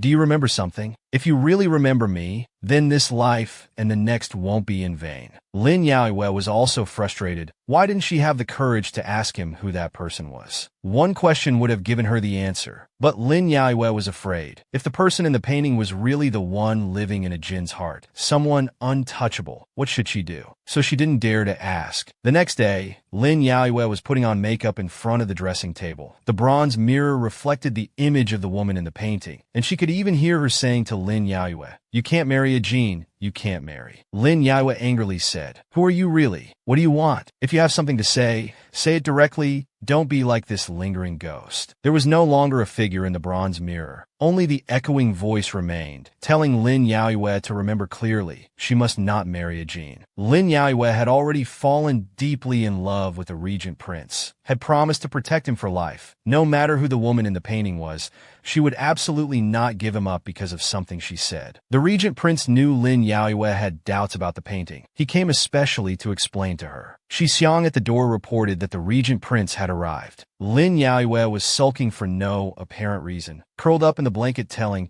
Shi Xiang to say she wasn't feeling well and wouldn't see him. But unexpectedly, the regent prince was already at the door of the room, walked in directly, inviting Lin Yaoyue to go see the Lantern Festival tonight. Lin Yaoyue felt guilty, still wrapped in the blanket without turning her head, lying that she wasn't feeling well, so she couldn't go, telling the regent prince to go by himself. How could the regent prince not understand? He stroked Lin Yaoyue's small head, asking if she had any doubts about that painting. In the end, Lin Yaoyue couldn't resist her curiosity. She still wanted to know what kind of woman could make the regent prince always remember and never forget. The regent prince praised the virtues and beauty of the woman in the painting. His words were all deep, inviolable love. Lin Yaoyue, the current girlfriend, angrily sat up, burning with jealousy. If she's so good, why don't you make her your empress? Seeing Lin Yaoyue jealous, the regent prince was very happy, continued saying, "Because she has forgotten me, and once thought I was her enemy." Lin Yaoyue was even more puzzled. Once loved, how can it be easily forgotten? The regent prince's heart tightened, because heaven doesn't allow it, so it will make her disappear without a trace. When in the immortal realm, Lin Yaoyue and the regent prince had once vowed to be together in life and death, never to betray each other. But later, because of some things, Lin Yaoyue sacrificed herself to save the regent prince, was banished to the mortal world. Her body fell into reincarnation, suffering the pain of fate life after life. The regent prince with the help of Shan Yuan, carrying the memories of one life, followed Lin Yaoyue's reincarnation down to the mortal world. The Regent Prince, in order to find Lin Yaoyue, searched the world and finally met her again. Meeting Lin Yaoyue again, the Regent Prince was overjoyed, but Lin Yaoyue had long forgotten all the past events of the two. It was clearly the memory of both of them, but it was only left in him alone, so he could only silently protect Lin Yaoyue from behind. At first, the Regent Prince thought that if Lin Yaoyue could be safe for life, even if she forgot him and was with someone else, it would be fine. But Shan Yuan told him that to change Lin Yaoyue's tragic fate, he could only completely cut off their love fate. And just then, Lin Yaoyue was bewitched by Crown Prince Mo Rongling, wanting to assassinate him. So he went along with it and died under Lin Yaoyue's sword. As a result, the Regent Prince died, but Lam Dao Noyet's fate remained unchanged. He had given his all, but in the end, still couldn't protect her. Therefore, the Regent Prince again begged Tin Yuyan for help to allow Lam Dao Noyet to be reborn. And fearing that Lam Dao Noyet would be harmed again, he took matters into his own hands, which allowed Lam Dao Noyet to retain the memories of her previous life. In his heart, the Regent Prince only hoped that in this life, he could live with Lam Dao Noyet until they were old and gray, no longer suffering the pain of separation. However, doing so had changed the fate of many people, which forced Tin Yuyan to intervene and make corrections. After hearing this, Lam Dao Noyet hurriedly asked the Regent Prince, "Akan, the person you're talking about is me, right?" The Regent Prince gave her a definitive answer. "That's right. That painting is the image of Noyet Ni's first life. I've always carried it with me, never daring to forget." Lam Dao Noyet, who had been jealous of herself for half a day, only now realized that the Regent Prince had endured so much alone while she had forgotten everything, felt very guilty about the Regent Prince's deep feelings, and tears kept falling. Seeing Lam Dao Noyet cry, the Regent Prince quickly approached, gently caressing her cheek. "Why are you crying?" Lam Dao Noyet suddenly hugged the Regent Prince tightly, feeling extremely heartbroken and remorseful, knowing that the Regent Prince had suffered no small amount for her sake. But the Regent Prince held no grudges for Lam Dao Noyet. He would sacrifice everything without regret. But in Lam Dao Noyet's heart, there was still one thing unclear. She wanted the Regent Prince to honestly tell her. Whether it was Tin Yuyan or her previous life, they all emphasized that the two of them couldn't be together. Why was that? "Back then, you repeatedly allowed me to be reborn. Did you pay some price for it?" The Regent Prince gently caressed Lam Dao Noyet, calmly telling her, "There was a bit of a price, but it's nothing to worry about." But a woman's intuition made Lam Dao Noyet sense that the Regent Prince was still hiding something very important from her, not yet revealed. So she hurriedly expressed that she also wanted to do something within her ability for him. In the evening, Lam Dao Noyet and the Regent Prince went to see the Lantern Festival by the riverside. The beautiful moonlit scenery, but Lam Dao Noyet was not in the mood to appreciate it. In her heart, she still had doubts about the relationship between the Regent Prince and Tin Yuyan. The Regent Prince could ask Tin Yuyan to allow her to be reborn. It seemed there was some connection between them. And after she was reborn, Tin Yuyan always tried to prevent her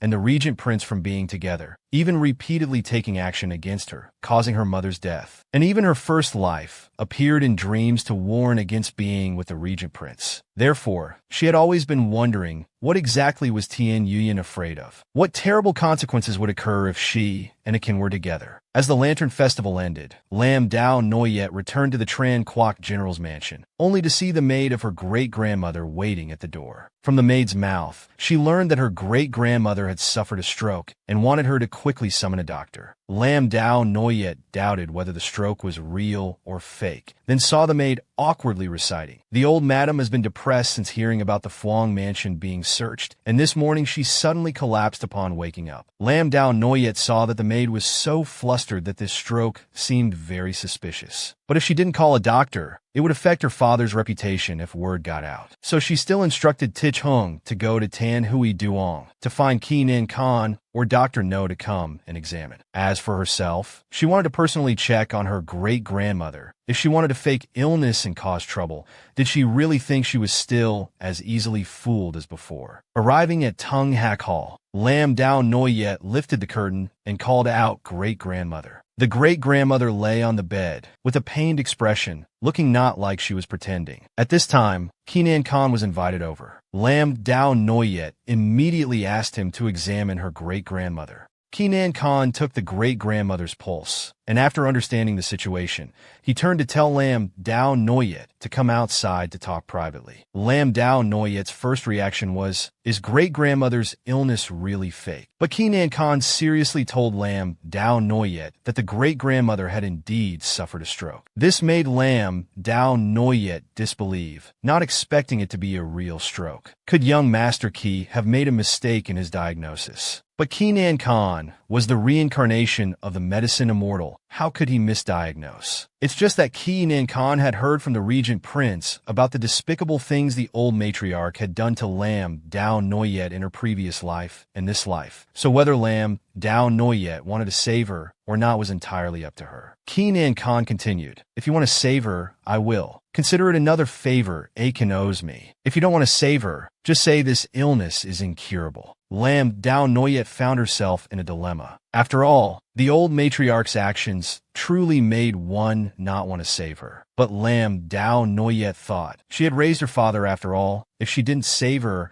her father would certainly feel guilty for the rest of his life. But if she saved her, it would be like condoning the person who had killed her mother. What should she choose in the end? After thinking, Lam Dao Noyet gritted her teeth and said, save her. Keenan Khan confirmed again, are you sure you've thought it through? In fact, deep down Lam Dao Noyet didn't want to save the old matriarch, but thinking that she had raised her father after all, she feared her father would feel guilty for the rest of his life. After all, her mother's situation had already made her father feel very guilty. Keenan Khan admired Lam Dao Noyet even more. He thought Lam Dao Noyet's hatred ran deep, and she would certainly let the old matriarch die. But unexpectedly, she had such a generous heart. In reality, Lam Dao Noyet just didn't want to hurt her father's heart again after losing her mother. Although Keenan Khan greatly admired Lam Dao Noyet's choice, he still reminded her, it's still better to be cautious. Lam Dao Noyet also said she understood and would be careful. At this moment, Tich Hung came running, reporting bad news to Lam Dao Noyet, telling her to come quickly. Her second uncle's family, after learning that the old matriarch had a stroke, had come to cause trouble. They really were everywhere. In front of the garrison general's mansion, Lam Dao Noyet's second uncle was cursing loudly, saying Lam Dao Noyet's father was unfilial, not letting his son see his sick mother one last time. Worse than animals, what face did he have to be the Grand General, to be the Chancellor? Behind him, many curious onlookers had gathered. Not knowing the full story, just seeing the scene before them, they also felt that this new Chancellor not letting his brother in for a final visit was truly heartless. With people discussing noisily behind, Lam Dao Noyet's second uncle became even more aggressive, continuously bad-mouthing. Lam Tru Duong, you ungrateful wretch. Your mother raised you with such difficulty, yet you won't even let her have someone to send her off. He was very pleased with himself. He deliberately made such a scene to sway public opinion, intending to ruin Lam Dao Noyet's father's reputation, and also hoping to use this opportunity to enter the garrison general's mansion and have a place to stay. At this moment, Lam Dao Noyet opened the door and stepped out, shouting loudly, what's all this noise about? The matriarch is still alive and well. Second uncle opened his mouth, cursing the matriarch to death. What do you mean by that? Lam Dao Noyet's second uncle immediately felt a bit guilty, his aggressive demeanor diminishing significantly. In his heart, he was very confused. Didn't the servants say my mother was in a coma, about to die? Lam Nu Tran, that white lotus flower, quickly chimed in. If the matriarch is fine, why won't Big Sister let us into the mansion to visit her? Then she turned around, pretending to be pitiful, trying to evoke sympathy from the crowd. Please, everyone, help us. Please ask Miss Lam to have mercy. Let us go home to see the matriarch one last time. Lam Dao Noyet immediately refuted. What are you saying, little sister? I'm also very worried about the matriarch's illness. In her heart, she was very angry, knowing they wanted to spread rumors to ruin her father's reputation, forcing her to let them in while pretending to be pitiful. Did they really think they were the only ones who knew how to act? Lam Dao Noyet pressed her nails into her flesh, feeling the pain, forcing tears to flow, imitating Lam Nu Tran's demeanor, sobbing a few times. I've been busy inside and out, inviting doctors, preparing medicine, even inviting the divine physician young Master Keenan Khan to treat the matriarch. I've been so busy, I haven't had time to send someone to invite second uncle's family over. I didn't expect second uncle and second aunt to misunderstand the junior's efforts. rushing here so quickly to make such a scene that everyone knows about it. Lam Nu Tran's family was all dumbfounded. This trick was so familiar. The curious onlookers, seeing Lam Dao Noyet like this, also understood that her second uncle's family was in the wrong. Lam Nu Tran was very uncomfortable, lamenting, "How has this Lam Dao Noyet become so sharp-tongued and shrewd, so different from before?" Lam Dao Noyet coldly watched them bear the consequences of their own schemes, finding the result quite interesting. At this moment, Thatch Maid poked her head out, informing Lam Dao Noyet that the old madam had regained consciousness. Lam Dao Noyet's second uncle's entire family took this opportunity to feign filial piety, directly barging into the garrison general's mansion. Lam Dao Noyet didn't stop them. This act made the curious onlookers understand clearly that the second master's family was putting on a show, which also successfully salvaged her father's reputation. Lam Dao Noyet didn't stop them, truly for the sake of her father's reputation. Otherwise, she would absolutely not have allowed this family to step through the door. Lam Nu Tran's family hurriedly went to the old matriarch's side, pretending to be filial while looking for a chance to stay. Lam Dao Noyet naturally saw through this petty scheme and spoke to her second uncle's family, saying she had prepared some gifts for them to take back later. Lam Nu Tran was very dissatisfied, thinking Lam Dao Noyet was too eager to send guests away. The purpose of this stroke incident was to let Lam Nu Tran's family move in. At this time, the old matriarch coughed a few times, saying her body was very weak, and since Lam Dao Noyet and her father were busy, she wanted the second uncle's family to stay and take care of her. Lam Dao Noyet immediately said she wasn't busy, and moreover, there were many servants in the mansion, all skilled in serving. Her second uncle and aunt were used to being served and might not be able to take good care of the matriarch.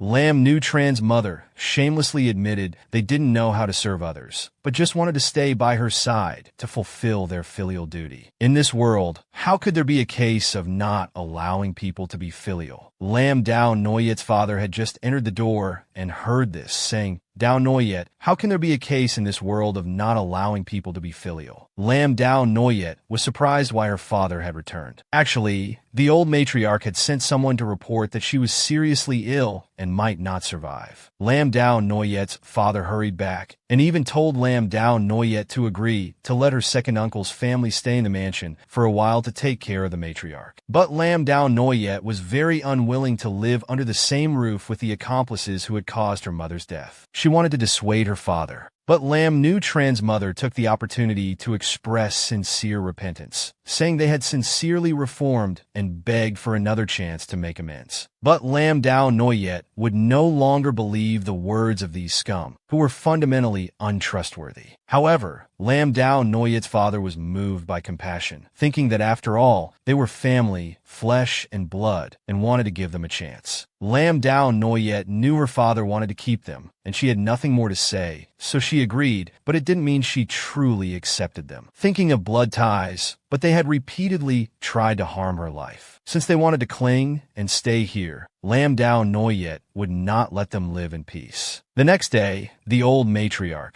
wanting to keep her own son's family, specially organized a feast at the garrison general's mansion. A table full of delicacies, a table full of personal calculations. The old matriarch was extremely unwilling to host this feast, but Lam Dao Noyet managed the household affairs, and she could no longer control Lam Dao Noyet now. The atmosphere at the dining table was very awkward. Lam Nu Tran's mother hurriedly looked for a topic, not seeing Lam Dao Phuong, so she asked Lam Dao Noyet, "Today it's rare for the whole family to eat together. Why didn't you inform your younger sister Dao Phuong?" In fact, Lam Dao Noyet had informed her, but Lam Dao Phuong refused to come. The old matriarch truly took every opportunity to make things difficult for Lam Dao Noyet. Lam Dao Phuong herself didn't want to come, yet she blamed Lam Dao Noyet. "Are you just going to let it go like this? After all, she's your younger sister." Lam Dao Noyet contemptuously retorted, "We're not even born from the same mother. What kind of sister is that?" Lam Dao Noyet's father sensed the tension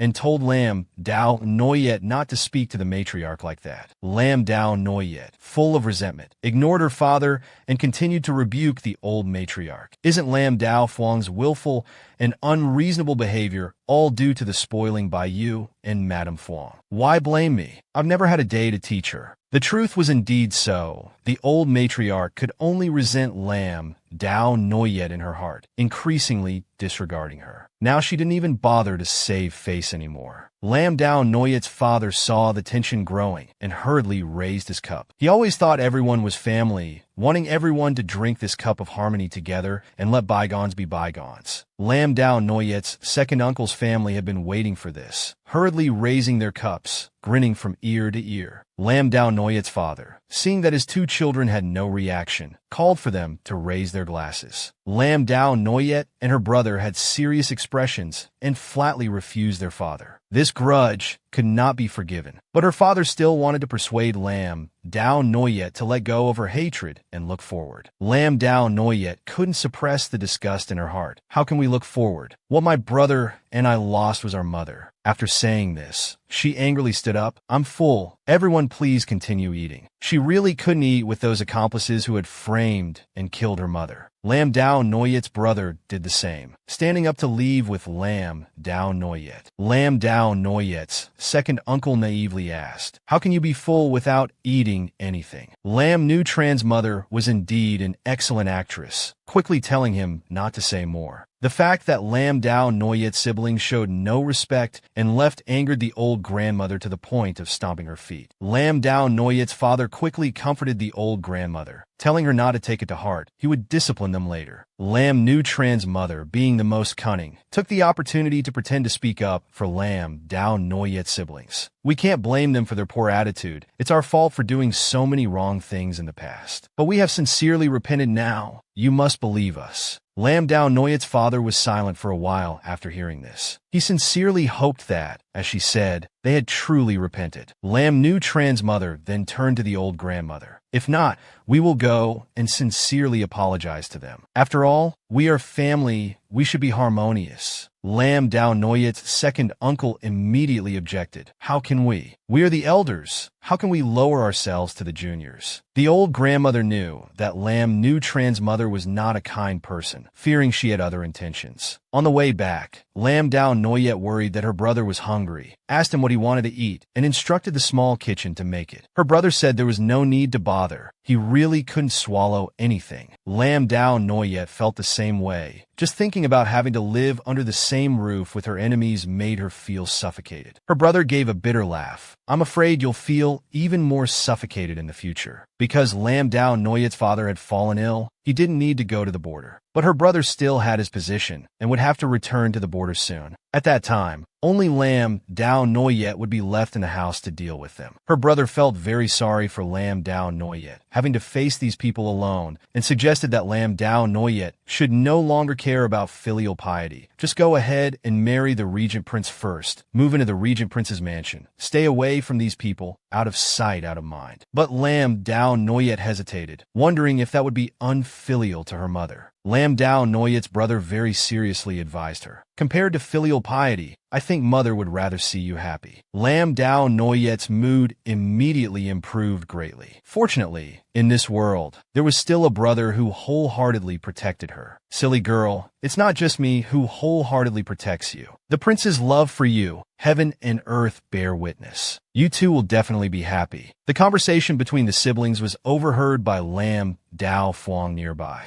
She had always believed that her mother's exile was caused by Lam Dao Noyet. You still want to marry the regent prince? Keep dreaming. Today is the day you die. On a beautiful day, Lam Nutran and her mother were gleeful in their room. Their plot to divide had succeeded in using the feud between the Fuang family and Lam Dao Noyet to benefit themselves. Because the night before, Lam Nutran's mother had run, crying to the foolish Lam Dao Fuang, weeping about how hateful Lam Dao Noyet was, causing the entire Fuang family to be exiled and have their assets confiscated. Lam Nutran also added fuel to the fire. What if Lam Dao Noyet instigates the regent prince to intervene, causing the Fuang family to be executed to the 9th degree of kinship? This is not impossible. The foolish Lam Dao Fuang, upon hearing about execution to the 9th degree of kinship, felt her anger flare up even more. Lam Nutran then pretended to be like a real sister, advising her that she couldn't just sit and wait for death. Instigated by Lam Nutran and her mother, the anger in Lam Dao Fuang's heart burned fiercely, pushing her to the brink, determined to kill Lam Dao Noyet. But she didn't know that Lam Nu Tran and her mother were waiting for the right moment, waiting for the cicada to shed its shell before the Oriole would strike. Lam Nu Tran greatly admired her mother and wanted to learn all of her tactics. But this time, she didn't understand why her mother wasn't really helping Lam Dao Phuong, but instead helping Lam Dao Noyet. Her mother showed disdain, saying with Lam Dao Phuong's brain, what could she possibly accomplish? Afterwards, she went to see how Lam Dao Phuong had prepared the stage for them. No matter what, they had to put on a good show in front of Lam Dao Noyet. At this moment, Lam Dao Noyet was at a tea house enjoying tea and watching the street scene. Suddenly, she heard Lam Nu Tran's mother laughing and greeting her. What a coincidence to see Noyet here, she said. Lam Dao Noyet looked at her fake demeanor, thinking there was no coincidence at all. Running into her here was more like a haunting. Lam Nu Tran's mother was a bit flustered, but her smile didn't fade. She admitted that she had intentionally come to find her, still calculating in her mind how to make her grateful to the point of tears later. Then she sat down next to Lam Dao Noyet to get close, apologizing and saying that she had been deceived by Phuong before, which was why she helped Phuong do those things. Now she had awakened and begged Lam Dao Noyet to give her another chance to make amends. But Lam Dao Noyet basically didn't believe this kind of scum, feeling very disgusted and repulsed. This place is quite spacious. Second aunt really doesn't need to sit so close. Lam Nu Tran's mother pretended to be sincere, asking Lam Dao Noyet what she wanted her to do to be forgiven. Just say it, as long as I can do it. Lam Dao Noyet replied directly. I want your whole family to return to Jiangzhou. Can you do that? Lam Nu Tran's mother was extremely flustered. Everything she did was because she wanted to stay in the capital. She would never go back no matter what. Then, she smiled and blamed everything on Phuong, using the old matriarch as a shield, saying she wouldn't allow it. Lam Dao Noyet looked at this fake woman, blaming all the sins on Phuong. This kind of teammate really made her feel it wasn't worth it for Phuong. Suddenly, Lam Nu Tran's mother caught a glimpse of Lam Dao Phuong and the assassin at the tea house across the street. Knowing that Lam Dao Phuong was ready, she immediately performed a scene of self-humiliation to win Lam Dao Noyet's heart. Then she reached out and grabbed Lam Dao Noyet's arm tightly, pretending to be sincere, begging Lam Dao Noyet to give her more time, promising to show her sincerity in changing. The sincerity of this snake-hearted person was too fake. Lam Dao Noyet didn't dare to accept it and told her to let go.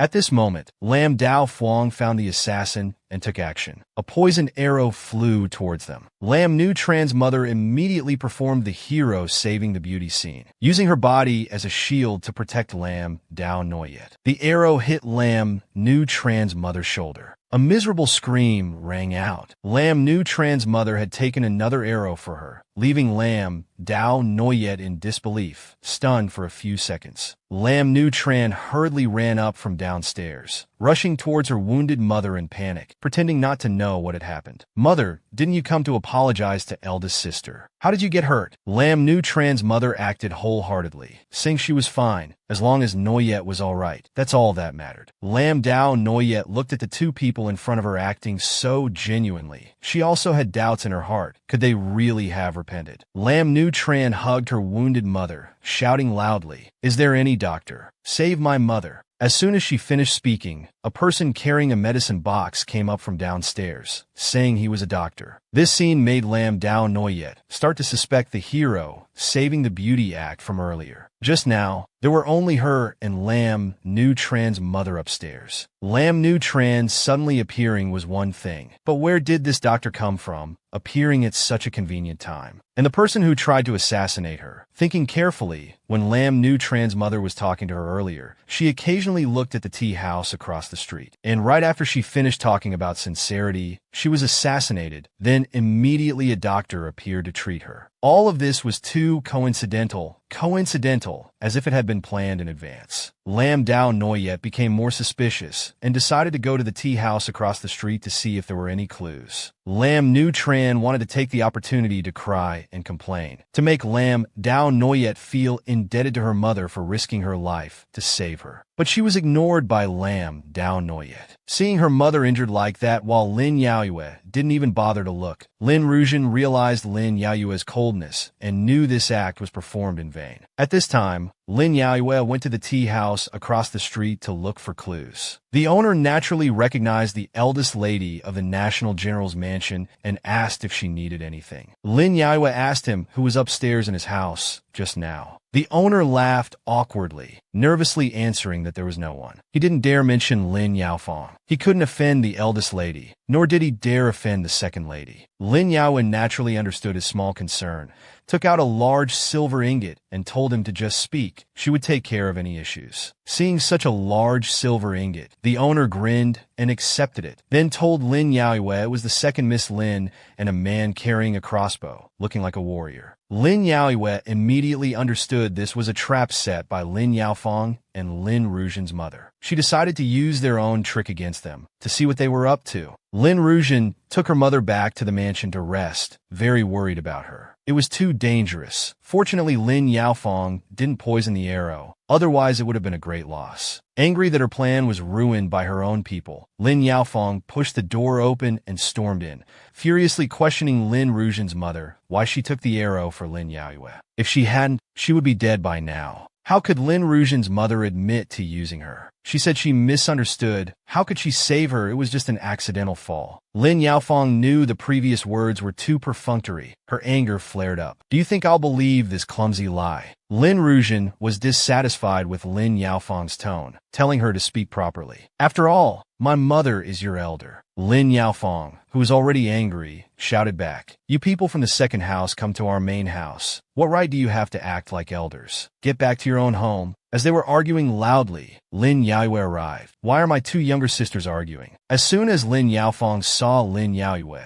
she became nervous, said it had nothing to do with her, and quickly ran away. Lin Yaoyue watched Lin Yaofang flee in panic, thinking she was her own blood sister, but today she wanted to harm her. Then don't blame her. Lin Ruzhen again pretended to be pitiful, asking Lin Yaoyue, eldest sister, to judge. Lin Ruzhen's acting was so good. She cried on command, saying indignantly that they came to serve the matriarch, but Lin Yaofang, a concubine's daughter, dared to drive them away. She even used your command token to show authority. Lin Yaoyue would never believe her tears again in this life. The same trick, never tired of it, crying all day like this. Do you know if you cry your eyes blind, how can you become the crown princess? Lin Ruzhen immediately stopped crying, saying Lin Yaoyue misunderstood. She didn't want to be the crown princess at all. Lin Yaoyue had to admire her acting skills. This fake mask must have grown into a second skin. Then, Lin Yaoyue went up to Lin Ruzhen's mother, acknowledging that she had saved her today. This sincerity was considered half-seen. She wanted to see the other half of her sincerity. Hearing Lin Yaoyue say this, she thought her plan had succeeded, quickly smiled and said,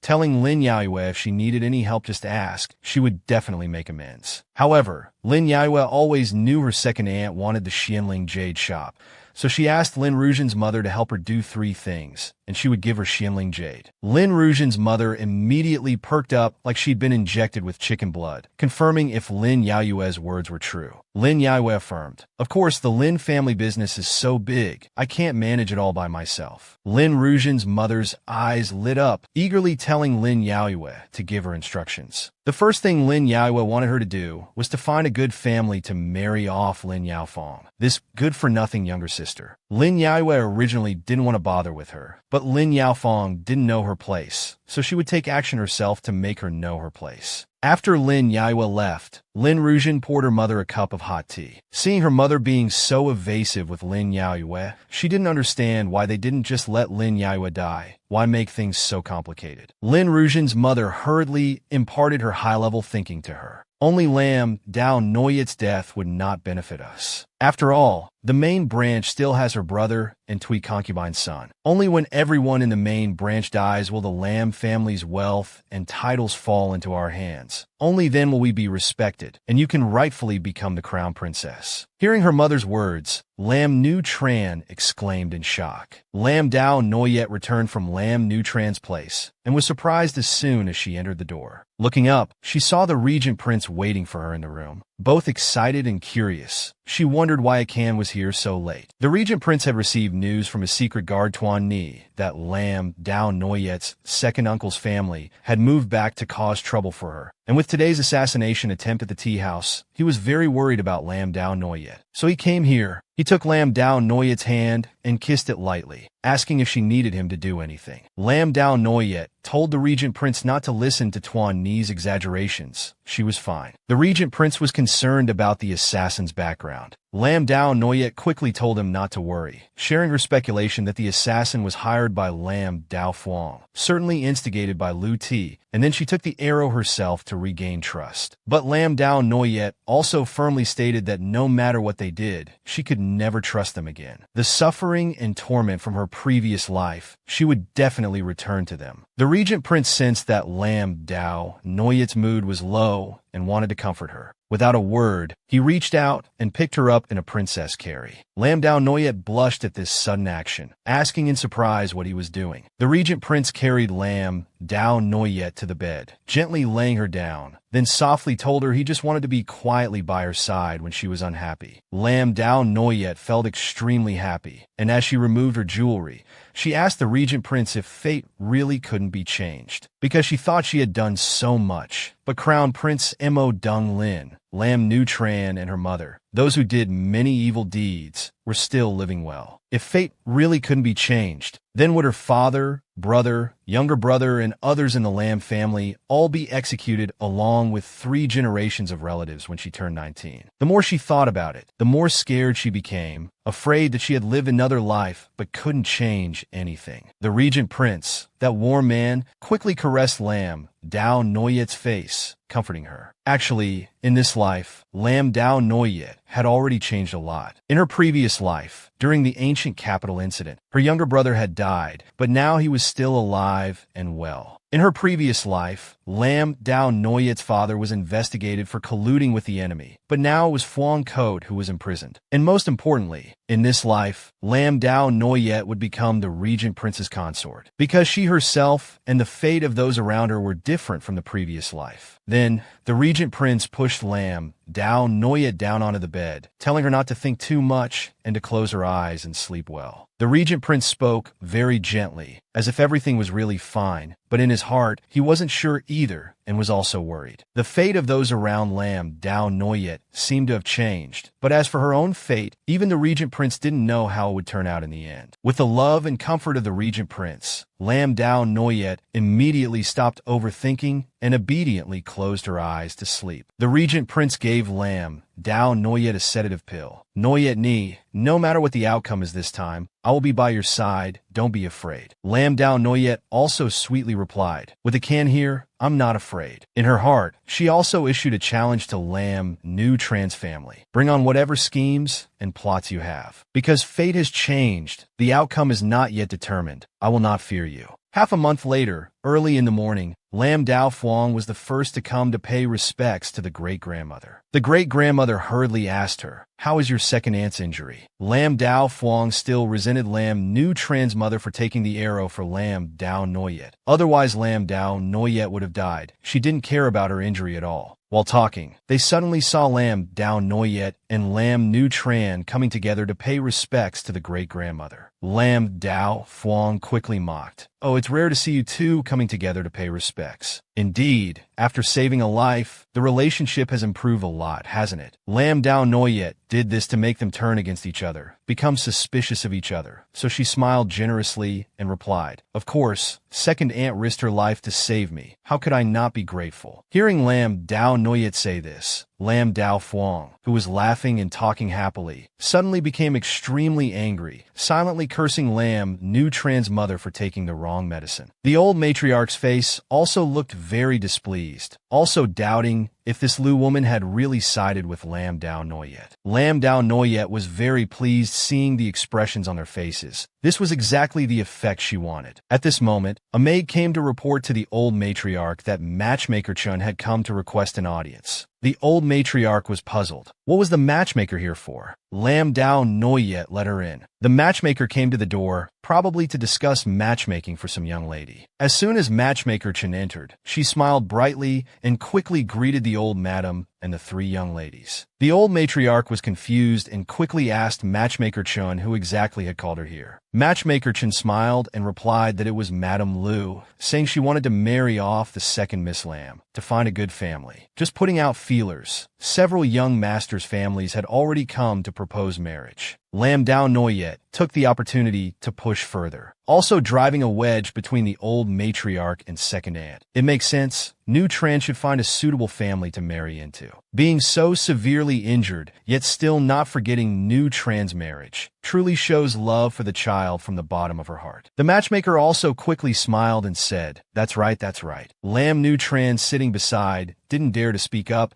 It was clearly Lam Dao Noyet's intention, yet all blame was put on her mother's head. How cruel. Even more interesting was what came next. Lam Dao Noyet directly asked the matchmaker to say which families had come to propose marriage. The matchmaker excitedly held up 3 fingers, saying 3 families had come to propose. One was young Master Chu, one was young Master Wang from the wine house, and one was young Master Su from the pawn shop. The old matriarch, dissatisfied, quickly interrupted. Why are they all merchants? From ancient times it's been scholars, farmers, craftsmen, merchants, with merchants being the lowest. How can the precious daughter of our chancellor's mansion marry a merchant? The matchmaker smiled and replied, "The old madam is right. A precious daughter indeed cannot marry a merchant. But the precious daughter you speak of refers to the eldest miss. Miss Noyet wanted to find a suitable match, would certainly be looking at princes and nobles. As for the second miss, she's not the eldest daughter. Her birth mother is a convicted criminal exiled, and her maternal family, the Fuangs, were executed to the 3rd degree of kinship for colluding to sell out the country. Carrying such a burden of sin, which official family would dare to be involved? Only merchants, out of respect for Chancellor Lam, would dare to marry her." Hearing this, Lam Dao Fuang immediately flew into a rage, shouting at the matchmaker for talking nonsense. Her maternal grandfather, Fuang Coat, was wronged. The matchmaker, seeing the noble acting familiar, also replied without courtesy, "Whether wronged or not, I don't know. What's important is, the second miss's value now is only worth this much. If not, then the second miss can only become a nun." Lam Nu Tran, sitting beside, covered her mouth and laughed secretly, feeling vindicated. This Lam Dao Fuang, who was usually so arrogant and haughty, never thought she'd see this day. Not only was Lam Dao Fuang angry, the old matriarch was also from the Fuang family, naturally also furious, pointing directly at the matchmaker and scolding, "My granddaughter will absolutely not marry a merchant. Get out of here now." The matchmaker was sent here with the purpose of angering them. Before leaving, she dropped one last line. "Then the second miss can just wait to become a nun." Lam Dao Noyet saw the matchmaker out, outwardly,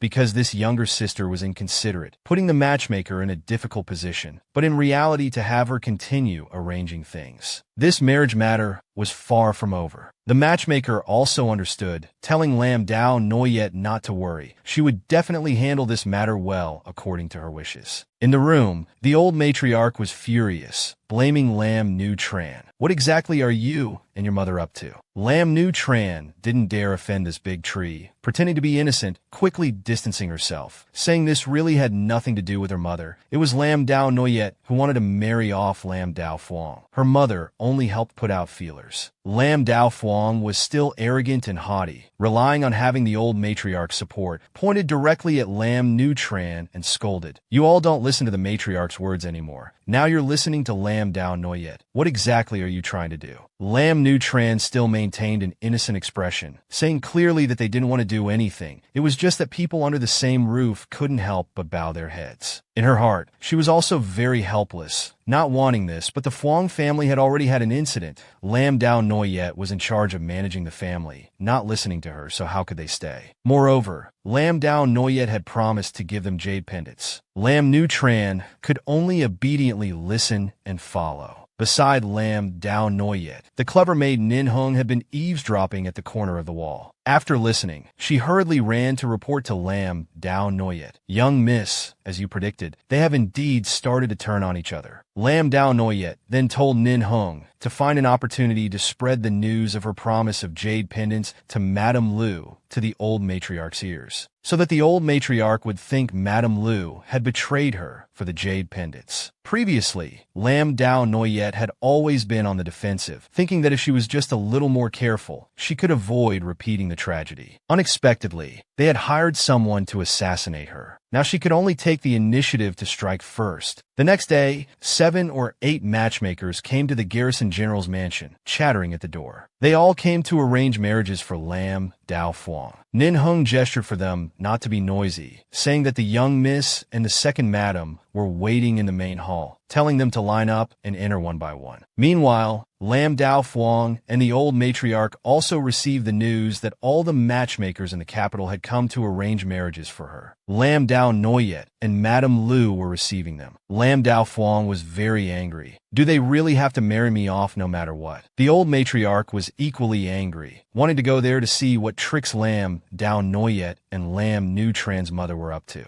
In the main hall, the matchmakers competed to introduce young Master Shen, although from a merchant family and with some bad habits of debauchery, has a handsome appearance. Young Master Wang, though average-looking and somewhat weak in health, and his family not very wealthy, is an honest person. There's also the Li family, the Su family, all sorts of peculiar people. Lam Nu Tran's mother helplessly told them not to rush, to speak one at a time. Lam Dao Noyet, hearing these people chattering nonstop, couldn't help but marvel at how capable her second aunt was, wondering where she found so many strange people. Suddenly, there was a loud bang, and everything fell silent. Lam Dao Fuang angrily burst in, shouting, "All of you get out." Lam Nu Tran's mother hurriedly stepped forward to say something, but was fiercely rebuked by Lam Dao Fuang. "You shut up." At this point, Lam Dao Noyet spoke up, pretending to defend Lam Nu Tran's mother, but actually driving a wedge between them, reproaching Lam Dao Fuang for being disrespectful. After all, she is an elder. How can a second daughter speak to an elder like that? Didn't your mother teach you the proper etiquette between seniors and juniors? Lam Dao Fuang was so angry, she couldn't contain herself. "You're all conspiring to harm me, aren't you?" Lam Nu Tran's mother had to respond,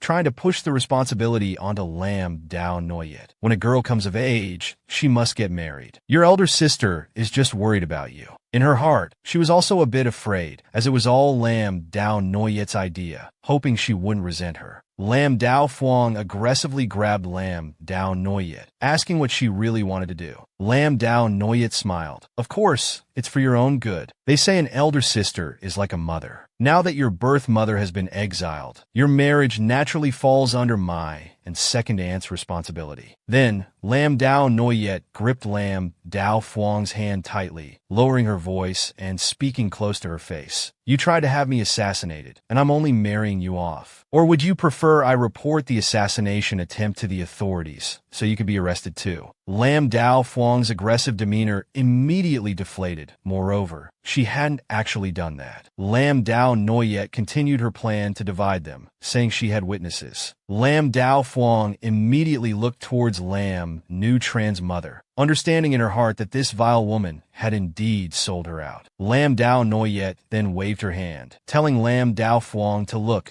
saying that the young masters introduced by the matchmakers were not bad, each with their own merits, and told her to choose one. Lam Dao Fuang had no other choice but to use the old matriarch as a shield, shouting, "Grandmother won't agree." Lam Dao Noyet replied with dominance, "Grandmother has no choice but to agree. I'm in charge of the Lam family now." Then she told Lam Dao Fuang to remember today's lesson. If she behaved herself and didn't cause any more trouble, she could find her a match from an official's family. But if she continued to make a fuss, she would show her who was really in charge of this household. Lam Dao Fuang also understood the current situation in the mansion. Not wanting to marry those weird merchants, she had to grit her teeth and admit her fault to Lam Dao Noyet. "Elder sister, I was wrong." Afterwards, Lam Dao Fuang ran to the old grandmother, crying and complaining that Lam Dao Noyet and Lu Ti had teamed up to bully her, begging the old grandmother to stand up for her. The old grandmother was also suspicious, wondering what was going on with Lu Ti and why she suddenly turned to help Lam Dao Noyet. While she was puzzled, the nanny beside her heard some news and came to report. She had overheard Nin Hung telling someone in the courtyard that the eldest miss had promised to give the Xianling jade pendant to the second madam to manage. As soon as the old grandmother heard that Lam Dao Noyet had promised the Xianling jade pendant to Lam Nu Tran's mother, she immediately understood why Lu Ti suddenly helped Lam Dao Noyet. Lam Dao Fuang, thinking about how they were now working together, worriedly asked, "What should we do now?" Lam Dao Noyet was in the garden teasing birds when she suddenly heard someone calling her. She looked up and saw the regent prince. Immediately beaming with a bright smile, "Atsun, you're here." The regent prince lovingly touched the tip of her nose. Hearing that the old grandmother had fallen out with Lu Ti, the regent prince praised Lam Dao Noyet for her clever move in dividing them. Lam Dao Noyet squinted her eyes and smiled mischievously. "Thank you for the praise, regent prince. It's all thanks to your good teachings." Then she asked the regent prince, who had been helping her monitor her second uncle, about who he had been in contact with recently. But since Lam Dao Noyet's second uncle started working for her father, he had only been focused on working by her father's side, not contacting any suspicious individuals. Lam Dao Noyet wondered, has second uncle really turned over a new leaf? Then she immediately denied it. Mountains and rivers are easier to change than one's nature. She knew that the current behavior of her second uncle and Lu Ti was just to make them let their guard down, fearing that they were harboring an even more terrifying plot behind the scenes. Recalling her previous life, Lam Nu Tran once said that the evidence of her father's treason was given to the emperor by her second uncle. Therefore, she was more convinced that everything before her eyes was false, and there must be a big conspiracy. She was also determined not to let things follow the path of her previous life. Lam Dao Noyet was now stronger and finally had a few days of peace. Taking advantage of the blooming lotus flowers, she happily wrote an invitation. "The lotus pond at our home is beautiful, and the boats are ready. I wonder who would be willing to go on an excursion with me." Tich Hung smiled, unable to resist chiming in. "It's clearly written for the regent prince. Why does the eldest miss need to beat around the bush like this?" Asking who would go on an excursion, Nin Hung flicked Tich Hung's forehead. "What do you understand? This is the romance between the eldest miss and the prince." Lam Dao Noyet, teased by the two maids, felt a bit embarrassed. "There's no romance. Isn't this how all invitations are written?" Then she handed the invitation to Nin Hung, telling her to deliver it to the regent prince and to inform him that she had something to discuss with him. At this moment, a maid came to report that Lam Dao Noyet's father and second uncle had returned and were waiting for her. Lam Dao Noyet was very surprised. Wasn't her father supposed to be inspecting Jiangnan? Why did he suddenly return? It turned out that the old grandmother had written a letter home saying that her illness had relapsed, which is why Lam Dao Noyet's father hurried back. At this time, Lam Dao Fuang was in front of her father, making accusations. Lam Dao Fuang cried loudly, hurriedly accusing Lam Dao Noyet of taking advantage of her absence to bully her and the grandmother, begging her father to stand up for them. The old grandmother also pressured Lam Dao Noyet's father. Even if it's the elder sister like the mother,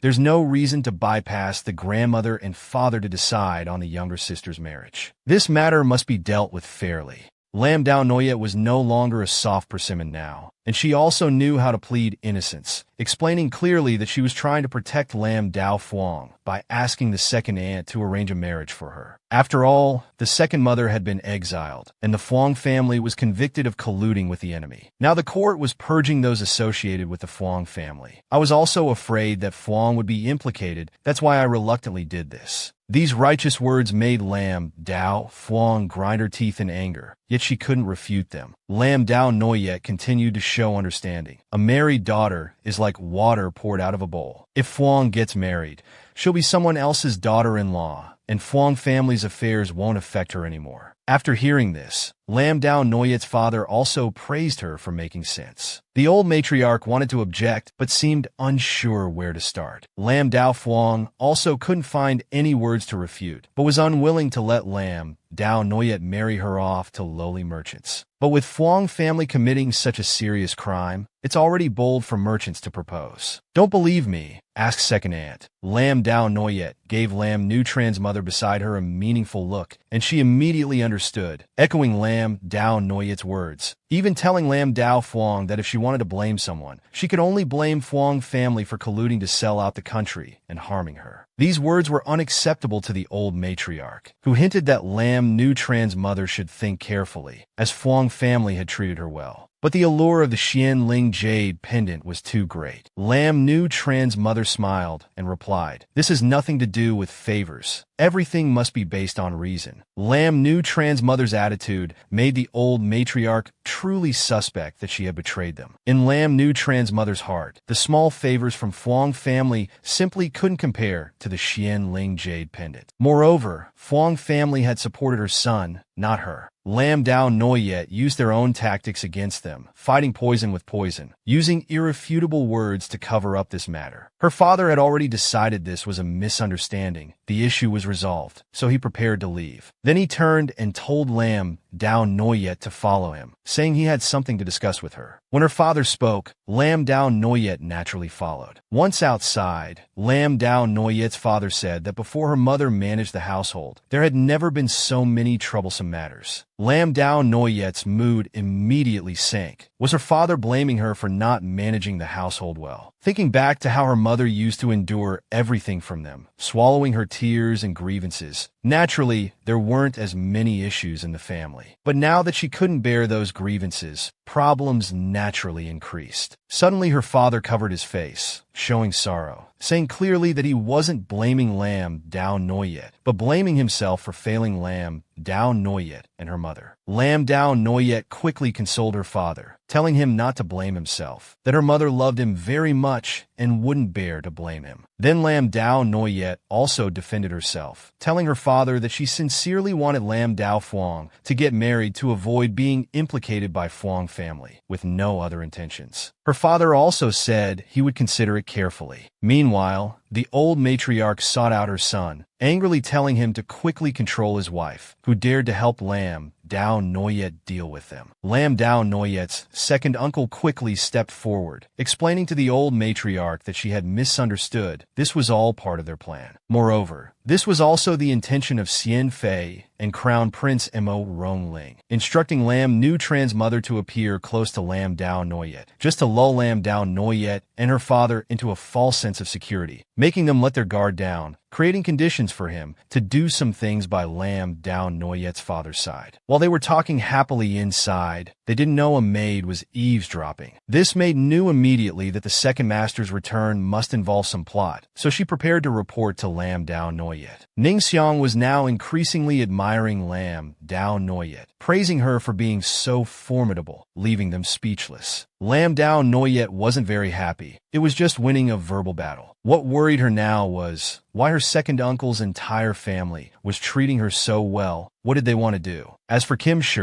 she had already changed Lam family's fate, originally suspected of colluding with Fuang family to sell out the country and should have been imprisoned. It seemed Kim Shi's fate had changed, so what would happen next? Ning Xiang told Lam Dao Noyet not to worry too much. Since she had come of age, she had bribed the maids close to the old matriarch to help them gather information. Speak of the devil. The eavesdropping maid came to report the content at this moment. Ning Xiang smiled. Indeed, one shouldn't speak ill of others behind their backs. Lam Dao Noyet quickly asked what she had heard. The maid only heard mentions of Xian Fei and the Crown Prince, and someone named Yu Lianji, but didn't know the specific details. Ning Xiang was a bit confused, never having heard of Yu Lianji, wondering who that was. Lin Yaoyue told Ning Xiang that of course she hadn't heard of it yet, but soon she would hear about it until she was sick of it. Because Yu Lianji's corruption case was very famous in her previous life. Her father was inexplicably involved, and without sufficient evidence, he was dismissed from his position, his lifelong reputation ruined. In her previous life, Lin Yaoyue had no idea how her upright father could be involved in corruption. Now it seems that it was all due to her second uncle's behind-the-scenes manipulation. Lin Yaoyue was very confused, as this was supposed to happen when she was 18 years old, but now it's happening earlier. It seems that fate has truly changed. Later, Lin Yaoyue went to the pavilion for a walk, continuing to ponder the matter, when she heard a gentle voice asking, "What are you thinking about so intently?" Looking in the direction of the voice, it was Prince Niezheng smiling. Lin Yaoyue was a bit flustered. "Didn't Ning Xiang tell your highness it would be 3 days later?" Seeing Lin Yaoyue being cherished, Ning Xiang, as her close maid, was also happy for her. I did tell him, but when the prince received your invitation, he was overjoyed and insisted on coming right away. I couldn't stop him. Prince Niezheng ordered everyone to withdraw, as he wanted to speak privately with Lin Yaoyue. Ning Xiang, not wanting to be a third wheel, tactfully withdrew. Lin Yaoyue immediately stood up and asked Prince Niezheng why he came now, as besides the boat ride on the lake, she hadn't prepared anything else yet. Prince Niezheng didn't care about these things, mainly because it was the first time he had received a proactive invitation from Lin Yaoyue. Having Lin Yaoyue's heart was enough to make him very happy. Lin Yaoyue acted coy, poking Prince Niezheng's chest. If a gene says so, it makes me seem really heartless. Prince Niezheng happily took Lin Yaoyue's hand. You are heartless, only thinking to invite me now. Then he gently caressed her cheek and couldn't help but kiss her. Red dice glittering like beans, longing seeping into bones unnoticed. A moment later, Prince Niezheng took out a gift he had brought for Lin Yaoyue. Lin Yaoyue was filled with joy and curiosity, wondering what the gift could be. When the painting was unveiled, the stunningly beautiful woman in it was Lin Yaoyue herself, drawn by Prince Niezheng from memory. Lin Yaoyue also recognized that the woman in the painting was herself. Not only that, he had replaced the painting in his room with this new painting of Lin Yaoyue from this life. This moved Lin Yaoyue deeply. She knew that saying goodbye to the previous life required a lot of courage, and Prince Niezheng had sacrificed too much for her. She told Prince Niezheng that he didn't need to do this. Prince Niezheng gently held Lin Yaoyue's hand, reassuring her not to overthink. You from before are my past, but my future is you of the present. Although both paintings are of the same person, Prince Niezheng still wanted to give Lin Yaoyue a sense of special love. Lin Yaoyue no longer hesitated, hugging Prince Niezheng, firmly believing that they would grow old together. Her only worry was the impending corruption case, wondering what to do about it. Fu Chu arrived just in time to report that the boat was ready, and Lin Yaoyue went sightseeing with Prince Niezheng. Lin Yaoyue looked at the lotus flowers near the mud, but not smelling of it, and picked one. She had always wanted to give a gift to Prince Niezheng, but with his status and position, he lacked nothing, so she didn't know what to give him. Today, she could use this lotus flower to express her feelings. Prince Niezheng happily accepted the flower, but said that he didn't have everything. There was one thing he had always wanted, but hadn't obtained yet. Lin Yaoyue was curious. With his status and position, how could there be something he couldn't get? Prince Niezheng seriously teased Lin Yaoyue. This prince lacks nothing, except for a princess consort. Lin Yaoyue blushed. Her father had said that after the mourning period for her mother, they would hold the wedding ceremony. Prince Niezheng had long been eagerly waiting, but there were still 3 years to go. Lin Yaoyue hurriedly comforted Prince Niezheng. I know I've kept a gene waiting for a long time, but my mother is as important to me as a gene is. Hearing Lin Yaoyue say this, Prince Niezheng immediately apologized, saying he was too impatient and didn't consider Lin Yaoyue's feelings. Lam Dao Noyet also gave the regent prince a sedative pill. Don't worry, in this life, I will finally be your wife. Suddenly, the small boat they were sitting in started leaking water. Lam Dao Noyet was surprised. Where is this water coming from? The regent prince even teased Lam Dao Noyet. Did you arrange this on purpose? Lam Dao Noyet remembered what Nin Hung said about romantic pleasures, and quickly denied. Don't joke, who would arrange such a thing? Actually, the reason the regent prince came early was because he received a report from his secret guard Tuan Ni, knowing that Lam Dao Fuang had led people to secretly approach the boat that Lam Dao Noyet was preparing to cruise on, possibly up to some mischief. The regent prince also knew that a few days ago, Lam Dao Noyet had made a fuss about marrying Lam Dao Fuang off to merchants all over the capital, certainly wanting revenge for being pushed into the water. Initially, Tuan Ni wanted to inform Lam Dao Noyet to be cautious, but was stopped by the regent prince. Because if the boat sank, Ho Tam Island was a good place, and it would be perfect to go to that familiar place to be alone together. However, regarding Lam Dao Fuang's repeated attempts to harm Lam Dao Noyet, the regent prince had decided to take action against her. On the boat, Lam Dao Noyet anxiously grabbed the regent prince, pulling him back to reality. Because Lam Dao Noyet had fallen into water before, she was quite scared. The regent prince quickly comforted her. I'm here, don't be afraid. Then he immediately picked up Lam Dao Noyet in a princess carry, telling her that this place was not far from Ho Tam Island. He would fly her over. Lam Dao Noyet had forgotten his true identity and was still very surprised to hear him talk about flying over. The regent prince, holding Lam Dao Noyet, directly jumped into the air. Fortunately, the distance was close, not requiring much effort, and they landed steadily on Ho Tam Island. He set Lam Dao Noyet down on a rock, then asked, "Noyet Ni, are you still scared?" "I don't know why, but as long as a can is by my side, no matter how dangerous the place is, I'm not afraid anymore." Being able to make Lam Dao Noyet feel at ease was the regent prince's greatest wish. To let Lam Dao Noyet rest and recover, he went to find dry firewood to start a fire. In no time, not only was there dry firewood,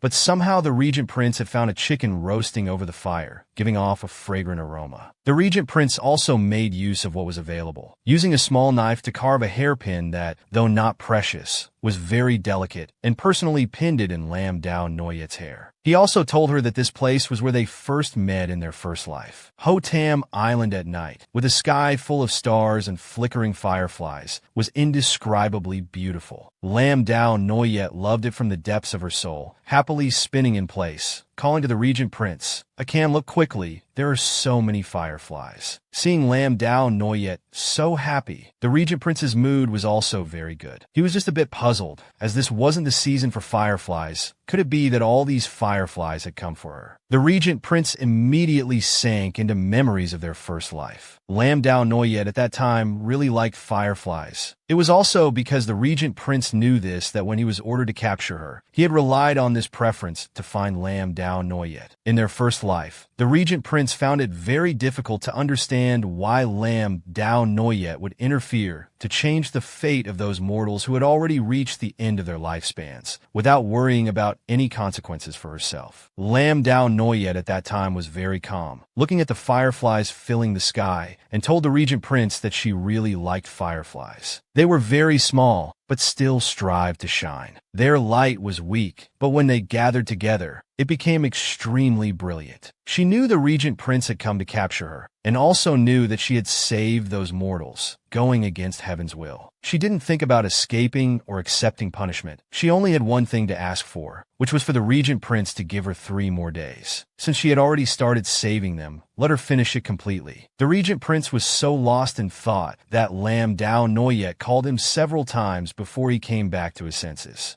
Lam Dao Noyet curiously asked the regent prince what he was thinking about that made him so absent-minded. The regent prince didn't want to mention those painful memories and replied that he wasn't thinking about anything. But in his heart, he still regretted what Lam Dao Noyet had done back then. Dao Noyet, is there anyone else in this world who remembers the great price you paid for them? Lam Dao Noyet was completely unaware, still happily catching a firefly in her hand, wanting to show it to the regent prince. When she opened her hand, although she no longer had memories of her first life, she still understood fireflies as she did in the past. Fireflies are so small, but they never give up, always striving to shine. The regent prince was slightly dazed, thinking to himself, "We will also be like fireflies, striving to change our fate." At this moment, a small boat was approaching from the lake. It was Xian Er, who had come specifically to pick them up out of concern for their safety. Seeing Xian Er now, the regent prince was a bit displeased. Lam Dao Noyet, naive,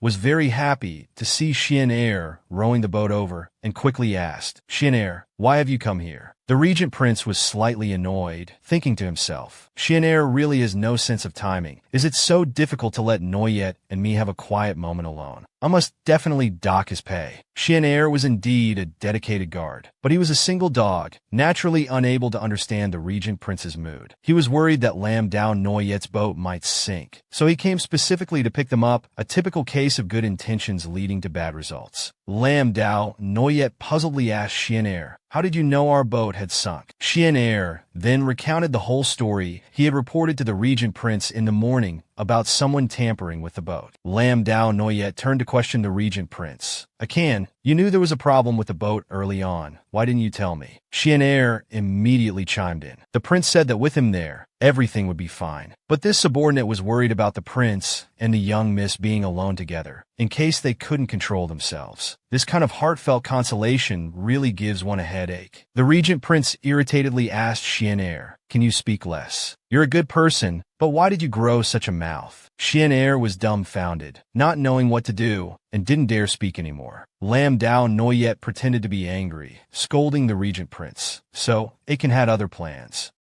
The regent prince thought Lam Dao Noyet was really angry, became a bit flustered, and quickly went to comfort her, wanting Lam Dao Noyet to hear his explanation. Lam Dao Noyet held back her laughter, saying there was no need to explain, she understood. The regent prince suddenly flicked Lam Dao Noyet's forehead lightly. "What do you understand? It's not at all what you're thinking. All right then, I'll take you home." On the way back, Xian'er told Lam Dao Noyet and the regent prince about the news he had just gathered. It was said that Lam Dao Noyet's old madam and second uncle were saying that Wu Lianji would enter the capital tomorrow, and they had arranged for him to stay at the villa. Lam Dao Noyet didn't expect Wu Lianji to arrive so quickly. In her previous life, it was also her second uncle who arranged for him to stay at the villa and then pulled out the corruption case that implicated her father. This time, Lam Dao Noyet was determined not to let Wu Lianji stay at her family's villa. Early the next morning, Lam Dao Noyet brought the stone box to find the regent prince. Xian'er had just said that the regent prince wasn't up yet when they heard his voice from inside the room. "I'm up, Noyet, come in." The regent prince, wearing a loose robe, stepped out, smiling teasingly at Lam Dao Noyet. "Noyet, you're here so early. Did you miss me?" Lam Dao Noyet didn't expect the once cold regent prince to become like this, increasingly flirtatious. She put down the stone box, intending to get breakfast for him when she was hugged from behind by the regent prince. "I'm cold to others, but with Noyet, I always maintain my enthusiasm." His voice was slow, pressed close to Lam Dao Noyet's neck. The regent prince's breath made Lam Dao Noyet blush, unable to bear this gentleness. She quickly pushed the regent prince away, hastily handed him the breakfast she had prepared, and changed the subject. The regent prince was still reluctant. "Noyet, your face is so red." Lam Dao Noyet, embarrassed, told him to be quiet, quickly moving on to the main topic, saying that later she would go to the villa to stop that fish-faced Wu Lianji. Speaking of Wu Lianji's matter, the regent prince also wanted to discuss it with her. Just as he was about to speak, he was interrupted by Xian'er's report at the door. It turned out that Gao Gonggong had come to the mansion to announce an imperial edict and was waiting for Lam Dao Noyet. Lam Dao Noyet found it strange. Wasn't the engagement already canceled? What else were they announcing? But she immediately returned to the mansion. In the garrison general's mansion, the old matriarch was a bit worried, not understanding why Chao Gonggong had come, insisting on waiting for Lam Dao Noyet before making the announcement. Chao Gonggong told the old matriarch not to rush, saying they had to wait for Lam Dao Noyet to arrive before the announcement could be made. At this moment, the regent prince and Lam Dao Noyet returned to the mansion to receive the imperial edict. Chao Gonggong didn't expect the regent prince to come as well, immediately breaking out in a cold sweat, not daring to read the paper, feeling uneasy. Reading the imperial edict in front of the prince, he feared his little life might be hard to keep. The regent prince found it strange. Wasn't Chao Gonggong here to read the imperial edict? Why did he look so scared? This made Chao Gonggong even more anxious, stammering, really not wanting to proclaim the imperial edict in front of the regent prince. Lam Dao Fuang muttered in a low voice, "Lam Dao Noyet is truly shameless, already living together before clearing her name." The old matriarch hurriedly told her to be quiet, saying the people here were not one she could afford to offend. The regent prince had no time to waste, telling Chao Gonggong to proclaim the edict immediately. Chao Gonggong could only grit his teeth and read it, as he couldn't afford to offend either side. Then, he opened the imperial edict and read. On the surface, it said that Lam Dao Noyet's father had contributed to stabilizing the country, and therefore his eldest daughter, Lam Dao Noyet, was specially granted the surname Mao Rong and titled Princess Jingyang. The purpose was for Lam Dao Noyet to go as a peace envoy to marry the Prince of Nanjiang. The regent prince, who doted on his wife, immediately snatched the edict angrily questioning. The Nanjiang's request for a princess bride was clearly for Princess Yuzhen. How did it become Noyet? From Chao Gonggong stammering. It turned out that Consort Bui couldn't bear to send the princess to a place as harsh as Nanjiang, so she elevated Lam Dao Noyet's status to replace the princess in suffering. Lam Dao Noyet was also angry. Consort Bui indeed wouldn't let her go. Recalling her previous life, there was indeed this peace marriage, but the person who replaced Princess Yuzhen was Lam Lang. Yet in this life it had become her. Lam Dao Noyet firmly refused to accept the edict. Chao Gonggong, this girl is already engaged to His Highness the Regent Prince. No dynasty has ever used a prince's wife for a peace marriage. If I accept this edict, it would be disgracing the great Yuan nation. Chao Gonggong had been worried and conflicted upon seeing the Regent Prince, and now found himself in an even more difficult situation, not knowing what to do. Then, the Regent Prince told Chao Gonggong not to worry, saying he had a solution. Chao Gonggong hurriedly asked the prince for guidance. The Regent Prince's solution was to change the character Noyet in the edict to Fuang, making Lam Dao Fuang go for the peace marriage instead. Lam Dao Fuang, standing nearby, heard this and was displeased, exclaiming, "Why should I be the one to go?" The old matriarch was also shocked, wanting to use the imperial edict to threaten the Regent Prince. "Your Highness, arbitrarily altering the imperial edict doesn't seem appropriate." However, anyone who dared to touch Lam Dao Noyet was crossing the Regent Prince's line, even if it was the emperor. The prince's sharp gaze seemed to tell Lam Dao Fuang that she had no choice. "You are the daughter of a criminal. This peace marriage is your only path." Lam Dao Noyet remembered that in her previous life, Lam Lang had replaced Princess Yuzhen in the peace marriage, enduring all kinds of humiliation in Nanjiang. Now if Lam Dao Fuang replaced her, those humiliations would be borne by Lam Dao Fuang. The Regent Prince noticed a fleeting sadness on Lam Dao Noyet's face and asked if she still had lingering affection for this sister. Lam Dao Noyet thought carefully. Originally,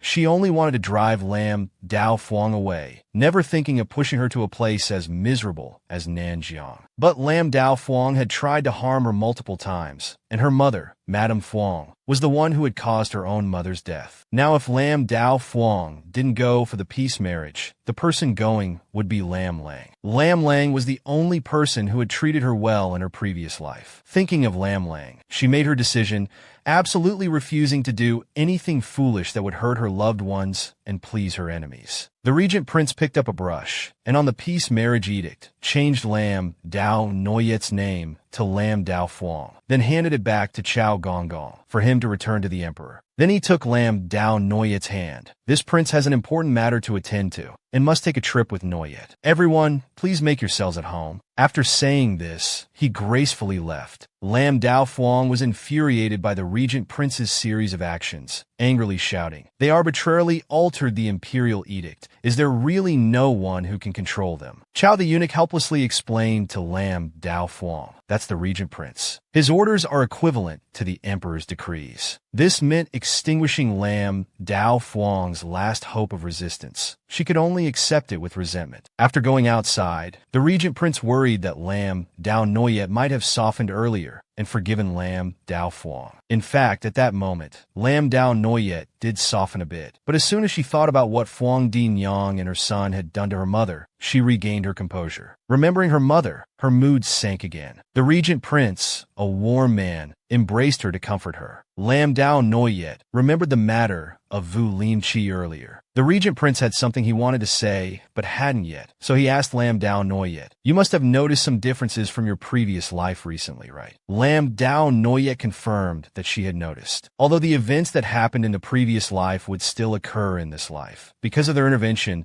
the timing and outcomes of everything had changed. In other words, the framing of the Lam family would still happen, the execution of the entire family would still occur, but the final outcome was unknown. Lam Dao Noyet didn't understand what the Regent Prince wanted to say. Actually, the Regent Prince had thought of a thorough solution. He wanted to use this corruption case as an excuse to execute the entire Lam family. He would arrange for death row inmates to take the place of the Lam family members. Once the Lam family had fulfilled their fate, there would be no more calamities. But the price to pay was that the Lam family might lose everything they currently had, including their reputation for loyalty and patriotism, and would have to live under different identities afterward. However, Lam Dao Noyet Noyet had also thought of the cicada shell-shedding plan before. But her father valued his reputation greatly, and forcing him to live with the stigma of corruption might be something he couldn't accept. Hearing Lam Dao Noyet say this, the regent prince knew this plan wasn't feasible. He then decided to probe her second uncle to see what he and Vu Limchi were up to, and then think of another way. Meanwhile, Lam Dao Noyet's second uncle had brought Vu Limchi to the Lam family's villa. The second uncle Lam smiled outwardly, but inwardly he wasn't a good person, and was being polite to Vu Limchi. Vu Limchi came to the prime minister's mansion because of Lam Dao Noyet's father's reputation, and hurriedly asked when the prime minister would return home. Uncle Lam replied that his elder brother had transferred from the position of General of National Defense to Prime Minister,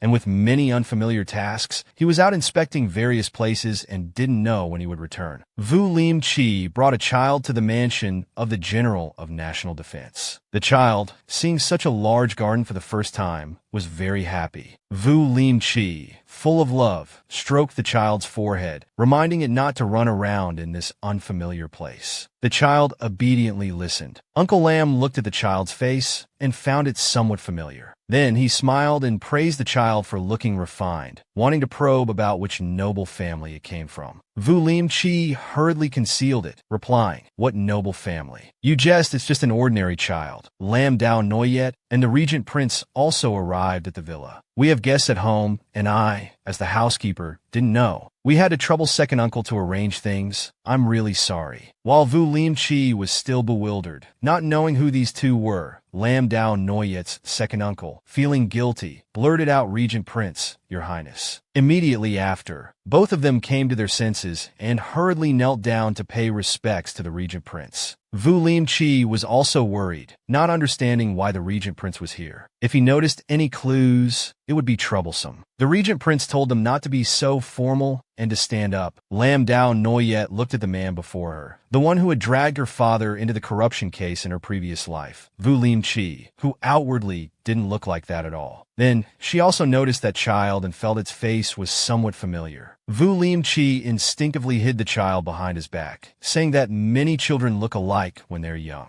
Lam Dao Noyet then formally introduced herself. "I am Lam Dao Noyet, the legitimate daughter of General Lam, currently managing all affairs in the mansion. If Uncle Vu needs anything, just send someone to inform me." Upon hearing this, Vu Limchi realized that the young lady before him was the eldest miss of the Lam family, who had broken off her engagement with the crown prince. She had made enemies with the empress and the crown prince, so she might pay attention to him. He smiled and returned the greeting. However, Lam Dao Noyet noticed that Yu Lianji seemed worried, as if hiding something, guessing that behind this corruption case there were still secrets unrevealed. Leaving Lam family's villa, Lam Dao Noyet curiously asked the Prince Regent, "Did you find the child Yu Lianji brought along familiar looking?" The Prince Regent affirmed, "Those eyebrows look very similar to my royal brothers." Hearing this, Lam Dao Noyet also guessed in her heart, could this be the emperor's illegitimate child? At this moment, a secret guard came to report what he had investigated. Yu Lianji's reputation when he first took office was very good, honest, loving the people like his own children. This time entering the capital, he didn't bring any valuables, nor did he associate with anyone. Lam Dao Noyet couldn't help but laugh coldly. How can a corrupt official be honest? Both of them felt that Yu Lianji's corruption case was not simple. At night, laughter and cheerful voices could always be heard from Lam family's villa. Lam Dao Noyet's second uncle had heard from her father that he was schoolmates with Yu Lianji. Although they hadn't met for many years, they still frequently exchanged letters. Currently, there were many vacant positions, and he also intended to arrange one for him. But Yu Lianji said that he came to the capital not to seek an official position but for other matters. Lam's second uncle hurriedly took the opportunity to inquire, telling him not to be polite. If there was anything, just say it. He would certainly do his best to help. Suddenly, they heard Lam Dao Noyet's call. She brought a maid to serve wine. Lam Dao Noyet's second uncle was immediately displeased, thinking she came to ruin his plans again. Irritatedly said to Lam Dao Noyet, "Girl, what are you serving wine for?" Lam Dao Noyet knew her second uncle was up to no good, naturally couldn't let him have his way, and she also needed to clarify the corruption case from Yu Lianji. Then, she ordered Ning Xiang to pour wine for her second uncle and Yu Lianji, while telling them this was wine bestowed by the emperor. Usually her father wouldn't bear to take it out. Today's second uncle was enjoying the fortune. Lam Dao Noyet's second uncle, besides liking gambling, also loved wine very much, suspiciously asked, "Wine bestowed by the palace. How come I don't know about it?" Lam Dao Noyet smiled and replied, "Second uncle isn't the manager. How would you know about things in the house? It's Qing Ping wine." As soon as Lam Dao Noyet's second uncle heard it was wine bestowed by the emperor, he immediately happily drank it in one gulp. Yu Lianji didn't like wine. Very polite, thanked Lam Dao Noyet. Before he could drink, they heard Lam Dao Noyet's second uncle laughing heartily, praising the good wine, and the next second he collapsed. Yu Lianji was bewildered. "Is this wine so strong?" Lam Dao Noyet frankly said, "I put drugs in the wine." Yu Lianji immediately became alert, asking Lam Dao Noyet what she meant. Lam Dao Noyet said directly that there were some words not convenient for second uncle to hear, and asked Yu Lianji why he had gone through the trouble of coming to the capital to find her father. Was it for seeking an official position or for something else? Yu Lianji hurriedly waved his hands, explaining clearly that he didn't want to ask for anything, thinking that Lam Dao Noyet had made enemies with the imperial noble consort and the crown prince, now being protected by the prince regent, and General Lam not being at home, and trusting this matter to her should be fine. Then, he revealed his real purpose was to come to entrust this child. Miss Lam must often enter the palace. Surely she has noticed who this child resembles. Hidden behind, the prince regent heard this and stepped out. "This is the flesh and blood of my royal brother. This matter concerns the foundation of the country. Please tell the truth." Lam Dao Noyet was very puzzled. Why did a prince suddenly appear? Doesn't the emperor only have the crown prince as his son? Because Xian Fei colluded with the imperial hospital to use drugs to prevent the concubines from getting pregnant. Even the empress was no exception. The prince regent told Yu Lianji to tell the truth. "This child looks very much like my royal brother. If Xian Fei knows about this, what will happen, you should understand clearly." Yu Lianji also frankly said, "I'm afraid Xian Fei already knows. This time I came to the capital to entrust the child because when I was in Shangzhou, I encountered assassins. Moreover, they were targeting this child. Under the heavens, the only ones who could be threatened by this child are Xian Fei and the crown prince." Lin Yaoyue then asked Yu Lianji to explain the whole story about this child. It turned out that 8 years ago, when the emperor visited Shangzhou Jishan, Yu Lianji led the officials of Shangzhou to welcome him. At the temporary palace, the emperor had relations with the daughter of the palace caretaker. After the emperor returned to the capital, that girl became pregnant. She was carrying the imperial bloodline, so Yu Lianji naturally had to report it. Unexpectedly, the messenger sent to report was killed by Xian Fei's people to silence him. Xian Fei was furious and even sent assassins to force the girl to drink poison. But Xian Fei didn't expect that the imperial bloodline was blessed by heaven, and the child still survived. Afterwards, Yu Lianji took the child in and raised him. To avoid trouble, he told others that it was his grandson. Unexpectedly, as the child grew older, he looked more and more like the emperor, and this secret could no longer be kept. Yu Lianji also didn't know who had leaked this secret to Xian Fei. A month ago, they were targeted for assassination, and his abilities were limited. Fearing he couldn't protect the child's life, so he brought the child here to entrust him, begging for protection of his life. Hearing this, Lin Yaoyue understood that the corruption case in her previous life was very likely set up by Xian Fei to eliminate this child and frame the Lin family and Yu Lianji. If that's the case, let's give Xian Fei a grand gift. No one expected that Yu Lianji's corruption case, which shocked the capital, had such a reason. Lin Yaoyue felt this was an opportunity. The emperor's tolerance of Xian Fei and Crown Prince Morongling, though partly due to favoritism, was largely because Crown Prince Morongling was the emperor's only prince. Now with this child, Morongling was no longer the emperor's only choice. Hearing Lin Yaoyue say this, Prince Regent knew she wanted to use this child to overthrow Xian Fei and Morongling, so he embraced Lin Yaoyue. "Whatever Yaoyue wants to do, I will do my utmost to support." They hadn't gone far from the villa when they heard Yu Lianji's cry for help, immediately realizing there were assassins, and hurried to rescue. In the room, Yu Lianqi was protecting the little prince, facing an assassin with a knife sent by Xian Fei. The assassin decisively raised his knife, preparing to complete the mission. Just as Yu Lianqi felt he was about to lose his life, at the critical moment, Prince Regent's iron fan blocked the knife. Although the assassin was masked, Lin Yaiyue had guessed that this person was the fake master from the Xianling Jade case. The assassin, seeing that he had been so carefully disguised, yet still recognized by Lin Yaiyue, teased, "Has Miss Lin been missing me?" This made Prince Regent very angry. Daring to tease his treasure, he furiously charged forward, intending to tear his mouth. The assassin also knew he was no match for Prince Regent, so he threw a smoke bomb,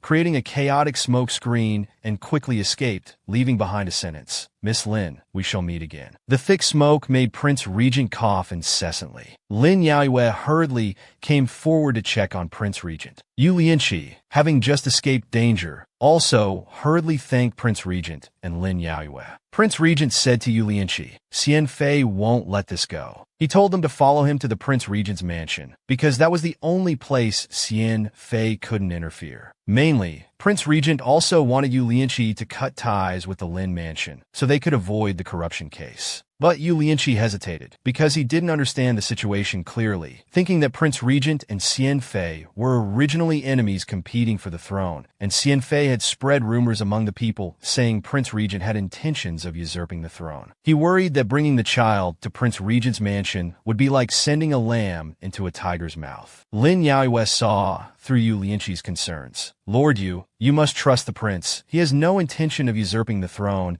It's just that Xian Fei and the crown prince have always been making wild guesses. Now, because of the marriage agreement, we've become enemies, so we're on the same side." Hearing Lin Yaiyue say this, Yu Lianqi was reassured, deeply thanked Prince Regent, and then went to settle in the Prince Regent's mansion. After arranging everything properly for Yu Lianqi and the child, Lin Yaiyue thought of a way to protect Yu Lianqi and the little prince, making Xian Fei not dare to act recklessly. She leaned close to the Regent Prince's ear and whispered her plan. After listening, the Regent Prince smiled and gently tapped Lam Dao Noyet's nose. "You little mischievous devil, coming up with such a naughty trick." Lam Dao Noyet giggled. "Dealing with Hien Fai and Mo Dung Lin, who have done so many evil things, shouldn't we use some underhanded methods? Let them reap what they sow. This time we'll make them fall hard." Early the next morning, the citizens of the capital were all attracted by the content of posters pasted everywhere. This was the first step in Lam Dao Noyet's plan, announcing that Hien Fai had colluded with the Imperial Medical Institute to use drugs that prevented the concubines in the harem from getting pregnant. Even the Empress was not spared. It also mentioned the incident 8 years ago, when the Emperor visited Thuong Chao Tich's son and had relations with Lady Lai, who then became pregnant. Hien Fai sent people to force Lady Lai to drink poison. Lady Lai died, but the little prince was miraculously saved by heaven's protection. Hien Fai had repeatedly sent assassins to kill the little prince. Hien Fai looked at the poster that Lam Nutran brought, her face purple with rage. The whole capital now knew of her crimes. She had no face left. Which bastard wrote this? Lam Nutran knelt down trembling and replied, "This poster was pasted all over the capital in just one night. That little monster has been taken in by the Regent Prince and Lam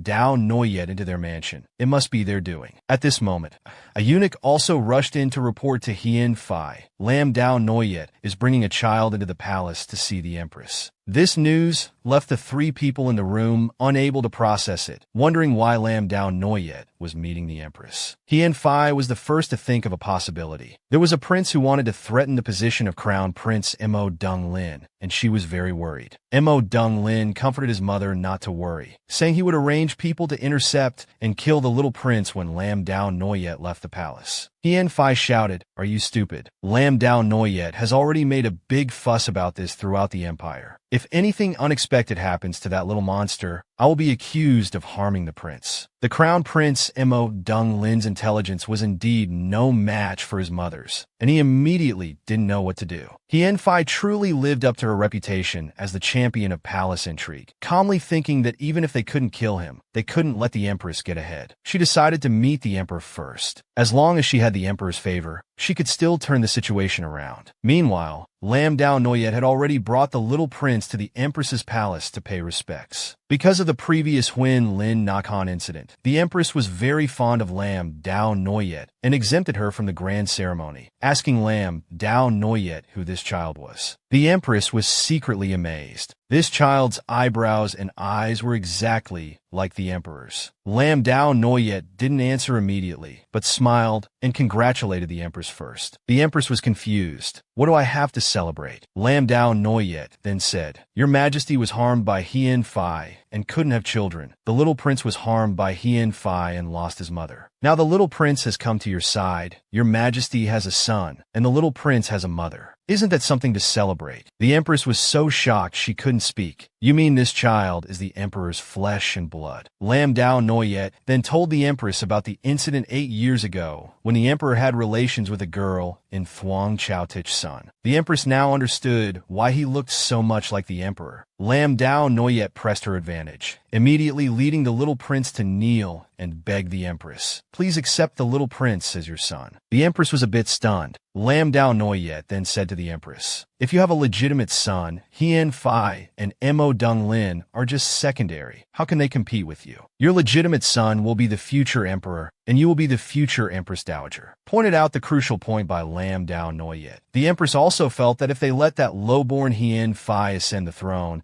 her mother and son would surely support the Fien family and suppress the Hua family. By then, the entire Hua family would hardly escape the disaster of extermination. Then, she immediately reached out to hold the little prince's hand, accepting Lam Dao Noyet's intention, while promising to treat the little prince as her own son, and the entire Hua family would fully support him. Just as she finished speaking, they heard that the emperor had arrived, and everyone hurriedly paid their respects. Noble consort Fan immediately found the little prince, her face instantly beaming with smiles. Oh my, is this the child that Li gave birth to for the emperor? He indeed looks like the emperor. Prince, come here and let me have a closer look. Lam Dao Noyet sensed Noble Consort Fan's intention to adopt the little prince, and quickly spoke up to prevent it. Noble Consort Fan, according to the rules, the Empress is the official mother, and all princes and princesses should be raised by the Empress. The Emperor allowing Noble Consort Fan to raise her own children is already breaking the rules. Now, Noble Consort Fan wants to adopt another consort's child, which is somewhat beyond her authority. The laws of the Yuan were very unfavorable to Noble Consort Fan. She was furious, but couldn't argue back, her eyes looking as if they could kill Lam Dao Noyet. Lam Dao Noyet didn't back down either, returning an equally sharp gaze. She intended to make Mo Rong Ling unable to even keep the crown prince position. The emperor coughed twice, breaking the silence, and clarified that according to the rules, princes and princesses should indeed be raised by the empress. However, Noble Consort Fan already had a son and a daughter, so there was no need to fight over everything. Noble Consort Fan still tried to act coy, wanting the emperor to side with her. But this time the emperor was very firm, directly deciding that the little prince would be raised by the empress. In fact, the emperor knew about Noble Consort Fan's harm to the princes, and fortunately, one child had survived. He couldn't bear to hand this child over to her. The little prince before him was very adorable, awakening the emperor's paternal feelings. Lam Dao Noyet was very pleased to see everything decided. Thinking of her previous life, Mo Rong Ling and Lam Ruzhen had given her a big gift on her wedding day. In this life, she was also giving them a big gift in return, wondering if it would be a surprise. Upon learning that the empress had a little prince who could threaten his position, Crown Prince Mo Rong Ling angrily smashed things, cursing Lam Dao Noyet and the regent prince countless times. Lam Ruzhen, standing beside him, pretended to be gentle and consoled Crown Prince Mo Rong Ling to calm down. My father and I will do our utmost to help you. Hearing Lam Ruzhen mention her father, Crown Prince Mo Rong Ling became even more angry and slapped her hard. You dare mention that useless old man who couldn't even look after a child properly. He showed no tenderness at all, angrily turning around and leaving. Noble Consort Fan also showed disgust, telling Lam Ruzhen to leave. Don't stay here and irritate us further. If you hadn't seduced Linger before, giving Lam Dao Noyet a reason to break off the engagement, how could today's situation have happened? In Lam Ruzhen's heart, 10,000 horses were galloping. You mother and son blame everything on me. She angrily walked out of the palace, silently cursing Noble Consort Fan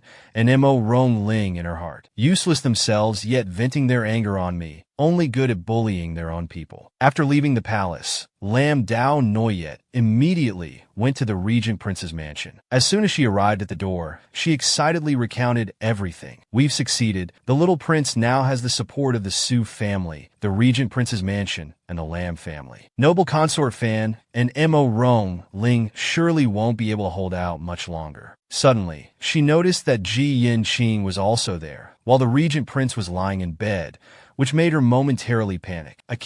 What's wrong with you?" "It's nothing, just a cold." Lam Dao Noyet was a bit suspicious. He was fine last night. How could he catch a cold? Ji Yin Qing, feeling sorry for his close friend, was about to tell Lam Dao Noyet the truth, but was interrupted by the regent prince. "It's late. You should go home." Ji Yin Qing knew the regent prince didn't want him to speak out, to avoid making Lam Dao Noyet feel guilty and worried, so he could only sigh and follow the regent prince's wishes. Before leaving, as he passed by Lam Dao Noyet, he whispered, "Take good care of Akan. All of this is for you." Lam Dao Noyet hurriedly went to the bedside and asked the regent prince, "Is it really just a cold?" Because she had never seen such a heavy expression on Ji Yin Qing's face before. The regent prince, to keep Lam Dao Noyet from worrying, insisted that he was really fine. But Lam Dao Noyet discovered that the regent prince's hand was ice cold, without any warmth. The regent prince began his usual teasing mode with his wife, his voice gentle. "So, Noyet, can you lend me some warmth?" Lam Dao Noyet blushed, hugging the regent prince to her chest to warm him, but she found that his entire body was cold as ice, not at all like someone with a cold. The regent prince, with his most gentle and doting smile, told Lam Dao Noyet not to say anything, just to stay quietly by his side for a moment. Lam Dao Noyet, knowing nothing, obediently agreed, and continued to silently embrace the regent prince. At this moment, the regent prince felt both satisfied and reluctant. He had depleted too much of his cultivation for Lam Dao Noyet, leading to his lifespan nearing its end, fearing that he would never be able to quietly gaze at Lam Dao Noyet like this again. Just then, Tinyin appeared on the roof of the regent prince's mansion, inwardly sighing for the regent prince, changing fate for Lam Dao Noyet, truly disregarding the consequences. At this time, Lam Dao Noyet left the regent prince's mansion, her heart heavy, walking on the road back to her residence when she heard Yin's greeting from behind. Lam Dao Noyet immediately turned around, alert. "It's you. Because of you, I can't live in peace. You fled to Famvan country. I couldn't find you to take revenge. Now you've come back, so the grudge between us should be settled." Tian Yin basically ignored Lam Dao Noyet's desire for revenge. He appeared this time to ask Lam Dao Noyet about the regent prince. Lam Dao Noyet, "Don't you want to know what's really wrong with Mo Dung?"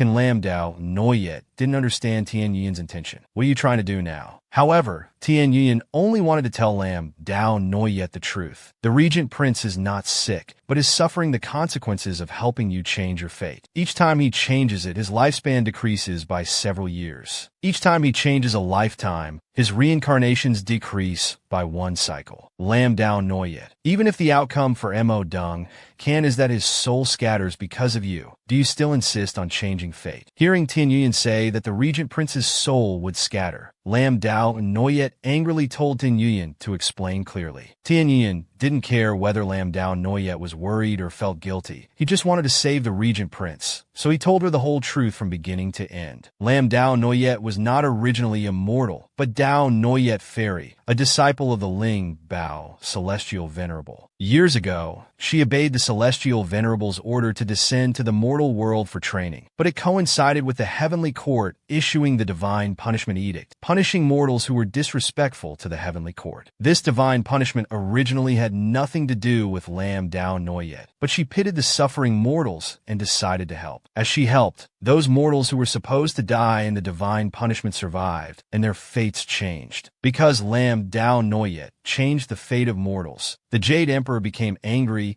and specially dispatched the regent prince Mo Dung into the mortal world to capture her. Afterwards, Lam Dao Noyet followed the regent prince back to heaven to face punishment, and was sentenced to be banished to the mortal world, suffering through endless cycles of reincarnation. The regent prince, unable to bear seeing Lam Dao Noyet suffer, helped her change her fate lifetime after lifetime. Tian Yin had reminded the regent prince that fate is predetermined and cannot be changed. When his divine power and lifespan are exhausted, his soul will scatter. But the regent prince didn't care about the consequences for himself, and even begged Tin Yuyan to help him give Lam Dao Noyet rebirth, changing her fate. Tin Yuyan knew that the regent prince's divine power and lifespan were almost depleted, and strongly advised him not to help Lam Dao Noyet change her fate anymore. But no matter what, the regent prince still insisted on begging Tin Yuyan to help him one last time. This time, regardless of the outcome, he would return to the heavenly court with him. In fact, Tin Yuyan was originally the Star Lord of Fate in the heavenly court, in charge of mortal destinies, and also the regent prince's closest friend. In the previous life, when the regent prince begged Tin Yuyan to help him one last time, Tin Yuyan thought, as before,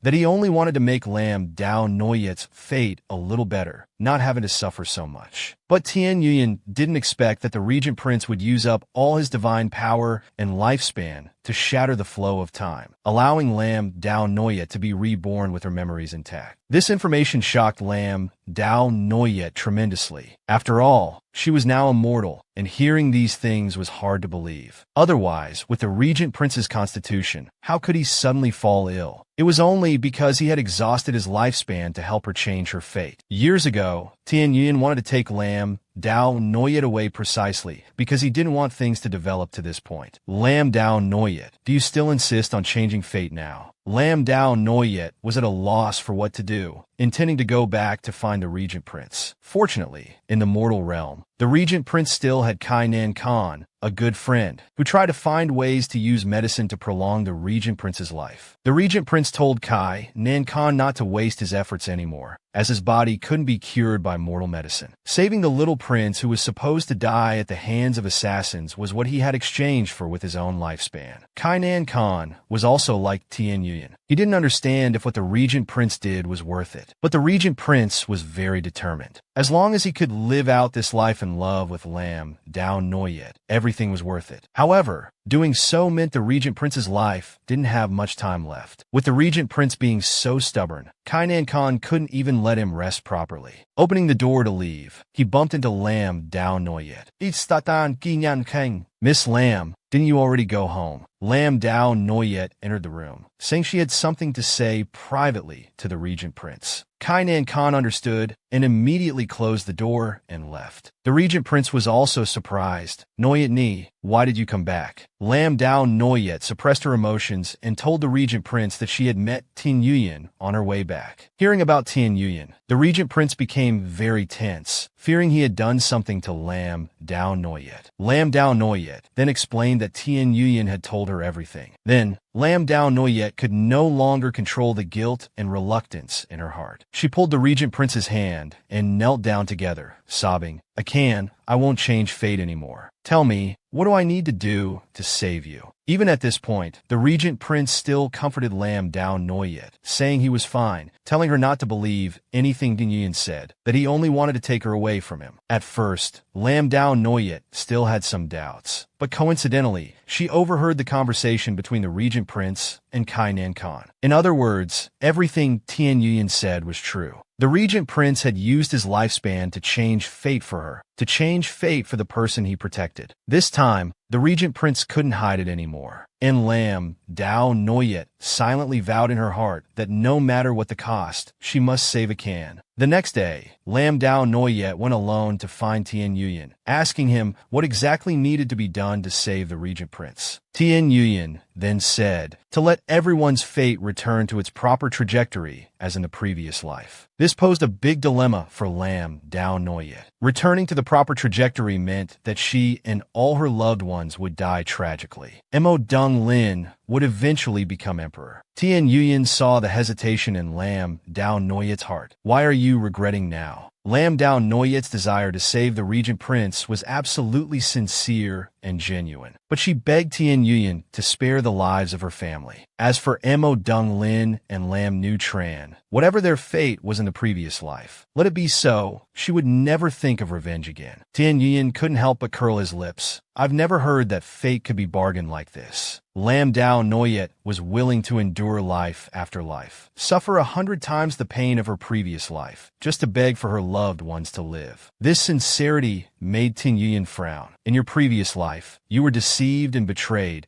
Your entire family was executed, and finally, you died without an intact body. It was more than 100 times worse than this. Are you really willing? Lam Dao Noyet expressed without hesitation that for the regent prince, for her family, she would do anything. Hearing these words from Lam Dao Noyet, Tin Yuyan began to guide her. In the three realms, the person who could make fate return to its proper trajectory, help the regent prince extend his life, and allow her family to live, was only Lam Dao Noyet's master, Ling Bao Tianzun. Lam Dao Noyet immediately sparked hope, asking where she could find Ling Bao Tianzun. It's necessary to cross the East Sea. Ling Bao Tianzun has been in seclusion for 1,000 years on Qinghua Island. Ordinary immortals cannot invite him out. But because Lam Dao Noyet is his direct disciple, perhaps she can meet Tianzun. Lam Dao Noyet learned the exact location of Ling Bao Tianzun, made an appointment with Tin Yuyan to return, and prepared to set out, determined to save the Prince Regent. Meanwhile, the Prince Regent was in a daze, not knowing how long he had slept. As soon as he woke up, Ticheng and Ngung Hung heard his call. The two smiled and brought in clothes, telling the Prince Regent that Lam Dao Noyet was waiting for him outside, and had specially prepared clothes for him. Hearing that the clothes were prepared by Lam Dao Noyet for him, the Prince Regent didn't say a word and immediately put on the clothes with Ticheng's help. No matter how he looked at it, it was wedding attire, and he was puzzled about its meaning. Ticheng and Ngung Hung smiled and explained to the Prince Regent, "Of course, it's for the wedding. Your Highness, the young miss has prepared everything. Please follow us." Lam Dao Noyet was wearing the wedding dress that the Prince Regent had prepared for her, waiting in the courtyard, intending to take heaven as witness for their marriage. "Noyet Ni, didn't we say we'd wait until my mourning period was over to get married?" Lam Dao Noyet turned her head, smiling sweetly at the Prince Regent, saying she didn't want to wait anymore. "Today I must become Akan's wife. Today we'll take heaven and earth as witness, the sun and moon as matchmakers, all creatures as guests, and perform the three bows wedding ceremony. We'll have a grand wedding after Akan's body recovers." The familiar scene reminded the Prince Regent of his previous life on Heart Lake Island. Lam Dao Noyet's true form as Dao Noyet Fairy had also worn red clothes with him. She asked the Prince Regent to do one last thing for her, pulling the Prince Regent's hand to kneel down together. At that time, the Prince Regent didn't understand what Lam Dao Noyet wanted to do. He only saw Lam Dao Noyet looking up at heaven and earth, saying, "Taking heaven and earth as witness, sun and moon as matchmakers, all creatures as guests, I am willing to marry Akan as his wife. Akan, are you willing to marry me?" Faced with his beloved proposing first, the Prince Regent was stunned, never expecting such a scenario.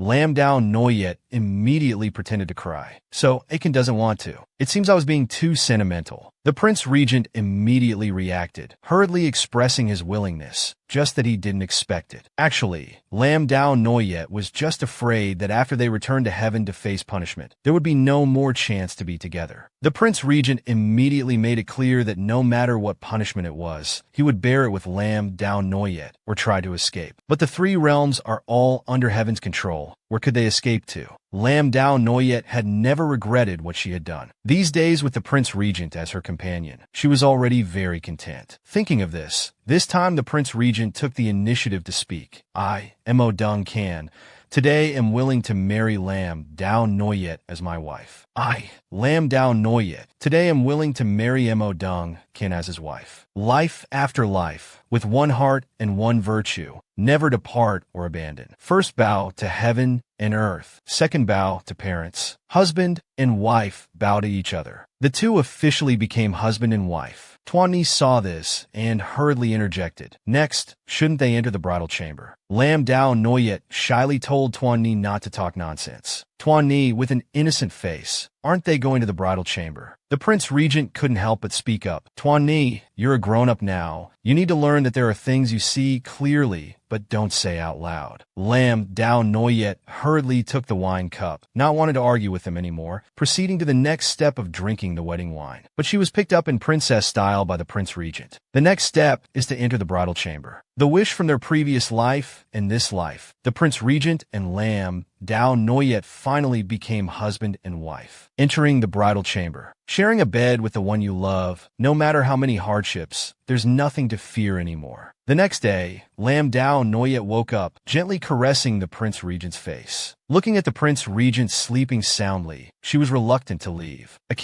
I'm finally your wife. You must stay healthy. Wait for me to return. Then, Lam Dao Noyet changed her clothes and quickly rode a horse to meet Tian Yuyan. Lam Dao Noyet saw Tian Yuyan in the pavilion and urged him, I'm here, let's depart. But she received Tian Yuyan's reply, no hurry, there's another person who's about to arrive. Just as she finished speaking, the Prince Regent, riding a horse behind her, called out loudly, you are come back. Lin Yaoyue was startled. When she left, the Prince Regent was clearly sleeping. How did he suddenly appear behind her? The Prince Regent sternly questioned Shan Yuan. Don't tell me you want to take your to Qinghua to find the Celestial Lord. Shan Yuan knew he couldn't hide it from the Prince Regent. Hearing Shan Yuan admit that he really wanted to take Lin Yaoyue to find Lingbao Tianzuan, his face immediately changed. He decided not to allow Shan Yuan to bother Lin Yaoyue anymore. Lin Yaoyue hurriedly intervened, comforting the Prince Regent. Ajin, this time I want to save you. The Prince Regent, who was just angry, immediately became gentle and soft when facing Lin Yaoyue, explaining that he knew his own fate and didn't need her to take risks. He asked Lin Yaoyue to go home with him immediately. After all, it wasn't right for a newlywed bride to leave on the second day of marriage. But Lin Yaoyue seriously refused him, insisting on saving him and not going back with him. The Prince Regent anxiously told Lin Yaoyue to come back with him, saying that the dangers of Qinghua were not something she could currently handle. But Lin Yaoyue didn't waver. Compared to the danger, she was more afraid of losing the Prince Regent. No matter how dangerous it was, she had to try, as long as she could save her husband, whom she loved deeply. She couldn't accept a life without the Prince Regent. She didn't want to be like when she lost her mother, helplessly watching everything happen. Ajin, let me do something for you.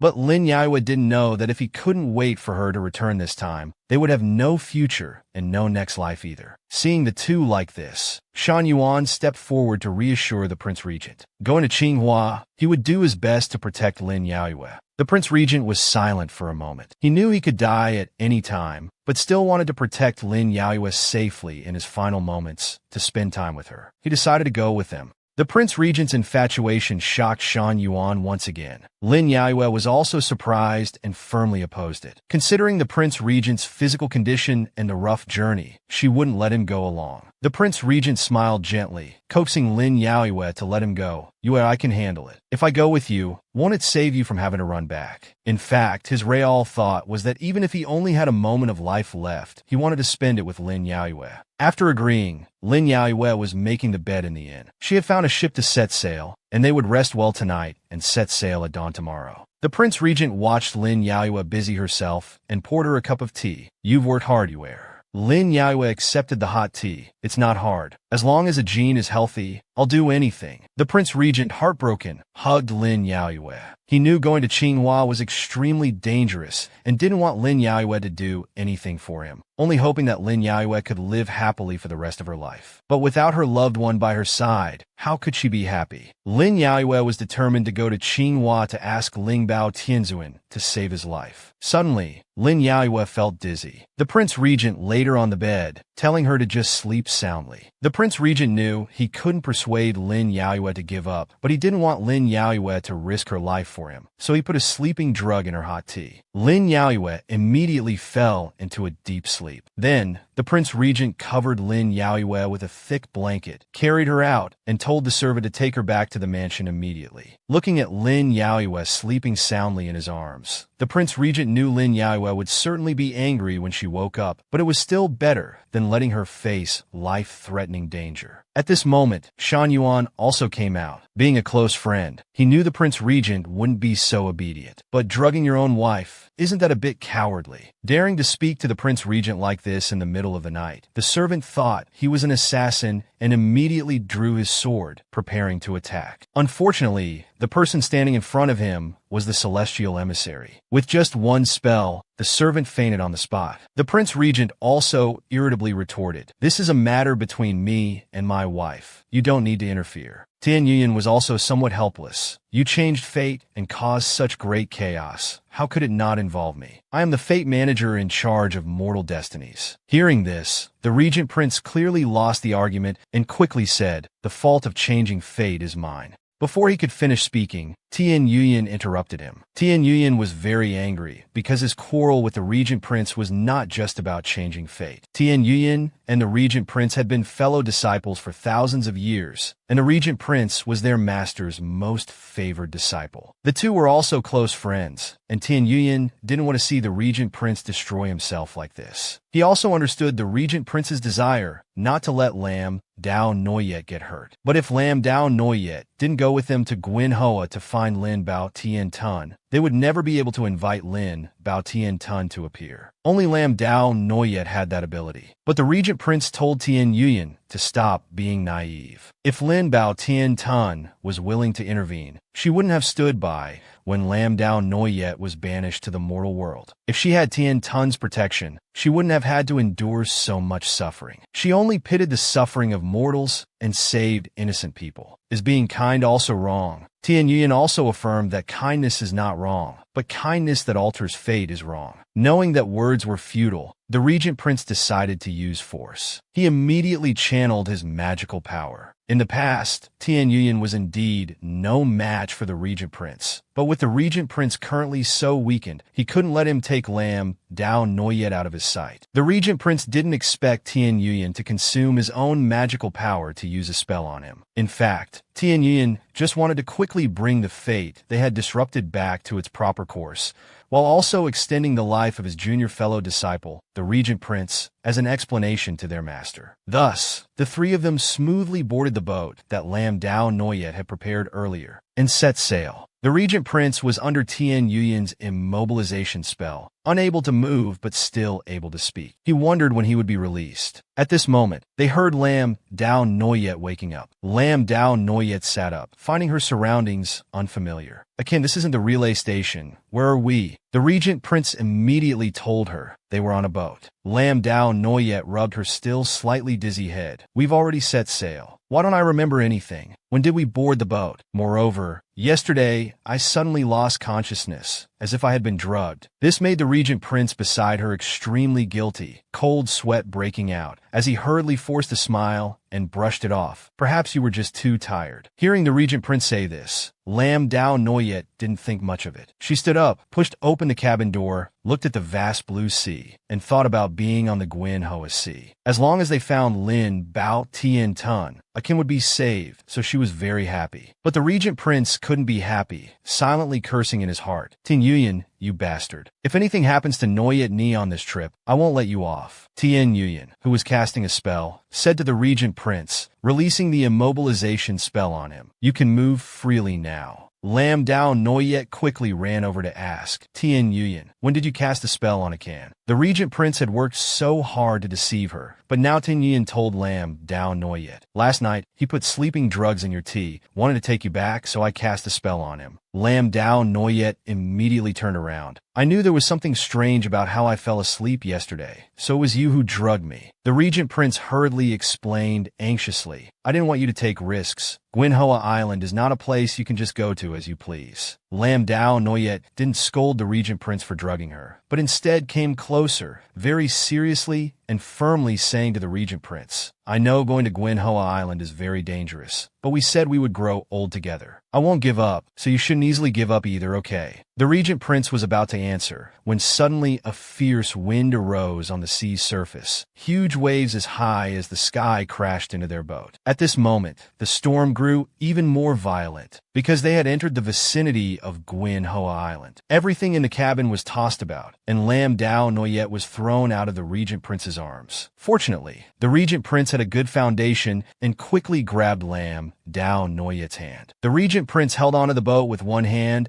and pulled Lam Dao Noyet with the other, holding on tightly despite the rocking waves. This was Lam Dao Noyet's first time at sea, and the current situation was quite dangerous, causing her to feel a bit panicked. Tian Yuyan was also unsteady, telling them, we've entered the protective barrier of Gyani Island. This barrier is meant for outsiders. If we can endure these waves, we'll be able to reach Gyani Island. The regent prince irritably said, Tian Yuyan, you're still too naive. The guardian beast Hu Jing of the island is not something you can defeat. Even at my peak, I had to fight hard against it. Speak of the devil, and he shall appear. The guardian beast Hu Jing showed up, swinging its tail as big as a mountain, smashing Lam Dao Noyet's boat. The boat immediately shattered, and everyone fell into the water. Worst of all, Lam Dao Noyet couldn't swim. The regent prince knew this, and his heart sank. Tian Yuan immediately told the regent prince to go save Lam Dao Noyet while he would lure away the guardian beast. The regent prince immediately took a deep breath and then dove down to search for Lam Dao Noyet. Lam Dao Noyet, unable to swim, had drifted far away. At this moment, she was truly afraid of being separated from the regent prince forever. She recalled that Tian Yuan had told her earlier that Gyani Manhwa Island was very dangerous, but since Lam Dao Noyet was once a disciple of Gyani Manhwa Island, they might show mercy and not harm them. But now, facing death, Lam Dao Noyet just wanted to say, Tian Yuan, you liar. Didn't you say I was once a disciple of Gyani Manhwa Island, and they wouldn't harm us? The regent prince, worried sick, finally found Lam Dao Noyet, quickly grabbed her hand, and embraced her, swimming rapidly to the surface. Luckily, the regent prince was fast enough. Back on the surface, Lam Dao Noyet gasped for air, coughing violently, having just returned from the gates of death. A broken wooden plank from the boat floated by, and the regent prince immediately helped Lam Dao Noyet climb onto it. Lam Dao Noyet sat on the wooden plank, telling the regent prince to get on quickly, but the plank couldn't support the weight of two people. Since Lam Dao Noyet couldn't swim, the regent prince refused to get on. He told Lam Dao Noyet to stay put and not move around. But Lam Dao Noyet knew that the regent prince's body was already weak, and now he was soaking in seawater. She felt very distressed, blaming herself constantly, wondering why it was clearly her who defied fate, but Akan was the one suffering. The ways of heaven were truly unfair. The regent prince, already weakened, was continuously immersed in seawater and had begun to lose strength. Lam Dao Noyet on the wooden plank could see this and was so worried that tears welled up in her eyes. She called for the regent prince to come up, offering to take his place. The regent prince refused, comforting Lam Dao Noyet not to say foolish things, as she couldn't swim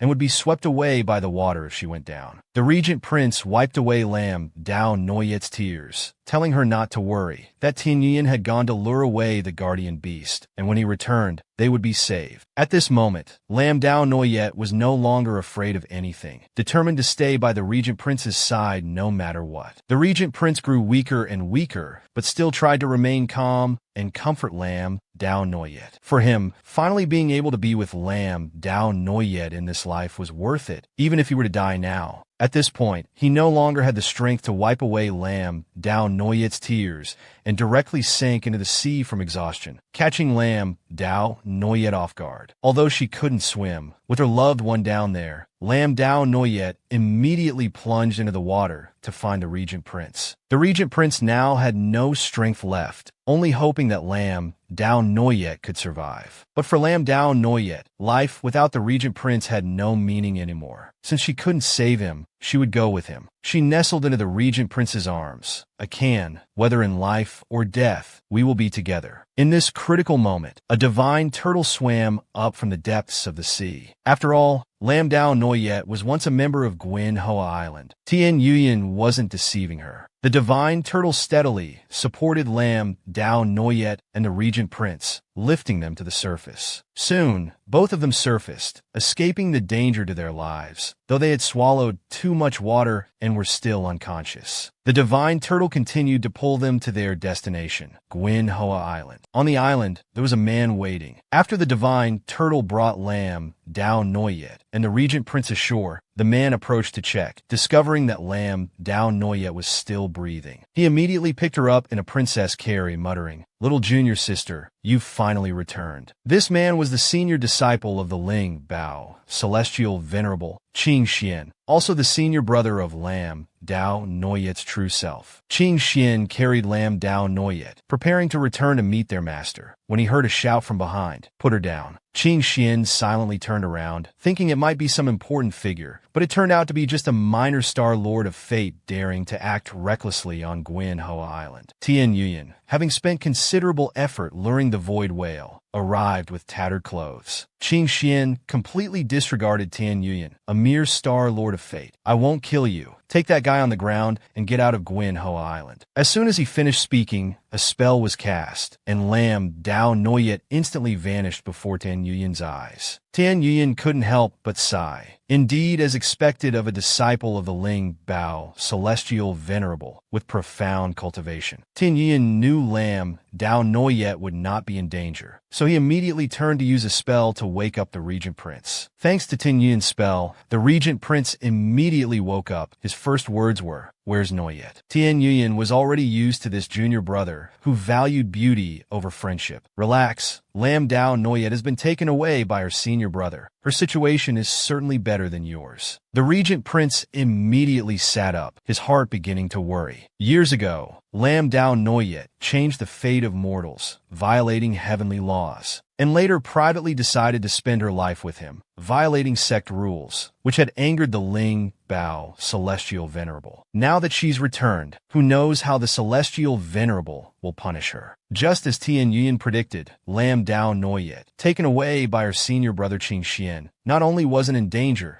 but was even attended to by fairy maidens. The little junior sister appearing before Qing Xian again made his heart ache terribly. Seeing Lam Dao Noyet still unconscious, one could imagine how much she had suffered. "Little junior sister, you've endured so much." At this moment, Lam Dao Noyet woke up, opening her eyes to see an unfamiliar man standing before her. She was a bit agitated. "Who are you?" "Where's Qing Xian?" assured Lam Dao Noyet, saying Mo Dung had been saved by Tian Yuyan, and they were not in danger now. Hearing this, Lam Dao Noyet felt slightly relieved, then began to seriously ask who the man before her was. Qing Xian gently replied to Lam Dao Noyet, "I am your senior brother from your previous life." Hearing Qing Xian say he was her senior brother from a previous life, Lam Dao Noyet realized this place was Gyani Manhwa Island, excitedly grabbing Qing Xian's sleeve, begging him to save the Regent Prince. Qing Xian looked at Lam Dao Noyet, feeling a bit heartbroken. After so many years apart, she didn't even ask if he was well. "Little junior sister, is Mo Dung the only one in your heart?" Then, Qing Xian solemnly told Lam Dao Noyet that Gyani Manhwa Island would not save Mo Dung. She should give up that idea. Remembering Tian Yuyan saying this place was the only hope, and now being flatly refused, Lam Dao Noyet couldn't understand why. Qing Xian, somewhat irritated, said to Lam Dao Noyet before leaving that everything the Regent Prince was suffering today was what he deserved. It was all his fate. Lam Dao Noyet heard that hateful word fate again. She didn't believe it and didn't want to give up, no matter what fate decrees. I must say that Lam Dao Noyet understood Qing Xian's meaning was that he didn't want to help save the Regent Prince, so she decided to secretly go find the Ling Bao Celestial Venerable to beg for help. Lam Dao Noyet now no longer had the memories of her immortal self, wandering many places without seeing anyone. The immortal island was so vast, she didn't know where to find the Ling Bao Celestial Venerable. As Lam Dao Noyet was feeling lost, a beautiful butterfly she had never seen before flew towards her. She extended her finger, and the butterfly gently landed on it, suddenly giving her a familiar feeling in her heart. The butterfly immediately flew forward. Seeing this, Lam Dao Noyet thought, could it be trying to guide her? Do you think we can find the Celestial Venerable? The scene of Lam Dao Noyet and the butterfly was witnessed by senior disciple Tan Huyen. He thought this junior sister was supposed to inherit the master's legacy. Yet time and again she defied fate. Did she really not think about herself and the master? An idea arose in Tan Huyen's mind. With the excuse that he was doing it for her own good, he prepared to take action to make the Regent Prince disappear forever from Lam Dao Noyet's life. Meanwhile, the Regent Prince, worried about Lam Dao Noyet, entered the island with Tien Yuyan. Tien Yuyan couldn't help but marvel at how strict the rules of Gwyn Hoa Island were. No matter which immortal it was, upon arriving at Gwyn Hoa Island, they were not allowed to fly and had to walk to Gwyn Hoa Palace to see the Celestial Venerable. Seeing how familiar the Regent Prince was with the paths on Gwyn Hoa Island, Tien Yuyan teased, "You must have secretly met Dao Noyet Fairy quite a few times before, right?" The Regent Prince, with his heart full of worry for Lam Dao Noyet, was in no mood to joke with him. "If you want to go to Gwyn Hoa Palace, follow me and stop talking nonsense." Suddenly, many butterflies appeared flying around, and there was a crystal-clear stream. Tien Yuyan, visiting for the first time, was very curious. The Regent Prince told him, "This is Butterfly Spring. Once we pass this, we'll be at the back entrance of Gwyn Hoa Palace." His heart was always worried about Lam Dao Noyet, not knowing how she was, so he hurried forward. "Noyet Ni, you must wait for me." Many years later, the Regent Prince came to Butterfly Spring again, and memories of Lam Dao Noyet flooded back. Years ago, at Butterfly Spring, the Regent Prince had asked Lam Dao Noyet about her master's attitude towards her changing the fate of mortals. Lam Dao Noyet was very calm. "Arbitrarily changing fate is a heinous crime. Master will hand me over to the Celestial Court to be dealt with according to heavenly law." The Regent Prince didn't understand. Ling Bao, Celestial Venerable, was her master. Why wouldn't he protect her? If the Celestial Venerable was willing to protect her, Lam Dao Noyet wouldn't have to suffer these hardships. Lam Dao Noyet told the Regent Prince not to blame anyone. When she changed the fate of mortals, she already knew the consequences. The only thing she didn't expect was that she would fall in love with the Regent Prince. "If there's a chance in the next life, we will meet again. If we have this life, why wait for the next? If your master won't protect you, I will protect you. I will take you away to hide." Lam Dao Noyet comforted the Regent Prince. "Don't talk nonsense. In the three realms, the Celestial Court is supreme. Where could possibly shelter us?" As the Regent Prince was lost in memories, Tan Huin's voice came from behind. "Kai Yang God, long time no see. Are you well?" The Regent Prince immediately recognized Tan Huin. "Tan Huin, immortal, I don't have time for small talk with you. Where is Noyet Ni?" Tan Huin was stunned, then quickly understood he was talking about Dao Noyet's reincarnation, and told the Regent Prince that she was very well. No need for him to worry. If he can stay away from her, she will be even better. As soon as he finished speaking, Tan Huin used his magic, preparing to attack the Regent Prince. Tien Yuyan detected the killing intent and intervened. The Regent Prince was now very weak. He stood in front of the Regent Prince. "Tan Huin, immortal, what are you trying to do?" Tan Huin coldly looked at the two. "Of course, to eliminate you both." As soon as he finished speaking, Tan Huin shot out sharp-eye spears, fiercely aiming at the Regent Prince. Seeing Tan Huin attack for real, Tien Yuyan immediately used his magic, opening a protective shield to block the ice spears. The Regent Prince was confused. "We have no grudges. Why do you want to pursue and kill us?" Actually, it was because years ago, when Lam Dao Noyet was still Dao Noyet Fairy, if she had just drunk the waters of forgetfulness, forgotten her past, and inherited Ling Bao, Celestial Venerable's legacy, then even the Celestial Court couldn't have done anything to her. However, Lam Dao Noyet didn't want to sever her love with the Regent Prince, and ultimately fell into reincarnation, suffering countless hardships. Only today did the Regent Prince learn that Lam Dao Noyet's fall into reincarnation and endurance of much suffering were all because of him. His heart was extremely shaken. At this moment, Qing Xian was also extremely angry, and a stone sword began to form in his hand. Thinking of all the suffering his junior sister had endured because of the Prince Regent, he decided to strike a fatal blow. Due to Qing Xian's powerful cultivation, with just one strike, the protective shield already showed cracks. The Prince Regent knew he couldn't resist anymore. Having already involved Tien Yuyan quite a bit, he didn't want him to lose his life, so he used his last bit of strength to push Tien Yuyan away. At this moment, Qing Xian's sword had thrust forward, piercing straight through the Prince Regent's chest. As Qing Xian withdrew his sword, fresh blood gushed out, and the Prince Regent immediately fell down. The sword in Qing Xian's hand was still dripping with the Prince Regent's blood. Qing Xian remained cold. "Kai Yang Shinjun, for Noyet Dao's sake, you shall die." At the same time, the butterfly led Lam Dao Noyet to Butterfly Spring. Lam Dao Noyet was puzzled, not knowing where it wanted to lead her, when suddenly she saw someone wounded falling down. Looking closely, she discovered it was a can, whom she had been longing for day and night. On this side, Qing Xian pointed his sword at the wounded Prince Regent, still pretending to be righteous as he said to him, "Only with your death can Dao Noyet cultivate in peace." Lam Dao Noyet, from afar, ran like the wind towards them. At the critical moment, she shielded the Prince Regent. As soon as he saw Lam Dao Noyet, Qing Xian immediately stopped. Lam Dao Noyet had lost her memories as an immortal,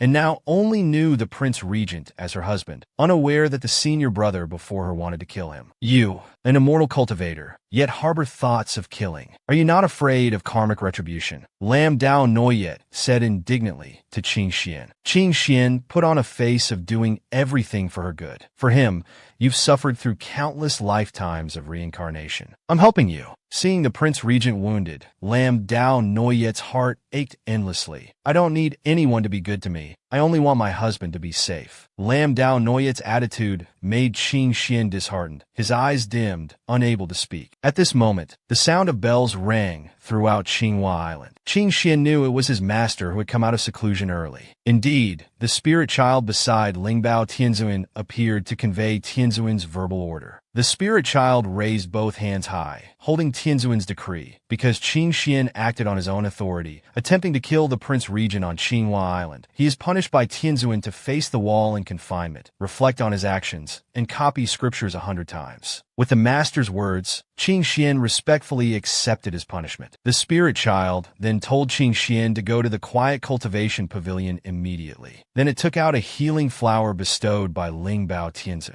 The wound on the Prince Regent's chest healed instantly before their eyes. Next, the spirit child told Lam Dao Noyet and everyone to follow it, as rooms had been prepared for them. It felt that Qing Xian's actions had, on the contrary, helped the Prince Regent. The spirit child led Lam Dao Noyet and everyone to their rooms, instructing them to rest well, as it would take them to meet Tianzuan in the morning. As soon as the door closed, Lam Dao Noyet hurriedly examined the Prince Regent's wound. The Prince Regent comforted her, saying he was fine now and not to worry. But as Lam Dao Noyet thought about how the Prince Regent had nearly lost his life, tears began to fall. It was all because of her that he had to endure so much suffering. The Prince Regent knew that originally, Lam Dao Noyet didn't need to suffer through reincarnations. It was because she couldn't bear to sever their love that she endured so much pain. Compared to that, these things were nothing. The happiest thing was that in this life, Noyet Ni had finally married him. Lam Dao Noyet, with tears in her eyes, threw herself into his arms. "In the next life, I still want to be your wife. In every life, I want to be your wife." This was also the Prince Regent's wish, to be together life after life. But in his heart, he was very uncertain. Years ago, the Prince Regent took Lam Dao Noyet away, cutting off her path of cultivation. This was what Lingbao Tianzuan hated most. Now, would he really save him? Lam Dao Noyet and the Prince Regent spent a peaceful night embracing each other in the Celestial Palace on Qinghua Island. The Prince Regent woke up, wishing this moment could last forever, that every day when he opened his eyes, he could see Lam Dao Noyet. At this moment, Lin Yaoyue also woke up. Perhaps due to their spiritual connection, Lin Yaoyue, like the Prince Regent, felt at ease as soon as she opened her eyes and saw Jean. She snuggled into his arms like a little kitten, nuzzling against him. Then, she got up and the Prince Regent combed her hair. "If the Celestial Lord doesn't want to save me, then..." Lin Yaoyue turned her head excitedly. "What are you saying? No matter what, I must beg the Celestial Lord to save you." "Jean, let's not give up so easily, okay?" The Prince Regent didn't want to give up easily either, but the hope was so fragile that he didn't want Lin Yaoyue to suffer more for his sake. At this moment, there was a knock on the door. The spirit child outside announced that the Celestial Lord was summoning them. Then, the group followed the spirit child to Qinghua Palace to pay respects to Lingbao Tianzuan. "Yao, it's been a long time. You don't even call me master anymore." Lin Yaoyue looked at the majestic Celestial Lord and stammered, calling him master. "Kaiyang God, Simon God, why have you two come here again?" Shan Yuan respectfully stepped forward to state their purpose. First, to pay respects to the Celestial Lord and inquire about his well-being. Second, to request the Celestial Lord to restore Kaiyang God's life. Third, because the Book of Fate has become disordered, we ask the Celestial Lord to rectify it to prevent chaos in the mortal world. Lingbao Tianzin Tinzun looked sternly at the Prince Regent. Was it Kaiyan God who arbitrarily changed fate, using your own lifespan to exchange for a change in fate? The Prince Regent immediately admitted, "It was me." Quick admission doesn't mean it's useful. The Celestial Lord remained cold and stern. The way of heaven is clear, cause and effect cycle. You reap what you sow. The Prince Regent was mentally prepared, knowing the chances of the Celestial Lord saving him were slim, but he never regretted it. Lin Yaiwe also sensed that Ling Bao Tianzin didn't want to help and hurriedly spoke up, "Celestial Lord, Master, please help Ajin. Everything he did was for me. If there must be consequences, I should bear them with him." But Ling Bao Tianzin firmly upheld the way of heaven. Once karma has been received, it cannot be changed. Just like when you changed the fate of mortals years ago, you had to face the karmic retribution of reincarnation, all of which is the cause and effect of the way of heaven. Lin Yaiwe retorted, "This is not fair." These words angered the Celestial Lord. The way of heaven is the way of heaven. How can there be fairness or unfairness? Don't you immortals know that following heaven means life, while defying heaven means death? I am the Celestial Lord. Naturally, I must protect the way of heaven. You have defied heaven with your actions. You may leave now. Lin Yaiwe was not convinced by this doctrine of the way of heaven. The Prince Regent hurriedly advised her not to argue anymore, saying the Celestial Lord was not wrong. Lin Yaiwe, even when she was an immortal, felt that the way of heaven was flawed. Now, because Ajin couldn't be saved, she wanted to make things clear with the Celestial Lord. If the way of heaven is not wrong, then why do good people suffer so much, while evil people enjoy prosperity and wealth? May I ask the Celestial Lord, is the karma of the way of heaven about rewarding good and punishing evil? If Lin Yaiwe didn't have a special status, the Celestial Lord would have arrested her just for those words. The way of heaven does not favor good or evil. All karma has its order. It seems you still need to continue cultivating. I don't need to cultivate anything. You've cultivated for so long, yet you can't even distinguish right from wrong, good from evil. Ling Bao Tianzun recalled how years ago, when Yaiwe changed the fate of mortals, he had advised her to admit her mistake, but she refused, believing the way of heaven was unfair. He didn't expect that after so many reincarnations, she was still the same Yaiwe from years ago. Then, he compromised. As long as Lin Yaiwe agreed to one thing, he would restore the Prince Regent's life. Ling Bao Tianzun took out the Taishang forgetting emotions pill that Yaiwe had refused to take years ago. Hearing that he would make an exception to save the Prince Regent, Lin Yaiwe was immediately moved. Lin Yaiwe, having reincarnated as a human, didn't know what the Taishang forgetting emotions pill was. The Prince Regent hurriedly pulled Lin Yaiwe back, not allowing her to agree. "We've been through so much to be together. You absolutely cannot take the forgetting emotions pill." Lin Baotian Tan had no intention of hiding anything and told Lam Dao Noyet. The so-called Tai, Thuong Vong Tin Dan, is about not being moved by emotions, not being disturbed by feelings, respecting the heavenly way, and cutting off personal desires. Lam Dao Noyet understood. In other words, if she took the Vong Tin Dan, she would forget it. And Lin Baotian Tan also said it wasn't just about Mo Dung Can, but including her. All joy, anger, love, hate, gratitude, and resentment would be severed. No emotions would be able to move the immortal heart. Lam Dao Noyet knew that if she took the Vong Tin Dan, she and the Regent Prince would become like strangers, not recognizing each other even if they met, which was contrary to their original purpose of coming to beg for his life. While hesitating, the Regent Prince, fearing Lam Dao Noyet might hastily agree, quickly embraced her, wanting her to understand what he wanted. "Noyet Ni, listen to me. I don't care how long I have left to live from beginning to end.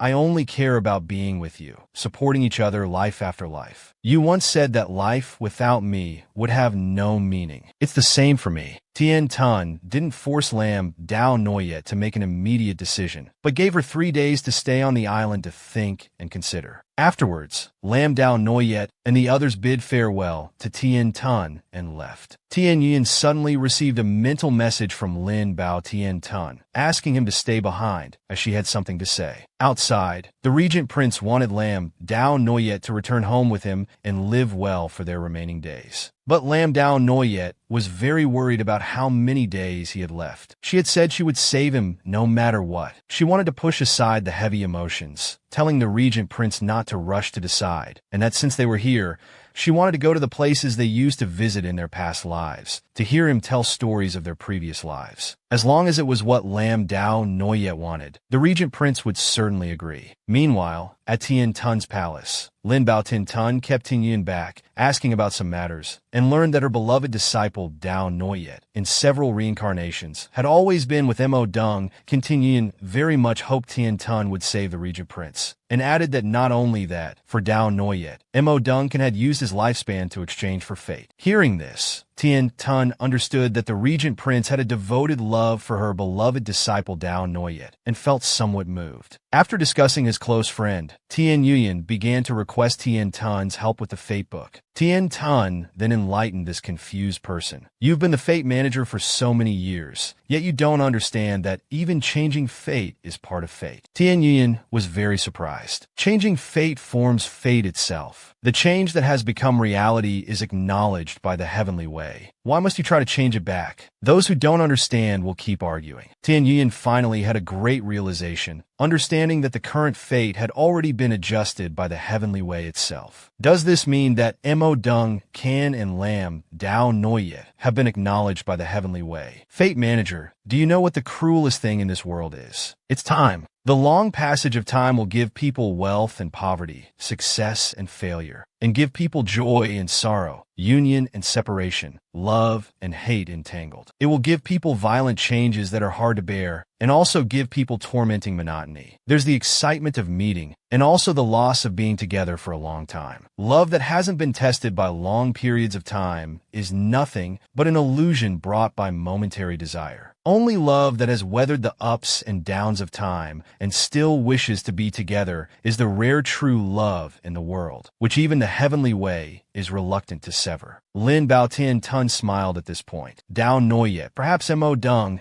is indeed your true love. At Butterfly Spring, countless transparent, shimmering spirit butterflies fluttered about. This was the place where Lam Dao Noyet and the regent prince used to meet frequently in the past. For the reincarnated Lam Dao Noyet, this was the first time she had seen it, and she was deeply captivated by the beautiful scene before her eyes. Last night, she had only been worried about the regent prince and hadn't noticed how beautiful the scenery here was. The regent prince told Lam Dao Noyet that this place was most beautiful at night. Lam Dao Noyet wished she could see the night scene right away. It was a pity that it was daytime now. As soon as she finished speaking, the sky over Gyani Manhwa Island began to darken. Lam Dao Noyet was bewildered. It had just been morning. How had it suddenly become dark? It turns out that Gyani Manhwa Island is independent from the three realms, with a different space-time from the outside. The sky here changes according to the heavenly venerable's will. If she wants it to be day, it's day. If she wants it to be night, it's night. Years ago, when the regent prince first came to Gyani Manhwa Island, Lam Dao Noyet had used this day-night transformation ability to tease him. Thinking back, it must be because Lam Dao Noyet just said she regretted it being daytime, so the space-time here changed according to her wish. Lam Dao Noyet was very curious. Wasn't this supposed to be according to the heavenly venerable's will? How could the words of an outsider like her have any effect? The regent prince also felt something strange. On the entire Gyani Manhwa Island, only Dao Noyet and the heavenly venerable could alter space-time. Not even the heavenly venerable's chief disciple, Qing Xian Immortal, had this authority. He had heard before that Dao Noyet was the heavenly venerable's successor, but Dao Noyet joined the sect last, and her talents in all aspects were not as good as Qing Xian Immortal's. Why did the heavenly venerable choose Dao Noyet as her successor? Seeing the regent prince deep in thought, Lam Dao Noyet asked curiously, "Akin, what are you thinking about?" Nothing. But the recent events made the regent prince speculate. Could there be some other connection between Noyet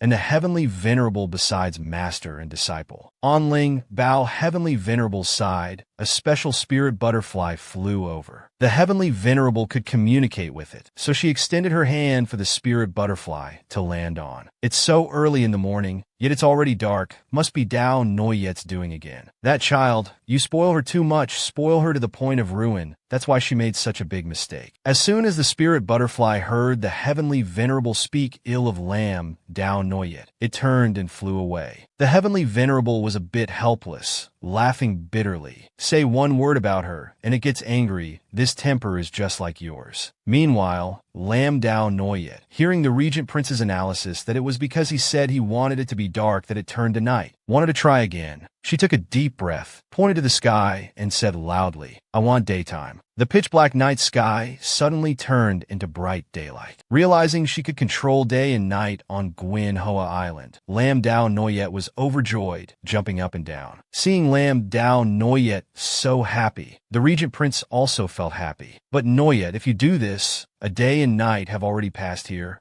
The Heavenly Venerable gave you 3 days to think. You've already wasted 1 day." Lam Dao Noyet smiled even more brightly. "I can think about it the other way. If I can control day and night here, I can make it forever daytime from now on." That's right, Noyet is indeed clever. Without day and night alternating, it will always be today. After all the commotion, Lam Dao Noyet had decided not to drink the forgetfulness pill. She didn't want to forget him and was determined to find a way for the Heavenly Venerable to save him. Having decided not to drink the forgetfulness pill, Lam Dao Noyet planned to learn about the Heavenly Venerable's likes to beg her to save the Regent Prince. But the Regent Prince told her that the Heavenly Venerable had cultivated for 10,000 years, had long since transcended emotions, was without desire or pursuit, and had never been known to have any likes. The flame that had just ignited in Lam Dao Noyet's heart was immediately extinguished. As for the Regent Prince, he no longer hoped to prolong his life. After pursuing for several lifetimes, he had finally married Lam Dao Noyet in this life, truly loving each other. For him, this was already fulfilling. He kissed Lam Dao Noyet passionately, a sweet kiss that seemed to seal everything, as if nothing else mattered anymore. The Regent Prince was at peace. What he had always wanted was Lam Dao Noyet, and now that they were together, he felt his life had no regrets. He advised Lam Dao Noyet to let go of her obsessions and enjoy their peaceful, carefree days together now. Suddenly, a paper crane flew over. This was a prearranged signal between the Regent Prince and Tian Yuyan. If they got separated on Gyani Manhwa Island,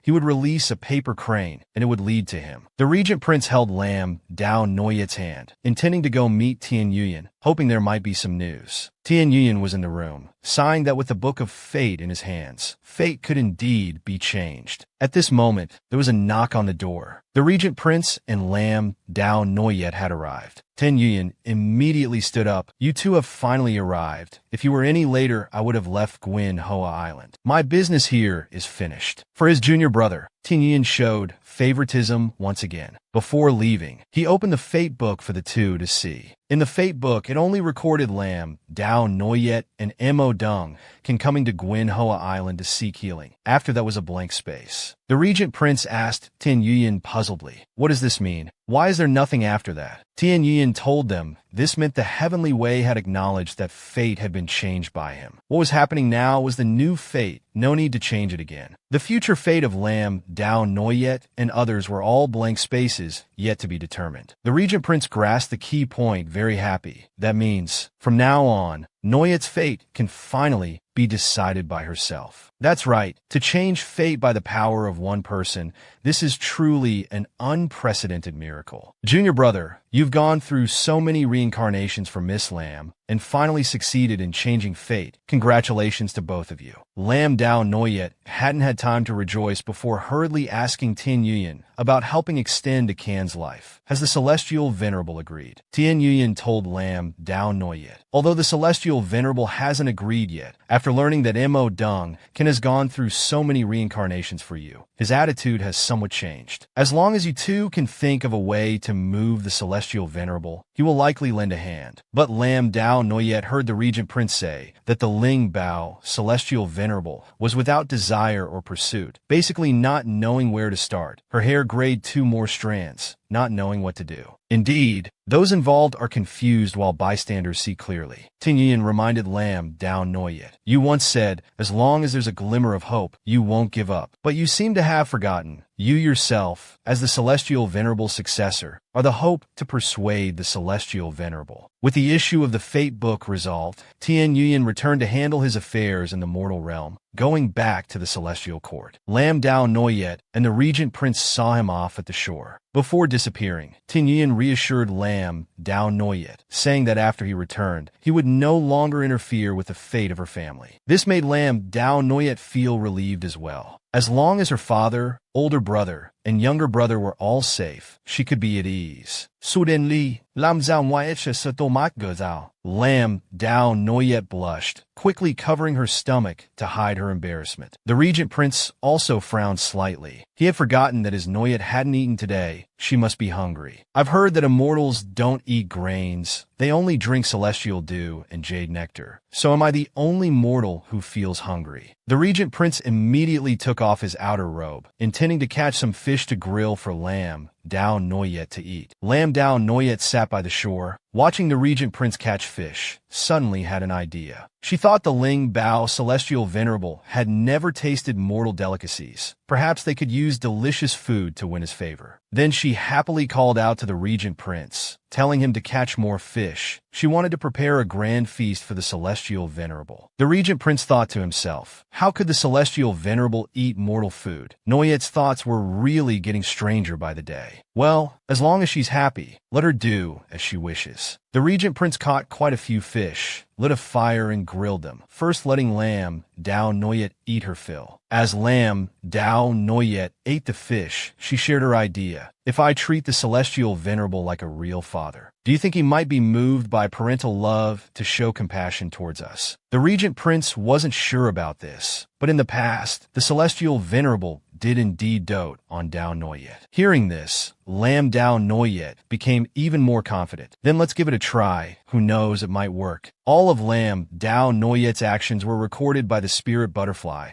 which flew to the Ling Bao Celestial Venerable's hand. The aroma of the food Lam Dao Noyet made also wafted to where the Ling Bao Celestial Venerable was. At this moment, the Celestial Venerable remembered that Dao Noyet was now immortal, needing food to survive. So he sent the spirit butterfly to guide them to get some celestial dew to consume. Not long after, Spirit Child came to report to the Celestial Venerable. Miss Ling has delicacies to offer. With the Celestial Venerable's permission, the fairy maidens brought up the trays of prepared food. The Ling Bao Celestial Venerable looked at the aromatic mortal dishes before him with some perplexity. Lam Dao Noyet immediately said respectfully, earlier in the main hall, I was disrespectful to the Celestial Venerable, and I've been feeling guilty about it. When I was still in the mortal realm, I often made small dishes to show filial piety to my parents. I hope the Celestial Venerable won't mind. In this life, I was originally your little disciple, and I haven't fulfilled my filial duty yet. Now meeting you is like meeting my own father. It's truly intimate. Hearing Lam Dao Noyet speak of him like her own father, the Celestial Venerable was a bit stunned. Originally, mortal food would harm the Celestial Venerable's body, but he still took the chopsticks from Lam Dao Noyet's hand. It's rare that in this life you know how to be filial, and your words are sweeter than before, so I'll try the dish you made. The regent prince didn't expect the Celestial Venerable to actually eat this mortal food, and worriedly reminded him. The Celestial Venerable said it was fine. Watching the Celestial Venerable put the food in his mouth, the regent prince became more puzzled, because the Celestial Venerable had merged with the Celestial Way, and once one has cultivated an immortal body, they cannot touch any mortal objects. If they do, it's like a mortal being poisoned. Previously, Dao Noyet was the only one besides the Celestial Venerable who could make Gwyn Hoa Palace rotate heaven and earth. Now, clearly the Celestial Venerable couldn't eat mortal food made by Lam Dao Noyet, but he ate it without hesitation. Moreover, when he heard Lam Dao Noyet say the words own father, his expression clearly changed. The regent prince began to realize that the Celestial Venerable and Dao Noyet, besides their master-disciple relationship, seemed to have some other connection. Ling Bao Celestial Venerable ate the food made by Lam Dao Noyet herself, which was poisonous to his immortal body. At this moment, he was using his powers to expel the poison by bleeding. Ling deep beside him was very worried. as a supreme being, usually cold and indifferent,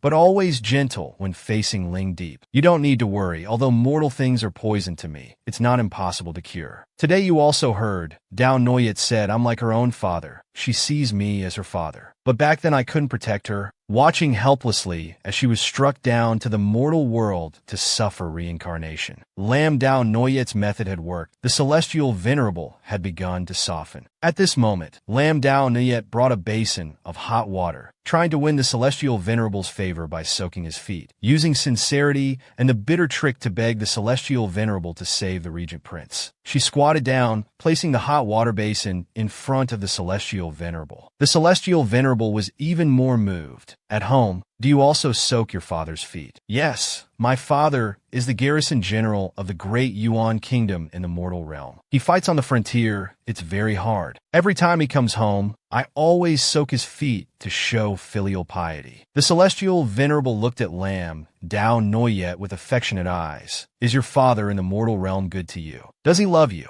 Lam Dao Noyet immediately smiled and replied, very good, and he loves me very much. In her heart, she also wondered why every time she saw the celestial venerable, she had an indescribable feeling of intimacy. Then, she began her bitter trick. Although my parents and brother love me very much, my fate is not good, so it has affected them a lot. The celestial way punished me for changing fate, so in every life I have to endure the pain of losing loved ones. In my previous life, my father was falsely accused of treason, the whole family was executed, and my father was even dragged to death by horses. My mother was poisoned by evil people in her previous life, and in this life she cut out her heart to use its blood as an antidote to save me. As for myself, I was ground to bones by evil people, my blood drained until exhausted. The celestial venerable heard Lam Dao Noyet say she was ground to bones to death, both heartbroken and furious. They dared to treat Dao Noyet like that. Seeing the celestial venerable's reaction, Lam Dao Noyet's hope rose, thinking that the bitter trick was working. Indeed, as it can said, the celestial venerable loved her very much. Lam Dao Noyet immediately pressed on, grabbing the celestial venerable's sleeve, begging him to save her husband. I don't want to endure such heartbreaking pain again. The celestial venerable told Lam Dao Noyet to cultivate the supreme forgetfulness, so she would no longer be hurt by mortal emotions. Lam Dao Noyet excitedly refused immediately. I can't forget the person who has reincarnated and suffered with me life after life.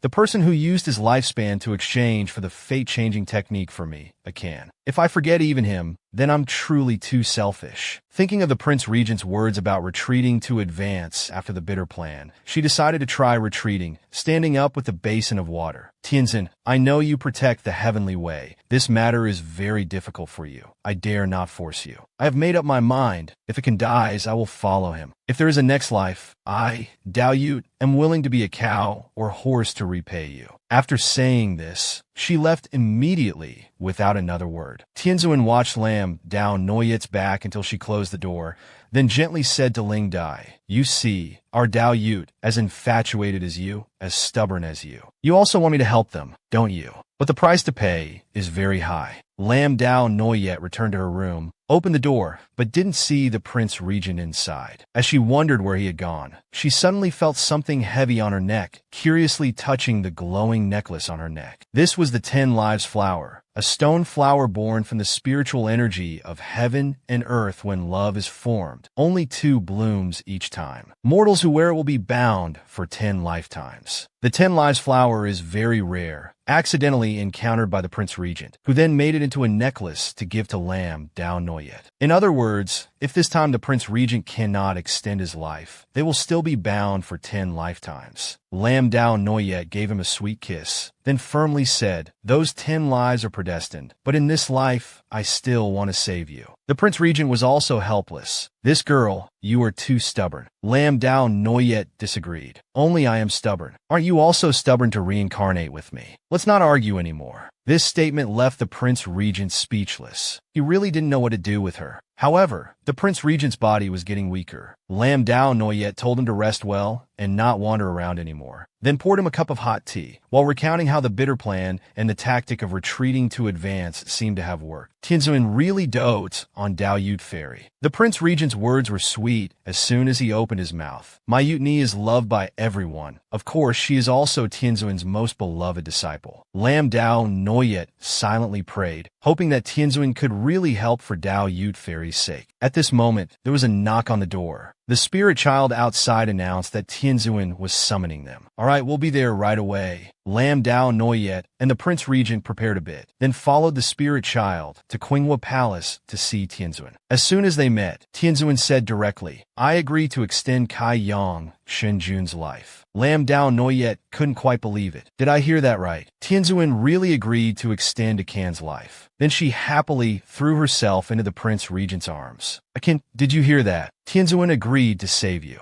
We won't have to be separated anymore. Never ever again. This is all thanks to Yut Ni's efforts. Lingbao Tianzuan was also comforted seeing Lam Dao Noyet so happy. Dao Yut, as long as you're happy, whatever price I have to pay is worth it. Just as everyone was rejoicing, Qing Xian suddenly appeared. Master, you absolutely must not do this. Mo Rong can is Kai Yang Shenjun. Extending a mortal's life is already a great sin. Extending an immortal's life is even more against heaven's will. It will lead to heavenly tribulation. Lam Dao Noyet didn't understand what heavenly tribulation was. So the Prince Regent explained to her, it's a punishment directly from the heavenly way, with the power to destroy heaven and earth. Even Tianzuan might not be able to withstand heavenly tribulation. One small mistake and your soul will be scattered. With such serious consequences, the Prince Regent didn't want to implicate and harm Tianzuan, immediately standing up to say, Tianzuan, if extending life for one lifetime comes at such a great cost, let's forget it. But Tianzuan was very firm. Kaiyang Shinjun, I'm not extending this life for you, but for Dao Yut. Hearing this, Lam Dao Noyet also immediately spoke up. Tianzun, if this will bring danger to you, I'd rather find another way with Akan. I don't want anyone else to be hurt because of me. However, to extend life for one lifetime, there was no other way besides Tianzuan. In fact, Tianzuan wasn't doing this entirely for them, but also for Ling Dai in front of him. The Celestial Lord, when in the position of a Taoist, also indulged in the mortal world,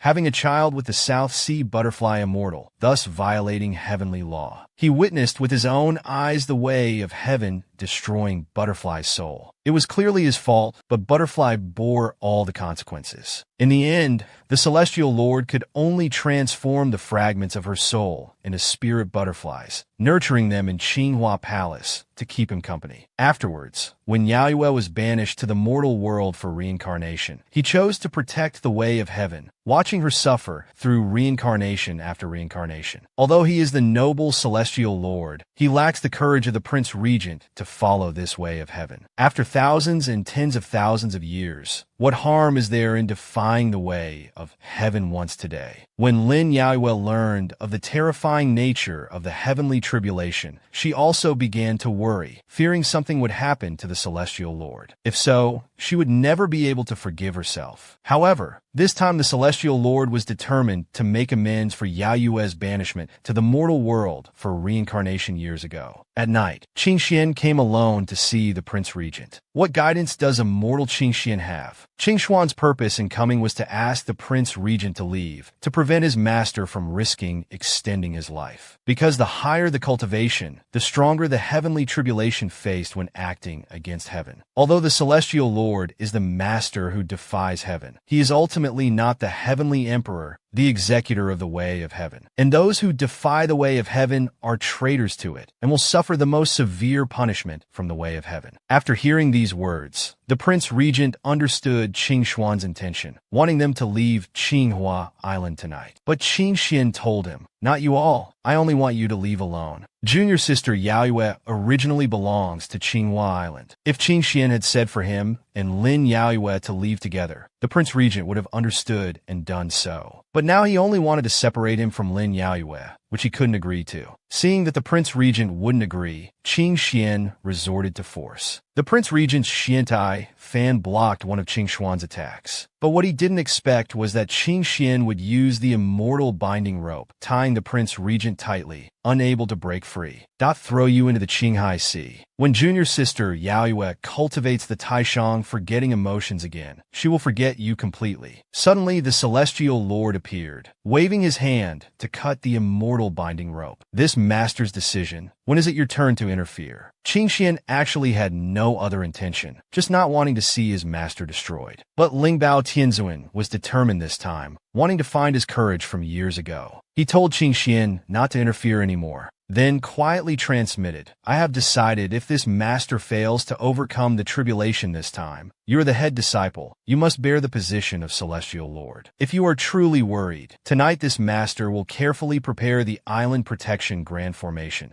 to prevent the power of the heavenly tribulation from spreading to the mortal world and causing casualties. Qingxian knew he couldn't change his master's decision and could only obey and prepare. Afterwards, the celestial lord told the prince regent not to blame Qingxian, saying he's not bad by nature, just too concerned. It's all right. I understand. This matter was originally our forceful request, causing such great trouble for the Celestial Lord. At this moment, the Celestial Lord's mood became relaxed. He had long wanted to do this, but always had too many reservations. Now meeting Yaoyue again, for her happiness, he decided to take a risk. Seeing the Celestial Lord like this, the Prince Regent couldn't help but ask directly about his guess. Yaoyue is the daughter of Yu, an immortal butterfly, isn't she? Not long ago, Yuer's mother was killed when she reincarnated in the mortal world. She has always been very heartbroken and self-blaming. You are her biological father. If something happens to you too, she will surely be devastated. Tian Tan told the regent prince to keep this secret, never to tell her. Whether in heaven or on earth, parents' love for their children has never needed repayment. Today, he will extend the regent prince's life. The magic formation is ready. Lam Dao Noyet had waited so long for this moment, but when it finally arrived, she felt uneasy. Perhaps there was an intuition in the hazy realm. Noyet Ni, do you regret it? I don't regret it. Please extend his life, Tian Tan. But I'm very worried. This feeling. The last time it appeared was when something happened to my mother, so I'm a bit scared. Now I feel both guilty and worried. Will my stubbornness harm Tian Tan? Seeing Lam Dao Noyet like this, the regent prince was heartbroken. He quickly embraced her, while blaming himself for letting things come to this point. Because last night, the regent prince had tried to dissuade Tian Tan. He knew Lam Dao Noyet couldn't bear the pain of losing another loved one. But this father, wanting to make up for what Lam Dao Noyet deserved in the past, was determined to help with all his might. The regent prince finally made a painful decision. If anything happens tomorrow,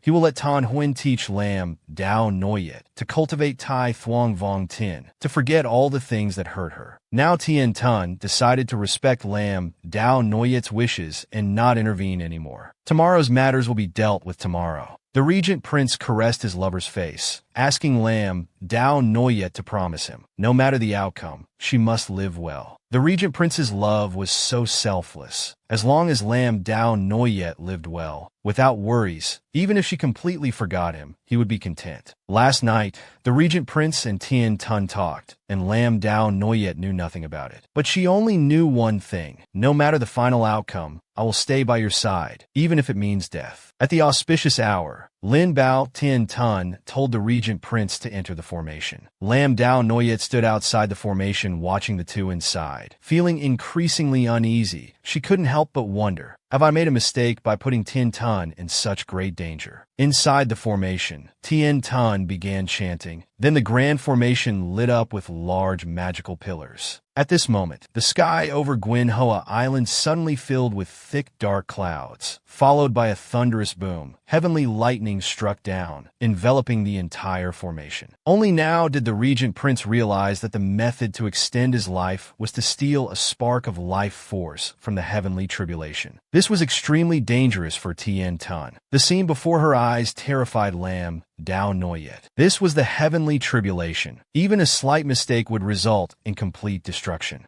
Lam Dao Noyet was scared, and wanted to run into the formation to stop it. I can't just watch them turn to ashes like this. Seeing the ferocity of the heavenly tribulation firsthand, she was frightened and wanted to run to stop it, but was blocked by Lin Deep. While Lam Dao Noyet was still confused, Lin Deep cast a spell on her, immobilizing her, preventing her from approaching the formation. Meanwhile, inside the formation, the heavenly court spoke, reproaching Lin Bao Tun. You dare to defy the heavenly way. Do you know your crime? Lin Bao Tian Tun, without fear, frankly admitted his guilt. But this is my choice. However, the heavenly court replied mercilessly, this choice is a mistake, just like when Lam Dao Noyet violated heavenly laws years ago, forcibly changing fate.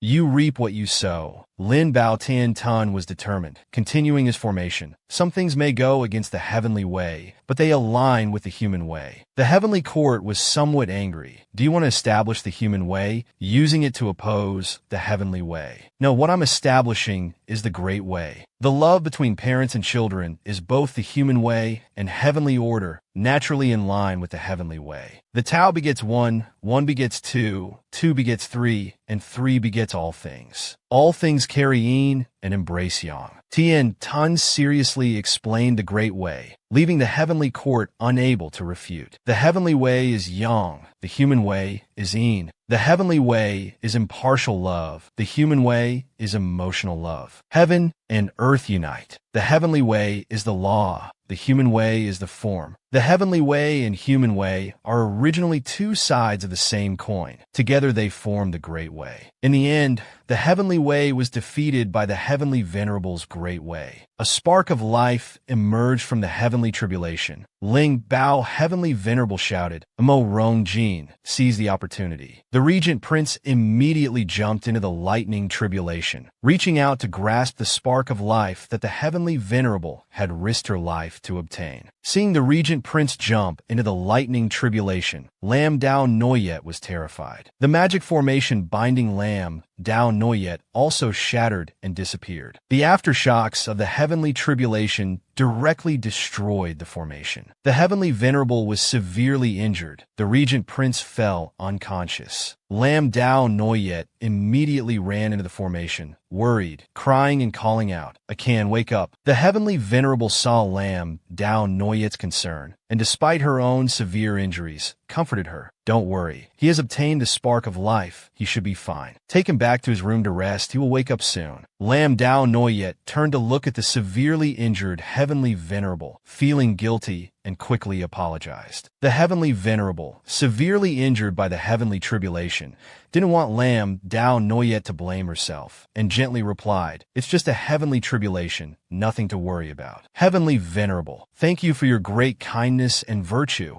I am willing to be a horse or ox in the next life to repay you. Finally, they had overcome all life and death separations. In this life, nothing could separate them. Having obtained the spark of life from the heavenly tribulation, the unconscious regent prince was devotedly cared for by Lam Dao Noyet. Afraid of worrying Lam Dao Noyet, he tried hard to wake up. Lam Dao Noyet had cried until her eyes were swollen. Seeing the regent prince wake up, her suspended heart was finally put at ease. Overjoyed at their reunion after the disaster, she threw herself into the regent prince's arms. You've finally woken up. Do you know how scared I was? Noyet, thank you. It was your persistence that gave me rebirth. Don't say such foolish things. Through so many reincarnations, you've never abandoned me. How could I abandon you? Afterwards, Lam Dao Noyet brought a cup of hot tea. She had witnessed the power of the heavenly tribulation. Even the heavenly venerable was injured. The heavenly venerable had helped so much, she was thinking about how to repay her. The regent prince told her not to think too much. As long as she lives happily, that's the best repayment for the heavenly venerable. Lam Dao Noyet didn't quite understand, but the regent prince did. A parent's love is the most selfless love in this world. Apart from her happiness, all other forms of repayment mean nothing to the heavenly venerable. He suggested visiting the heavenly venerable. The heavenly venerable was cultivating to heal her wounds. Spirit Butterfly gently touched her cheek, very worried about her physical condition. The heavenly venerable gently told Spirit Butterfly not to worry, I'm fine. At this moment, Lam Dao Noyet and the regent prince arrived, thanking the heavenly venerable for saving their lives. The regent prince knew what the heavenly venerable cared about most, so he promised to love Lam Dao Noyet well, never changing, to put the heavenly venerable's mind at ease. The heavenly venerable treated Lam Dao Noyet so well, and because Lam Dao Noyet remembered everything from her reincarnations, she wished that in the next life, she and the regent prince would return to the heavenly venerable's side, to be a pair of obedient disciples, not causing her any more trouble. Hearing this, the heavenly venerable said, "Then it's decided. In your next life you must return to Gyani Manhwa Island." Lam Dao Noyet immediately smiled and joked, "At that time, heavenly venerable, don't complain that we're stupid." The heavenly venerable was also very happy inside. "Silly child, you're my only daughter." She replied that she wouldn't. Lam Dao Noyet felt a bit guilty, worried about the heavenly venerable bearing the heavenly tribulation, not knowing how her body was. The heavenly venerable didn't want Lam Dao Noyet to worry, comforting her. "It's just a small wound. It's nothing. A bit of rest and I'll be fine." Hearing this, Lam Dao Noyet was reassured, so she took her leave, letting the heavenly venerable rest and recover. The heavenly venerable looked at the spirit butterfly on her hand, planning to send Lam Dao Noyet and the regent prince off the island tomorrow. Spirit Butterfly obviously couldn't bear to part with their only daughter, wanting to keep them for a few more days. But the Celestial Venerable didn't want them to leave. He also wanted to enjoy the joy of family, with children gathered around. But in this life, she is not our child. She has her own family. In her eyes, we are not parents but benefactors. Let's let go, so they can return to where they belong. Wait until the next life, when reincarnation ends. Even if we have to face the entire celestial court, I will definitely keep them by our side. The next day, the Celestial Venerable personally saw Lam Dao Noyet and the Regent Prince off. Before leaving, he did one more divination for the Regent Prince. If nothing unexpected happens, the Regent Prince could live to 120 years old in the mortal realm this lifetime, and the two of them could have a fulfilling life together. When it was time to actually leave, Lam Dao Noyet felt a bit reluctant. "Celestial Venerable, will we ever meet again?" The Celestial Venerable was silent for a moment, then said, "In this lifetime, I'm afraid we won't meet again. But we have a promise for the next life. You too will return." Lam Zhao Nwai et imeditan zet. At this moment, the spirit butterfly also flew over, circling around Lam Dao Noyet. Actually, the spirit butterfly wanted to stop them from leaving. She really couldn't bear to part. The Celestial Venerable saw through this and immediately transmitted a message to the spirit butterfly. "She has promised to return. You must trust them." Then he quickly said to Lam Dao Noyet, "You should go now. Don't miss the time to set sail." Actually, it was because if Lam Dao Noyet didn't leave, he was afraid he wouldn't be able to resist keeping them here. Lam Dao Noyet didn't know all of this, but the Regent Prince understood, and once again assured the Celestial Venerable, "Please rest assured, I will take good care of Noyet." After that, the two boarded the ship to go home. The Celestial Venerable stood on the shore, watching them for a long time. "My daughter, see you in the next life." Lam Dao Noyet also had a strange feeling in her heart, very reluctant to leave this place, like leaving her parents for the first time to go far away on her own. Since Du Tan Huyen had turned off the island's protective formation, they quickly reached the shore safely. Arriving at the small pier, Lam Dao Noyet looked at the familiar street scenery and suddenly didn't want to return to the capital anymore. "Noyet, is it that you're reluctant to leave Gyani Manhwa Island, reluctant to leave the Celestial Venerable,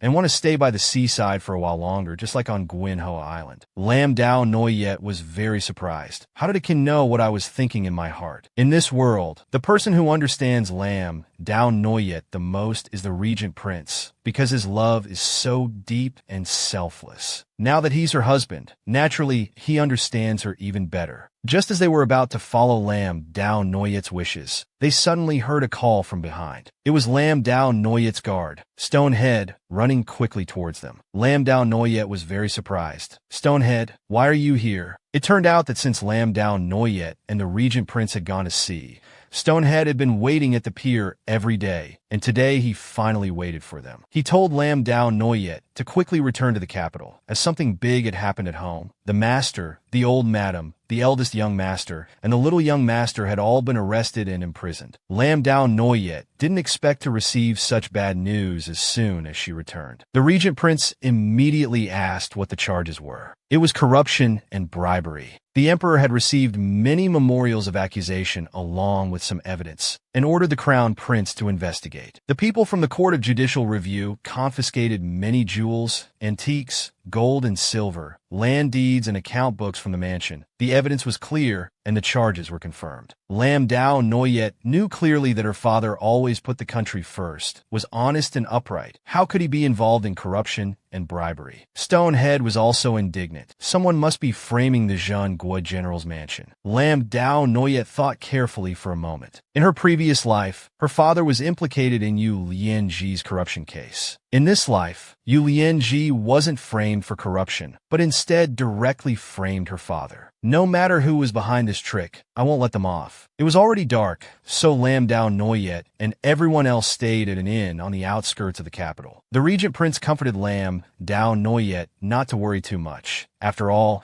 there was still the Ji family in the capital to help. Even if they were imprisoned, they wouldn't suffer too much. Lam Dao Noyet of course knew that the regent prince's people would help protect her father, so she wasn't too worried about her father and brothers. The most worrying was her youngest brother. After all, he was the youngest, and he had previously been poisoned by the Fuang family. His body was already weaker than other children, and now in prison with no one to take care of him carefully, she feared he wouldn't be able to endure it. Speaking of this, Lam Dao Noyet suddenly remembered that even her 4-year-old brother and over 70-year-old grandmother were arrested and put in prison. So what about her second uncle? Why was nothing happening to the second branch of the family? As soon as Thatch Dao heard this, he became even angrier. Young miss, don't mention that bastard second master anymore. He has always been the crown prince's man. This time, the second master has made great contributions in front of the crown prince. In fact, Lam Dao Noyet's second uncle had always pretended to admit his faults to her father, so that her father would arrange positions for him. In reality, the crown prince had long ago made him a secret agent of the Dalai Temple, which is why he was so eager to help Lam Dao Noyet's father. This means that this case must have been plotted by the crown prince and the second branch of the Lam family. The crown prince's goal was to take revenge on the garrison general's mansion. As for Lam Dao Noyet's second uncle, he wanted the main branch to be without heirs so he could seize the family fortune, which is why he didn't even spare her youngest brother. The regent prince quickly comforted Lam Dao Noyet. Noyet Ni, the book of life and death has been modified.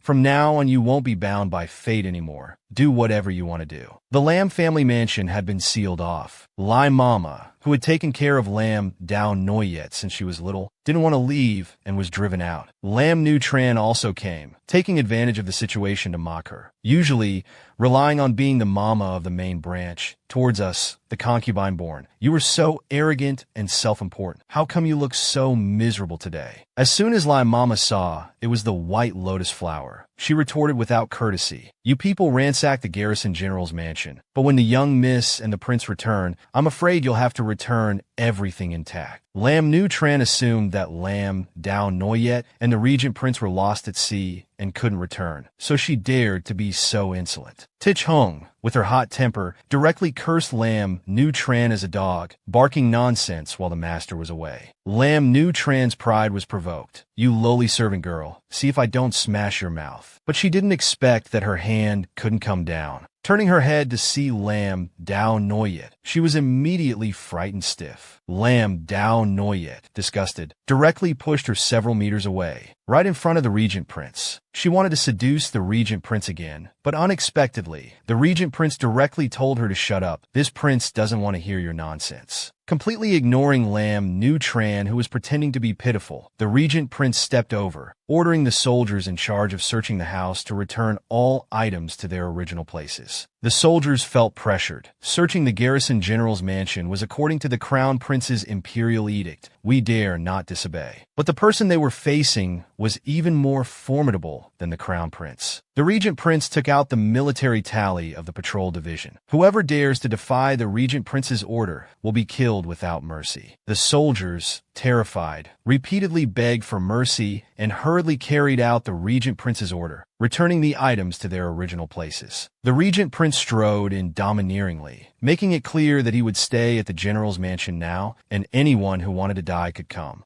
Lam Dao Noyet also imperiously told Lam Nu Tran to go back and relay a message to her father. If her parents, elder brother, and younger brother in prison suffer any harm, then he could forget about dreaming of the Lam family's assets. Lam Dao Noyet and the regent prince went to the heavenly prison, preparing to meet her father. At the entrance, they met Kai Nan Khan. Seeing the two of them, Kai Nan Khan finally breathed a sigh of relief. "You've finally returned." The regent prince hurriedly asked about the situation. Fortunately, there was Kai Nan Khan. Otherwise, Lam Dao Noyet would never have been able to see her father and elder brother again. Previously, Lam Dao Noyet's second uncle had tried several times to send poisoned food, but Kai Nan Khan discovered and stopped it each time. After that, the food for her father and the whole family was delivered by people Kai Nan Khan sent. Lam Dao Noyet hurriedly clasped her hands to thank Kai Nan Khan for taking care of her family. The Lam family's princess consort said there was no need for such formality. As friends, these things were what should be done. However, her brother's body was originally weak, and the prison environment was too poor. They needed to find a way to bring him back for recuperation. The two then prepared to go inside to see their condition before deciding what to do. At this time, her youngest brother in prison had a high fever of 40 degrees. Lam Dao Noyet's father and elder brother were worried sick. Now with such a high fever, if he's not taken out for proper care, it's feared he might lose his life in prison. At this moment, Lam Dao Noyet also entered, hurriedly calling, "Big brother." Her father saw Lam Dao Noyet. Without any joy, "Noyet ni, you shouldn't have come back, in case you get implicated." Lam Dao Noyet said emotionally, "Father, I am your daughter. How could I abandon my family for fear of being implicated?" The Prince Regent, this solid support, also appeared. "Father-in-law, don't worry. I will take care of everything. Noyet ni, and everyone will be fine." Lam Dao Noyet's father was ashamed, knowing he had been gullible in trusting that good-for-nothing brother, causing the whole family to face this earth-shattering disaster. Lam Dao Noyet's elder brother knew this was a long-planned conspiracy. All evidence was perfect without any flaws, and advised Lam Dao Noyet and the Prince Regent not to get involved, saying it's best to protect themselves. Right now, the most urgent matter is to take the youngest brother with high fever for treatment. After all, he's only 4 years old. This shouldn't implicate him. Lam Dao Noyet stepped forward to open the prison door, carrying her feverish little brother away. Her father and elder brother couldn't leave immediately. They needed to clear their names first. But with the Prince Regent there, they wouldn't suffer in prison. Now what Lam Dao Noyet had to do was find a way for them to walk out honorably. She comforted her father and brother. "Heaven has eyes. No one will be overlooked. There must be a way. Never give up." Just as Lam Dao Noyet and the Prince Regent were about to leave, the evil grandmother called Lam Dao Noyet back. "Dao Noyet, grandmother is not well either. Take grandmother out too." This scene was truly laughable. Second uncle wanted to frame her father and brother. How did it implicate even grandmother? It seems second uncle really doesn't care about even his own mother for the sake of family property. "Grandmother, this son of yours is well taught indeed." At this point, the evil grandmother was still using morality to bind her. "You even saved Aunt Twee's second son, but don't care about grandmother. You're truly unfilial. Don't use filial piety to pressure me. The youngest brother, though a second son, still shares blood with me. But you are just my father's stepmother. We have no blood relation at all. You always favor your own son. Today I'll learn from you. Let you taste what it's like to be treated with bias. What you face today is all your own doing. You can't blame anyone else." The evil grandmother was so angry she wanted to eat Lam Dao Noyet alive. Lam Nu Tran quickly reported that Lam Dao Noyet and the Prince Regent had returned, along with the deployment of the patrol division to guard the general's mansion for Imperial Consort Bui and Crown Prince Mo Ronglin. As soon as Crown Prince Mo Ronglin heard that Lam Dao Noyet and the Prince Regent had returned, he lost all judgment, panicked, and could only wait for his mother to decide. Imperial Consort Bui was angry and couldn't teach him. "What are you panicking about? This case is under your charge. You must show authority." Then, she told Crown Prince Mo Ronglin to mobilize all the guards of the Crown Prince's palace to the general's mansion. Today, either confiscate the Lam family's property or accuse the Prince Regent and Lam family of rebellion. After picking up the youngest brother with high fever from Thienlo, just as they were about to enter the mansion, guards with weapons suddenly appeared on all sides, blocking them. The Prince Regent recognized at a glance that these were guards from the Crown Prince's palace. "What do you intend to do?" Crown Prince Mo Ronglin said sternly. By imperial order to investigate the corruption case, confiscate all property of Lam Tru Duong's family. I hope royal uncle won't interfere. Touching the Prince Regent's reverse scale, Mint facing his wrath. The case hasn't been clearly investigated yet. What confiscation? Is there no justice left in the Ministry of Justice under the Crown Prince's control? Indeed, the Crown Prince is truly incompetent and useless. Mo Ronglin deliberately provoked. Is royal uncle saying he wants to replace me? The throne is already decided. If royal uncle still wants to replace, I'm afraid it can only be considered rebellion. The Prince Regent gave him a sidelong glance. Throughout dynastic history, not every crown prince has smoothly ascended the throne. Lam Dao Noyet utterly despised Crown Prince Mo Ronglin, and she needed to return to the mansion to treat her brother, so she told the Prince Regent not to waste time with such a petty person anymore. This foolish Crown Prince Mo Ronglin still wanted to persuade Lin Yaoyue to return to his side, saying he would spare her family out of consideration. But in Lin Yaoyue's eyes, Crown Prince Mo Ronglin was just a prancing clown, angering him to the point of wanting to attack her, which in turn provoked the Prince Regent. The Prince Regent forcefully pushed away Crown Prince Mo Ronglin's hand. Even if you were the Crown Prince, you cannot be disrespectful to this prince's consort. Crown Prince Mo Ronglin had originally intended to provoke the Prince Regent to find fault, but instead angered himself, and then accused the Prince Regent and the Zhengguo general's mansion of conspiring to rebel, ordering the guards to kill them immediately. The Prince Regent laughed. Mo Ronglin, do you think this prince's position as Prince Regent comes from your father's bestowment? In this world, no emperor can tolerate the existence of a Prince Regent. Why does your father tolerate it? Because these 3 words Prince Regent were earned by this prince personally going to battle at 13 years old, slashing and killing with sword and spear. The number of enemies this prince has killed with his own hands is probably more than you have ever seen. You, a plaything in women's hands, surely want to fight this prince. As soon as the Prince Regent finished speaking, the entire patrol army also arrived. Moreover, the troops stationed in the northern camp of the capital were also being mobilized. Seeing this situation,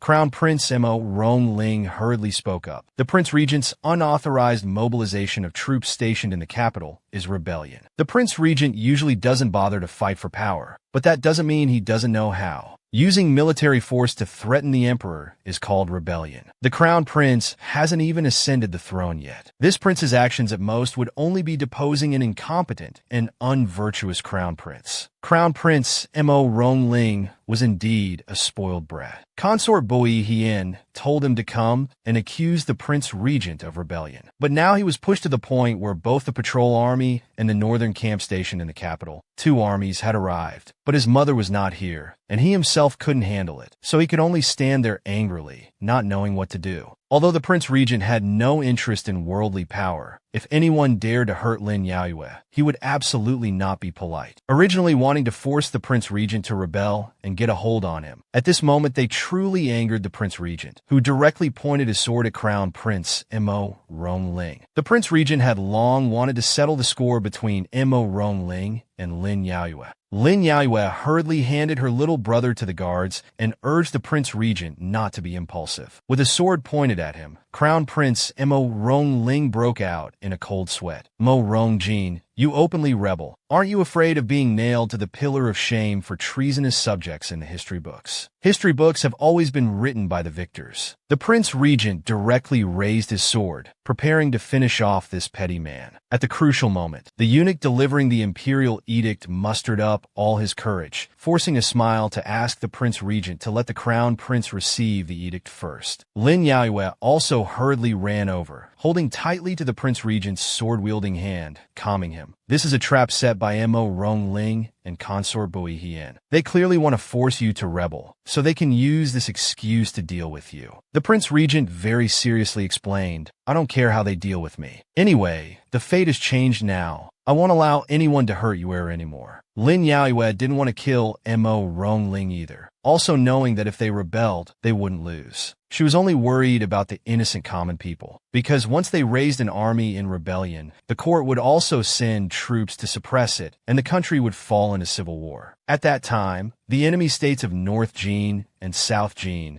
would also take the opportunity to invade. The fires of war would spread, people would suffer, and the common people would be truly pitiful. Hearing this, the Prince Regent also calmed down, not wanting the common people to suffer from war and chaos, so he lowered his sword. The eunuch breathed a sigh of relief, only then daring to read the imperial edict. On the surface, it reprimanded Crown Prince Mo Rongling for arbitrarily mobilizing guards to leave the palace, ordering him to return to the palace immediately to receive punishment. In reality, the emperor was using this edict to save his life. Afterwards, the eunuch politely bid farewell to the Prince Regent and Lin Yaoyue, taking Crown Prince Mo Rongling back to the palace. Back at the mansion, Lin Yaoyue immediately tended to her sick little brother herself. The Prince Regent then asked Lin Yaoyue, letting Mo Rongling go just like that, "Are you content?" "How could I be content? But every wrong has its source. Every debt has its owner. I will use the least harmful method to take revenge, not using the lives of innocent civilians to fill my hatred." Even after several reincarnations, enduring countless hardships, the inherent goodness still remains. The Regent Prince smiled. Noyet Ni is right. I'll listen to Noyet Ni. At the same time in the imperial palace, the emperor was furious. Crown Prince Mo Donglin, this fool, was still making excuses. It wasn't unauthorized mobilization of guards. It was to arrest treasonous rebels. The emperor was also worried about the intelligence of this child. "Who do you mean by treasonous rebels?" "Your imperial uncle." Crown Prince Mo Donglin raised his voice again. Imperial uncle openly rebelled. "Shut up." The emperor really couldn't bear it anymore. How could he have given birth to such a stupid son? One slap couldn't wake him up. He really wanted to slap him a few more times. "Rebellion. That's because you and your mother forced it. Don't think I don't know about the stupid things you and your mother have done. I've warned you not to easily provoke an unbeatable enemy. You cause trouble and then want me to clean up the mess for you.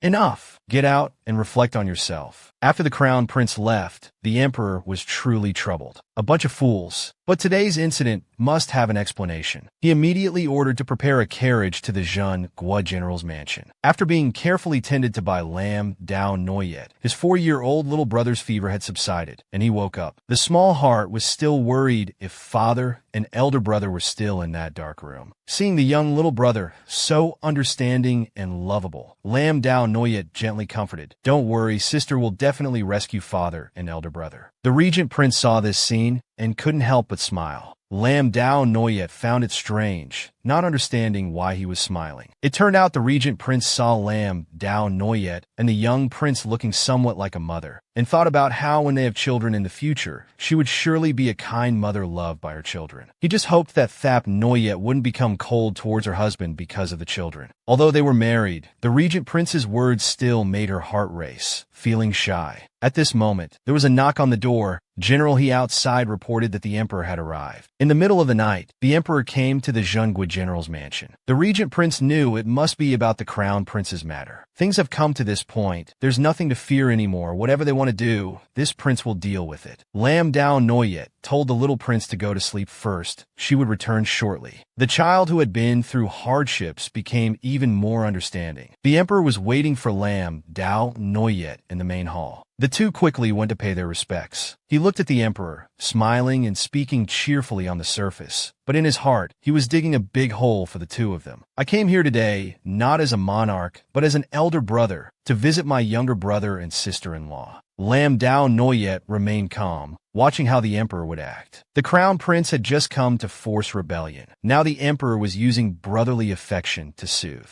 Is this the farce of an emperor? The emperor then said that he, as the elder brother, was like a father, and even his younger brother's marriage took place secretly without his knowledge. But the regent prince's wedding cannot be so simple. It must be grand. Therefore, he ordered the Ministry of Rites to draft a wedding program. At the same time, during the wedding, Lam Dao Noyet would be conferred the title of princess consort and given royal attire. If it were before, perhaps everyone would be happy. But now Lam Dao Noyet's entire family was imprisoned. How could she hold a grand wedding and become an unfilial daughter? The emperor then wanted the regent prince to decide, but he didn't know that the regent prince listened to his wife in everything. Although the previous wedding was quite simple, it was prepared by Lam Dao Noyet herself. For him, it was worth more than countless lavish weddings. As for the crown prince's actions today, The emperor immediately said that the crown prince was rash. He had already disciplined him and told the regent prince not to take it to heart. Then, the emperor expressed that he always believed in the regent prince's loyalty to the country, that he absolutely could not rebel, that he had always trusted him, and hoped the regent prince would understand. Then he immediately changed the subject, insisting on organizing a grand wedding ceremony for Lam, Dao Noyet, and the regent prince. After the official wedding ceremony is held, other matters can be dealt with later. Today's incident of Crown Prince Mo Rongling forcing the regent prince to rebel, such a major event, yet the emperor deliberately avoided it, insisting on organizing a wedding ceremony for them instead. Lam Dao Noyet and the regent prince were both intelligent people,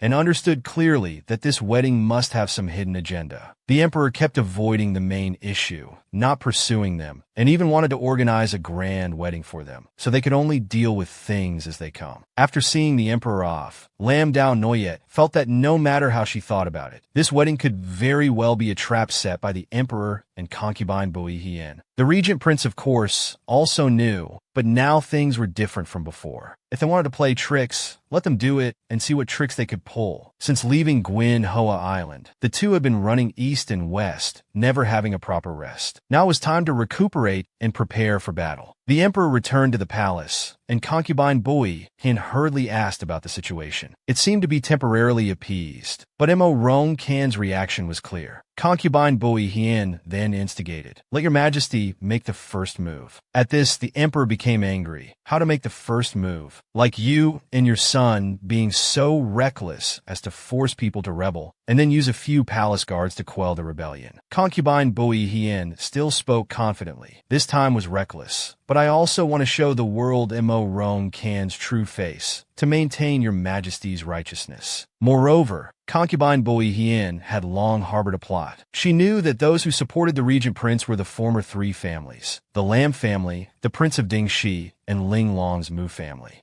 Currently, she had already schemed to have Lam Dao Noyet's father dismissed from office and imprisoned. Now she just needed to divide the Prince of Dingxi and restrain the Ling Long family, so that the regent prince would have no external support. The emperor had long wanted to do this, but it was easier said than done to divide them. If you have the ability, then come up with a method. Coincidentally, concubine Bui Hien really did have a method, and she hurriedly whispered in the emperor's ear, revealing the evil plot she had long been scheming. As soon as the emperor heard it, he said, an excellent plan. Do as my beloved concubine says. Lam Dao Noyet had been constantly reviewing the files related to her father's corruption case. After looking at these perfectly forged pieces of evidence, even she had some doubts. The masterminds were her second uncle and old grandmother. In this situation, it was truly too difficult to clear her father's name. Lam Dao Noyet had originally planned to take advantage of the emperor's desire to organize a grand wedding for them to request a special pardon. But she feared that the world would say the regent prince disregarded the law for his wife's family and be criticized. But the regent prince felt that even if Lam Dao Noyet spoke up, they wouldn't give him this opportunity to disregard the law. After all, they had gone to great lengths to frame her father and imprison him. Lam Dao Noyet was momentarily panicked. Wouldn't that mean her father and elder brother were wronged? The regent prince smiled and told Lam Dao Noyet not to worry. Naturally, he wouldn't let her father-in-law be wrong. Although they were facing a tightly woven false accusation with no breakthrough point, they had a friend in Simon. He had given him the book of life and death, so he must know many things they didn't know. There would be clues. Moreover, now that Lam Dao Noyet and the regent prince had both returned, although her father was imprisoned, he wasn't suffering much. Instead, he could reflect on himself, on how he had always wronged Lam Dao Noyet and her mother, and what the so-called filial piety and brotherly affection had ultimately brought him. Lam Dao Noyet just wanted to say that if her father knew, he might not agree to let her marry him. A few mornings later, Lam Dao Noyet was still sound asleep. The regent prince saw that she had been tired these days, so he didn't wake her up. As soon as he went out the door, he saw Tin Yuyan standing at the door and blurted out, "Senior brother, when did you arrive?" Tin Yuyan replied with a mischievous smile, "I actually arrived last night, but thinking it was late and you too must be in the throes of passion, I decided to come this morning instead." The regent prince, teased by Tian Yuyan, felt a bit embarrassed. He quickly coughed twice to ease the awkward atmosphere, then invited Tian Yuyan into the main hall to talk. As soon as they entered the room, Tian Yuyan handed his book of life and death to the regent prince to look for clues. For this junior brother, once again abusing his power. After reading it, the regent prince was extremely surprised, not expecting that the breakthrough to deal with Boi Hien Fai and Crown Prince Imo Rong Ling would be a woman named Lam Nu Tran. Lam Dao Noyet had just gone out, just in time to hear it, and was equally shocked. The breakthrough was actually her. That's right, Lam Nu Tran had always been the messenger between Crown Prince Imo Rong Ling, Boi Hien Fai, and her father. She knew everything, or was directly involved. This is the only breakthrough. Lam Nu Tran. Lam Dao Noyet wanted to use her, but knew that Lam Nu Tran was her sworn enemy. Hating her to the bone, it was absolutely impossible to get her help. Tian Yuyan told Lam Dao Noyet that nothing is impossible. Reading further down, it turns out the Book of Life and Death recorded that Crown Prince Imo Rong Ling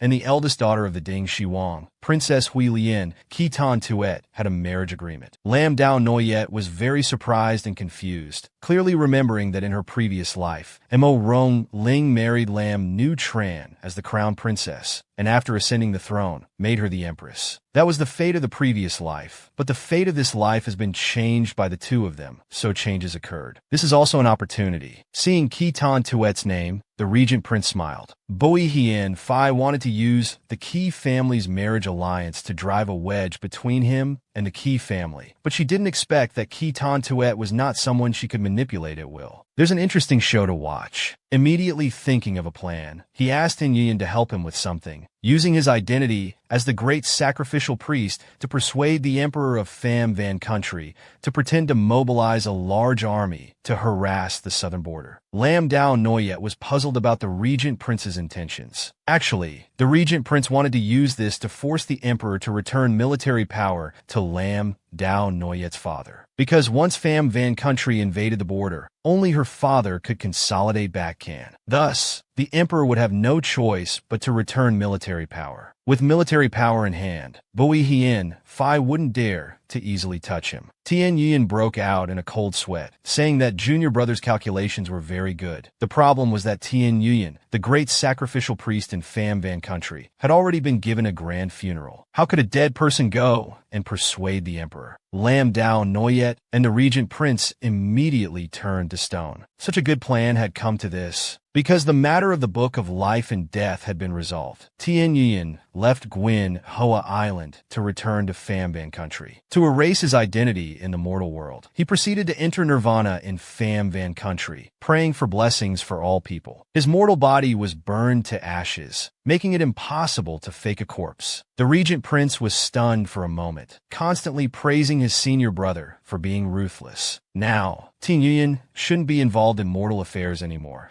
but he thought of the brotherly bond of thousands of years, so he let the two of them see the Book of Life and Death. Speaking of which, the remaining matters should be handled by Lam Dao Noyet and the regent prince themselves. First clear the false charges, then regain military power as a protective talisman. Tian Yuyan closed the Book of Life and Death. There was a heavenly secret he was considering whether to reveal or not, needing an excuse. The regent prince hastily spoke up. Senior brother has even shown us the Book of Life and Death. What's wrong with revealing one more heavenly secret? With an excuse now, Tian Yuyan also felt it made sense. In fact, this heavenly secret was that Lam Dao Noyet's queen mother would reincarnate next month. Her mother would reincarnate soon. It seems Tian Yuyan had helped quite a bit. Lam Dao Noyet was both surprised and delighted, hurriedly asking what her mother's fate would be like in the next life. Tian Yuyan had arranged an extremely good fate for her queen mother, a lifetime of peace, wealth and honor, loving parents, a capable husband and filial children, enjoying all the love of the world, without suffering half a bit of hardship, making up for all the shortcomings of the previous life. This is how good people are rewarded. Lam Dao Noyet hurriedly asked again, after her mother's reincarnation, if she could visit her. Tian Yuyan used magic to create a birthmark for Lam Dao Noyet to remember. That was the reincarnation mark of her mother. They would meet again if fate allowed. Lam Dao Noyet held the bright red birthmark, tears in her eyes, peace, thinking that her mother in this life could have all the love of the world, making up for the shortcomings of the previous life, which was also very comforting. The regent prince hurriedly comforted Lam Dao Noyet not to be too heartbroken. Now that her mother had reincarnated, it showed that she could still have a lifelong connection with her mother. Lam Dao Noyet also let go. She would wait for her mother to be reborn and return to reunite. After Tin Yuyan left, Lam Dao Noyet and the regent prince were about to discuss their next counterattack plan when they were interrupted by Tich Hung at the door. It turned out to be a message from the palace. 3 days later, the emperor and Bui Hien Phai would host a palace banquet, inviting the regent prince and Lam Dao Noyet to attend. Tich Hung also brought gossip to tell Lam Dao Noyet that Bui Hien Phai had also issued an edict inviting the Tanha princess to the banquet, but was refused. She couldn't help but praise the Tanha princess, not even giving face to Bui Hien Phai. Truly amazing. Lam Dao Noyet remembered what was recorded in the book of life and death she had seen, that Bui Hien Phai wanted to arrange a marriage alliance with the Tanha princess, using this palace banquet to match Crown Prince Mo Dung Lin and the Tanha princess. The regent prince immediately had an idea. If Bui Hien Phai couldn't invite her, the regent prince could ask Kai Nan Khan to persuade his sister to attend the banquet. As long as Kai Tan Tuet could make Crown Prince Mo Dung Lin and Lam Nu Tran fall out, then they would easily be able to exploit Lam Nu Tran, breaking through this point. 3 days later at the palace banquet, Lam Nu Tran and Crown Prince Mo Dung Lin appeared side by side. Crown Prince Mo Dung Lin looked at Lam Dao Noyet across from him, who didn't even glance at him once, hating her to the point of grinding his teeth. Lam Nu Tran, not understanding Crown Prince Mo Dung Lin's true feelings, spoke up to advise him to let go. After all, they were already married. Crown Prince Mo Dung Lin, full of anger and not knowing where to vent it, had Lam Nu Tran interfere and immediately slapped her hard. Lowly maid, talking too much. Seeing this, Lam Dao Noyet felt some sympathy for Lam Nu Tran. The regent prince didn't even bother to look, saying, "No need for sympathy. This blessing is all her own doing. She deserves to enjoy it." Lam Dao Noyet immediately covered her mouth and laughed, causing the regent prince to be stunned,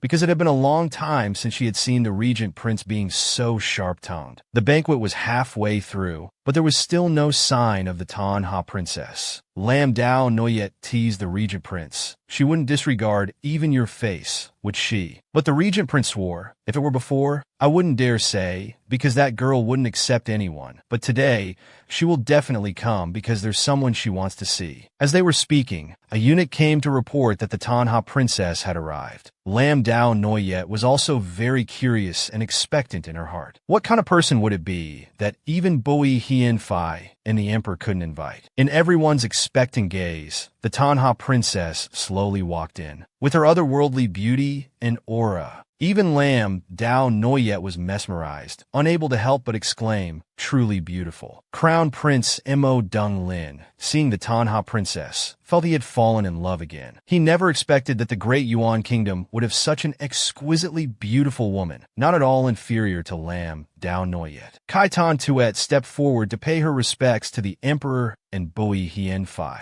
Seeing such a beautiful woman, the emperor smiled so much he couldn't close his mouth, hurriedly telling her to rise and be exempted from formalities. Bui Hien Phai quickly spoke up to curry favor. No wonder the princess rarely leaves home. With such beauty, if people were to see it, I'm afraid it would cause much gossip. Unfortunately, this flattery hit a sore spot. The princess replied, "Gracious consort is joking. I am not a seductress. How could I cause gossip? Are men's lecherous natures to be blamed on women?" Bui Hien Phai laughed to cover her embarrassment, secretly thinking that when her son ascends the throne as emperor, she must deal with both the Dingxi prince's mansion and the regent prince's mansion, and then see if she can still be so arrogant. Then, Bui Hien Phai ordered the palace maids to bring out the prepared Rui Jade. This Rui Jade was the betrothal token for the crown princess. Lam Dao Noyet had spent a year escaping from this Rui Jade, and now this Rui Jade was changing hands to entrap Kai Tan Tuet. But Kai Tan Tuet was not as easily fooled as Lam Dao Noyet. Knowing this was the Rui Jade symbolizing the crown princess, she coldly refused to accept it without even opening her eyes. Lam Dao Noyet couldn't help but quietly exclaim, "This Tanha princess is quite cold and proud." The regent prince said to her, Tan Tuet is generous and straightforward. That's just her nature. This time, it was only by borrowing your name that we were able to invite her here. Earlier, it was said there was someone she wanted to meet. Unexpectedly, it was herself. Lam Dao Noyet was very surprised. It turned out that Kai Tan Tuet had heard from Kai Nan Khan that the Prince Regent and she were once immortals, and Lam Dao Noyet had endured the suffering of reincarnation to change the fate of mortals, which made Kai Tan Tuet, a cultivator, greatly admire her, so she agreed to help them. Imperial Consort Bui saw that Kai Tan Tuet didn't accept her Jade Rui and felt very annoyed. Does the princess here want to defy the imperial order? This was the beginning of the Prince Regent's plan. The Divine Maiden is not defying the order. It's just that she cannot serve the same husband with such a licentious woman who seduces unmarried men. Lam Nu Tran widened her eyes, thinking to herself, is she talking about me? Crown Prince Mo Rong Lin, upon seeing the beauty, started drooling, feeling that as the Crown Prince, having one or two concubines was natural. The Crown Prince can certainly have concubines, but they must be pure concubines. This kind of licentious woman, please forgive the Divine Maiden for not tolerating. Compared to Princess Tanha, what is Lam Nu Tran worth? For her grand plan, Imperial Consort Bui quickly expressed, the princess's words are very reasonable. Such a lowly maid is indeed not worthy to be by the Crown Prince's side. She immediately ordered someone to take Lam Nu Tran out, and said that she would not be allowed to come to the Eastern Palace anymore. From a phoenix turned into a chicken, Lam Nu Tran was naturally unwilling, crying and begging Crown Prince Mo Rong Lin to keep her. But in Crown Prince Mo Rong Lin's heart, the country was above all. With the country, he could have any beauty, so he also hurriedly told Lam Nu Tran to get lost. Being abandoned after being used, Lam Nu Tran was thunderstruck, full of anger and unwillingness. Lam Dao Noyet laughed coldly in her heart, originally thinking Imperial Consort Bui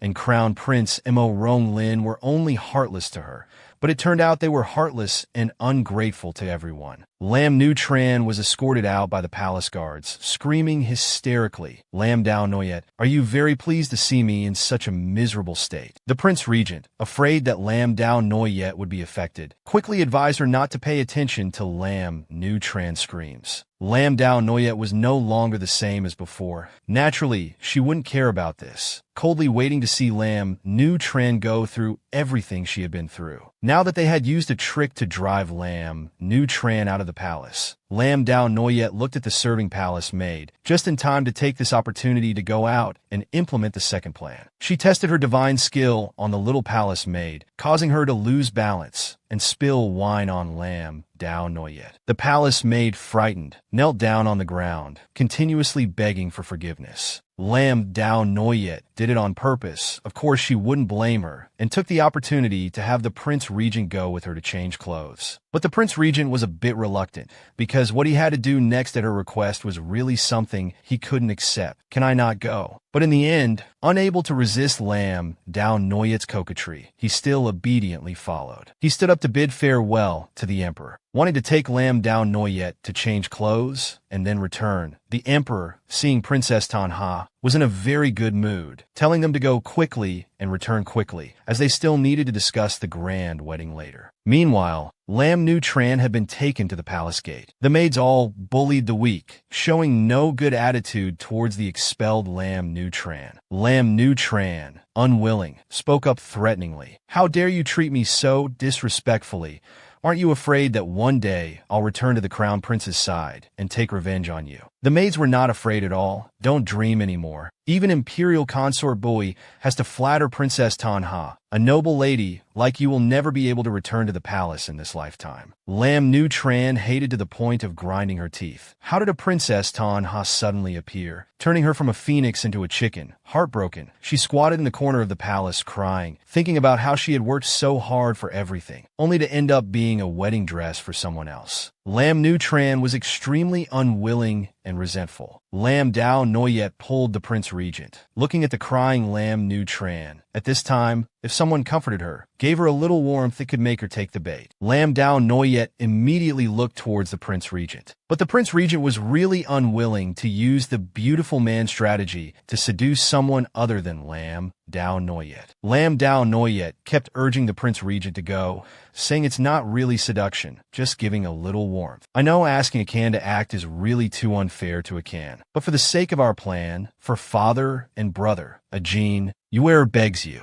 In the end, the Prince Regent couldn't resist Lin Yaoyue's coquettish behavior and gentle breath, and had to reluctantly agree. Lin Yaoyue hid away, cheering for the Prince Regent from behind. The Prince Regent suppressed his nausea, stepped forward, and handed a handkerchief to Lin Ruzhen. You've cried off all your makeup, you're not beautiful anymore. Lin Ruzhen initially admired the Prince Regent very much, but the Prince Regent kept everyone except Lin Yaoyue at a distance, so she turned to Crown Prince Mo Rongling. Now seeing him again, she was still moved and extremely excited. Lin Yaoyue knew how to deal with Lin Ruzhen. The beauty strategy was the most effective. According to the plan, the Prince Regent now spoke gentle words to comfort Lin Ruzhen. Lin Ruzhen was stunned. She had imagined this scene millions of times, and now that it really happened, she couldn't help but think, am I dreaming? Then, the Prince Regent said a sentence that planted a seed in Lin Ruzhen's heart. You and Yuer are really very similar. It's a pity Yuer is not as gentle and soft as you. Then he pretended to sigh, turned and left, also reminding Lin Ruzhen to return early, deliberately creating an illusion for her. Lin Ruzhen's heart came alive again, interpreting it as the Prince Regent being somewhat dissatisfied with Lin Yaoyue. My chance has come again. Lin Yaoyue hurriedly asked the Prince Regent how it went. The Prince Regent had endured Lin Ruzhen for a long time and felt very nauseous, uncomfortable. I did as you were taught, but whether it was successful or not, I don't know. Lin Yaoyue looked at the Prince Regent's expression and somehow felt happy, also very confident that it would definitely succeed. Suddenly remembering they had been out for quite a while, they needed to quickly change clothes and return to the banquet. Lin Yaoyue hurriedly wanted to go back, but was suddenly stopped by the Prince Regent. The Prince Regent pressed Lin Yaoyue against the wall, demanding that she thank him for selling his charm earlier. Lin Yaoyue was bewildered. What thanks? The Prince Regent smiled, pointing at his face, hinting, you understand. Lin Yaoyue was teased to the point of speechlessness, her cheeks burning, but she was still very willing to express gratitude. But she was too naive. Just a light touch like a dragonfly skimming water couldn't be enough. The Prince Regent then kissed her deeply. Lin Yaoyue only then realized her naivety, embarrassedly burrowing into the Prince Regent's chest, preparing to change clothes and return to the banquet. Meanwhile, at the banquet, Consort Boihian had been paying attention to these two, wondering why they hadn't returned yet. Worried that the Prince Regent and Lin Yaoyue were using the excuse of changing clothes to do something else, and even reminded the Emperor. The Emperor irritably blurted out, everyone in the palace is your people. Whatever they do is under your watchful eye. Consort Boihian hurriedly spoke sweet words. Your Majesty is joking. My people are also your Majesty's people, all to protect your Majesty. How could the Emperor not know? But he was balancing everything, so he ignored this existence. At least he thought they currently posed no threat to him and didn't pursue the matter, instead asking about the wedding arrangements. Consort Boihian had already made all the arrangements. At this time, Lin Yaoyue and the Prince Regent had finished changing clothes and returned to the banquet. Consort Boihian immediately took out the wedding procedure drafted by the Ministry of Rites. She let the Prince Regent and Lin Yaoyue look at it to see if anything needed to be added or removed. Lin Yaoyue received the book with both hands. When she saw the section about tributary states and tribes presenting gifts, she frowned and spoke up. Your Highness, the tributary states and tribes presenting gifts is somewhat inappropriate. Although Ajin is the Prince Regent, he is still only a prince, and the gifts from tributary states and tribes are the right of the Son of Heaven. It's not suitable. Consort Boihian told Lin Yaoyue not to worry, saying the Emperor favors the Prince Regent and specially allows him to enjoy the rights of the Son of Heaven. In reality, the states and tribes knew about the Prince Regent's wedding and all wanted to take the opportunity to present gifts. It was just going with the flow, convenient for them to act. Then she smiled and decided on the wedding procedure right away. The wedding was set for 1 month later. Lin Yaoyue saw how rushed Consort Boihian was and how she flattered them, not knowing what they intended to use this wedding for. The palace banquet ended. At night in the imperial palace, the emperor lay in bed, somewhat worried about the gift-giving ceremony at the grand wedding. Lam Dao Noyet had become suspicious, fearing the plan would fail. But Bui Hien Phi seemed confident of victory, even if there were suspicions it didn't matter, because the Nam Quang army would harass the border. At that time, the emperor would dispatch the Muk family troops under the regent prince to guard the frontier. Even if something happened at the wedding, the Muk family troops wouldn't be able to return in time. As for the Din Tai prince, he believed that the future position of empress was enough to make them betray. The emperor took the medicine Bui Hien Phi offered, hoping everything would go smoothly. The scene of the emperor taking medicine, why does it remind one of Dai Lang taking medicine? Drinking it in one gulp, the emperor still complained that the medicine was hard to swallow. Bui Hien Phi smiled and said, "Bitter medicine cures illness. It's all for your majesty's health." But in reality, the emperor's health was deteriorating day by day. If not for this, he wouldn't have rushed to take action against the regent prince. Yet the emperor never suspected the medicine he had just taken. How sad. 3 days later, Lam Dao Noyet was preparing clothes for her father and elder brother. She would go to Din Lao in a moment, telling the regent prince to take this opportunity to meet Lam Nu Tran. Upon hearing he had to meet Lam Nu Tran again, the regent prince felt nauseous. "Can I not go?" If possible, Lam Dao Noyet also didn't want her husband to go,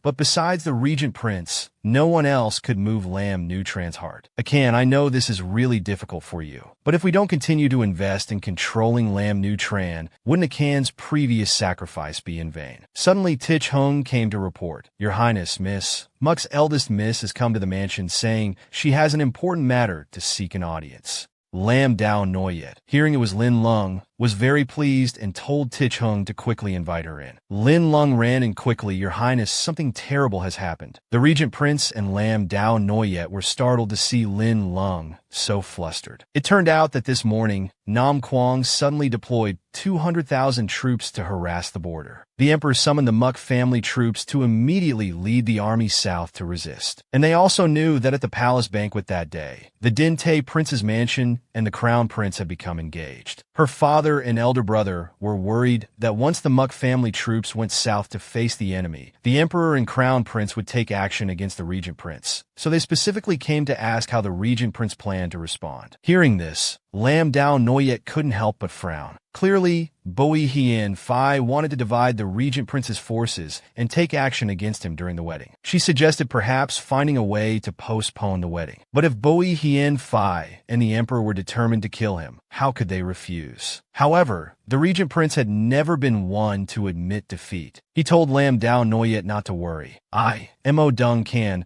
will absolutely not sit and wait for death." Lin Lung also spoke up to comfort Lam Dao Noyet, telling her not to worry. The Muk family would help her and the prince. Then, she told Lam Dao Noyet to take the time to visit her father and elder brother, leaving the wedding and Lam Nu Tran matters to her to handle. At this time, Lam Nu Tran was drinking tea at a tea house. She had investigated thoroughly, knowing the regent prince often came here for tea, so she had been waiting here continuously for 3 days. She knew that now the crown prince was no longer reliable. If she could meet the regent prince, she must seize the opportunity. She wondered if she would meet him today. As she was lost in thought, the regent prince appeared. "Miss Lam, why are you here?" Seeing the regent prince whom she had been longing for day and night finally appear, Lam Nu Tran couldn't help but sigh that heaven doesn't disappoint those who persevere, and hurriedly bowed in greeting. The regent prince was also unusually gentle, telling her there was no need for such formality. Since they had met by chance, they should sit down and talk. After sitting down, Lam Nu Tran quickly inquired, "Your Highness and elder sister are always inseparable. Why don't I see elder sister with your Highness today?" The regent prince pretended to be sad, sighing and saying, "Because Lam Dao Noyet blames me for not being able to save her father and elder brother. She has been angry with me ever since we returned." Hearing this, Lam Nu Tran was secretly delighted. It seemed that the regent prince's feelings for Lam Dao Noyet were also a case of loving what you can't have and despising what you have. How wonderful! Outwardly, she still pretended to be understanding, adding fuel to the fire to slander Lam Dao Noyet. The regent prince ignored it and reminded Lam Nu Tran not to get involved with the crown prince anymore. "Princess Tan has a very stubborn personality. It won't be good for you." At this, Lam Nu Tran's eyes welled up with tears. "Then what should I do? I've done so much for the crown prince and concubine Hien. I never expected to be discarded so mercilessly now. I have no one to rely on anymore. As she spoke,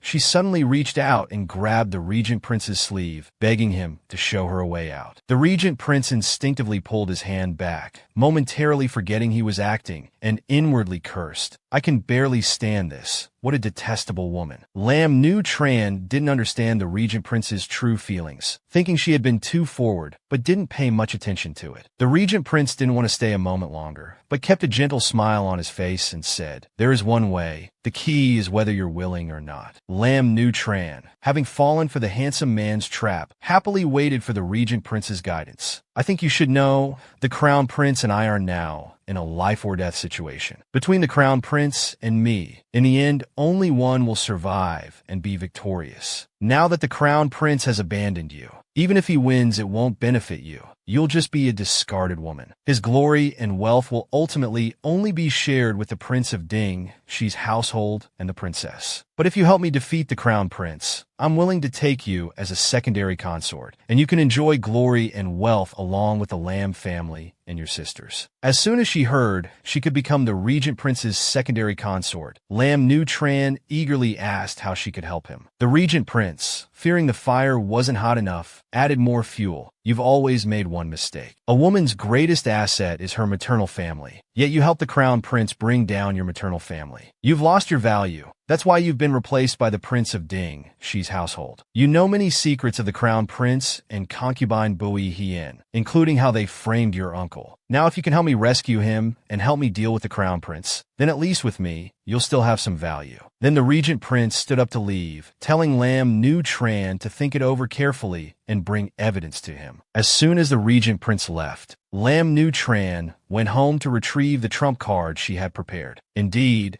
these people all valued benefits with no sense of loyalty. The regent prince didn't expect Lam Nu Tran to act so quickly. It seemed she was smarter than he thought, quickly understanding the situation. Lam Nu Tran's eyes lit up. "I was foolish before, mistakenly trusting the crown prince. Thankfully, your highness has enlightened me." In this wooden box were letters from Crown Prince Mo Rongling and concubine Bui Hien, instructing officials to bribe Lam Dao Noyet's father. Previously, when Lam Nu Tran delivered letters for them, she had carefully kept copies, precisely for a day like today. The regent prince took the letters from Lam Nu Tran's hand to examine. These letters were all originals, with the great Yuan crown prince's seal stamped on them. The regent prince couldn't help but laugh coldly. "You are indeed clever." In his heart, he also felt sorry for Mo Rongling, who probably never expected that Lam Nu Tran, who seemed weak and gentle, could be so scheming. However, even with these letters, they only proved that the bribery was masterminded by Crown Prince Mo Rongling, but the Lam family was searched and evidence was found. So what about accepting bribes? Lam Nu Tran then said, "As long as my father is not implicated, I'm willing to testify in court." Because the person who accepted the bribe was the old lady, Lam Dao Noyet's father knew nothing about it. This way, Lam Dao Noyet's father would be exonerated. The regent prince also showed sincerity. "As long as we can overthrow the crown prince this time, you won't lack for glory and wealth." Lam Nu Tran again pretended not to care about glory and wealth, only asking the regent prince not to forget his promise of making her a secondary consort. All of this was seen by Lam Dao Noyet, who couldn't help but be shocked. "I've always underestimated her." Even the crown prince left loopholes. After sending someone to escort Lam Nu Tran back, the regent prince turned to tell Lam Dao Noyet to come out. "She's gone far now." Seeing Lam Dao Noyet step out, the regent prince couldn't help but tease. "You're eavesdropping in your own home. Is Noyet jealous of me?" Lam Dao Noyet immediately threw herself at him. "No, I've always trusted a can. Your heart and character, heaven and earth bear witness. How could I doubt you?" Afterwards, the regent prince told Lam Dao Noyet to keep the letters, saying he would arrange for people to spread public opinion about this case among the people, so that everyone would know General Lam was wronged, thereby forcing the emperor to hold a public trial to maintain justice. After discussing official matters, the the regent prince asked Lam Dao Noyet what compensation she wanted. Lam Dao Noyet was still naive and didn't know what compensation meant. As a result, the next second, the regent prince directly demanded compensation. Afterwards, all the people of Thuong Kin were buzzing with discussion. Have you heard? The Tran Quoc general was wronged. Someone deliberately framed him. I've heard about it too. It seems Hien Phi and the crown prince wanted to take revenge on the Lam family. General Lam is a national hero. For the crown prince and Hien Phi to use such tactics is truly despicable. Very quickly, these rumors all reached Hien Phi's ears. Hien Phi didn't care at all. They're just rumors. What waves can they cause? No need to pay attention. At this time, Crown Prince Mo Rong Ling rushed in. Mother, it's not good. In this morning's court session, all the ministers petitioned Father to hold a public trial for Lam Tru Duong's case. Only then did Hien Phi take it somewhat seriously. A public trial. What does that mean? To put it bluntly, it means the emperor presides over the trial, along with the 3 departments and the public as observers, to ensure a fair trial. By this point, Hien Phi had thought of a series of actions. It seems they want to create public opinion, hoping to rely on it to turn the situation around. Dreaming. The reason Hien Phi wasn't worried was because every time they finished reading the letters, they burned them, believing that no matter what, it wouldn't implicate them, so they weren't panicked. Crown Prince Mo Rong Ling was still worried. What if someone can't withstand the pressure and confesses? Hien Phi remained indifferent. What's there to fear? Without evidence, just deny everything. Meanwhile, the regent prince had also returned home. Lam Dao Noyet hurriedly asked about the situation. Everything was under the regent prince's control. With the minister's request and public opinion, the emperor had issued an edict that tomorrow there would be a joint trial at Kin Tru Fu, still presided over by Minister of Justice Lai Chin Khan, with the 3 departments assisting and the public observing. In this trial, if anyone dared to cover up, they would lose public support, so naturally, the emperor wouldn't dare to show favoritism. Lam Dao Noyet was very happy upon hearing this. Thanks to Akan, I can save father and brother so quickly. The regent prince said seriously to Lam Dao Noyet, don't say that, we're all family. Next, we just need to wait and see how things develop. The next day, on the day of the public trial, the courtroom was already prepared. The emperor lowered the curtain to listen. Lai Chin Khan stepped up to request the start of the trial. All those involved in the case were present. The emperor immediately approved. Lai Chin Khan then ordered all suspects to be brought to the court. Besides Lam Dao Noyet's father, brother, and grandmother, there were also 2 people who bought coffins to frame them. Lai Chin Khan immediately asked, "You 2 reported that Lam Tru Duong demanded bribes. Do you have any evidence?" The 2 people, who were instructed by Hien Phi and the crown prince, firmly stated, "Your Honor, General Lam demanded bribes verbally. How could we have left evidence? But the gold, jewels, etc. that the Dalai Tu found in the general's mansion were indeed given by us too." Lai Chin Khan grasped the key point. So the giving and receiving of bribes can be confirmed,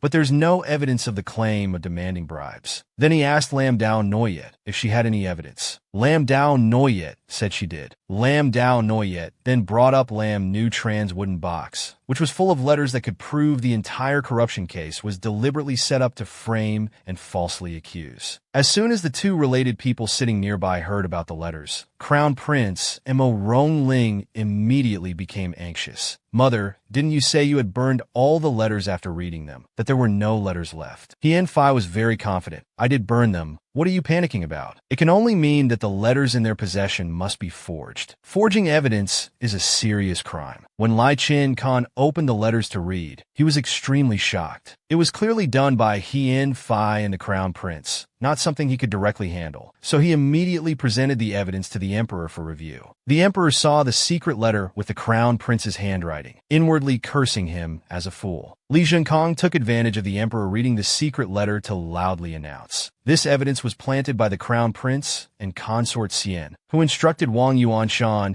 and his accomplices to deliver bribes to Lam Phuong Ti for safekeeping while Lam Tru Duong was away from the mansion. In other words, Lam Tru Duong was completely unaware of this matter. Consort Xian immediately became restless, loudly arguing. "The crown prince and I don't know those 2 people, let alone have any contact with them. Even if we wanted to frame General Lam, why would we leave letters as evidence for others to catch us? Li Zhenkong replied without arrogance or flattery. If Consort Xian doubts the authenticity of the evidence, you can send someone to retrieve samples of your and the Crown Prince's handwriting from the palace for comparison. Hearing this, Consort Xian's face darkened even more, and she threatened Li Zhenkong not to go too far. At this point, the emperor finally spoke. There's no need for comparison. These letters are indeed in the handwriting of the Crown Prince and Consort Xian. Consort Xian, still unaware that Lam Nutran had betrayed them, insisted that this was Lam Dao Noyet and the Regent Prince finding someone to forge the letters, deliberately framing them. Lam Dao Noyet smiled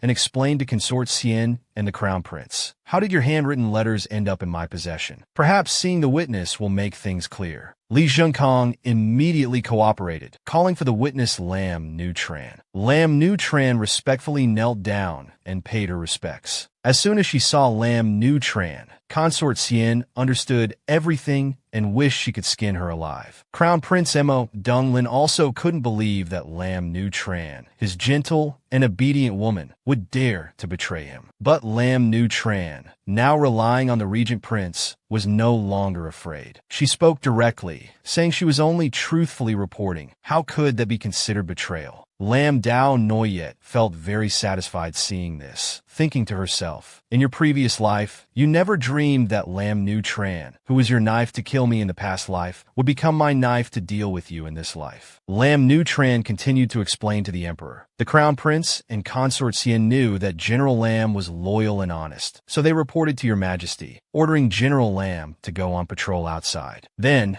taking advantage of the general's absence, they instructed those two people to bribe Lam Fuangti. Crown Prince Mo Donglin, seeing Lam Nutran reveal everything, wished he could kill her immediately and drew his sword. Consort Xian quickly stopped him, scolding in a low voice, "You insolent fool. If you kill someone right here, how can you keep your position as Crown Prince?" But Crown Prince Mo Donglin couldn't swallow this anger. Consort Xian advised him to be patient and wait to see if there was a chance to turn things around. After all, deposing the Crown Prince would shake the country, and the emperor would definitely not deal with him lightly. Lam Dao Noyet coldly looked at these two, feeling delighted that they were bitten by the dog they had raised. Based on the evidence and testimony, Li Zhenkong concluded that Wang Yuanshan and his accomplices acted on the instructions of the Crown Prince and Consort Xian to offer bribes, but the evidence was indeed received by the Lam family. Even if General Lam was unaware, his family couldn't escape guilt by association. Lam Nutran, remembering the Regent Prince's instructions, quickly spoke up, exposing that the old madam was Lam Dao Noyet's father's stepmother, with a special status. She also said that she had always wanted to eliminate General Lam to fight for the family fortune, so Lam Fuangti was also a link in this framing plot. The old madam didn't expect to be exposed by the person she loved most in front of everyone, angrily scolding, "You vixen. Everything I did was for your father." Although Lam Dao Noyet's father played an important role in this plan, Lam Nutran didn't go so far as to frame her own father. She quickly blamed her grandmother. "All those bribes were kept by her. What does it have to do with my father? Originally, my father and uncle had a brotherly relationship, but she worried that the family fortune would fall into my elder brother's hands. My elder brother hated her for mistreating his mother, so he wasn't close to her. That's why she instigated my father to fight for it." The old madam was now in excruciating pain. The person she loved most had turned against her. Truly a karmic retribution. The common people watching the trial heard this and angrily spoke up. "I knew General Lam was wronged. Even framing a pillar of the nation like General Lam, it's too much. If General Lam's innocence isn't restored today, it would be truly unforgivable." Lam Dao Noyet inwardly laughed coldly. "Grandmother, these are the son and granddaughter you loved so dearly. Are you satisfied with how filial they are?" At this moment, the common people began to riot, loudly shouting that General Lam was innocent. They begged the emperor to release General Lam. The eunuch quietly reported the people's unrest to the emperor. The emperor was angry, but still hesitated to make a decision. Everyone was waiting for the emperor's verdict, looking at his expression. It seemed he still wanted to protect Crown Prince Mo Ronglin.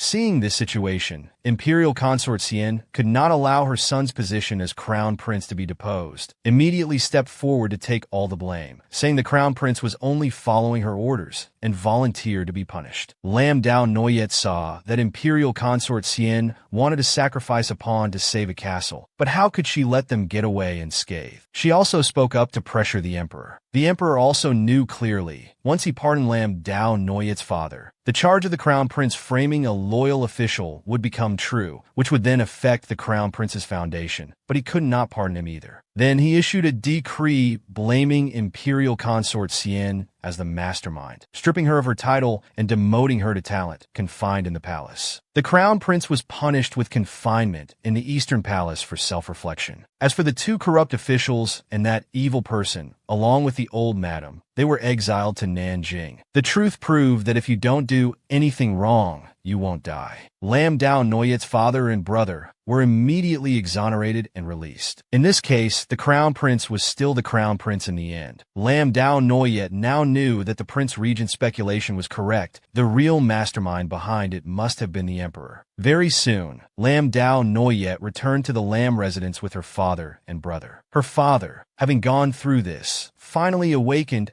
and would no longer be blindly loyal and filial. He was also very grateful to Lam Dao Noyet and the Prince Regent for their hard work. Otherwise, the generations-old reputation of the Lam family's loyalty would have been destroyed, leaving them unable to face their ancestors. Lam Dao Noyet said it was all thanks to the Prince Regent's efforts. Her brother immediately teased Lam Dao Noyet with a mischievous smile. Getting married really does change a person. Even in front of your own family, you have to defend your husband. Lam Dao Noyet blushed and immediately sought help from her father. Her brother was teasing his sister. Her father could only smile. Watching the siblings joke around, the family atmosphere was joyful and harmonious, making him feel very at ease. At this time, at the residence of the Zhengui general, Lam Dao Noyet prepared a lavish meal to welcome her father and brother back. But it was already dark, and the Prince Regent had not returned. Lam Dao Noyet couldn't help but worry. Her brother, seeing his little sister so worried, couldn't help but tease her. Just then, the Prince Regent, having finished his work, immediately returned. Lam Dao Noyet hurriedly went to greet him. Seeing Lam Dao Noyet like this, the Prince Regent couldn't resist gently pinching her small face. Then he formally greeted his father-in-law and brother-in-law. But given the Prince Regent's status, Lam Dao Noyet's father and brother hurriedly returned the greeting, not daring to accept it. The Prince Regent immediately said seriously that he had discussed with Lam Dao Noyet. At home, they would only consider family seniority, not social status. Lam Dao Noyet also hurriedly spoke up, calling everyone to eat and not to be so formal anymore. This side was joyful and harmonious, filled with laughter and chatter. While in the imperial palace, it was all complaints and curses. Crown Prince Mo Ronglin angrily badmouthed the emperor, clearly framing Lam Tru Duong was father's idea, yet he demoted mother to talent. The Crown Prince Mo Ronglin's mindset only gave Imperial Consort Xian a headache. Shut up. After all, isn't it all for you to be able to escape from Mo Rong? Can and truly inherit the throne? Then she asked about their other plan, whether the assassin Xie Cheng had arrived. Learning that he had entered the capital, Imperial Consort Xian felt a bit better. This was the grand gift she had prepared for Lam Dao Noyet and the Prince Regent's wedding. Meanwhile, at the Jiang Prefecture mansion, the Prince Regent formally offered tea to his father-in-law in a ceremony. Last time when they got married in a hurry, he didn't have time to offer tea to her father. Lam Dao Noyet's father accepted the tea offered by the Prince Regent, feeling a bit sad that his daughter's wedding wasn't properly organized, which was his fault. Then he drank it all in one go, and officially entrusted Lam Dao Noyet to the Prince Regent, instructing them to live well together. At this moment, Sun Er received an urgent report and requested an audience to report. The Prince Regent immediately told him to speak directly. It's fine, there are no outsiders here. Tuan Ni recounted all the discoveries of the spies to the Prince Regent. Lin Yaoyue was very surprised that Xie Cheng was an old acquaintance, an assassin under Consort Hian's command who had attempted to assassinate the Prince Regent 3 or 4 times.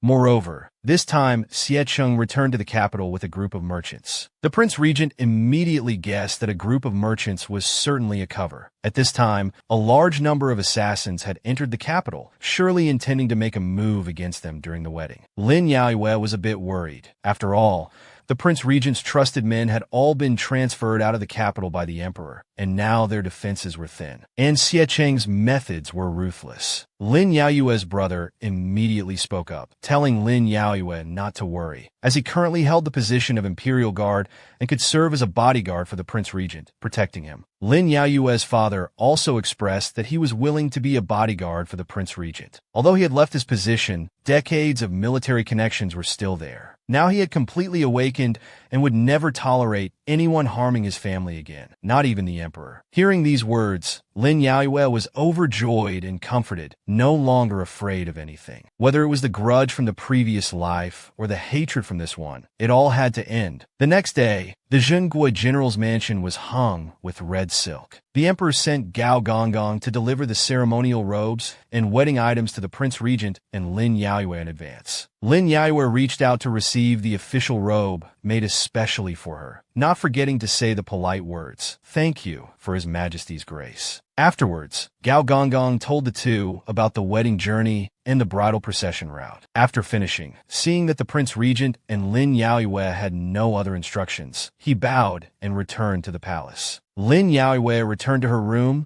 and immediately began to study the map. Clearly, the wedding route arranged for them was all on major official roads with heavy traffic. On the wedding day, it would surely be crowded with all sorts of people, and the tall buildings overlooking the streets would be the most suitable places for archers to ambush. The Prince Regent beside her kept praising Lin Yaoyue's intelligence. "I didn't expect Yuer to also understand military tactics." Lin Yaoyue immediately showed pride. "Our family has been generals for generations. Even if I haven't eaten pork, I've at least seen pigs run." The Prince Regent was very happy and hugged Lin Yaoyue. He knew she was worried about him, so she put in so much thought. He also wanted Lin Yaoyue to trust him, that in this life he would definitely hold her hand and grow old together with her. At this time, Gao Gongong had returned to the palace to report to the emperor. Learning that Lin Yaoyue and the Prince Regent were very satisfied, he dismissed him. As the time approached, the emperor became increasingly worried about whether this plan would succeed. Consort Hien was full of confidence, telling the emperor to relax, that everything had been arranged. The assassins would recognize the bride and groom by their official robes, then rush in together, and would certainly ensure the emperor had nothing to worry about. Actually, the emperor was somewhat reluctant to move against the Prince Regent. It was a pity that in the royal family, brotherly affection ultimately couldn't compare to power. Very quickly, the wedding day arrived. The bridal procession was grand. Firecrackers exploded loudly. The scene was extremely lively. Lin Yaoyue wore the ceremonial robes of a princess consort, her head adorned with a phoenix crown, beautiful enough to move people's hearts, and was led out of the mansion gate by her father. Everyone knew this wedding was full of danger, their faces showing only caution. Lin Yaoyue's father whispered instructions to her. "If anything happens, escape first, protect yourself well." Lin Yaoyue obediently replied, "I understand, father, don't worry." Lin Yaoyue's father took her hand and gave it to the Prince Regent, while also entrusting him with the matter of the assassins. The Prince Regent bowed deeply to his father-in-law. Lin Yaoyue's father also responded with a bitter smile. "In the past,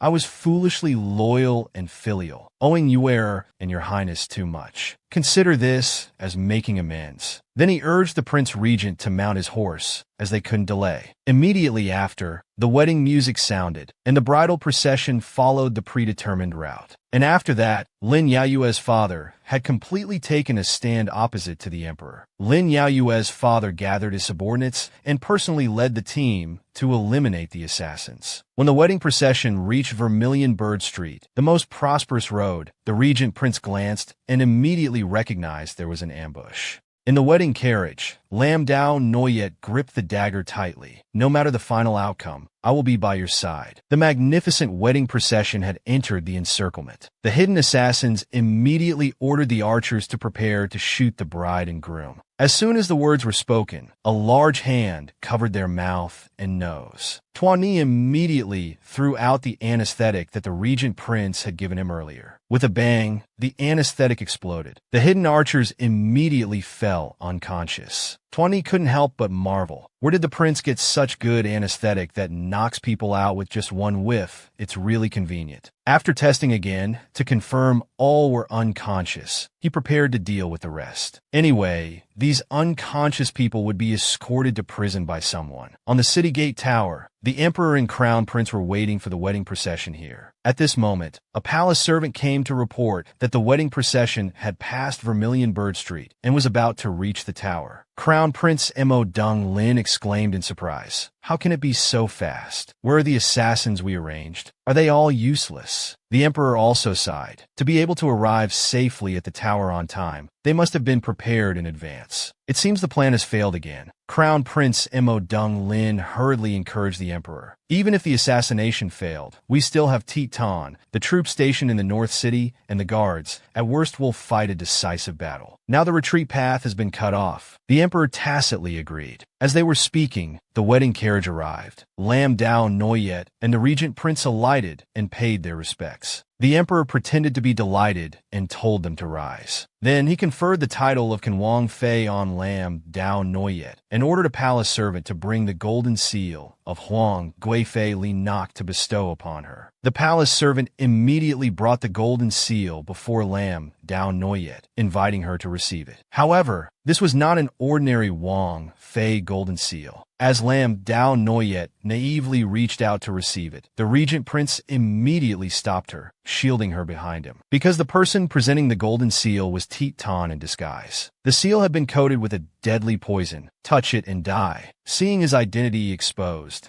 and being close enough to the regent prince, Titan dropped the pretense, directly drawing a dagger to stab at the regent prince, aiming straight for his heart, smugly thinking he had finally succeeded in the assassination. But he didn't know that Lam Dao Noyet had also drawn her dagger, stabbing straight into his neck. Fresh blood spurted out. Titan's eyes widened in disbelief. What he found even more unbelievable was that the regent prince was wearing a soft golden armor for protection. His dagger basically didn't penetrate. But this very gap gave Lam Dao Noyet the opportunity to personally eliminate the assassin who had long been causing trouble. Seeing Titan killed, Crown Prince Mo Dung Lin wanted to take the opportunity to accuse Lam Dao Noyet of murder before the emperor, which by law should be punished. Lam Dao Noyet turned back, fiercely rebutting Crown Prince Mo Dung Lin. I killed the assassin who tried to murder Akan, the assassin Titan under the Crown Prince's command. Crown Prince Mo Dung Lin intended to blame others, but unexpectedly brought trouble upon himself, hurriedly denying. What evidence do you have to prove this little eunuch was sent by me to assassinate Mo Dung Kan? Right after that, Tuan Ni brought the evidence. The assassins he had sent were all captured, a total of 37 people, all still alive, bringing 2 for confrontation. Crown Prince Mo Dung Lin's mind went blank, all captured. How is that possible? At this moment, Lam Dao Noyet wanted to settle the grudges of her past life with Mo Dung Lin. Seeing that Crown Prince Mo Dung Lin was about to be implicated, the emperor flew into a rage, scolding Lam Dao Noyet and the regent prince for committing violence before the emperor, a great act of treason. Crown Prince Mo Dung Lin immediately regained his composure, instantly ordering the guards to arrest the regent prince and Lam Dao Noyet to be executed on the spot. The guards who had been lying in wait around surrounded Lam Dao Noyet and the regent prince with swords. Suddenly a voice shouted, "Who dares to touch my sister? All soldiers obey the order. Protect His Highness the regent prince." The soldiers immediately obeyed, shielding the regent prince and Lam Dao Noyet, confronting the guards. This was an unforeseen turn of events for them. Crown Prince Mo Rong Ling shouted angrily, using his familiar tactic, "Bringing troops here, are you trying to rebel?" The regent prince, who had been silent and cold, spoke up, "Let me correct you. It's not rebellion, it's purging the court." The foolish crown prince Mo Rong Ling, having lost the upper hand, still shouted, "You're the traitor." "What purging the court? The one who needs to be purged is you, Your Highness the Crown Prince." Lam Dao Noyet pulled off his phoenix crown. "Since Your Highness was appointed as the great general of Jinsu, instead of focusing on stabilizing the country,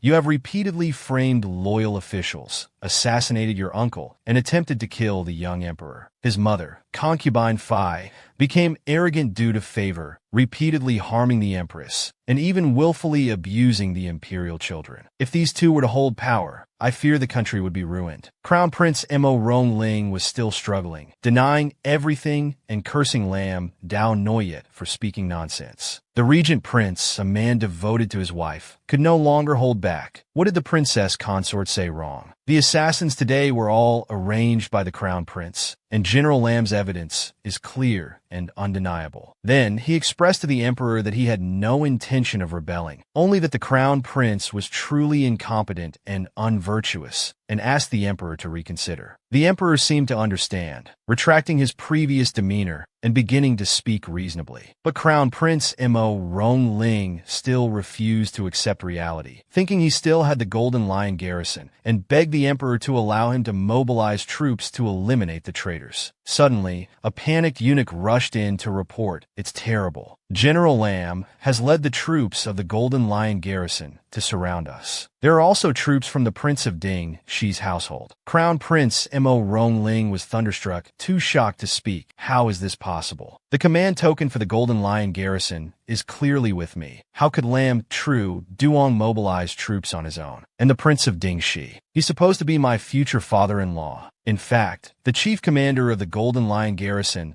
was once a subordinate of Lam Dao Noyet's father. Her father had saved his life. As long as she appeared, he would surely respond. As for the Prince of Ding Shi, he had always been an ally of the regent prince. Princess Tan had only pretended to agree to the marriage to drive a wedge between Lam Nu Tran and Crown Prince Mo Rongling, helping her gain military power and rescue her father and brother. Lam Dao Noyet put pressure on Crown Prince Mo Rongling. As the sage said, win people's hearts and you'll have many helpers. Lose people's hearts and you'll be isolated. The regent prince also took this opportunity, on behalf of the civil and military officials and the common people, to request the deposition of Mo Rongling and the appointment of a new crown prince. Immediately after, all the officials knelt down, requesting the emperor to depose the crown prince and appoint another heir. At this moment, Crown Prince Mo Rongling was truly terrified. Being stripped of what he valued most was no different from taking his life. From afar, concubine Hien had heard the loud calls of palace maids. Seeing the maids so panicked, she thought her son had succeeded in the assassination,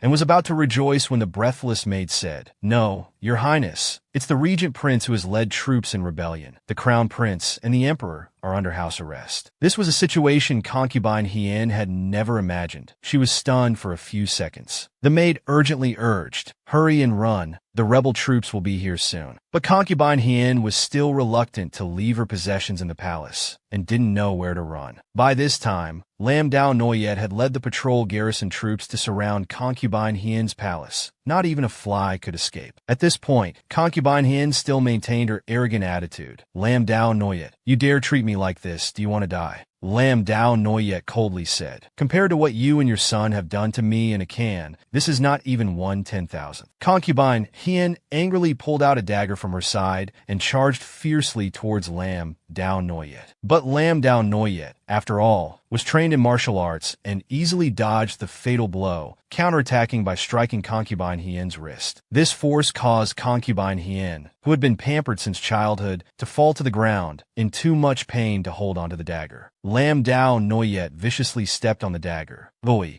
you have harmed the royal family, plotted against the empress, and shielded the murderer who harmed my mother. Your crimes are unforgivable. Victory makes one king, defeat makes one a bandit." Concubine Hien knew the tide had turned against her and could only curse inwardly. Afterwards, Lam Dao Noyet instructed the guards not to let her eat or drink. Hien Phi didn't care about this. If it were her, when victorious, she would certainly treat others even more harshly. She only cared about what happened to her son. Lam Dao Noyet didn't turn back, coldly leaving behind a sentence, You should worry about yourself. Lam Dao Noyet wanted them to experience all the suffering that her mother had endured. In the evening, the regent prince took out 2 imperial edicts, one to depose Mo Rongling from the position of crown prince, and one to establish the young prince Mo Rongdike as the new crown prince, for the emperor to seal with the imperial jade seal. But the emperor judged others by his own standards. The regent prince already holds great power. Why not ascend the throne himself instead of going through all this trouble? But the regent prince had never been interested in imperial power. He only hated Mo Rongling for what he had done to Lam Dao Noyet. But the emperor still refused to sign it himself. You can seal it yourself, but from now on in the history books, the emperor will become an infamous traitor for all eternity. Lam Dao Noyet's brother personally guarded the door. After dealing with Hien Phi's matters, Lam Dao Noyet came to inquire about the situation. Her brother looked worried because the emperor still refused to depose the crown prince. The regent prince was still negotiating with the emperor. Unable to reach an agreement, the regent prince also opened the door and came out. Lam Dao Noyet's brother was very puzzled why the regent prince didn't ascend the throne himself. The entire court supported him. Moreover, in the current situation, they were already like rebels and would certainly have no good reputation in the history books. The regent prince really wanted to know if Lam Dao Noyet thought the same. He only cared about Lam Dao Noyet's thoughts.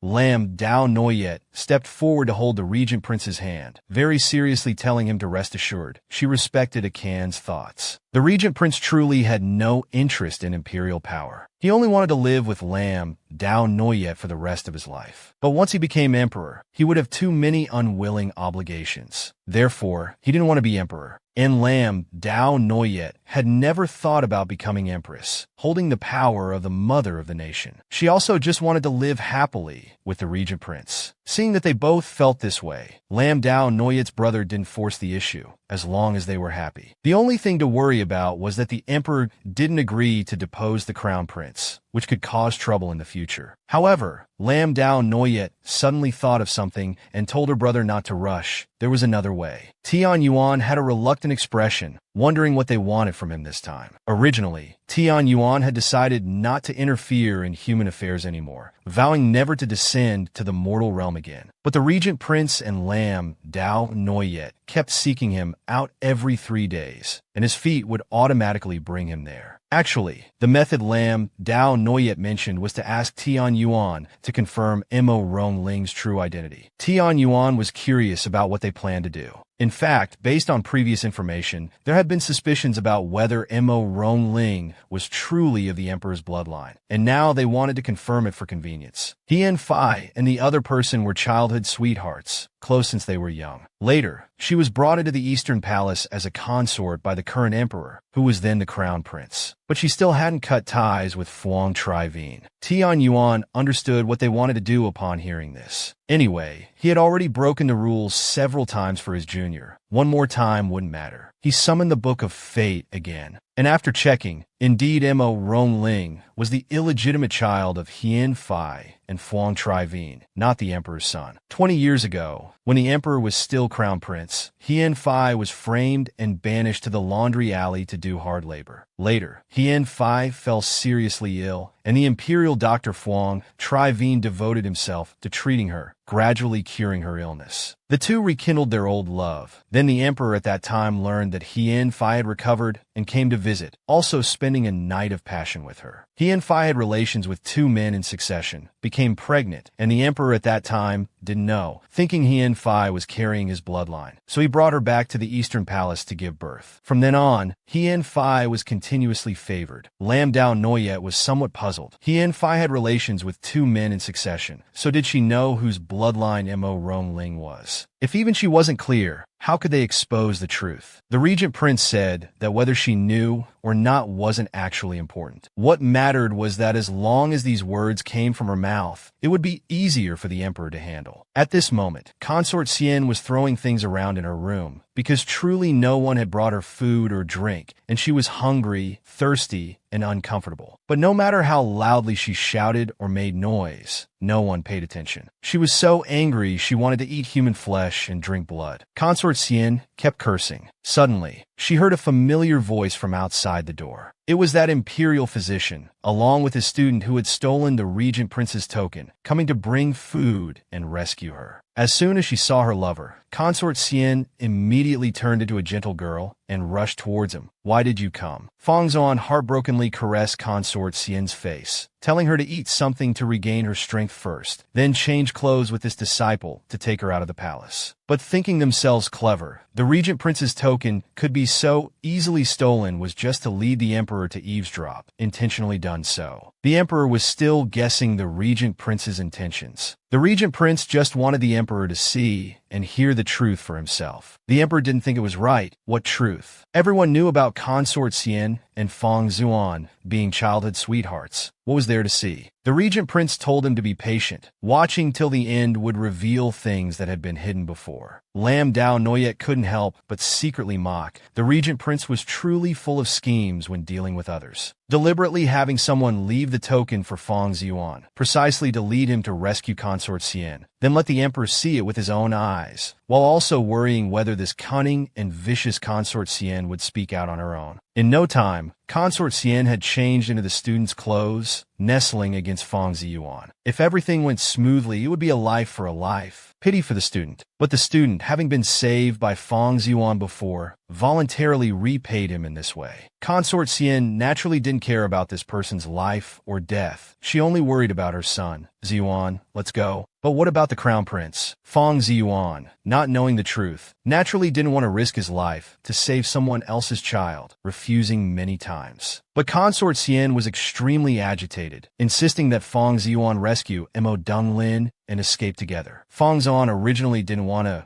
let alone how difficult it would be to rescue someone, and try to persuade Consort Xian, "We are still young. Once we escape, we can have our own children. Our family can live in seclusion together for life. How wonderful that would be." Consort Xian knew Fang Ziyuan was concerned that it wasn't his child and didn't want to rescue him, so she immediately refuted, forcing Fang Ziyuan to save Mo Donglin. "Because he is your son. If you calculate the dates carefully, you'll know." Fang Zuan was extremely shocked upon hearing this, not daring to believe it, because he knew. That day, Consort Xian had relations with both him and the emperor in succession. Whose child it was hard to say, but Consort Xian was very certain. "I can be sure it's your child. I wanted our child to become emperor. That's why I killed the other princes and poisoned the empress and emperor with infertility drugs. Ziyuan, you must save our child." Eavesdropping on one side, the emperor was even more shocked, his face extremely unpleasant. Having been cuckolded for so long, yet still somewhat disbelieving, he turned to ask the regent prince if they had known about this for a long time. "Your subject brother wanted royal brother to depose the crown prince, not wanting royal brother to pass the throne to a bastard child, bringing shame to the imperial ancestors." In the room, Fang Ziyuan had already believed Mo Donglin was his son. He wanted to help Consort Xian escape first, then find a way to rescue Mo Donglin. Having been deceived and framed for so many years, the emperor angrily kicked open the door and rushed in. "Where do you think you're going?" "Consort Xian, you vile woman, you dared to deceive me for 20 years. You adulterous couple dare to falsely claim royal bloodline. Guards, take them away for Lingqi execution." Consort Xian still thought like before, coquettishly begging the emperor to spare her life, to listen to her explanation. But the emperor had heard this great humiliation with his own ears. How could he give her a chance to defend herself? He angrily slapped her. "Get out." Due to extreme anger, the emperor's mouth twisted. He coughed up blood and fainted on the spot. Waking up in bed, the emperor cried in pain. Recalling what had happened, he had truly loved Consort Xian and her son, never expecting to have misplaced his genuine feelings. Then, the Prince Regent entered and asked if the emperor had calmed down, and if he had carefully considered the matter of deposing the crown prince. The emperor immediately issued a decree. Upon investigation, Crown Prince Mo Ronglin is not of royal bloodline. Mo Ronglin is stripped of his crown prince title and imprisoned in the imperial prison. As for how to deal with him further, I still need to think about it. Confined in the crown prince's palace, Missouri Ronglin, like his mother, smashed objects in a fit of rage. Considering himself of noble status as the current crown prince, he kept shouting threats. Suddenly, the door opened, and an imperial edict arrived. This time, the messenger was none other than Lam Dao Noyet. Seng Lam Zhao Ngoại Et, Mo Zong Ling Bi Cam Mu De Dao, Lam Zhao Ngoại Et, Zhu Bi. I want to kill you. As soon as he finished speaking, several spears pointed at Mo Rong Lin, forcing him to kneel and receive the edict. Lam Dao Noyet had been waiting for this day for a long time. She read the imperial edict word by word. Upon investigation, Crown Prince Mo Rong Lin is the illegitimate child of the deposed consort Bui and the sycophant official Phuong Tri Vien, falsely claiming royal bloodline, a heinous crime. Mo Rong Lin is immediately stripped of his crown prince title, imprisoned in the imperial prison, awaiting further punishment. After hearing the edict, Mo Rong Lin couldn't believe it. It must be slander. What nonsense are you talking about? Lam Dao Noyet smirked. Wasn't the imperial edict clear enough? You are the illegitimate child of deposed consort Bui and Phuong Tri Vien. Hearing such blunt words, Mo Rong Lin still didn't believe it. Lam Dao Noyet then told him, if you have doubts, go ask your mother in the imperial prison. These are the words your mother, Consort Bui, said herself. His Majesty heard it with his own ears. Then she turned and left, ordering people to escort Mo Rong Lin to the imperial prison. It was still the same dark and damp imperial prison, the very place where Lam Dao Noyet had once been imprisoned when framed by Imperial Consort Xian and Mo Rong Lin. And now it was where Imperial Consort Xian and Mo Rong Lin had to stay. At this moment, Imperial Consort Xian was crying miserably, very worried about Mo Rong Lin's situation. Coincidentally, at this time, Mo Rong Lin had been escorted into the imperial prison by soldiers, pushed into the cell opposite hers. Seeing him, Imperial Consort Xian immediately stood up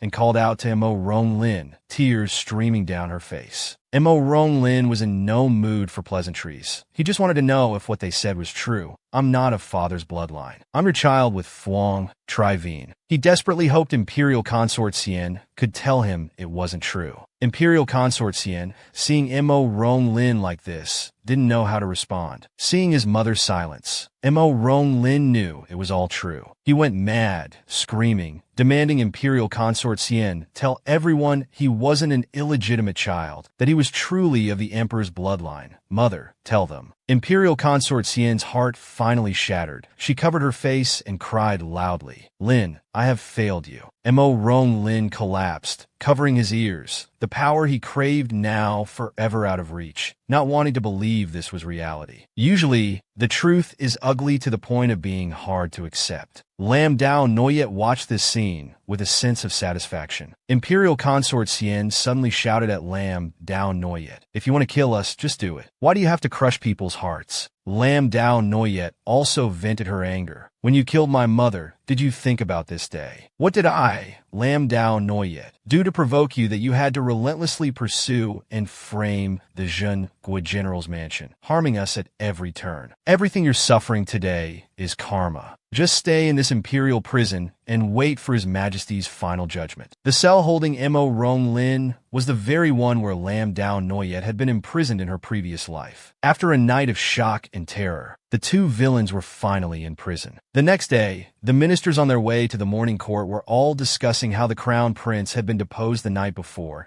that the deposed crown prince was the son of Imperial Consort Xian and Phuong Tri Vien. Imperial Consort Xian had always been wicked. Only the emperor was blinded and saw her as virtuous and upright. After this incident, all the ministers were speculating whether the Prince Regent would directly succeed to the throne. In fact, all the ministers hoped the Prince Regent would succeed. After all, he was wise and talented. The Prince Regent, who was also arriving for the early court session, overheard the ministers' discussions. Discussing court affairs was not a good thing. So the Prince Regent spoke up to remind them that misfortune comes from the mouth, and they shouldn't discuss things that shouldn't be discussed. As soon as the Prince Regent spoke, all the ministers took it to heart and immediately fell silent. In their hearts, the Prince Regent was no different from the Emperor. Afterwards, the Prince Regent saw Lin Yaoyue wearing armor behind him and carefully told her to go back, saying it wasn't proper to wear armor and follow him into court. But Lin Yaoyue refused because of yesterday's military revolt. She was worried something might happen today in court and insisted on following. For the Prince Regent, If something really did happen, he didn't want Lin Yaoyue by his side facing danger. But Lin Yaoyue didn't care about the danger at all, whether good or bad. She had to be by his side to feel at ease. The two flirted playfully, making her single brother blush. I said we're going to early court. Can you two control yourselves a bit? Lin Yaoyue immediately turned her head, giving her brother a sweet smile. No more joking. Let's go to court. Today's early court was particularly different, with both the Empress and the young prince present. Last night the crown prince was deposed, so this morning a successor needed to be appointed. The Empress had adopted the second prince as her son, who was young, intelligent, kind, and generous. I intend to appoint Mo Yongying as crown prince. Do you ministers have any opinions? The Empress said. The ministers didn't respond after hearing this, but instead whispered among themselves. What's going on? This isn't what we imagined. Isn't the Prince Regent supposed to succeed? Seeing this situation, the Prince Regent immediately spoke up. I have no objections. I will do my utmost to assist His Highness the Crown Prince. As soon as the Prince Regent finished speaking, the ministers also chimed in. No objections. We will do our utmost to assist. The Emperor was extremely angry inside. Clearly he was the Emperor, but for any matter,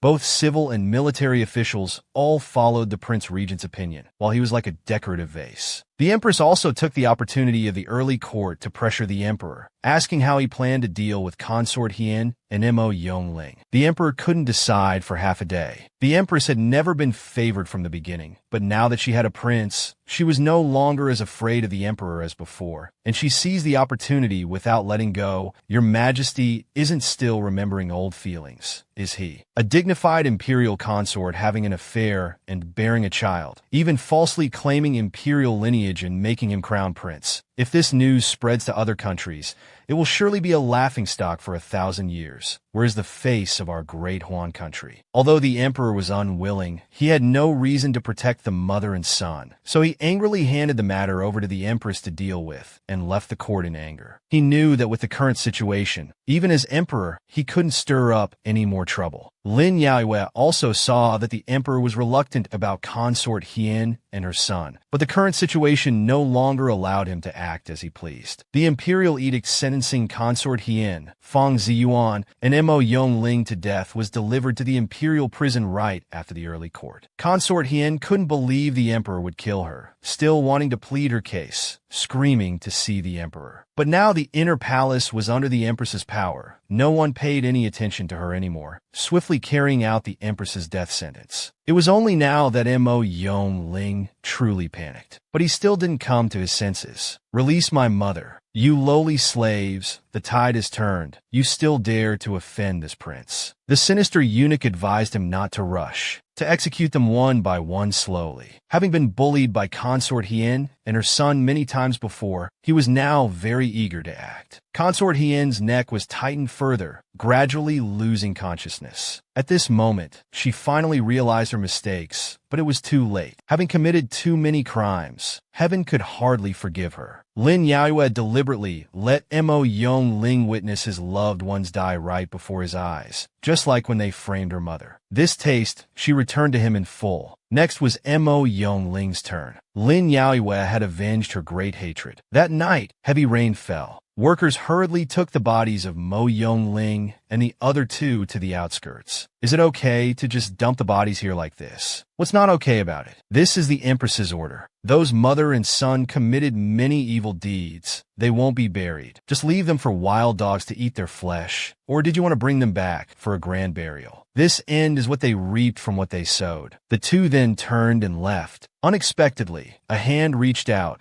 trying to pull down the white cloth covering the body, breathing heavily. Actually, when the workers were executing them, Mo Yongling had pretended to be dead, clinging to a glimmer of hope, and as a result, the executioner didn't check carefully, truly allowing him to escape death. Mo Dung Lin picked up his life again, looked at the cloth bundle beside him, hurriedly ran over to open it. His mother, the poor soul, had not been so lucky and was already dead. Mo Dung Lin touched his mother's cold corpse, weeping bitterly, blaming all sins on the regent prince and Lam Dao Noyet. He vowed to take revenge, to make them pay dearly. Lam Dao Noyet was sleeping soundly when she had a nightmare. She dreamed that her father and brother were all brutally killed by Mo Dung Lin. Mo Dung Lin's terrifying laughter kept echoing in her ears, causing Lam Dao Noyet to wake up with a start, still terrified. Lam Dao Noyet's unusual behavior also woke up the regent prince. Noyet Ni, did you have a nightmare?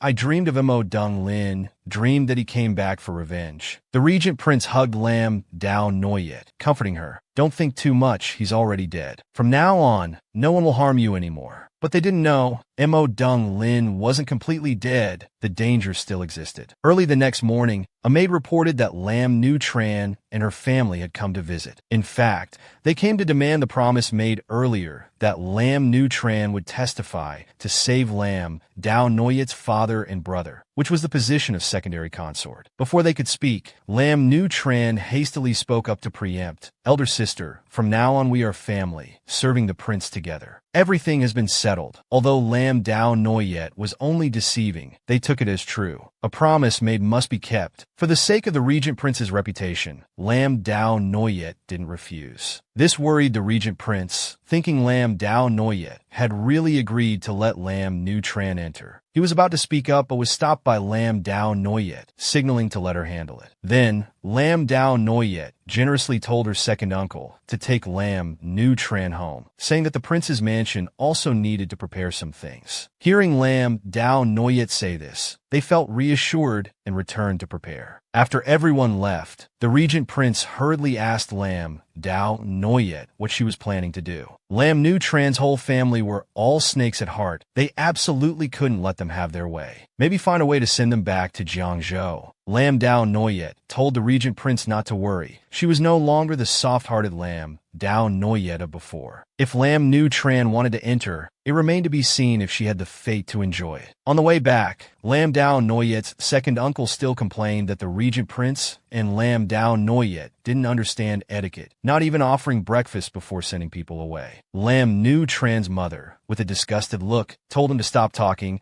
saying they were lucky enough that they agreed to keep their promise to make Nu Tran a secondary consort. Then she called the coachman to drive them home. But they didn't know the coachman now was no longer the same one from earlier. The coachman revealed a sinister smile, driving the carriage at full speed. Only the road wasn't heading to their mansion. After a while, Lam Nu Tran became worried. Not hearing the sounds of people on the street, she lifted the curtain to look, only to discover they were not in the city at all. In an instant, she had a bad premonition. Panicking, she called for the coachman to stop. Hearing the call, the carriage immediately stopped. The whole family hurriedly got off the carriage. Lam Dao Noyet's second uncle was still angry, shouting loudly, "You lowly slave, where are you taking us?" He took off the straw hat covering his face, pulled out a knife hidden in the carriage, revealing a vicious smile, raising the shining blade high, of course, to take you home. Lam Nu Tran was terrified, continuously backing away. How can it be you? Weren't you already dead? At this moment, Mo Dung Lin was extremely excited. Lam Nu Tran, didn't expect to meet here, did you? You all betrayed me and my mother, saved Lam Tru Duong, caused me to lose my throne, caused my mother to die, tragically. All of you must be buried with my mother. Lam Nu Tran wanted to say something more, but it was all too powerless. Lam Nu Tran's family of 3 could be considered as evil reaping what they sowed. In the prince's mansion, the regent prince was still thinking of ways to resolve the issue of Lam Nu Tran becoming a secondary consort. Lam Dao Noyet came to reassure the regent prince, telling him not to worry. She could handle this mess herself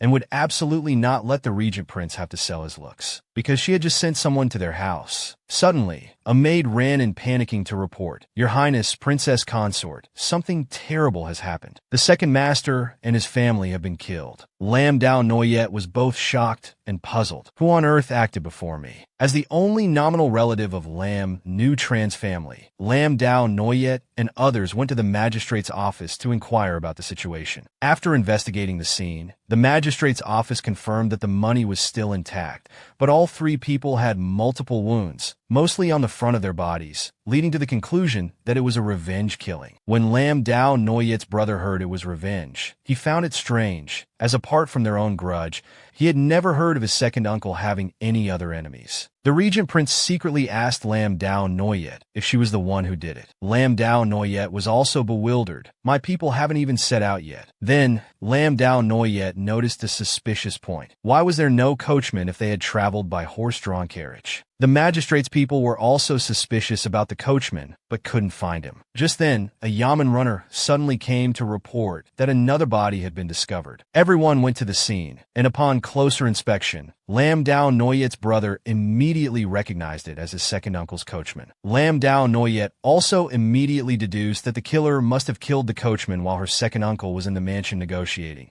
then impersonated the coachman to take them back, killing them on the way. The regent prince had even better eyesight and noticed that the coachman seemed to be clutching something tightly in his hand. Lam Dao Noyet used her handkerchief to take the object from his hand, opened it to look, and it turned out to be Mo Rong Ling's jade pendant. Lam Dao Noyet was a bit stunned. How is this possible? I saw with my own eyes Mo Rong Ling being executed by the eunuch sent by the empress. The regent prince hurriedly asked Lam Dao Noyet, "Did you check if he was really dead or just pretending?" Lam Dao Noyet thought that since the empress already had a deep grudge against their mother and son, she would surely not show mercy, so she hadn't checked. Of course, the empress wouldn't let them off. It's just that Mo Rong Ling must have used some method. The regent prince immediately ordered Lam Dao Noyet's brother to lead people to investigate, saying they must see Mo Rong Ling alive or see his corpse. At this moment, Lam Dao Noyet regretted her carelessness at that time, thinking if she had been more careful, this wouldn't have happened. The regent prince was very tolerant and loving towards her, constantly comforting and advising Lam Dao Noyet. Lam Dao Noyet's brother also went to the empress's palace. Two eunuchs confessed that they had been lazy and just dumped the body in a wasteland. Lam Dao Noyet's brother went to the dumping site to check and only found the bodies of concubine Hien and Fuang Trivine, but not Mo Rong Ling's. The empress was also a bit worried. Mo Rong Ling had escaped, killed Lam Nu Tran's entire family, surely to revenge being betrayed, so he would definitely come to seek revenge on them in the future. Lam Dao Noyet's brother assured her not to worry, saying they had arranged defenses in the palace with the regent prince, and the whole city was hunting for Mo Rong Ling. However, he had quietly sneaked into the palace, hiding at Princess Noctran's place, his own sister. Truly, playing the game of each lamp illuminates its own house with Lam Dao Noyet. Princess Noctran, seeing her brother still alive, advised him to flee far away. Now the emperor was also cold towards Princess Noctran, so she couldn't help much. But Mo Rong Ling was still not content to live like this. I, Mo Rong Ling, am the crown prince. I am the future emperor. Lam Dao Noyet, Mo Rong Can, and that bastard child, they all must die. Lam Dao Noyet's brother returned, reporting the investigation results to the two of them. After discussion, they decided to mobilize the patrol garrison, increasing forces to hunt down Mo Rong Ling. They would dig 3 feet of earth to find him.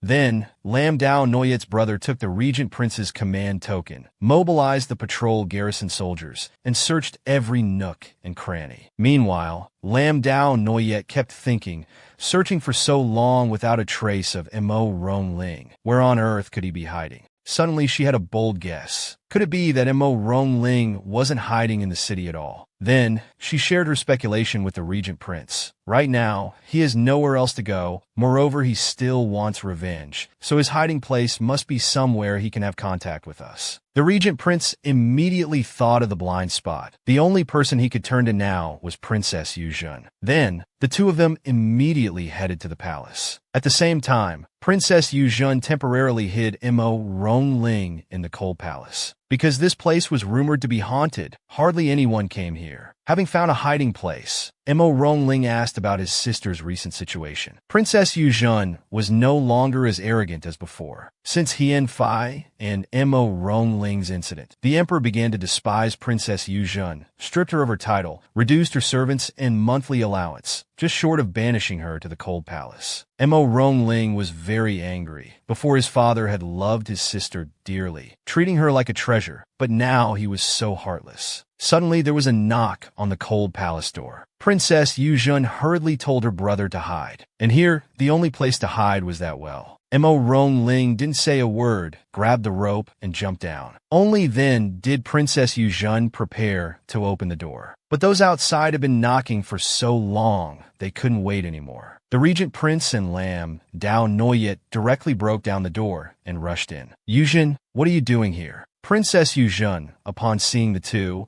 became inexplicably tense, trying to stay calm as she lied. My cat ran away. I'm looking for it. Why have uncle and aunt come to the palace so late? Is something wrong? Lam Dao Noyet replied. Nothing. My dog got lost in the palace. We came to look for it. The soldiers immediately searched everywhere in the courtyard. A soldier saw that the well was pitch black, couldn't see anything, thought surely no one would be hiding in the well, so he just passed it by. Then he returned to report to the regent prince. We've searched everywhere, found nothing. The regent prince then told them to go search elsewhere. Before leaving, Lam Dao Noyet deliberately said to Princess Yuzhen, in a few days, the envoy from Fian Van country will come to congratulate the appointment of the new crown prince. There will be a banquet in the palace. Make sure you come too. Outside, the regent prince asked Lam Dao Noyet if she had discovered anything. Lam Dao Noyet truly hadn't found any trace of Mo Rongling. But she knew, no matter how well Mo Rongling hid, as long as there was an opportunity, he would definitely make a move. The regent prince immediately understood.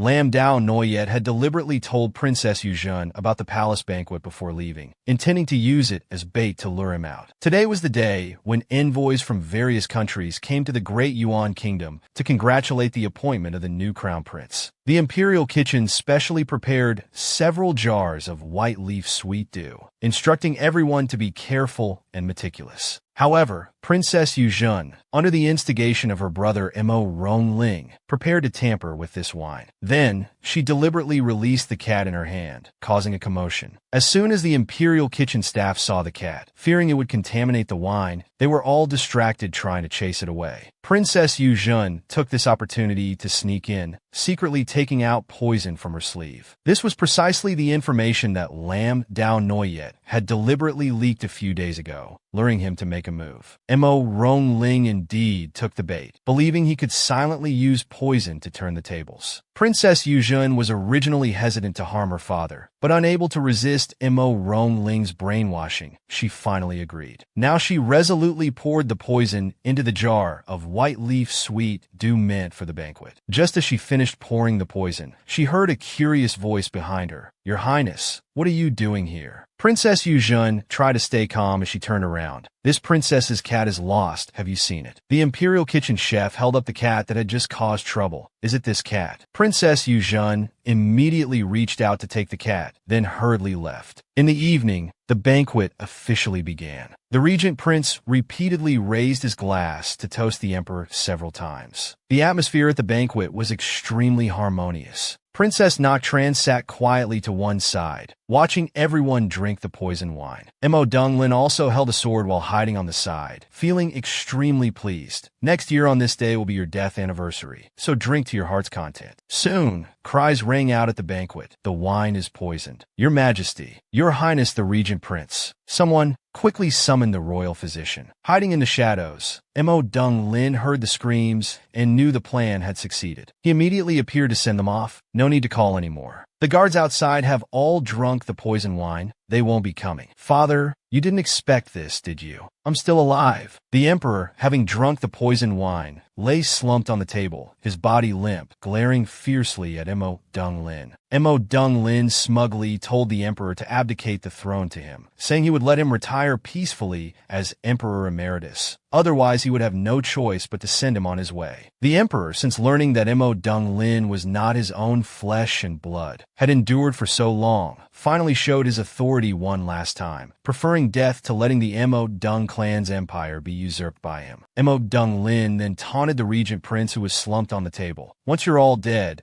this empire will need someone to inherit it, right? Royal uncle. Noyet, who would have thought we'd meet again? Quite a surprise, isn't it? Lam Dao Noyet was so disgusted she didn't even want to raise her head to look at him. Since the incident with Lam Nutran's family, Lam Dao Noyet had anticipated this day would come, so there was nothing surprising about it. But Mo Donglin's psychology had been twisted by his thirst for power. What do you think? Should I kill you now, or keep you alive, wait until I ascend the throne, and then torture you slowly? You don't have that ability yet. Lam Dao Noyet was even more arrogant than him. Mo Donglin couldn't hold back anymore. He swung his sword directly, wanting to send Lam Dao Noyet and the Regent Prince to the underworld as a pair of ill-fated lovers. In that critical moment, the Regent Prince immediately stood up, using his iron fan to block Mo Donglin's sword. Mo Donglin was so shocked his eyes nearly popped out. Mo Dongcan, how come you're not poisoned? With just this level of intelligence, how have you survived until now? Being my enemy for so long, yet you don't know that I am immune to all poisons. At this moment, Lam Dao Noyet also immediately stood up, full of energy, once again striking at Mo Donglin. The emperor was equally shocked. Why are none of you poisoned? While he himself seemed poisoned, his body limp and unable to stand up. In fact, the wine that Princess Natran had touched had long been switched out by Lam Dao Noyet's people. But she was worried that the emperor, empress, and others might not pretend convincingly. So she had someone put this powder in their wine, creating fake poisoning symptoms. But it didn't affect their bodies, and the effects would wear off shortly. Princess Natran, who had been silent on the side, immediately realized that this banquet was actually a trap set by them. Unfortunately, they had figured it out too late. Now, with evidence of plotting against the emperor, the Regent Prince immediately ordered the arrest of the Mo Donglin siblings. Lam Dao Noyet's brother and the patrol troops hiding in the shadows immediately appeared to carry out the order. At this point, Mo Donglin still refused to give up. Being close to the emperor, he quickly reacted, grabbing a knife to hold the emperor hostage, forcing the Regent Prince and others to back down and let him go. Lam Dao Noyet absolutely could not tolerate Mo Donglin escaping the law once again, and was not intimidated by him. With the Crown Prince here, if His Majesty passes away, the Crown Prince will immediately ascend the throne. The Regent Prince's wife is right. With the Crown Prince here, the foundation of the country remains. The Empress led the young Crown Prince out. Regarding the Emperor being held hostage, she became even colder, immediately ordering archers to shoot and capture this traitor. Upon receiving the order, the soldiers simultaneously shot arrows at Mo Donglin. The Emperor, held hostage by him, also died under the rain of arrows. Under these arrows, Mo Donglin screamed with his last breath, "I'm not willing to accept this." At this moment, Lam Dao Noyet finally relieved the knot in her heart. Mo Donglin was completely dead. The Empress immediately led the young Crown Prince forward, announcing that the Emperor had been assassinated by the traitor Mo Donglin, and instructed the Regent Prince to handle the Crown Prince's mourning and ascension to the throne. Then, with a beaming face, she said, "From now on, I and the new emperor will rely on the Regent Prince." The Regent Prince then said to rest assured he would certainly do his utmost to assist the new emperor. At this moment, Lam Dao Noyet finally understood the Empress's words before the banquet. Lam Dao Noyet had informed the Empress about Mo Donglin's poisoning plan. The Empress had also arranged for palace maids to lie in ambush to capture Mo Donglin. The Empress had also hinted that if anything unexpected happened to the Emperor during the banquet, they must wholeheartedly support the Crown Prince. Only now did Lam Dao Noyet realize that the Empress had long decided to eliminate the Emperor as well. Thinking about it, it made sense. For a woman in the Deep Palace, being the Empress Dowager was still better than being a disgraced Empress. Lam Dao Noyet had avenged her great revenge. A year later,